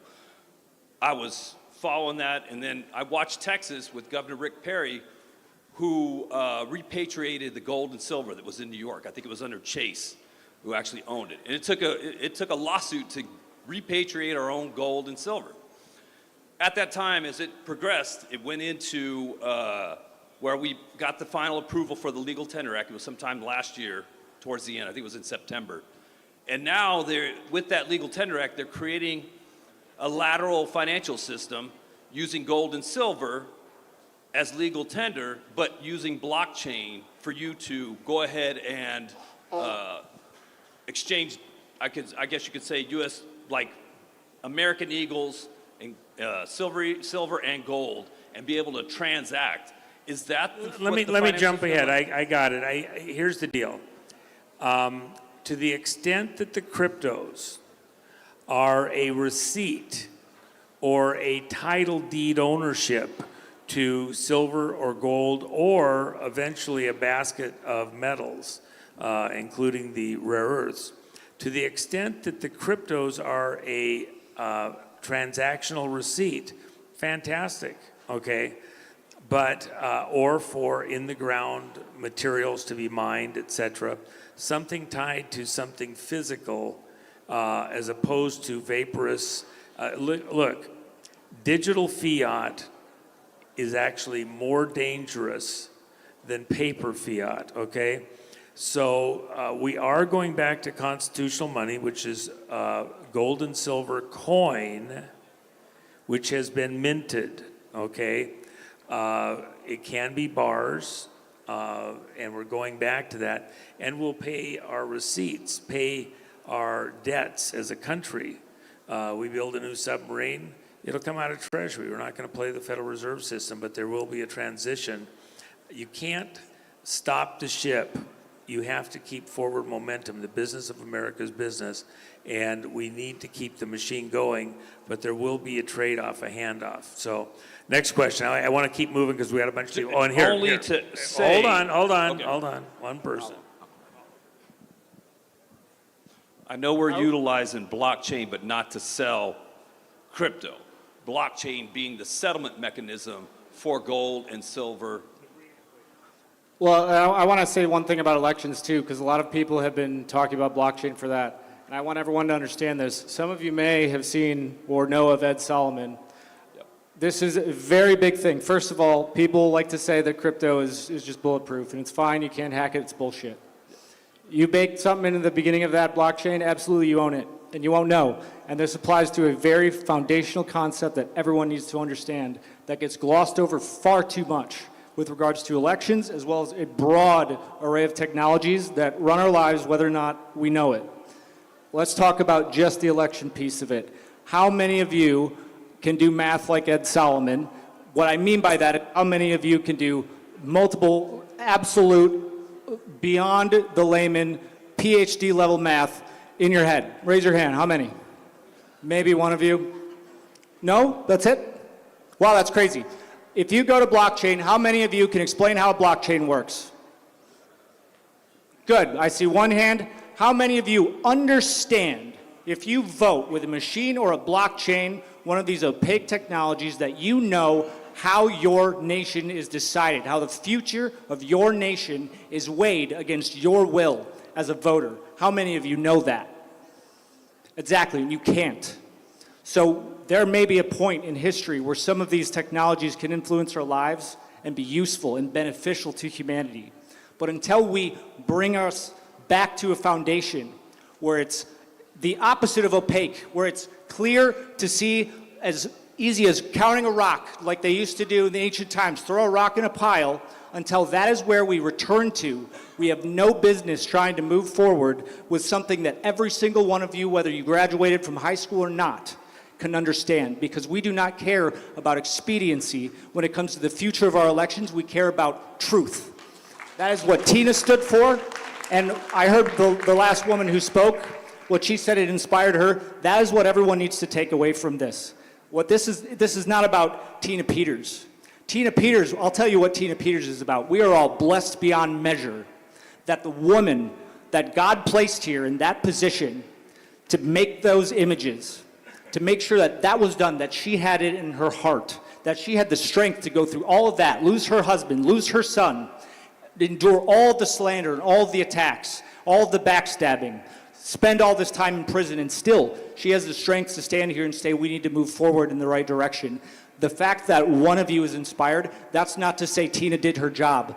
You need to do your job, because if you do not hand that torch over, we will never return to that foundation, and we will never be able to build on something solid again. So yes, we should fill stadiums. We should not even fill stadiums. There should not be a house in this nation. Whether or not they agree with you is one thing, but there should not be a single household in this nation or someone on the street who doesn't know that there are hardworking, honest Americans who care about the future of this nation and know how critical this period of time that we are in is for the future of our children. It's not about Tina, it's not about me. There are millions of children that go missing. Some of them will never be saved. Some of them are waiting to be rescued, and some of them never will be. But they will never fail to continue disappearing if we do not solve this issue. I once in my life believed that my voice didn't matter because I saw very young how dark this world can be. And that is exactly the place that they want you. And this woman is a testament. Never let them convince you of that. How many of you have 1 million followers? Good. It doesn't matter. You don't need any followers. You need one voice, and that's all you need. That's ultimately what Tina has. It's what we were all born with, and it's what we'll leave here with. Use it. Let me just add one 10-second thing. How do you defeat AI? Person to person. That's why you guys are so important. When we're working together, the AI can't control us. They might try to influence us, but they can't tell me a lie. When I talk to you personally, you tell me what the facts are. Person to person. That's how we defeat it. That's the future. Matt, next person. I will try to speak loudly. You're doing great. Okay, perfect. Okay, we're Bonnie and David. First of all, thank you to every person on that stage and behind the scenes. You guys are amazing. Tina, thank you so much. He gave a very good segue to my question, After hearing all of the information that we have heard this week here, what is the one biggest thing that each one of us can go home and do to make a change, to make a difference? I got that. Well, the first thing I would suggest to everybody, what you can do to make a difference, is you need to be willing to be uncomfortable. You have to be uncomfortable. What do I mean by that? You have to have uncomfortable conversations. You have to have these conversations where you're told not to. Don't have political conversations or spiritual conversations, religious conversations over dinner. Yes, that's exactly where you need to have these conversations. Because there is no way that we're going to win this war. Are we in a war? Yes, absolutely. There's no way we're going to win this war if our voices are not heard. We cannot be docile. We cannot hide in the shadows any longer. I've done the math. I've gone through this country 4 times. I've traveled this country. 49 out of 50 states. The only thing that stopped me is Hurricane Helene from hitting number 50. 49 out of 50 states over a 3-year, 2.5-year period. And I can tell you, the number one challenge I see is people do not stand up. They're afraid to lose their family. I get it. I get 2 of my daughters disowned me because I was at J6. That sucks. It sucks. But guess what? I would do it exactly the same way again and again and again. You know why? Because I'm fighting for all the children that are being raped daily over and over and over again. And if you're not willing to be uncomfortable in the face of a child getting raped, there's a problem with you. We are the way to fix this. The micro will fix the macro.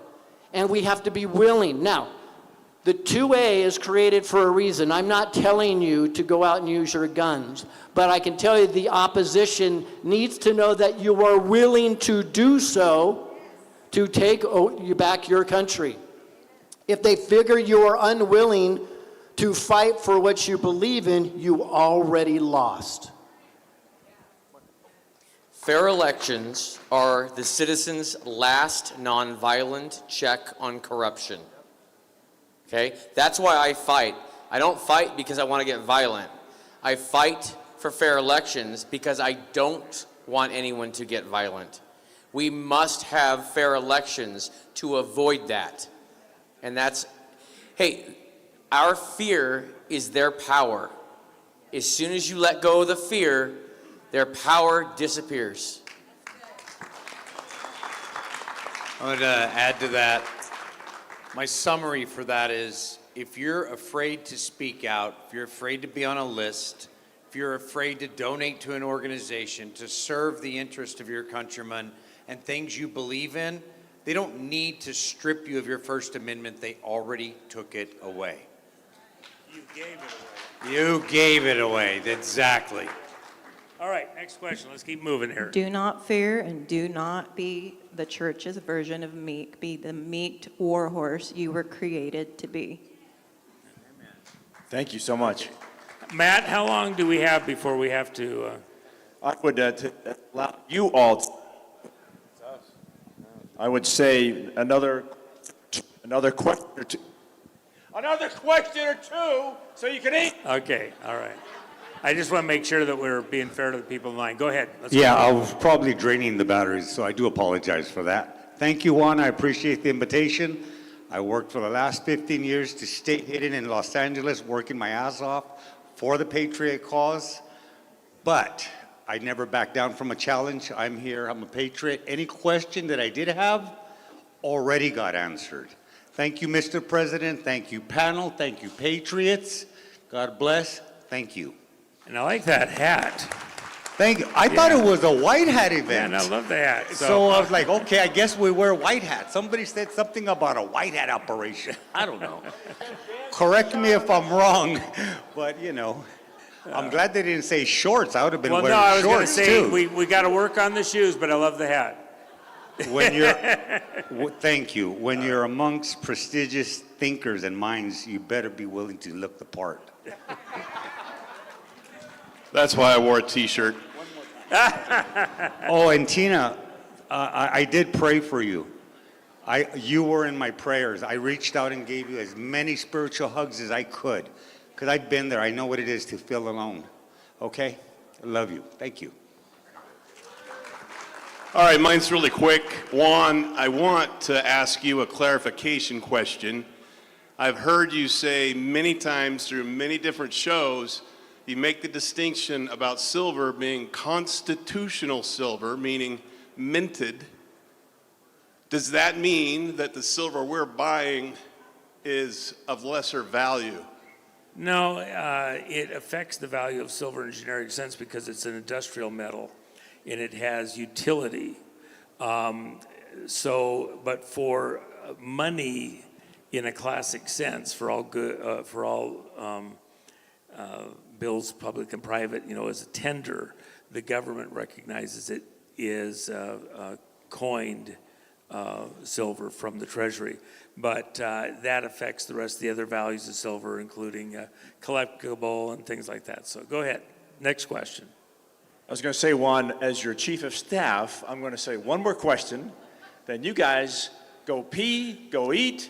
We'll have Ed Solomon get ready to get up here, and we can just keep talking. Well, we got two pretty girls after this, so I'll field the girls if we have to. Matt, I've just spent almost 2 years of people telling me what to do.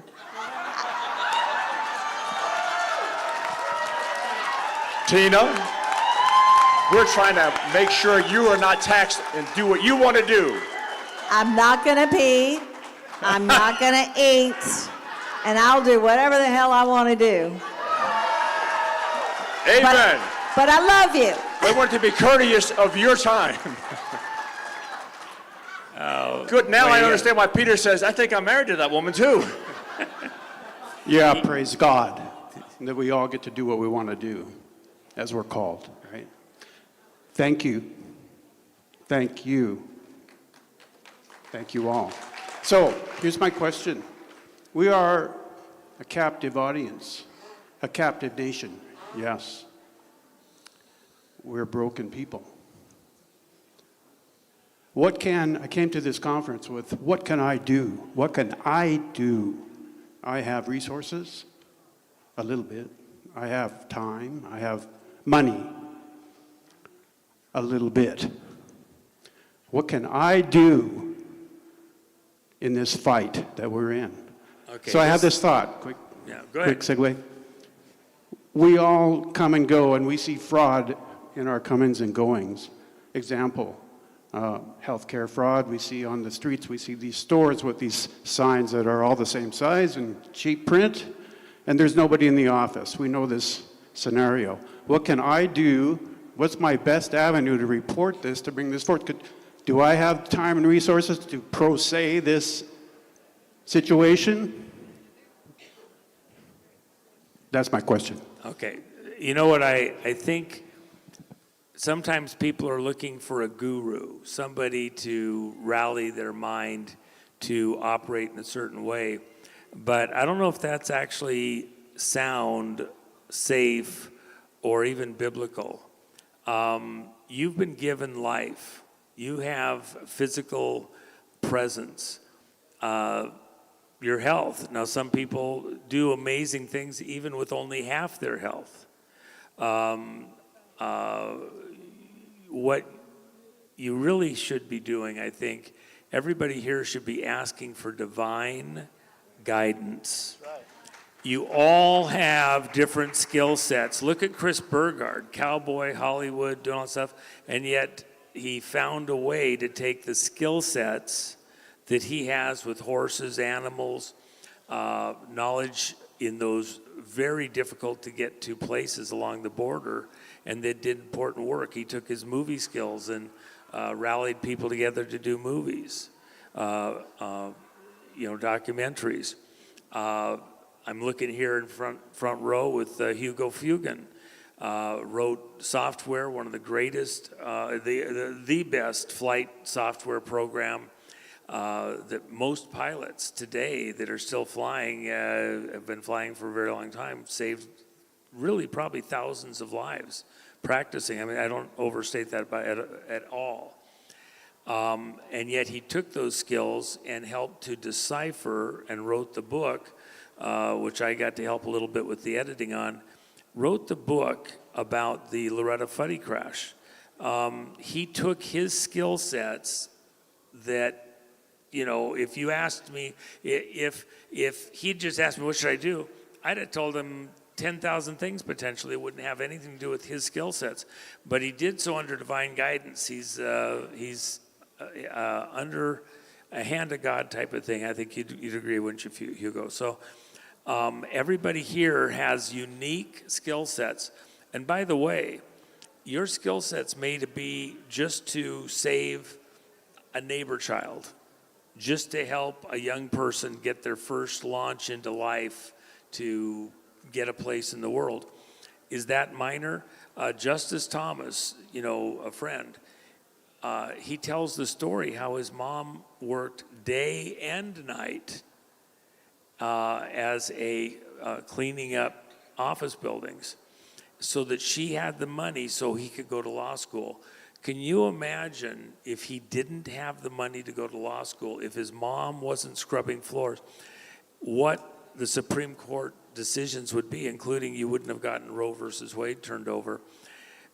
In the heavenly realm, I don't think we have any concept of how God will weigh who did what and what rewards, what mansions are built up for them because they have valued how they use their life, apply themselves different than what the people around them would do.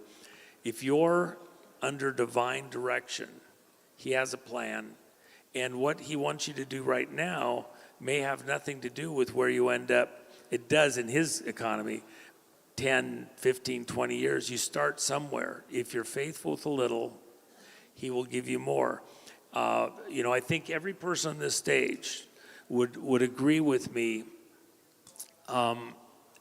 He who is given much, of those people, much is required. And so I feel very, very blessed to even get a chance to talk with folks out over the week. Every person here has been given much in the way of blessings, health, clarity of mind, experience, mistakes that we've learned through. But that also means we have greater responsibility to apply that moving forward. God's watching. So does that sound right? Yeah, that sounds perfect, except I want to add to it. Okay. Attorneys, I'm telling you. I know. One more stipulation. And he charges by the hour, so just. Boom. You don't want to know what I charge. But in any event, I was sitting here thinking, because that's the second time the question came up, what do I do? And we have so many good people here. I mean, I just love being here. I just love being with like-minded people. It's just so wonderful to have these occasions. It's kind of like going to a Trump rally, you know. But I want to give you something. I want to give you an answer to that question, because I think of all the questions asked, that's the most important question of the night. What can I do? And I was sitting here and I was thinking, oh, maybe join the Republican Party near you and whatever. And then I realized, no, I got a better one. You're here among a lot of experts about election fraud. You've been listening about election fraud. You've learned about election fraud. Figure it out a little bit more. Get that video, please. We got to be able to get that video up on the screen so that girl that talked about the video she made, you got the card. We got to get that out somehow. So you got a tool. And all you need to do is start talking to some of your liberal friends, and don't argue with them. Just ask them, say, what do you think about this? But get ahead of the curve. Understand about election fraud now, because when Maduro starts singing publicly, when we start showing the world that China was behind the takeover of America for 4 years and they want it for good and they want to turn us into slaves, as long as they'll keep us alive, knowing what the World Economic Forum wants to do to us, okay? What they want to do to us is not something that we want to have done to us. Let me assure you of that. So we got to win this battle. How do we win it? We win it one voice, one person at a time. So if you can convince two people, and each one of them, when they get convinced, they can convince two people, we'll have a geometric progression. And once we have that going, once we start getting momentum, and then you start seeing Maduro, and that starts coming out, then you're going to look like the genius in your neighborhood. You're going to be the smart ones that are going to be the leaders of the coming change. Because I'm telling you now, we didn't go to get Maduro for the purposes of stopping the cocaine and the fentanyl. That's a byproduct. We needed Maduro because we need to clean up not just the United States, but South Korea is having the same problem. Look at the UK, where they're arresting 30 to 50 people a day for what they're putting out in social media and their texts. We don't want to be that way. We don't want that here. So either you speak now, or you're not going to be able to speak the truth later. So that's the answer to the question. If you want to know what to do, speak up. Yeah, our nation was built by a small group of rebels. And this nation built by rebels has turned into a nation of conformists. So what I would say is, summon your inner American rebel and rebel against electronic control of your elections. Take them back, like your life depends on it. Okay, let's power on. Next question there. There was a lovely lady before me who's too shy to ask you her question. Matt has it. Do you want to give it? All right, speaking that mic, you gotta, it's like calling the kids back from getting out of the yard. She has it. She has this. It was an image on her phone of a bull elephant, I believe. Bull elephant.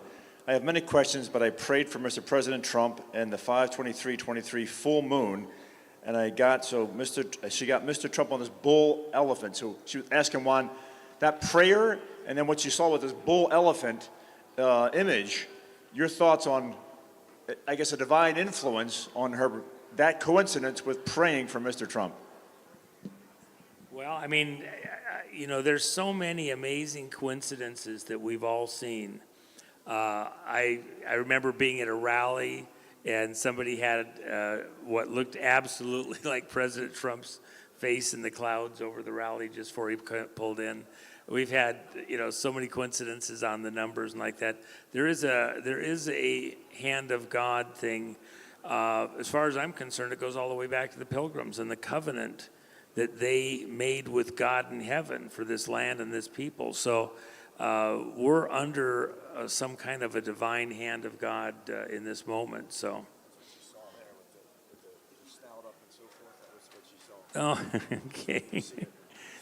Well, I mean, look, I'm not going to. I see it. Yeah, it's beautiful. I think that, and sometimes, there's a hand of God where He just needs to give you some reassurance. He's right there with you. So anyway, let's power to the next one. Thank you.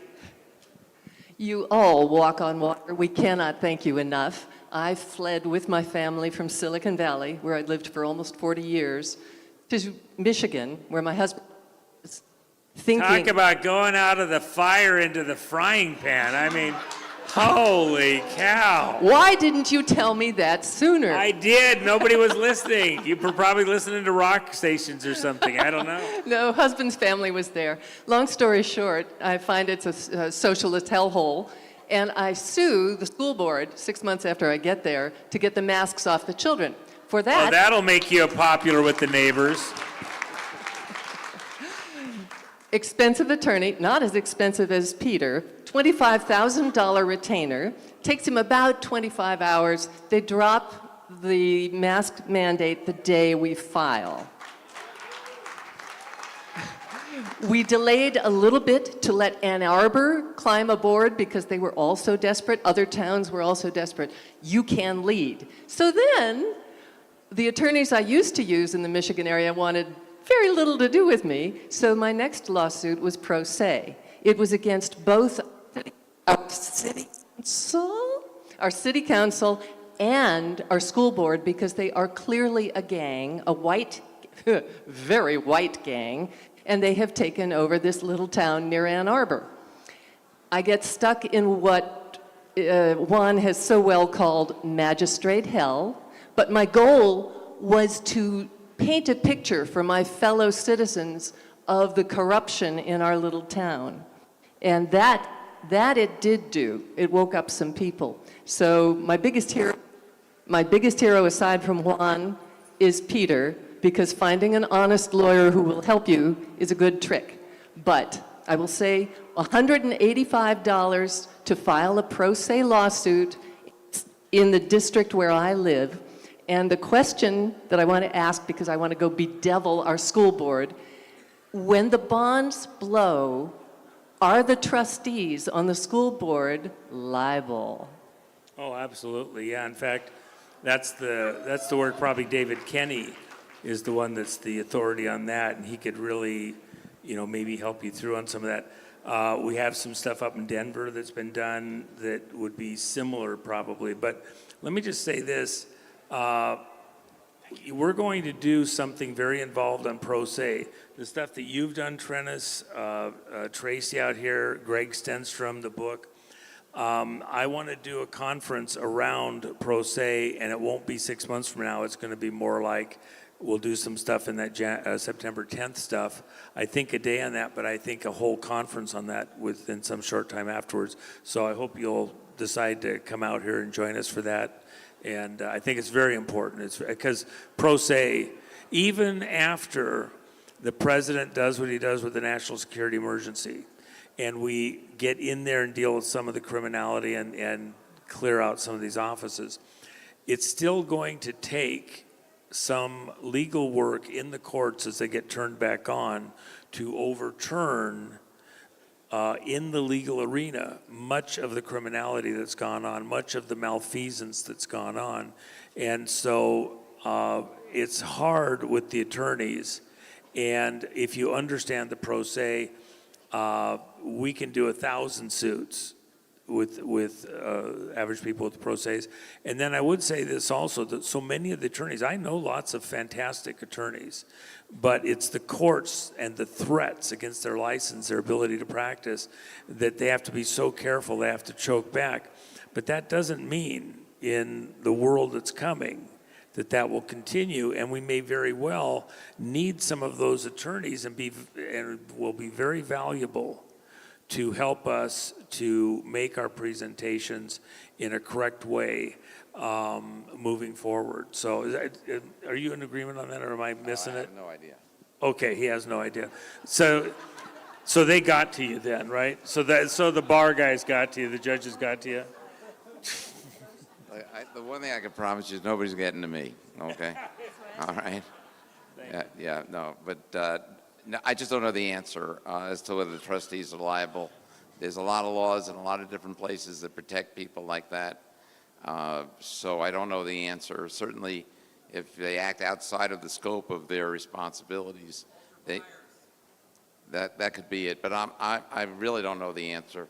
It's the kind of thing that I would want to research if I got involved with such a case. There you go. All right, next, let's keep moving. All right, now, just make sure Ed Solomon's waiting in the wings for his presentation. Okay. Hi, I'm Danessa Rains. I'm from Coos County, Oregon. And I'm supposed to come back with some election integrity tools in my back pocket. And the one thing we're going to be doing, I'll just give some of the things we're going to be doing, is the fairs where we can have intervention, we can talk with people. It would be really helpful to have a tool, because I was one of 8 observers for my election, because no one wants to go anymore to observe. Louis, this is you need to talk on this. So what happened is I'm in there asking her questions, the clerk, and she's sitting there with a phone in her back pocket in the tabulation room, and they lock all the phones and everything in the tabulation room in a locker for all the paid workers. So is there any tools to show that this air gap, which they have been lied to by the Secretary of State, that there is there's no modem. She keeps saying there's no modem in these two little black towers, and we're. I got you covered. Okay. Okay, you got my number, right? Yes. But Call me. Call me tomorrow. All right. Thank you. Okay, no problem. Yeah, Coos County, man. I mean, Oregonians have to save Oregon. It can't be done externally. Every state has to own up. The one thing I want to say about Oregon is you have a ballot measure. Here's what happened. They had a ballot measure 20 years ago. And the citizens of Oregon saw what was coming with all this outside money. They're, a low population state. So a ballot measure got passed. I mean, it was like, 90% of the public wanted this ballot measure passed. It wasn't, just like near 50-50.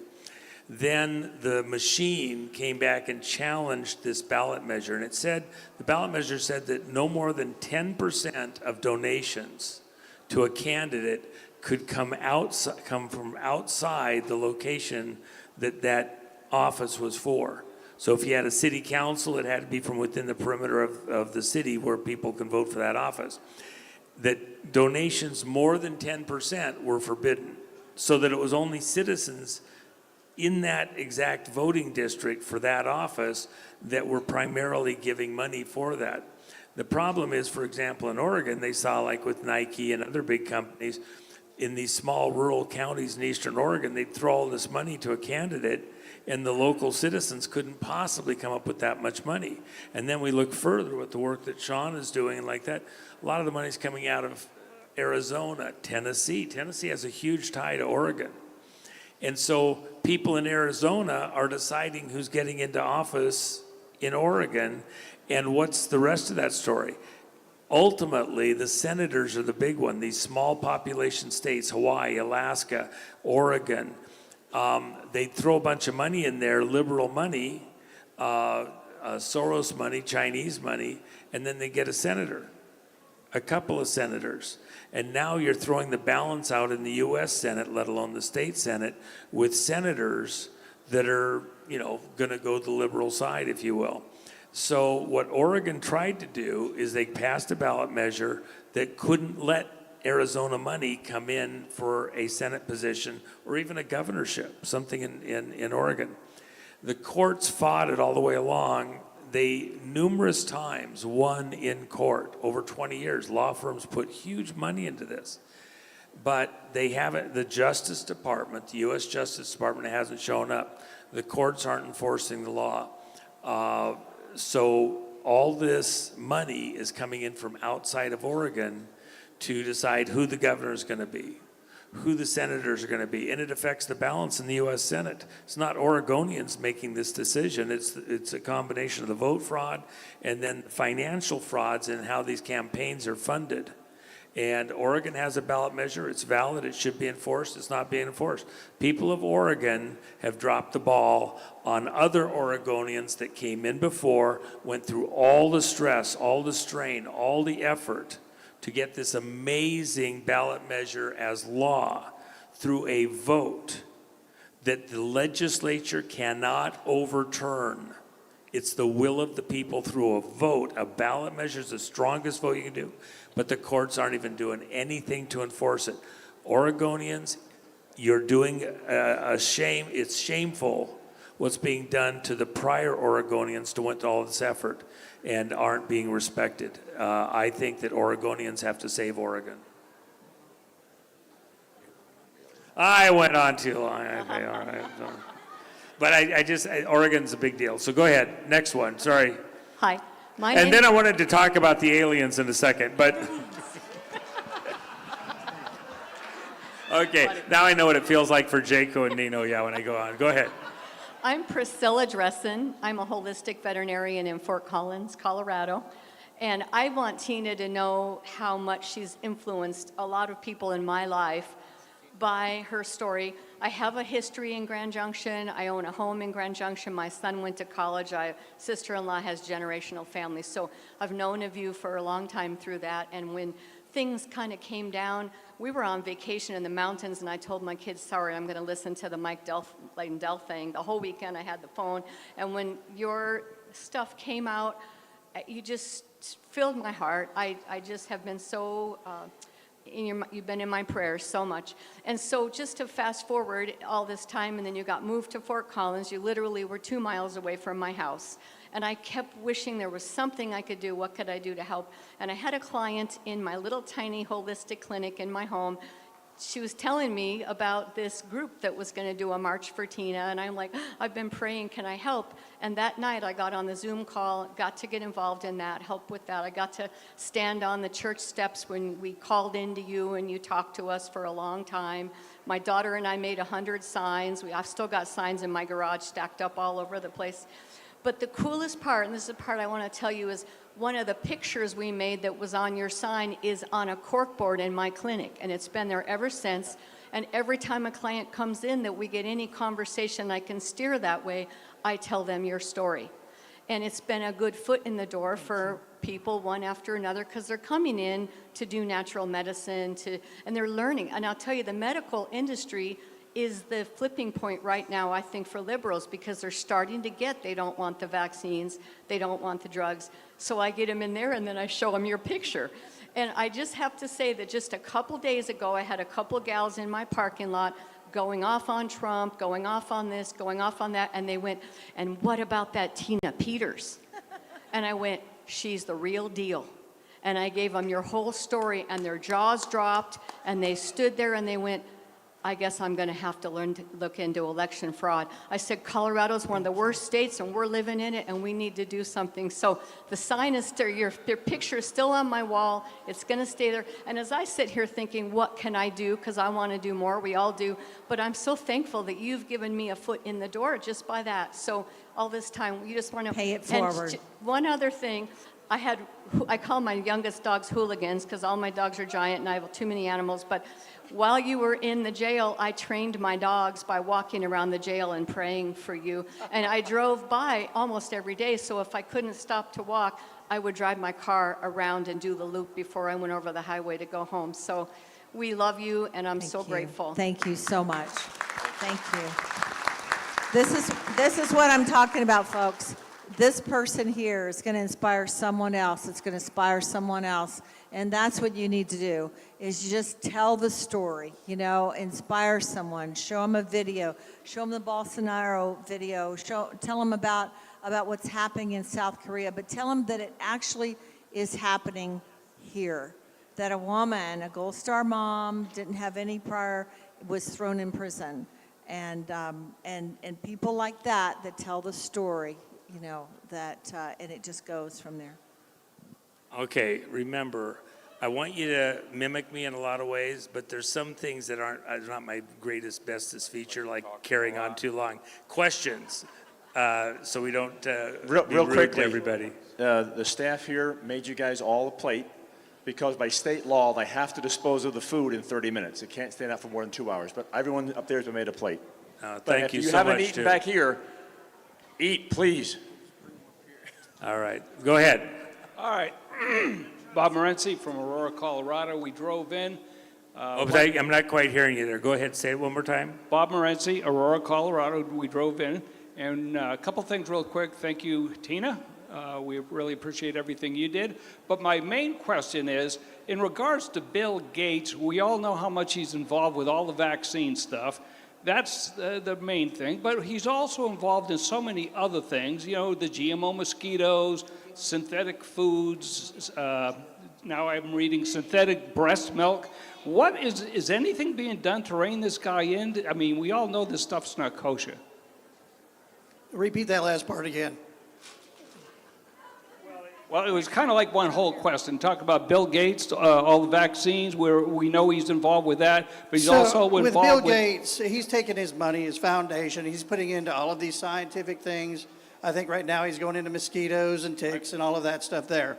So that is, one of these ways that they are trying to create a difference in the DNA and things like that, and it's going to be going down generationally. One of the other things that he is involved in, of course, everybody knows about the Epstein stuff, but he's got a group of people there it's at Microsoft that have a nonprofit called KIND, K-I-N-D, and what that stands for is Kids in Need of Defense.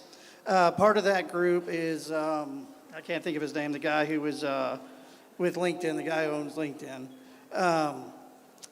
They were moving in children around the world that were undocumented without their parents, okay? What that is that's called human trafficking, okay?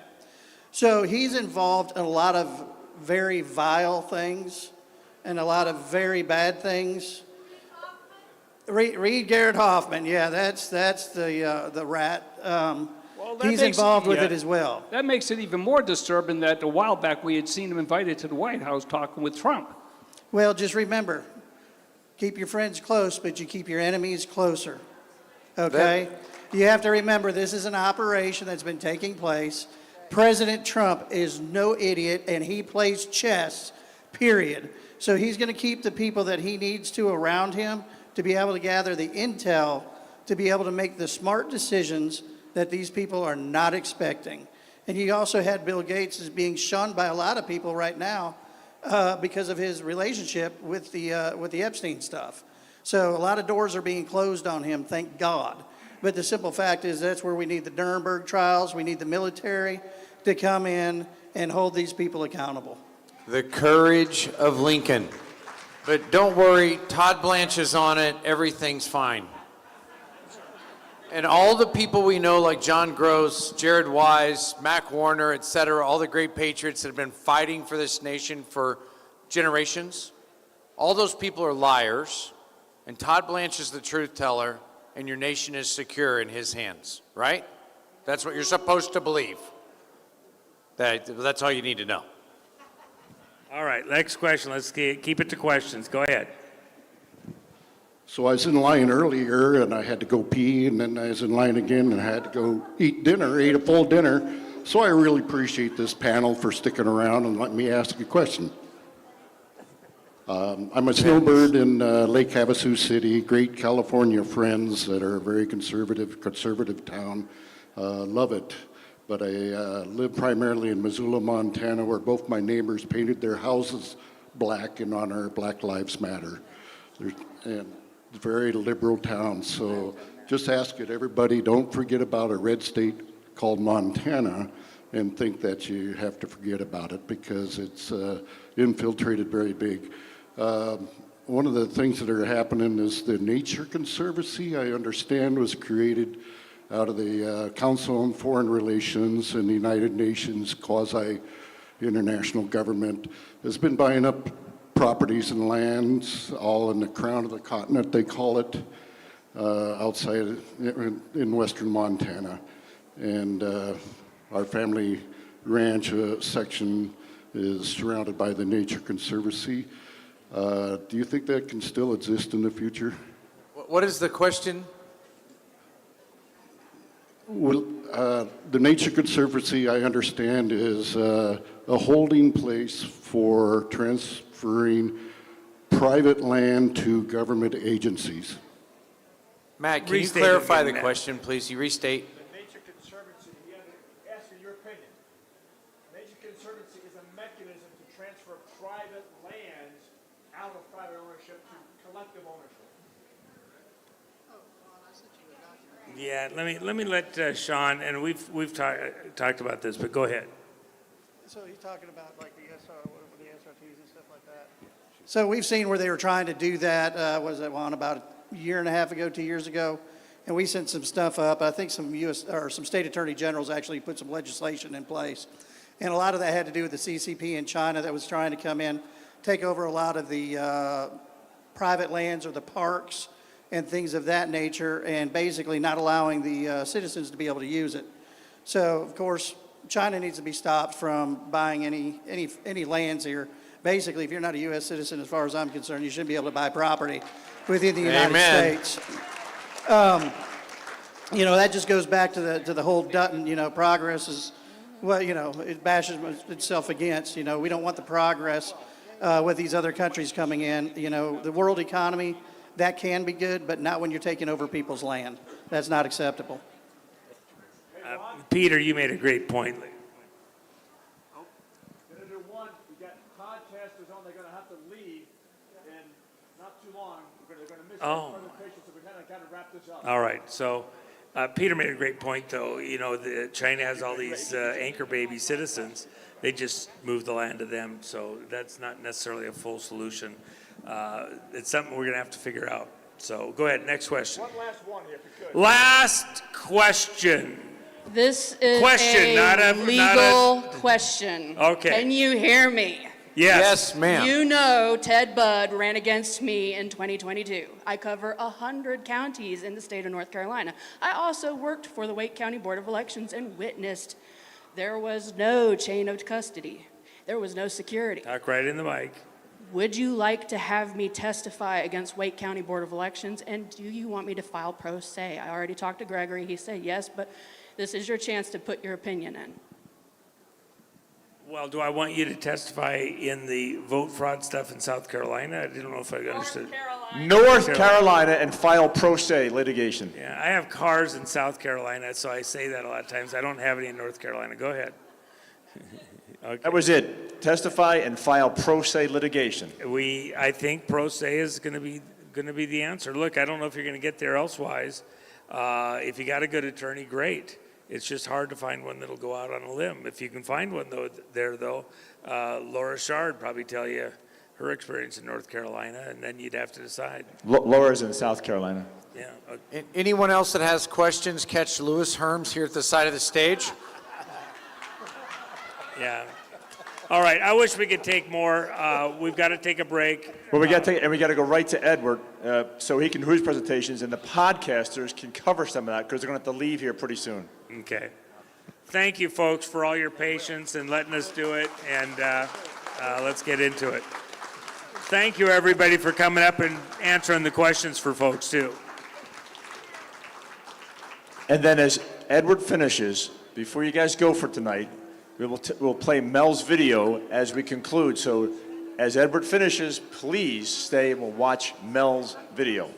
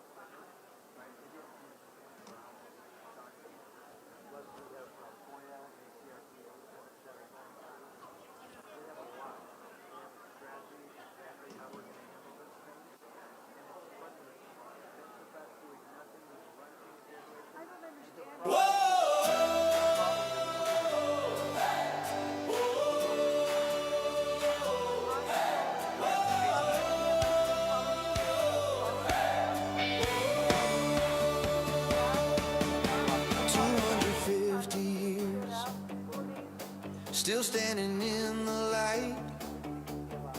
From Philadelphia's zinc to the long cold valley for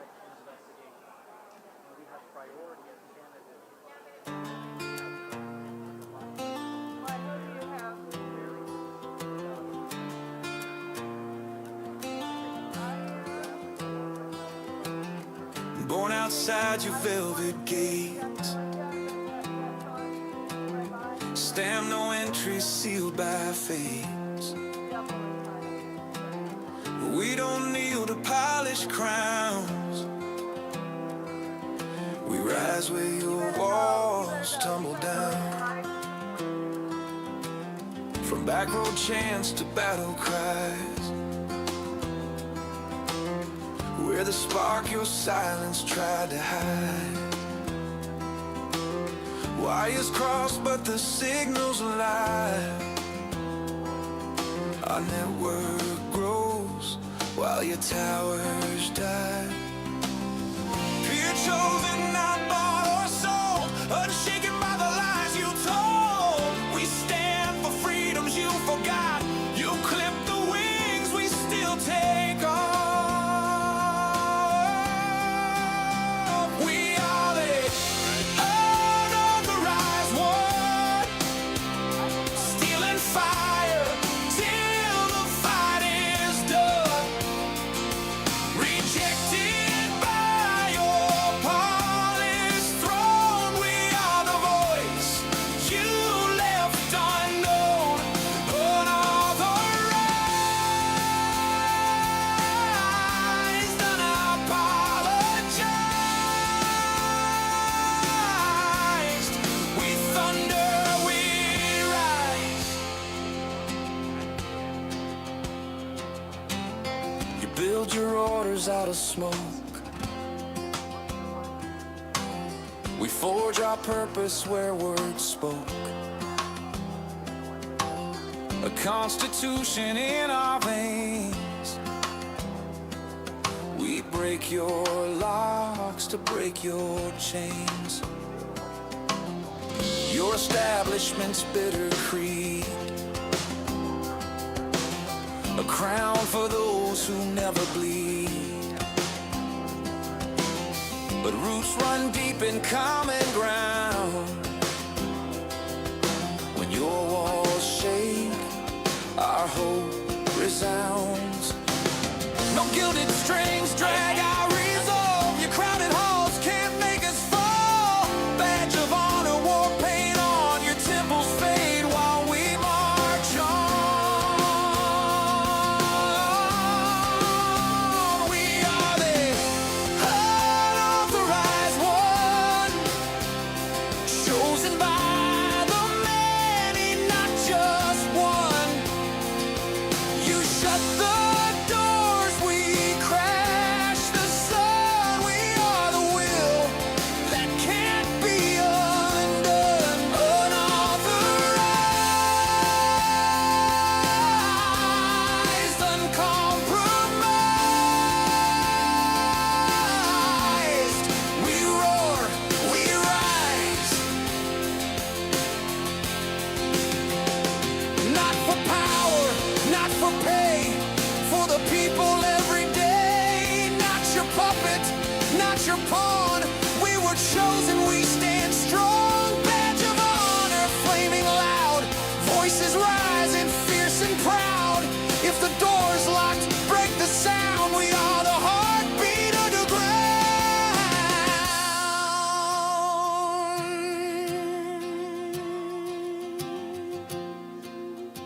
We are the unauthorized one. Forge and fight till the fight is won. System says no, we've just begun. We are the rising of the common sun. Unauthorized, unapologized, unshaken, unbroken, unauthorized one.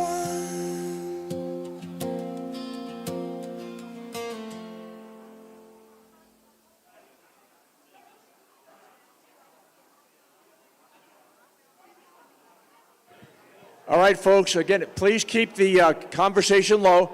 I promised you Ed Solomon, Roger Fuller back for a more deep. a more detailed analysis of what you were hearing earlier when Ed Solomon was briefing, okay? So this is going to be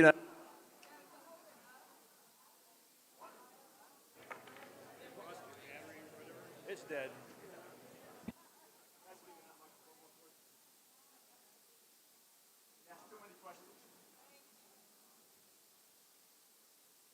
I promised you that Ed would be back. Roger Fuller here with him. Great dynamic duo. A more detailed analysis and going into it, I call it a deeper dive of what he gave us an overview of earlier. So please keep the rumble down to a low, listen, and think of some questions you'll have as he goes through this. I will get this charged up so we have some mobile microphones, but this is going to make you a hell of a lot smarter, and hopefully you'll keep Ed from having me eating crayons all the time. Can we get the screen? Put me on the screen, please. I'll say down and zoom this over.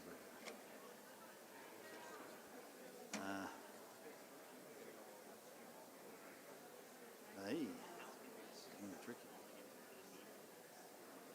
So while they're getting set up, I'll just speak from back here, and no one can see me. That's fine. I'm off in the corner. So what Ed's going to go over are called basically analysis of cast vote records. And a cast vote record is the records that come out of one of our wonderful electronic voting machines that is supposed to tell us how the ballots were counted. The choices on the ballot all the way down, every ballot from the beginning of the ballot to the end of the ballots, from start to finish of the entire tabulation process. And that's what this is about. And when you analyze that data, when you see patterns in it, some patterns, in fact, any pattern, is indicative of manipulation within the system. Because no real voting, organic voting, should have strange patterns in it. So what Ed is an expert at is detecting those patterns. And that's what we're going to go over here. So hand it off to you guys. Ed's going to allow me to go first because I want to show you some of the overview, big picture things. These are pictures from when I voted in Tennessee in the primary a few weeks ago.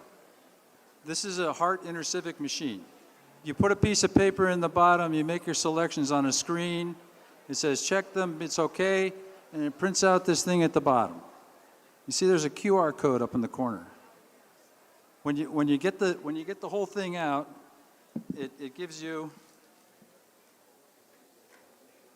this, okay? All right, I got to get over here.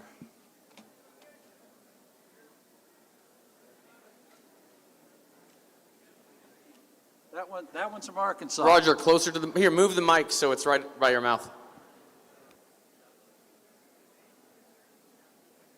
Okay, this is what came out of mine. These are the people I voted for here, and there's a QR code. Do I know what's in that QR code? Can I read that QR code? No, I can't. This is completely unobservable. You have no idea what this is. And then you feed it into another machine, supposedly reads that QR code and records your choices. When you read it in another machine, it disappears into a box never to be seen again. I can't follow that. I have no idea what's happening inside that black box system. This is what we call an unobservable, unverifiable election. This leaves us with no way to check. And things are happening like in California, Gavin Newsom just signed a law that says you need a court order to look at anything like this, to look at any ballot, anything like this. And in Nevada and many other states, the ballot, even if you're filling out ovals on a piece of paper and putting it in, the ballot itself, that's a ballot accessory, that piece of paper. It's not the ballot. The ballot is ones and zeros on an electronic device that you're not allowed to see. Okay, and we're going to show you some cast vote records. The cast vote records are not meaningful either, because back in some back room there, they've done some kind of tabulation, and they put out this cast vote record. This is what a cast vote record looks like right here. Okay, let Edward talk about that a little bit. So let me do this. So a cast vote record can actually be read by a human, but it takes a little bit of training. This is how we get the graphs that we do. So the first thing about a cast vote record is that it's the certified record from the Secretary of State or the county recorder. So I'll have two columns, let's say Trump and Biden, and every row in the spreadsheet is a ballot. So this is ballot number 1, ballot number 2, ballot number 3, maybe a million ballots like in Clark County. A million, so we'll be here forever if I show you all, okay? And then I can see, did they vote for Trump or Biden? Well, if there's a 1 for Biden, then they voted for Biden, and therefore there has to be a 0 for Trump, because you can't vote for Trump and Biden at the same time. And then, you have Joe Jorgensen write-ins, and then, somewhere all the way down here, hundreds of columns, you'll get like the ballot propositions, yes and no on abortion, yes and no on raising your taxes, because everybody loves to do that apparently in our rigged elections. And we can read exactly every choice made on every ballot, okay? Why is that important? Because of the graphs you're going to see, I need to know if they voted for Trump or if they voted for Kamala, and then I need to reference that if they voted yes or no on a ballot proposition, say abortion. So because I need at least 4 groups to show election fraud. Did you vote for Trump and against abortion? Did you vote Trump for abortion? Did you vote Kamala against abortion? Or did you vote Kamala for or against abortion? There you go. 1s and 0s, for and against on all the ballot propositions.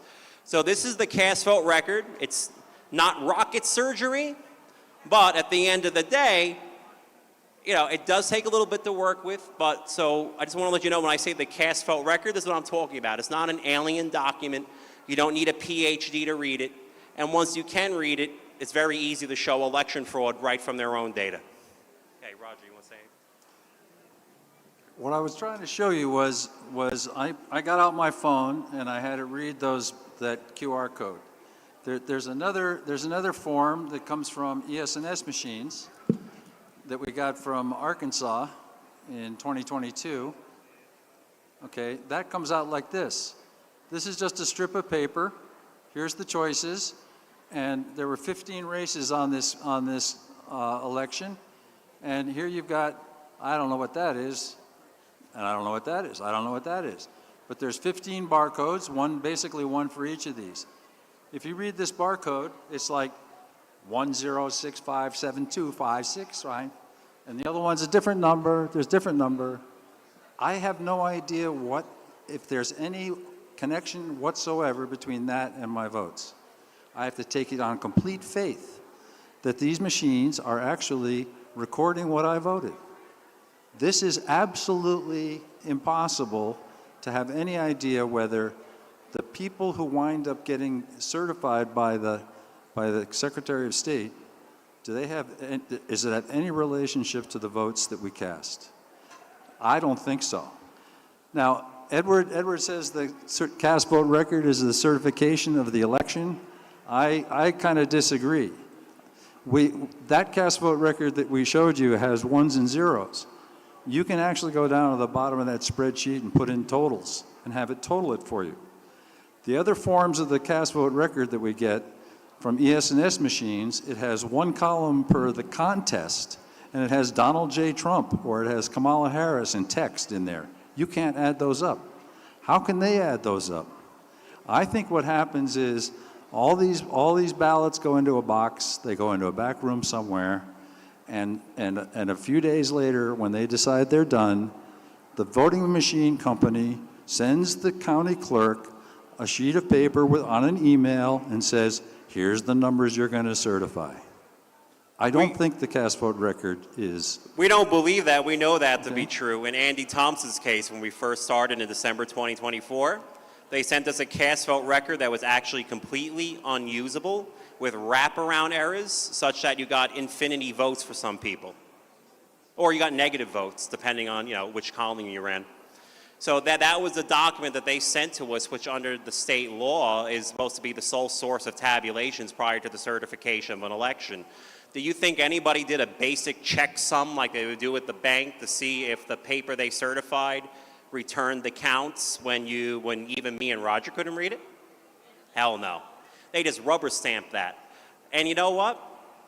It's worse than that, but we're going to get there. Let's talk about the guarantee. Can I go on the guarantee clause? Yeah, I wanted to do that guarantee. I want to do that first, and then you can do it, okay? Then All I right. need to do it. How many lawyers are in here? All right. I'm going to get a Luther versus Borden objection from 1849 when I say this. Ready? If anybody is daring. The Guarantee Clause, Article 4, Section 4 of the United States Constitution. And the United States shall guarantee to every state in this union a republican form of government. Now, we could do the stupid thing and try to define that in the positive. And if you try to define a republican form of government in a court of law, you're going to get shredded. But you know what the beauty is? You don't have to. You can do what's called in the contrapositive, the double negative. Any state whose elections are neither free nor fair cannot be republican in form. Any lawyer want to come here and tell me I'm wrong about that? Any state whose elections are neither free nor fair cannot be republican in form. Who wants to challenge that? All right, Ninth Amendment, they call it the ink blot amendment. That the rights that were not enumerated, right, they can't be disparaged. So those rights remain retained by the people. I forgot the exact wording. And they say it's an ink blot, it's meaningless, there's no way to interpret it. Actually, it's very explicit. It means any rights that were well known to the founders remain retained just because they weren't enumerated. And the consent of the governed is absolutely one of those. Anybody with a law degree want to tell me the consent of the governed is not a right retained by the people under the Ninth Amendment from the founding? This is how you beat them. Okay? It's not an ink blot. It's our heritage. Roger, I'm about to freak out. Oh, take the mic. All right. I also got to jump in here. Edward didn't know I was going to do this. I'm going to do this for Tina. In Colorado, I think that they had set up and executed 4 compounding conspiracies. The first one, let me get it started, and then I can talk like a slideshow from the beginning. This microphone's good. Okay, here we go. 4 compounding conspiracies. The first one was the rigging of the 2020 election, general election. Second one was the 2021 trusted build, which they did all over county, ordered by Jenna Griswold, the Secretary of State. Purpose to erase the records of the extra files that they had in the hidden directories on the machines during the 2020 election. The third conspiracy was a conspiracy against rights against Tina Peters to silence her and intimidate all the other county clerks around the country into not challenging anything. When they get their email that says, here's the numbers, okay, we're stamping that. We're not going to go to jail like Tina Peters. We're not going to ask any questions. The fourth conspiracy was, in Arapahoe County from the 2020 election, we found total lockstep motion that Edward talked about earlier today, and we're going to talk about more later. But the lockstep motion is Democrats and Republicans voting in perfect timing lockstep motion on ballot initiatives that should not have passed, with all of it rigged so that they do pass. Okay? And then what happened was, when we found that out and it was entered into evidence in a court here in Nevada, all of a sudden, Arapahoe County is changing the cast vote record 5 years later. This is like going back 5 years and changing all the stats and all the RBIs and everything and the scores in 7 World Series games and say, oh, that's what really happened. Okay? This is a confession that the original was a forgery. The new one is a new forgery. The file on the website had the same name, the same date, but it was a completely different file with different stuff in it. Okay? So the full history, because I almost got locked up for perjury. That's how they tried to trap me with this one. So a little history on how we got to lockstep parallel motion, which I think I want to show them first before you do your presentation, if we can get mine going. And Joe Altman came to me in like 2021, 2022, and he said, Ed, there's no way that everybody voted to triple their property taxes in the state of Colorado. I mean, I have to agree with him, but I can't just say, no, the election is rigged because it sounds wrong. I had to look at it. So I looked at it for a while, and the first time I looked at it, I technically didn't see anything wrong with it because I only looked at yes versus no. I didn't split it into how people voted for president. They give me the 4 groups. I said, Joe, I can't help you. I have other elections to look at. He comes back to me again. Ed, I'm telling you there's something wrong with this election. Took a look, and instead of doing Trump-Biden and then splitting it by early and election day voting or early and mail-in voting, I said, I'll split it by yes and no on Proposition B. That gives me my 4 groups again. When I did that, I noticed that Trump and Biden voters changed their stance on all these ballot propositions identically from one batch of ballots to the next for the entire election. Now, when I first saw that in 2022, I actually went on his podcast with that, but it was just one slide amongst many. And I didn't realize how important that was for the layperson who isn't a math whiz to realize how rigged the elections were. So that's what you're looking at. So then what happened after that was Andy Thompson here in Clark County, Nevada, they had the same thing, okay? Can you get the Clark County, Nevada one with the red and green? And it was state question number 3. Okay. This is state question number 3, ranked choice voting and open primaries for future elections, okay, in Clark County. 2024, this is not 2020, and it says that when I say Republican, it means a Trump voter in the cast vote record. If I say Democrat, it means Kamala. And it says that between each batch of ballots, every consecutive pair of 13,000 ballots, the change in Trump and Kamala voter opinions on state question 3 were identical. In a fair election, that should look like random noise. You shouldn't be able to see anything. There should be no pattern. Here's Arapahoe County, Colorado, 2020. Same exact thing. Trump and Biden voters changed their stances identically at every moment in time for every, I think it was between every consecutive 9,000 or 10,000 ballots, okay? So this went into, both of these went into Andy Thompson's lawsuit in 2024, which is still ongoing. And, you know, they try to say, well, you can't bring a Colorado cast vote record from 2020 into a Nevada case in 2024. I said, yes, I can. It's the same vendor. It was Dominion Voting Systems. So it's a neutral example. So somehow that got to the people in Arapahoe County, and they said, hey, what we're going to do is sabotage Mr. Solomon and Andy Thompson in their Nevada case. And we're going to change the cast vote record half a decade later without telling the judge or telling the plaintiff or telling me when I'm under penalty of perjury, saying that the data I'm presenting is true and correct to their certified cast vote record. So Draza Smith gave me a call to help her in a Maryland Supreme Court case. And I said, you know what, I just want to check that Arapahoe County cast vote record real quick before I put something for the Supreme Court, make sure nobody tampered with it. And oh, yes, they did. Here's the original election where Trump and Biden voters do the same thing at every moment during the election. Can't even tell the difference between red and blue. And then in the one they changed with the same file name, they didn't tell anybody, they didn't even tell the people of Arapahoe County. Trump voters are now in yellow, so red became yellow and blue became green, and now there was a partisan split between Democrats and Republicans on how they wanted to raise their taxes or not, and they did it without changing the overall result of Proposition B. Like Roger said, that is a confession. We had them so bad that they, I mean, how do you fight that? They know they can't. That's why they don't even give Andy Thompson a merits hearing, okay? You can't beat, go back to the last one. Well, these are my graphs. I did the same thing. Okay. So it's not like just one person has ever done this.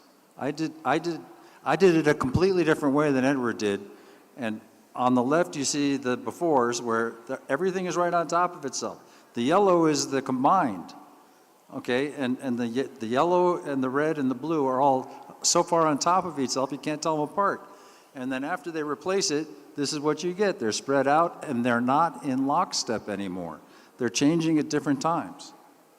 And then down here you have abortion. So this was very explicit in Colorado in 2020.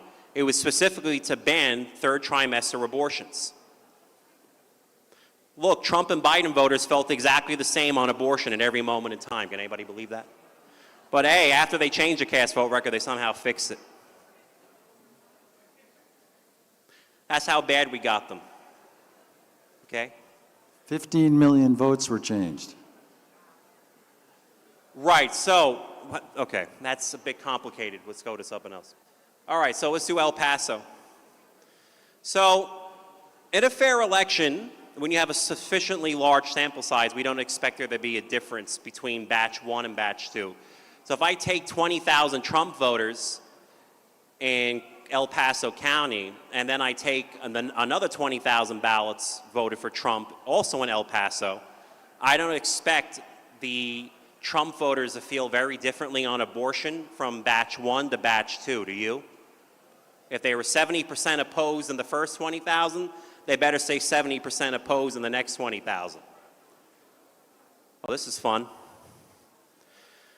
Now, there's a line you're not seeing in this graph, and it's Trump's ratio to Biden. As the Trump to Biden ratio skyrockets over time, right off the screen, over the course of the election in El Paso County, Colorado, 2020, the opposition of Trump voters to Proposition B decreased at the exact rate required for the overall rate of people opposed to raising their taxes to remain flat throughout the entire election. It's a good old seesaw. So, you know, Roger's a small guy, I'm a big guy, so if you wanted to gate the weight of my vote, I move closer to him on the seesaw. So as the Trump ratio was getting really heavy, they said, okay, well, we're going to decrease Trump voter opposition to raising their taxes, so we get the predetermined set point of 45 or 46%. Notice that Democrats in blue, Biden voters, they say to 33% opposed the entire time. By the way, that's normal. That is actually normal. Why would Biden voters be different here than over here? Why is the time at which your ballot is processed at the central, most things go to the central tabulation unit in each county. Why is the time at which your ballot received and processed as central counting, why would it ever affect how you voted? It shouldn't. But according to this, if you're a Trump voter, it definitely affects how you voted. Here's Arapahoe, same thing. That's the one you saw in lockstep. The only difference, this one is the cumulative percentage, where I was showing you guys the moving percentage between each batch. But at the cumulative level, it still pretty much does the same thing. And Trump and Biden voters have this miraculous bipartisan harmony and both end at, what is it? 44% no or something. Amazing. Until they changed the cast vote record 5 years later, anyway. All right. Done that, done that. Done that. Flip functions. How does this happen? Go back to, I'll explain a flip function real quick if you give me this. Yeah, give me that. So what causes this pattern, right? Are they individually targeting Trump and Biden voters and making them do the same thing at the same time? No. Okay? It's actually what I call an unforeseen consequence of the people rigging the election. All they're doing is flipping no to yes, regardless of how you voted for president, regardless of which county or congressional district you're in. And when you apply the same, let's say they take 30% of no ballots and flip them to yes ballots, that will have the same effect on the Trump and the Kamala voter pool, or the Trump and the Biden voter pool. And you end up with, let's say, you have like a weighted coin. Let's say it's, they flip 30% of them from no to yes, but then based on the needs coming in from other counties they can't control, actually now we need to flip 40% from no to yes. Actually, the other counties did okay. We're only going to flip 20% of the next batch from no to yes. And they keep applying this uniform flip function to all the ballots in that batch, even though the rate at which they're flipping them keeps changing over time. And that's how you end up with lockstep parallel motion. It's the only way you can get it. And it's actually what's expected if you flip ballots from yes to no on a proposition without accounting for how they voted for president. Yet you saw in El Paso County that they did care how they voted for president on Proposition B, which is why Biden voters didn't move in El Paso, but only Trump voters went down. So they can target the subsets here. So like here. So here they left the Biden voters alone. They didn't touch them. But they definitely touched the Trump voters. So they can target the individual subsets if they want to. And they do it all the time. Okay? Is there anything else? No, I want to go back to my four Then conspiracies. I want to do the rest of them. Okay, so that was the fourth conspiracy, okay, was changing the cast vote record after Edward had filed it as evidence in a case in Nevada. So they changed it to fix that, to get rid of that, to hide their evidence. The first conspiracy is rigging the election in the first place. How do they do that? First, they stuff up the registration rolls. And in Colorado, everyone on the registration rolls gets mailed a mail ballot, whether they exist or not. So there's all these extra mail ballots out there. They gather them up and get them voted. In Colorado, there were 24 counties that had more than 100% of the eligible population registered. And overall in the whole state, 91% of the eligible population is registered.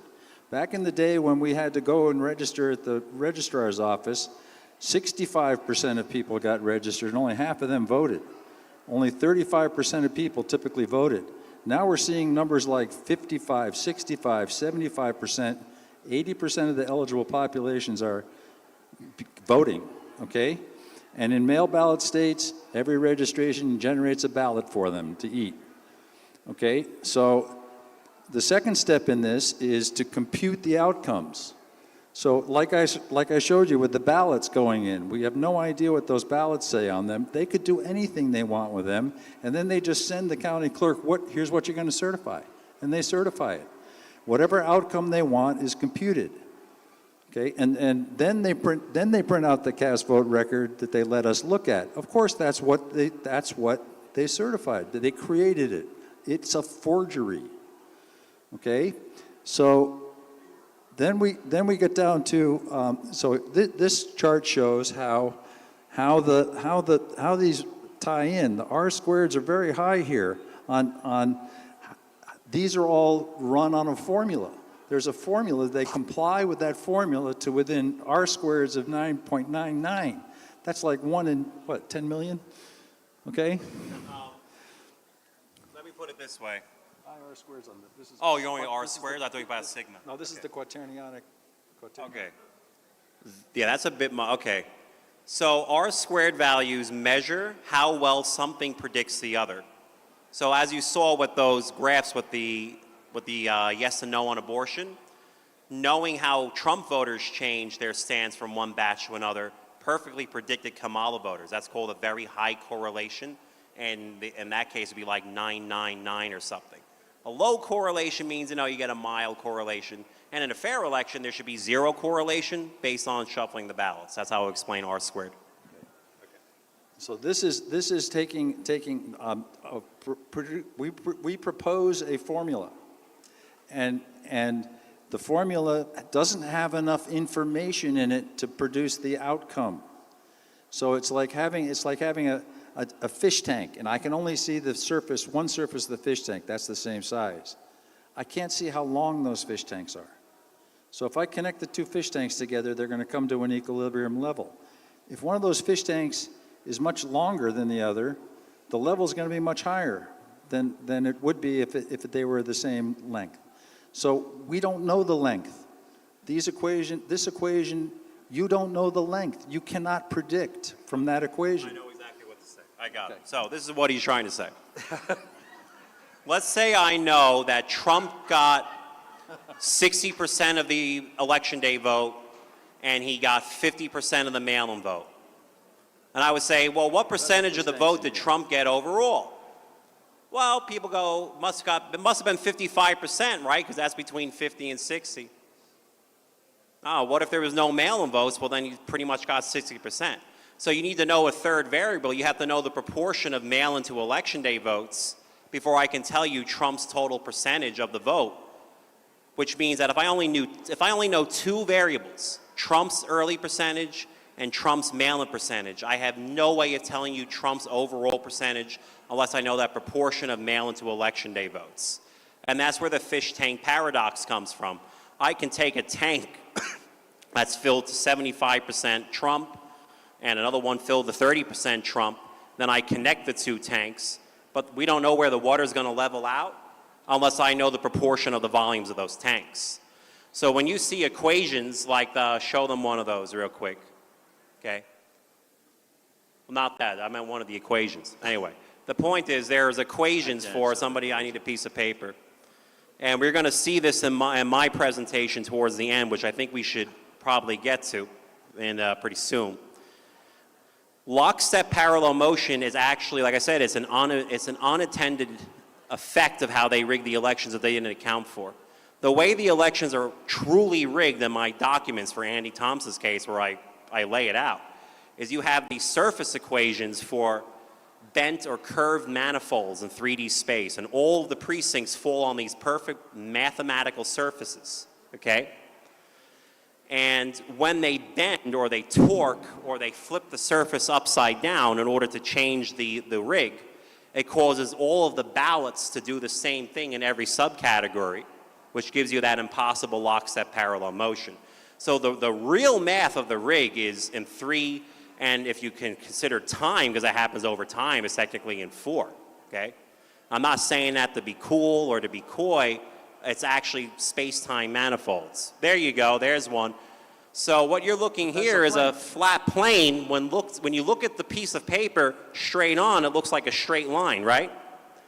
But then when you rotate it, you realize it's not a straight line. And yet, every precinct from Clark, all 1,296 precincts in Clark County and Washoe County in the year 2020, they all fall upon this perfectly flat plane, which caused everybody to vote identically in every precinct on a particular issue, okay? So the red dot is the data, and the blue dot is the result from the formula.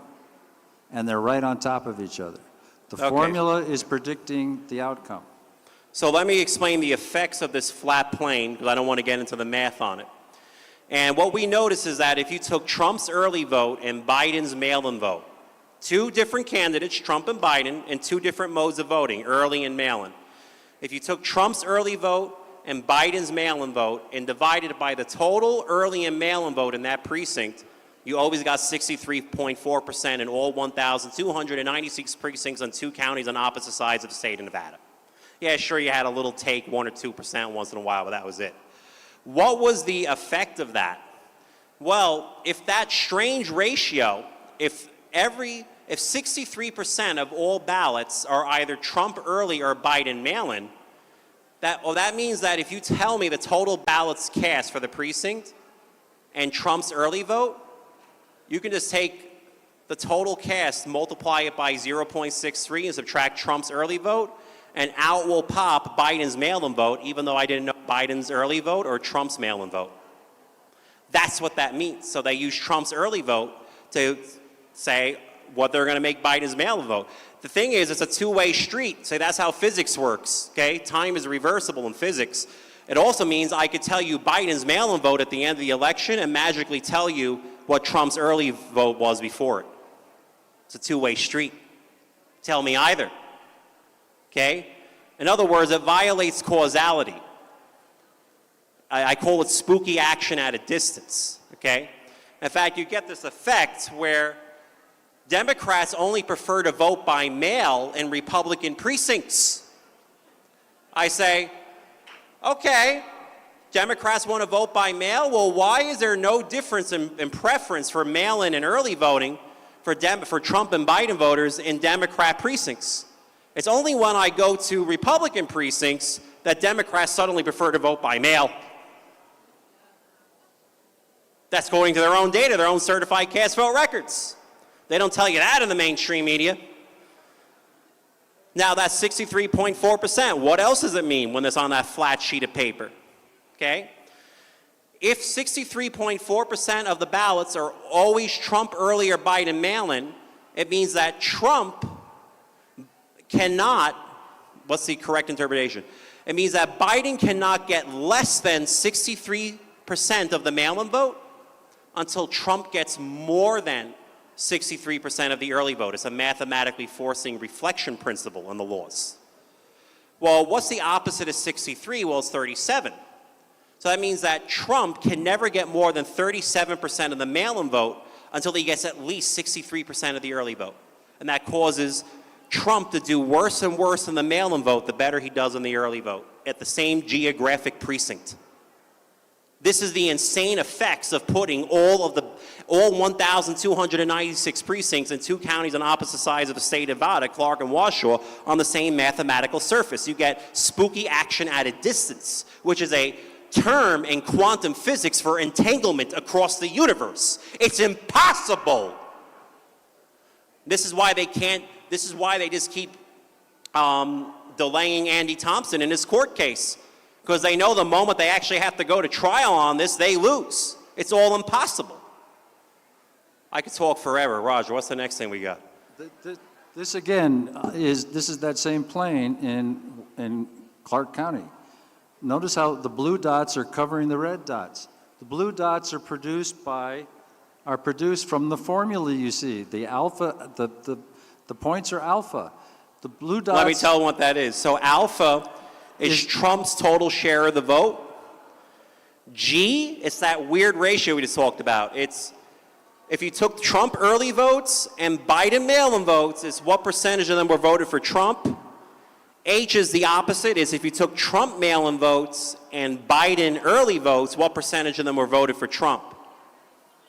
So that's G and H, and that still doesn't tell me Trump's total share of the vote, unless I know the proportion of all the ballots cast in G to the proportion of all the ballots cast in H, which would be a third variable P, and P is not in this equation, therefore this is a rigged election. I need to know 3 pieces of information to solve for Trump's total share of the vote. I only have 2. That works for every precinct. So we put G from the data on X, we put H from the data on Y. The blue is the output of the formula. The red is the data. The output of the formula covers up the red points from the data. The formula is the data. The formula drives the data. It has nothing to do with human behavior, just like everybody doing the same thing at the same time. So these are synthetically engineered elections. I don't even call them rigged elections. I call them synthetically engineered because they have no basis in reality. This is how they got me, Beatles, and Joey Gilbert in 2022 when I fell for the trap in that case. They said, Mr. Solomon, can you project how much damage was done to the original election? This was a Republican primary, Joey Gilbert versus Lombardo.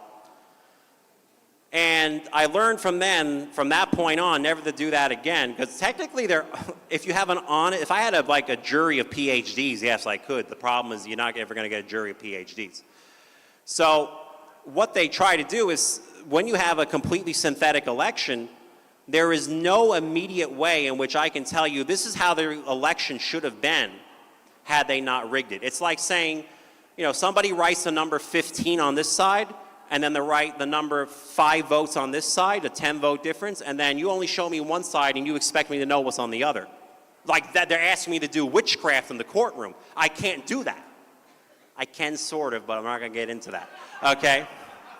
But the way because I made him figure out how. Yeah. So basically, to get the idea of how many ballots were stolen, you make an assumption. Assume the early vote wasn't tampered with. Then Trump should have performed in the mail-in vote at the same geographic precinct, roughly the same as he did in the early vote, and therefore, 240,000 ballots got flipped from Biden to Trump across the precincts. I can hit you with that, but then they make you fight all the priors and assumptions, and they get all their geeks and weirdos that, woke people and say, what about the, Latino Catholic this block in this precinct? He's like, forget it. So it's a fight that goes on. I call it the Hydra. Everybody know what a Hydra is? You cut off one head and then 5 more demographic groups pop out and you can never win. That's the problem. So that's why I don't really deal with that anymore. But, the numbers are in the hundreds of thousands. As you saw in that first graph, it was like 1 million ballots straight. All right, let's go to something else. That's between the formula output and the data output. How closely do they correlate? And again, alpha is Trump's total share of the vote in the precinct. So it's actual versus predicted from insufficient information. It's almost a perfect linear fit. Okay. So that Keep was... going. That again was so that was one of the other ways they fit. That's the way they rigged it. So the third conspiracy was, second conspiracy was the trusted build to wipe out the data, with Jenna Griswold ordering that all the machines in Colorado be done. Nevada did it too. They had a trusted build come in after the election. Then the third conspiracy is trying and convicting Tina Peters to silence her and to intimidate every other county clerk around the country. That was the third conspiracy.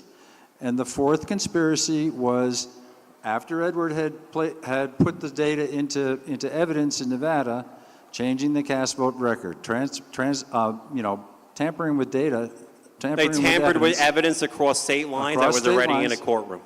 Okay. Now, Roger. So those are the four conspiracies. I'm going to hand it over to Edward so he can finish.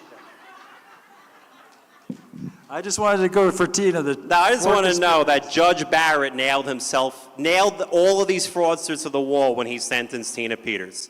Because I had seen lockstep parallel motion on, like I said, I did it on Joe Altman's podcast in 2022. Didn't realize how important of a finding it was. I was like, oh, look at this rigged election. Let's go to the next slide.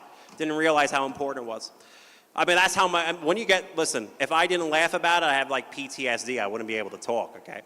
So, and then when they sentenced, everybody, I'm pretty sure everybody here knows what Judge Barrett said. It was absolutely atrocious, to put it mildly. So, and I said, God, is there anything that I did in Colorado with Joe Altman that everybody could understand? Because manifolds are pretty complicated. As you can see, I don't want to stay on that topic for too long, even though that's the actual algorithms they rig it with. And then I saw, the Trump and Biden voters doing the same thing at the same time. I said, everybody will get that. Okay? There's no way that Trump and Biden voters switch their stances identically from one batch of ballots to the next. And then I brought it back, and then we started the whole campaign ever since on lockstep parallel motion. Trump and Biden voters doing the same thing at every moment in time. Trump and Kamala voters doing the same thing at every moment in time. Republican and Democrat voters doing the same thing at every moment in time. I got them, when did I just get them? In Alaska. So that was North Star Bureau, Alaska 2025. Listen to this. It said a Trump, Biden, and yes and no on a ballot proposition. I forgot the name of the candidates, but just called it the Democrat and the Republican. And then you had another guy who was unchallenged, Brett Rotterman, and there was a write-in against him. Everyone want to know what his name is? I'm not even making this up. It was in the newspapers. His name was Allegory Smith. So I said, okay, since I don't have yes and no on an abortion, I'm going to use Brett Rotterman versus the write-in, Allegory Smith. And then I see in all these, this is only, it was, I mean, they had some mail-in and election and early voting, but barely. It was like 90% election day, by the way. Old Dominion 2025. They want to sue me, I'm always waiting. So, and again, you got lockstep parallel motion. If the Republican candidate went up for their write-ins, so did the people that voted for the Democrat. And then if Republicans went down on their percentage of write-ins, so did Democrats. And they did this the entire time.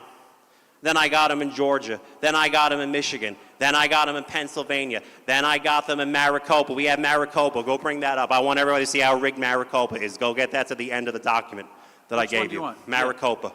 Or you want that one we just downloaded? I want Maricopa, the document that we did in the back or somewhere. Yeah, okay. So Maricopa, now, in other words, I'm going to show you lockstep parallel motion has been around longer than we knew. And all the deniers say, oh, there was nothing wrong with Maricopa. They had recounts and they did this and that. Listen, I don't care what they say they have. When I see lockstep parallel motion, I know it's rigged. Okay? End of story. You can take your risk-limiting audit and shove it right up your ass as far as I'm concerned. Get to the end. Where is it? All the way. Maricopa is all the way at the bottom. Slam dunk that right to the bottom. Up there somewhere. That's lockstep parallel motion. You like that? With the battleship? All right, move up, move up. Up. Because we'll see Maricopa soon. Keep going. That's flat plains. We already covered that. Moving along. We'll get Maricopa. Maricopa, come on, We go. wound come up on, doing go. this a little Keep out of going, you'll order. find Maricopa. Okay. Anyway, so while he's finding it, it was Trump versus Biden. It was 2020. It's over 2 million ballots. I only looked at 1.9 million of the mail-in ballots only. That way there's no election day or anything else. Okay. And I forgot the name of I forgot what the proposition was for exactly. It was some sort of tax proposition that was a pretty big deal.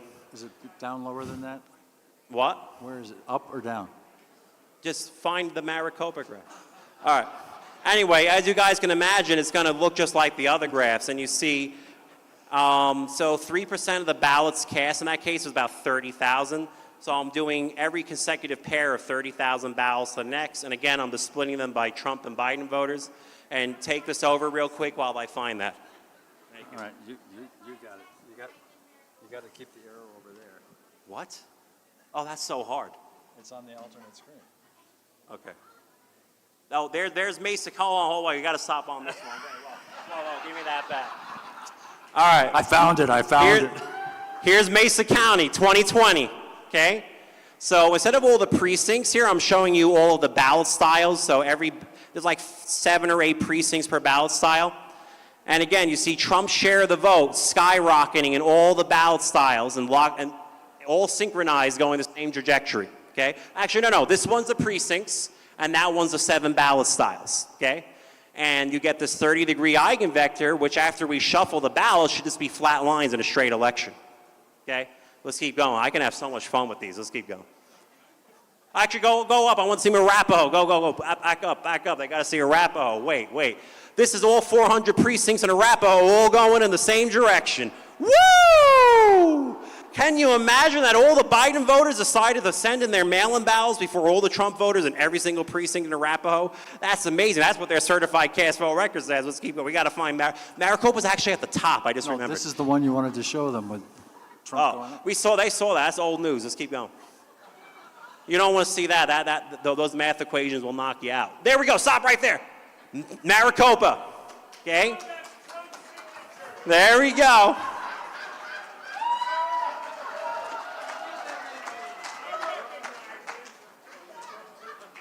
Tax proposition split by presidential choice. The change in Trump and Biden voters is the exact same from one batch of 30,000 to the next. So until you get to the end, it actually goes reverse changes. It's kind of cool, right? Now the real rig was not the real rig. So that one was a lucky artifact we got that you can see, but this is the real one, okay? So the red line is still the percentage of Trump voters opposed to raising their taxes in every batch. The green line is that really weird ratio we talked about before, that one that doesn't really have a name. It's what percentage of ballots were either voted for Trump and against raising your taxes, or voted for Biden and for raising your taxes. That's what the green line, that was the real lockstep there. Okay, so those ratios don't really have names. So like, Trump early over Trump early plus Trump mail-in, we know that's what percentage of Trump voters prefer to vote early, right? But when you got something like Trump early over Trump early plus Biden mail-in, it doesn't have a name, it's a nameless ratio. But does that mean that ratio doesn't exist in the election? No, it's still there, and they play with those ratios all the time. Namelessness, formlessness, ratios of nameless to formless ratios, which I just call straight up demonic, because that's what they are. Now, does anybody think, go back to Maricopa. Please stay there on Maricopa. Formless and Does nameless. anybody think that we have a Republican form of government when you see graphs like that? No. Does anybody think that the consent of the governed is being honored when you see graphs like that? How do they get away with this? How can they do these things? It's because, no, it's worse than nobody's looking. Nobody's allowed to look. Let's read Georgia state law. And all the electronic media storage ballot devices, to paraphrase that part, they shall be brought to the central tabulation unit in each county, and the results therein are what shall be certified. Doesn't say anything about humans counting ballots, does it? Humans are not allowed to count anymore. Like Jeff O'Donnell says, you know what the big lie is? That humans forgot how to count. That's the big lie. Because once you go back to hand-counted paper ballots on election day in the precinct only, oh, I actually like to add putting your thumb in purple dye on top of it so they can't bounce around. Once you go back to that, we don't have to have conversations like this anymore. You don't need a math education or a physics education in space-time manifolds that are rigging elections. What do? I would be at odds with a lot of people here. But anyway, the point is that if Trump had a magic wand, he would have waved it already, okay? The woman here asked, what do we do? So what we have to do is, you are the ones that have to do something, okay? This is what I'm trying to say. So you can't win in a vacuum. You can't win in a box. You can't win in an echo chamber. Some point or another, you have to go to your county commissioners, like we did in Arapahoe County, or in Clark County, or in Washoe, where we got them not to certify the election. You have to go to court. You have to go pro se, because any lawyer that takes the case is going to lose their law license. I mean, if you say the guarantee clause as somebody who's a certified attorney, you're going to lose your law degree right away. Okay. So you have to go pro se. Pro se is indeed the way, and it's the only way to resolve this in a manner that is peaceful and possible, because I don't think unpeaceful options are even possible. They will not work here. That'll just give them exactly what they want, in my opinion. That's how I feel on it.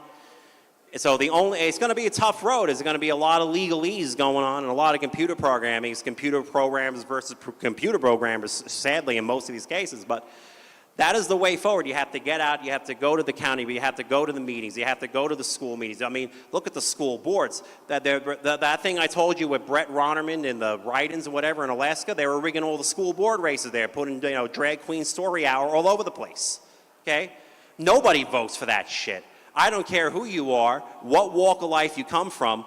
If you say you're a Democrat, I still don't expect you to be for late-term abortion, because I know plenty of Democrats in New York, and none of them are for it. I know none of them are for drag queen story hour either, so we know they're rigging the elections. Nobody's voting for that. I am ranting. Oh, my God, sorry. Here you go. Okay. All right. Oh, absolutely.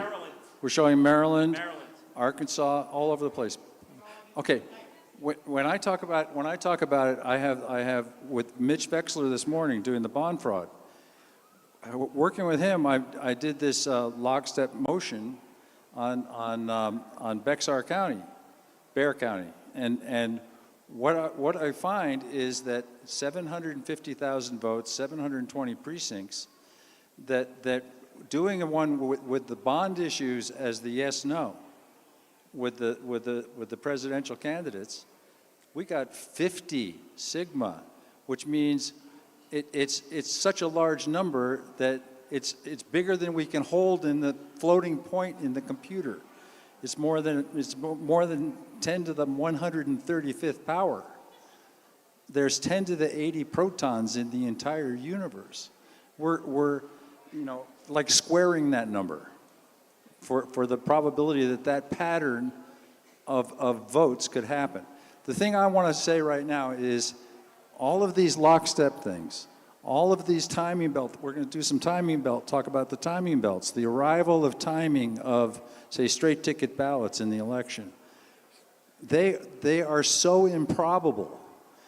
The only way these things can occur is by software manipulation. They're engineered in the software. The software is designed to do this. And it's designed to do it in a way that, unless you look at these oddball ratios, Trump's early plus Biden's mail, an unnameable, undefinable concept, okay? They rigged those because nobody's going to ever look at it. And now they know that we can figure this stuff out.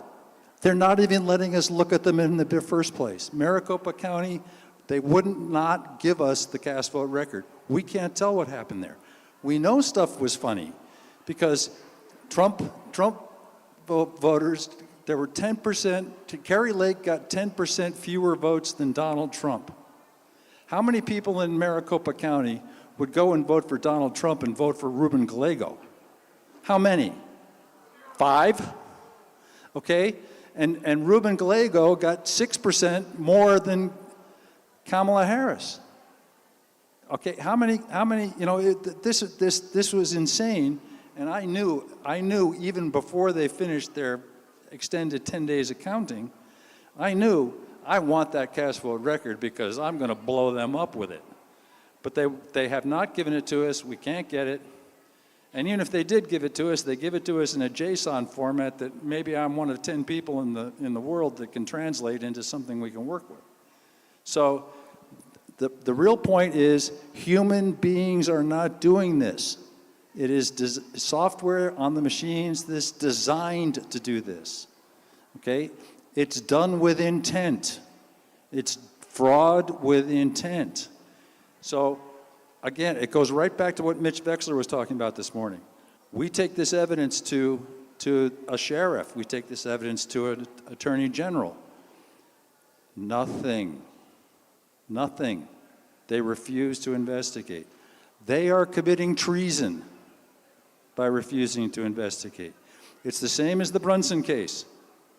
Okay? Everybody knows about the Brunson case. Those congressmen and representatives refuse to investigate. They will not accept that there has been a crime committed. They dismiss the case. The Supreme Court dismissed the Texas case. We need to have, somehow, we the people, okay? I think it would be wonderful if we, as a country, we simply refuse to use mail ballots, okay? Get your mail ballot. A state like Nevada mails everybody a mail ballot. Take it with you. Go to a polling station. In California, when you take your mail ballot to a polling station, they say you already voted. Okay? In Nevada and Arizona, people were getting 20 mail ballots for all the people that lived there for the last 30 years. Okay? So don't ever throw a mail ballot in the trash. Keep that mail ballot. If you get more than one, it's a crime. Go to the sheriff. Report a crime. Watch them not do anything. Then you can file a complaint against them for not doing anything. These are the kinds of action, the only kinds of action we can take. This is a tyranny. The tyranny is invisibility, obstruction, you know, unobservable, unverifiable. She's got a question. Let's answer the question.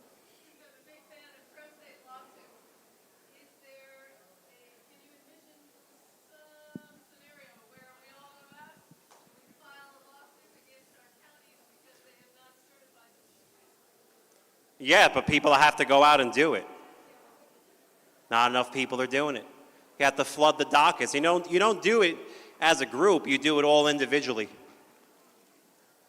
You don't try to combine it as one lawsuit. Okay.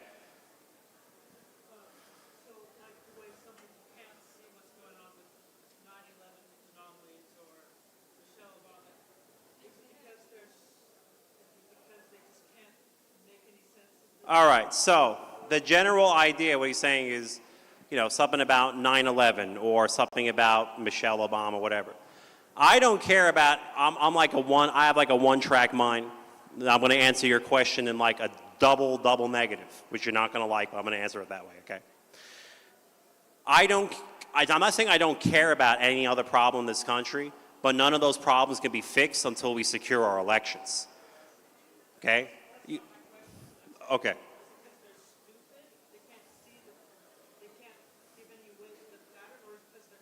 Oh, okay.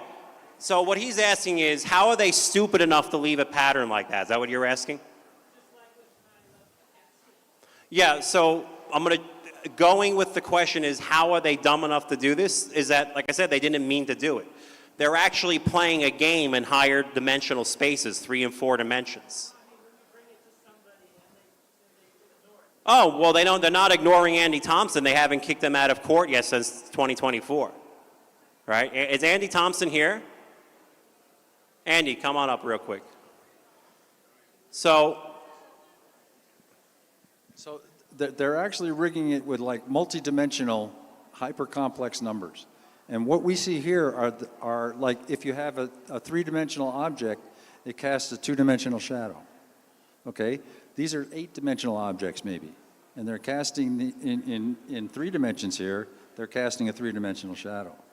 That's all they say. They don't intend to see it, and they were shocked like hell when we see it, because it's not supposed to be able to be seen. That everything is unobservable and unverifiable. And it's done that way. What they've done is the county clerks and the state secretaries of state have farmed out the entire process to these machine companies by making it so complex and proprietary software, quote unquote, that the local people don't even know what's going on. They, like I said, they set up the machines, they take the pieces of paper, so they put them in the slot, and a thumb drive goes on like this. They take it up there and it gets tabulated at the central tabulating place behind closed doors, nobody can see. And you can't see what's on that thumb drive anyway. It's an electronic device. Then the voting machine company tells the county clerk, here's your results, okay? And the county clerk signs off on it. Because if they don't, they're going to prison like Tina, right? And they make it worse and worse and worse. It's a very difficult problem we have here, but that's how they set it up. All right. Okay? Andy? Then I'll probably do plenty more podcasts on this stuff. I have white papers that are 1,000. I'm not even kidding. Some of these are 400 or 500 pages long, which go in the things that we skipped. I was like, Roger, I don't want you to show them that right now. But, what it really takes to do this is, when you get down to like the PhD level of it, it's hard, man. All right, Andy. Sorry? Okay, and then I think I'm just going to let Andy close this because I asked Robert Beatles, technically, but I asked God for, please, I need somebody who is, I said a man of the cloth. I don't know if you technically, you're a pastor, but I know. You know what I'm trying to say, but yeah, he had. So I'm like, I need somebody who is like willing to go pro se without a lawyer, who's smart enough to do it and gets the math, at least when we're talking about things like this, and is also a man of God and can't be intimidated or talked down and won't give up. And that here is Andy Thompson still fighting the Secretary of State on lockstep parallel motion.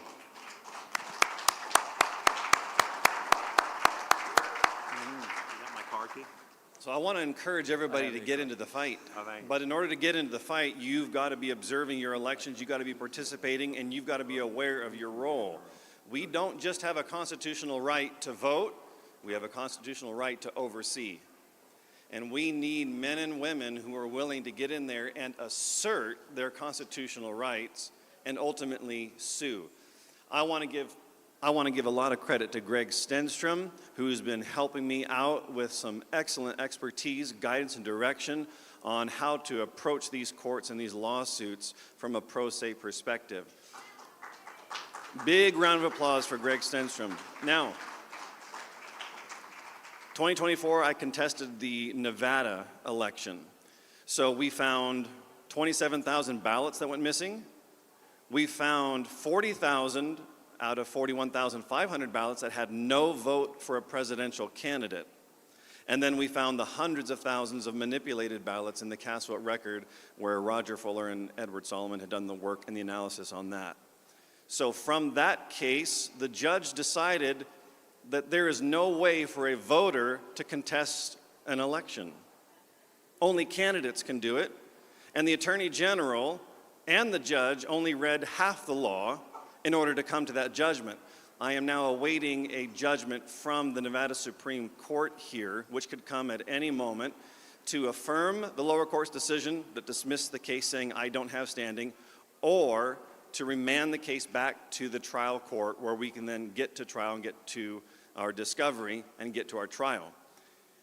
After I was dismissed in the trial court here in Nevada, the Secretary of State sent me a letter literally saying, starting July 18th, 2025, we are going to start updating all the election equipment. And we're going to wrap up by September 30th. I filed a lawsuit in federal district court on an emergency basis, and the judge there said, there's no emergency. So the judge in that case heard from the Attorney General twice that their actions were destroying the data I was suing for. I have evidence of fraud. I want to look at the data to prove the fraud. And so the Attorney General of Nevada twice in one document admitted that their actions were destroying the data. But their theory is this: the plaintiff, myself, is never going to have access to those records, so there's no injury. Despite the fact that federal law says preserve them, Nevada law says preserve them. When there's litigation or even foreseeable litigation, you can't touch this. It's the MC Hammer of evidence. You can't touch this. And yet they've done it anyway because no judge is willing to give any relief, any stay. So in the federal court, they dismissed that case on a document that doesn't exist 1 day before the Attorney General was due to respond to my meet and confer. I was going for a preliminary injunction to get the Secretary of State to stop their actions and to notify the counties that there was litigation because these counties participated in the destruction of the digital election record in 2025. Nevada's Secretary of State carried through with the actions, and contrary to federal law, that means they committed federal crimes up to 20 years in prison under the nose of judges and in spite of the voters. But that decision now to dismiss the case is now before the Ninth Circuit. About 2 hours ago, I filed a motion for the court, the Ninth Circuit Court, to vacate their order to allow the Attorney General more time to answer my opening brief.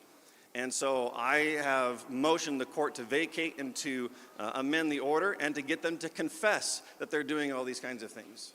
The point is this, is that they are depending on people like you and me to quit. They want us to be afraid. They want us to give up.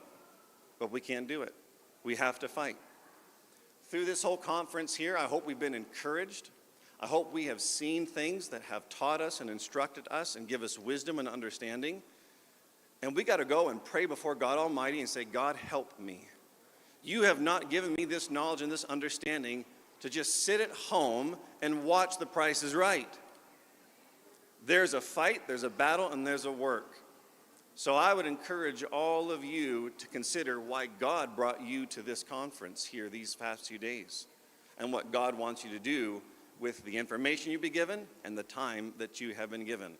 I thank Juan for letting me get on the stage. I think he's actually got a little bit of a nap going on, and that's okay. Somebody give me a marker. I'm going to paint his fingernails. Yeah.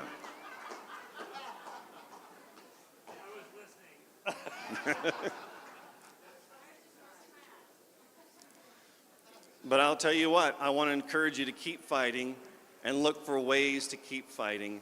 And may God bless us and may God give us grace and wisdom to recover our nation, and that we would restore our liberty, and that the traitors would be hung, that the traitors would be shot, not because we want to see blood. The Bible says that when sentence against an evil work is not executed speedily, it's fully set in the heart of men to do evil. Unless we have judgment and justice, there's no recovery for this nation. And so it starts with us. Now, he's 100% right. We have to keep fighting because they won't. One of the big issues here is, why does he have to do this? Why does he have to do the investigation? Why do we have to do these investigations? You find a dead body on the beach, you go get the sheriff, you go get the police. They do the investigations. That's their job. They're not doing their jobs. This is what Mitch Vexler was talking about again. Refusal to investigate is a crime for a law enforcement officer, officer of the court, judge. Refusal to do their duty under their oath. They are violating their oath by not doing these investigations. We have to keep doing these investigations, and they have to lead to them so that they get stuck with, yeah, they have to admit that they've been committing these crimes of failure to investigate. Okay? This is why we have to do it, is because they're not. Okay? So everybody here, you're all warriors. Keep on fighting. Okay?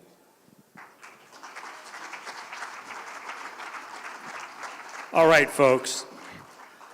I know some of this is hard, especially at the end like this, and you're troopers to kind of stay with it. And again, when you see those lines one on top of the other, it's hard because you kind of see one line. You have to remember, no, all the votes are going parallel, but it's for different candidates like that. Nah, just can't. It is a impossibility. It's so great of an impossibility. It's just, it's beyond. So we're being scammed, but also the powers that be know this, and now we're going to get it into court, and the people that are doing this are going to be exposed. Trump's about to show you how China's involved with Venezuela's partners. I believe Maduro's going to be out there actually with statements that are going to be made public long before the full trial comes, so you're not going to have to wait that long. And it goes into the frustration of the general public understanding that we're coming up on an election that is a complete continuation of a fraud. And your role in helping to bring that to the people around you is going to help take the edge off when Trump does what he has to do in order to protect us, because we've been attacked militarily. This was a militarized attack on who runs the country and who they're answering to. So it's going to have to be a military response. That's what it comes down to. You heard Peter Tickton. I think I mentioned to you guys previously, just one last little thing. I was on a call several years ago with several attorneys. I think I was one of the only ones that was an attorney on the call. And I made a statement at a certain point that Trump was going to have to pause the elections, declare a national emergency. The guy that I'm in the office with hits the mute button. What the? You can't talk like that. These are serious players. That's embarrassing, man. Shut up. Hits the button. Dead silent.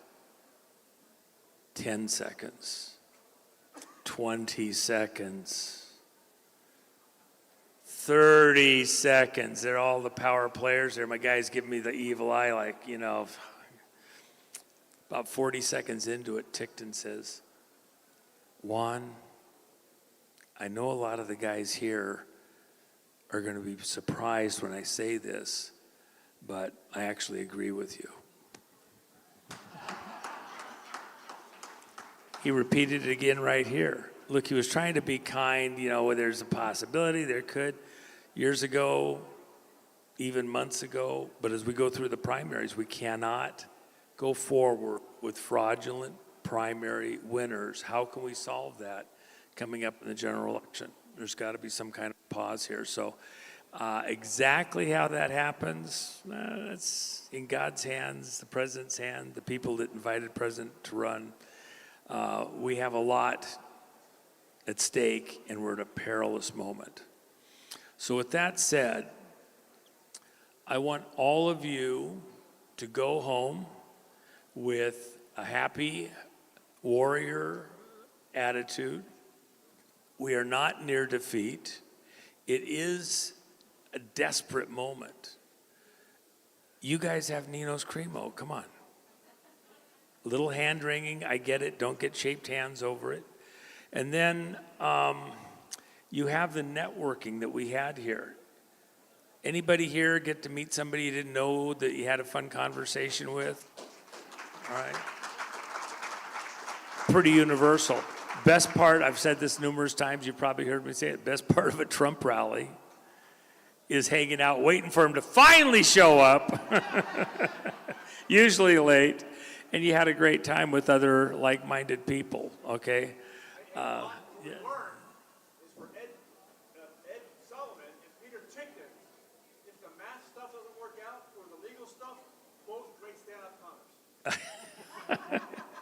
Yeah. Yeah, where does math become a comedy act, okay?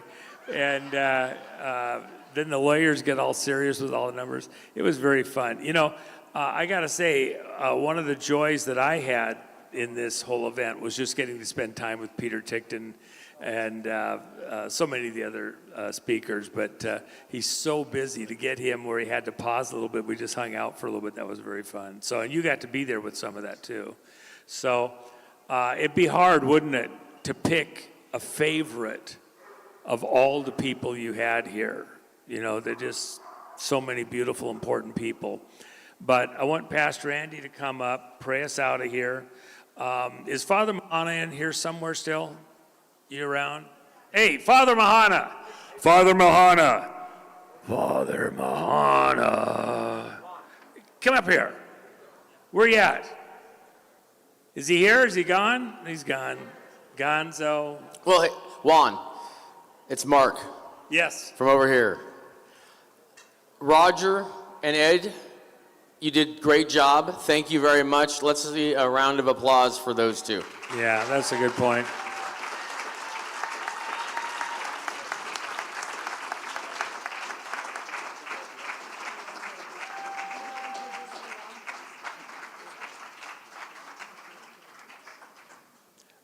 Uh-oh, what's going on?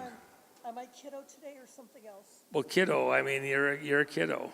So, one of the Oregonians, oh my gosh. Oh my gosh. I don't know if you're that much older, but yeah. I have a good hairstylist. Matt, you have to get up here, please, with your wife. Come on, Matt. You and your wife, please. Margie. Where is Pam and where is Carol? Oh, I'm sure they're probably with, I think Jen.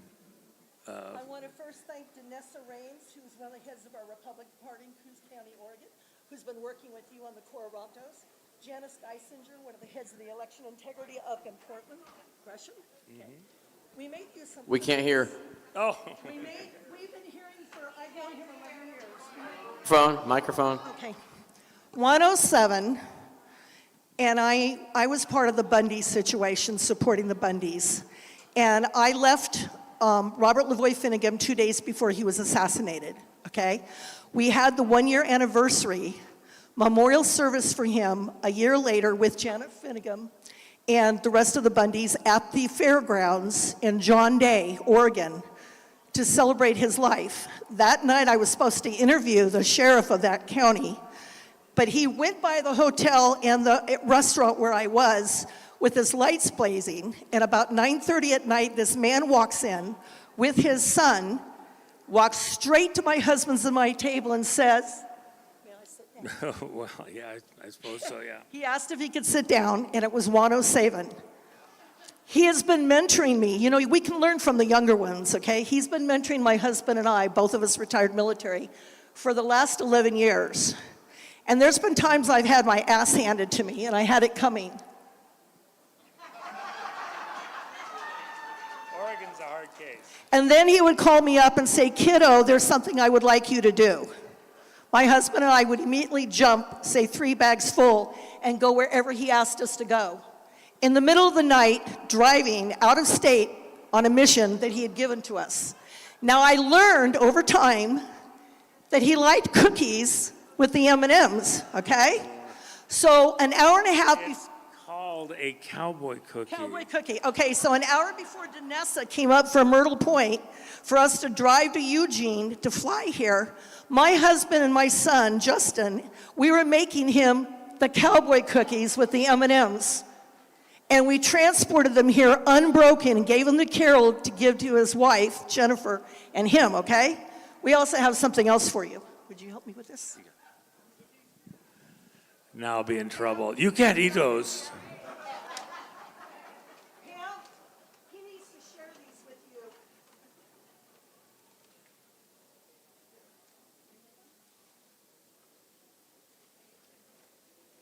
This you don't have to share, but these you do. All right.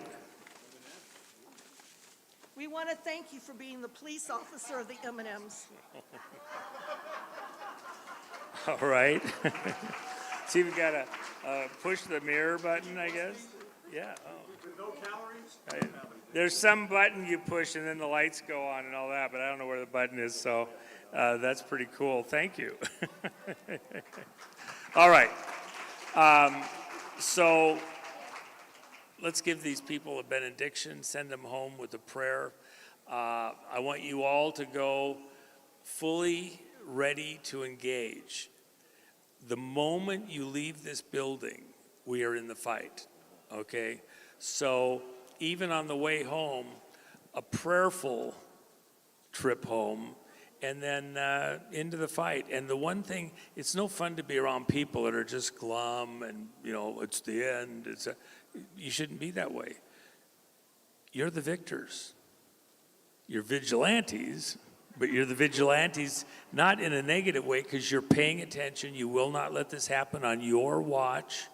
We will leave the campsite better than we found it. We will be good Cub Scouts, Girl Scouts, Boy Scouts.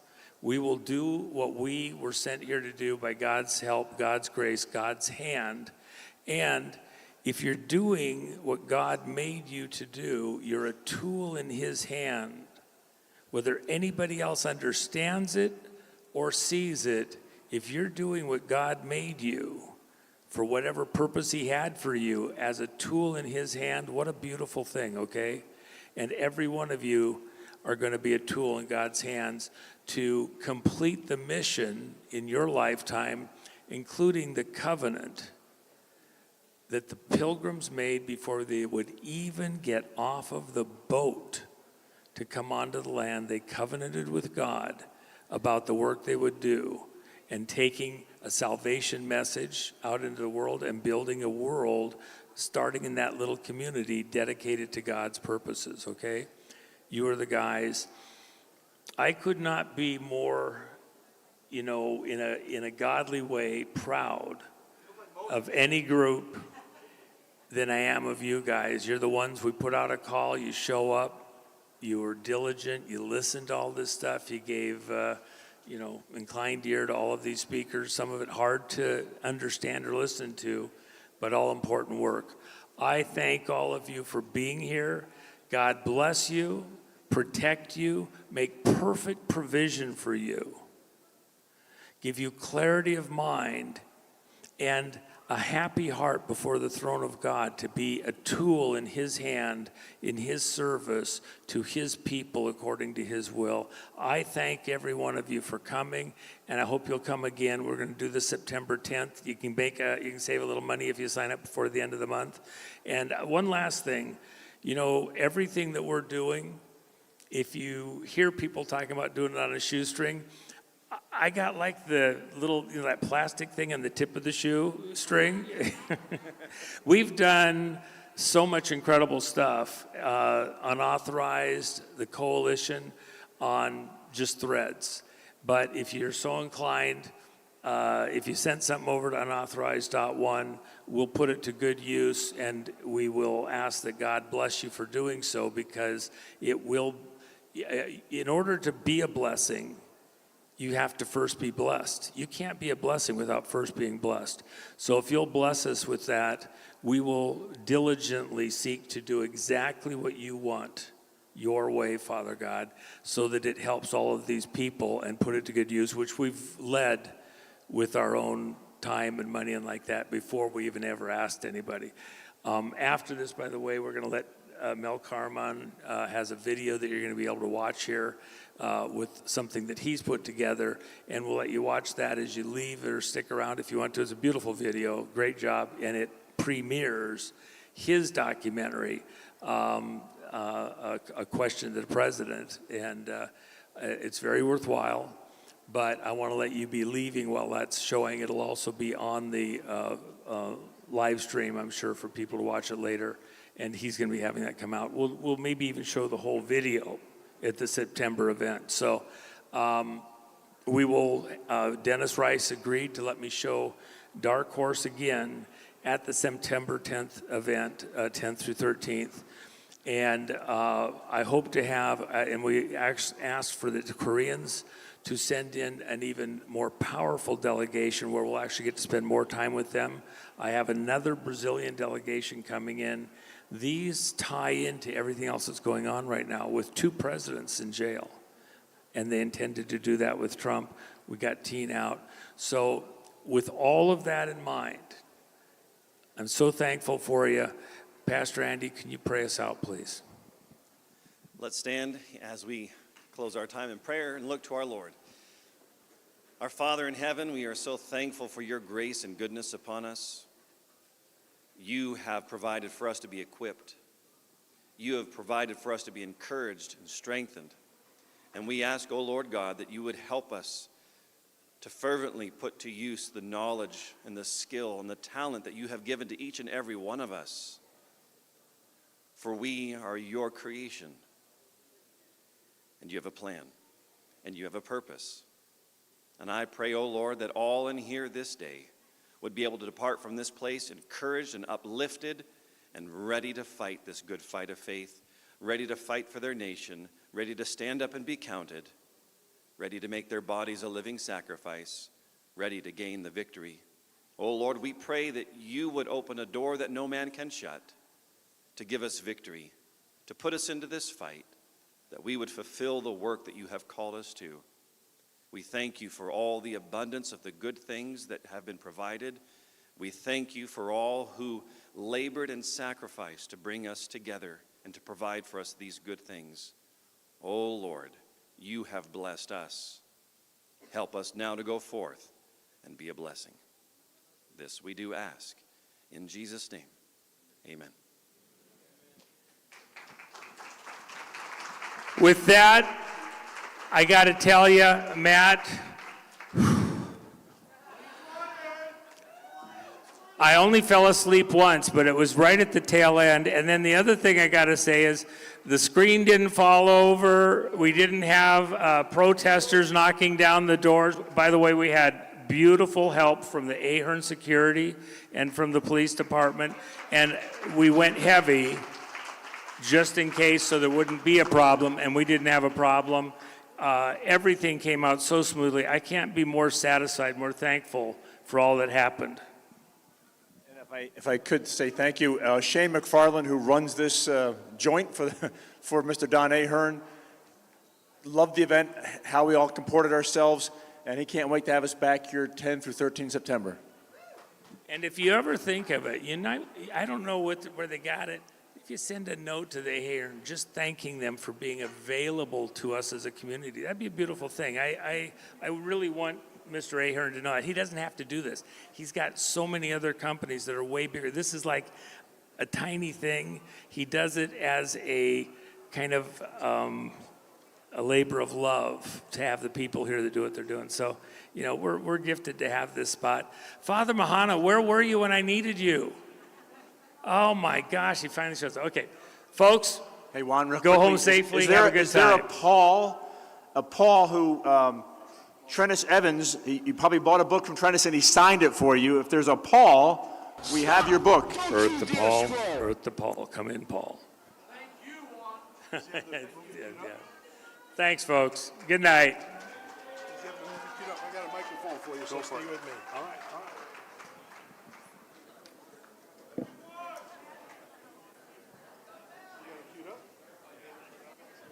Hello? You got the movie queued up? Hey guys, sit down. It's only 4 minutes and 22 seconds. I'm gonna blow your doors off, I guarantee it. Or your money back. Juan will pay you at the door.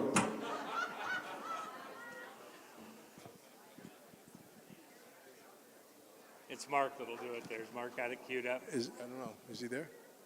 I don't know. Earth to Mark, Earth to Mark. They got it? AV guys are working on it right now. Okay, great.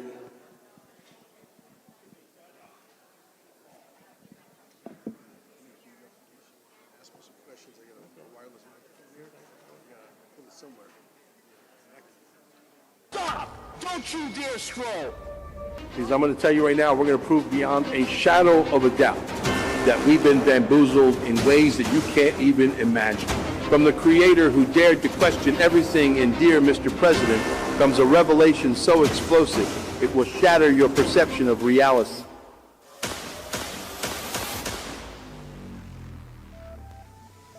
Crank it up. I'm about to tell you a story that is going to absolutely piss off a lot of people in the United States of America.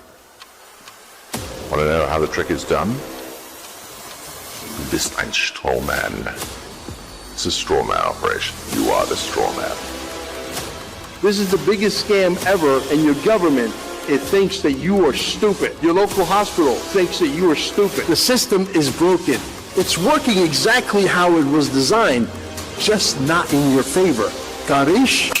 Welcome to the movie Dear Mr. President, Show Me the Money, a movie about the straw man. This is a story that's going to piss off 8 billion people, a story that proves beyond a shadow of a doubt that a lot of you are worth 100 million, 200 million, 300 million, and more. Okay, my understanding of the legal fiction, which is also referred to as the straw man, I believe that they actually give us a fictional entity which we can actually use or not use. And I believe this is and a lot of other researchers do as well, that this is your name in either uppercase or with a title. So what is this legal fiction of yours? It's your twin brother or twin sister, born the same day you were. Yes, you've had a twin your whole life, which was created by contract. The birth certificate your mother and father signed when you were born was a contract. The signing of that contract gave authority to the Social Security Administration to create a legal fiction that just happens to mirror your name.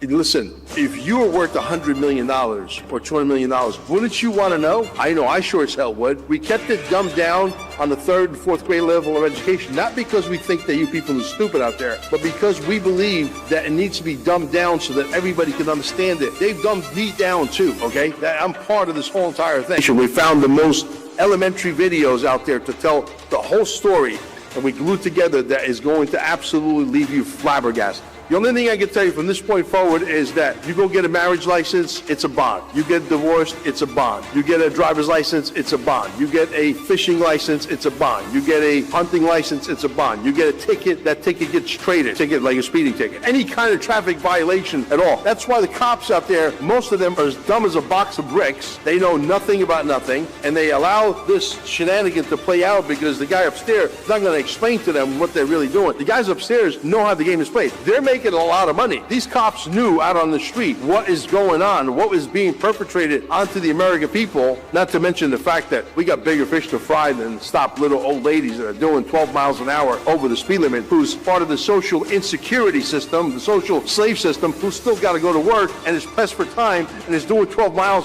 an hour over the speed limit, and you got 9 guys with 17,000 lights around them intimidating them. I think that's wrong. There's no emergency here, okay? And they intimidate you, they bamboozle your words. And I hate to tell you, more than half of your cops know what they're doing. They know how the game is played, except they're not allowed to make the big money. They got the highest divorce rates because they have financial problems. Meanwhile, they're stopping you. They're trading all of this money that they're collecting from the public and putting it up upstairs. And all these people are making all of this money. The only thing I can tell you is this. What you do from this point forward is up to you, because you should move this movie out to everybody you know. Guys, it's time to wake up.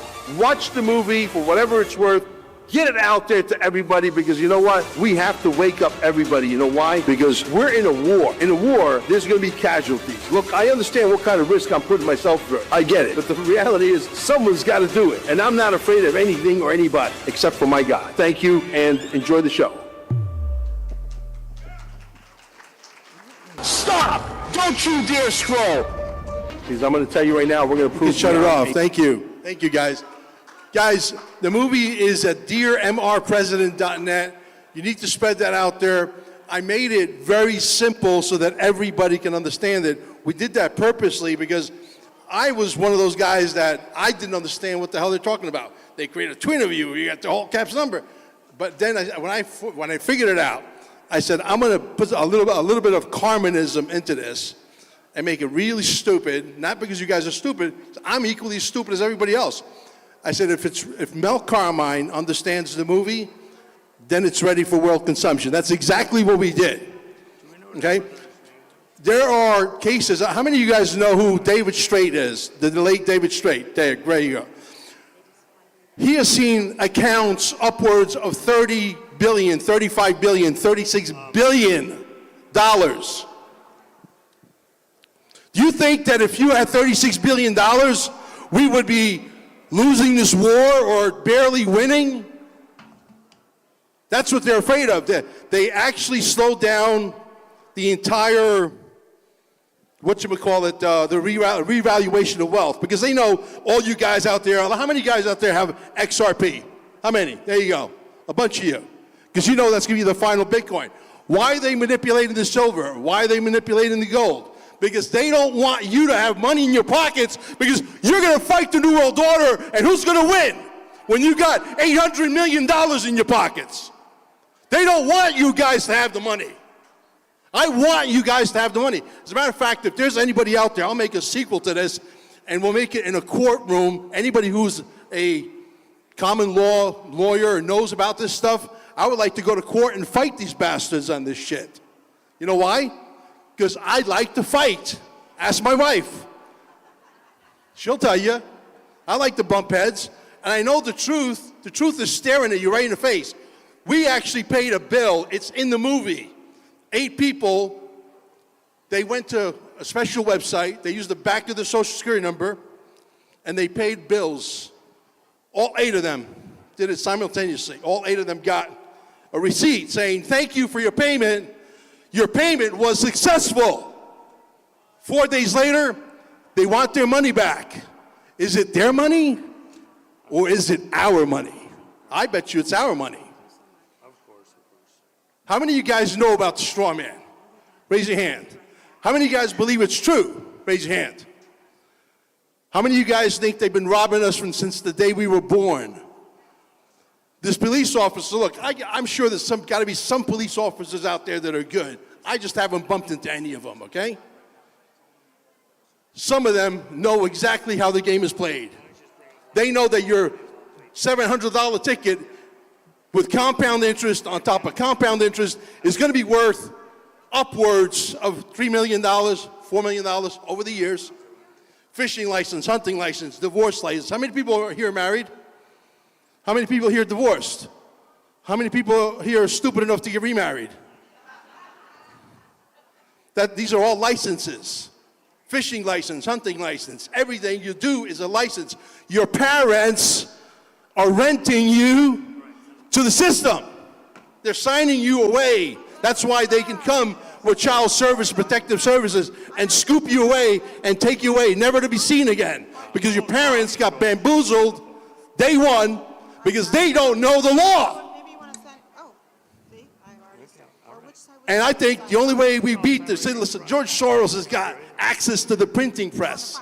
He runs out of money. He calls the printing press. I need another $5 billion to fund Antifa. And it's done. I want to figure out how do we get to this money. This way we can have a fair shot at this fight. They got billions, we got billions. Hey, let's go, motherfucker. Excuse me for getting Brooklyn on you. But sometimes you got to do it because you know what? That's the only way to get the freaking point across. So, guys, watch the movie. Juanito, do you have any questions for me? Besides you think I'm nuts? No, I think that the stuff that you're doing there is all valid. I think it's a question, we need to have people be able to think through this stuff. How are these globalista trying to control and monetize this? And that's what you're showing in the documentary. I think it's important work. So, and I'd like to, show the whole full movie if you'd let us when we come back in September. How many of you would like to see the 2-hour full documentary? It's on the house. Actually, he'll charge you in his fee. It's fine. How many of you would like to come and see the entire movie? I'm telling you, you can order it for $6. You can support us. Spread it to everybody you know.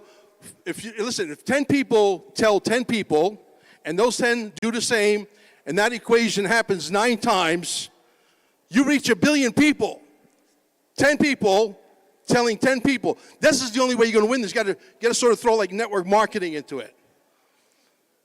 You see, they're afraid of you. We got to focus on what's right. We got to focus on, let's get to the money. They're fighting us with money. The reason why we're losing on many aspects, we can't get through the fraud of the election, is they own the judges, they own the police, they own the sheriff's department, which are most of them are crooked, right? And, want to turn this on? A lot of the officers have no clue, most of them don't, on a lot of the details. So it's not that they're corrupt. They're honest guys trying to do the job. But we do need to have an understanding. The officers aren't the ones that are trying to monetize this or do it with the tickets. They're just trying to keep society civil. There's people behind the scenes that are using these things to their advantage within the legal arena. So I'm not going to go after any of the officers as though they've done something wrong or are being asses.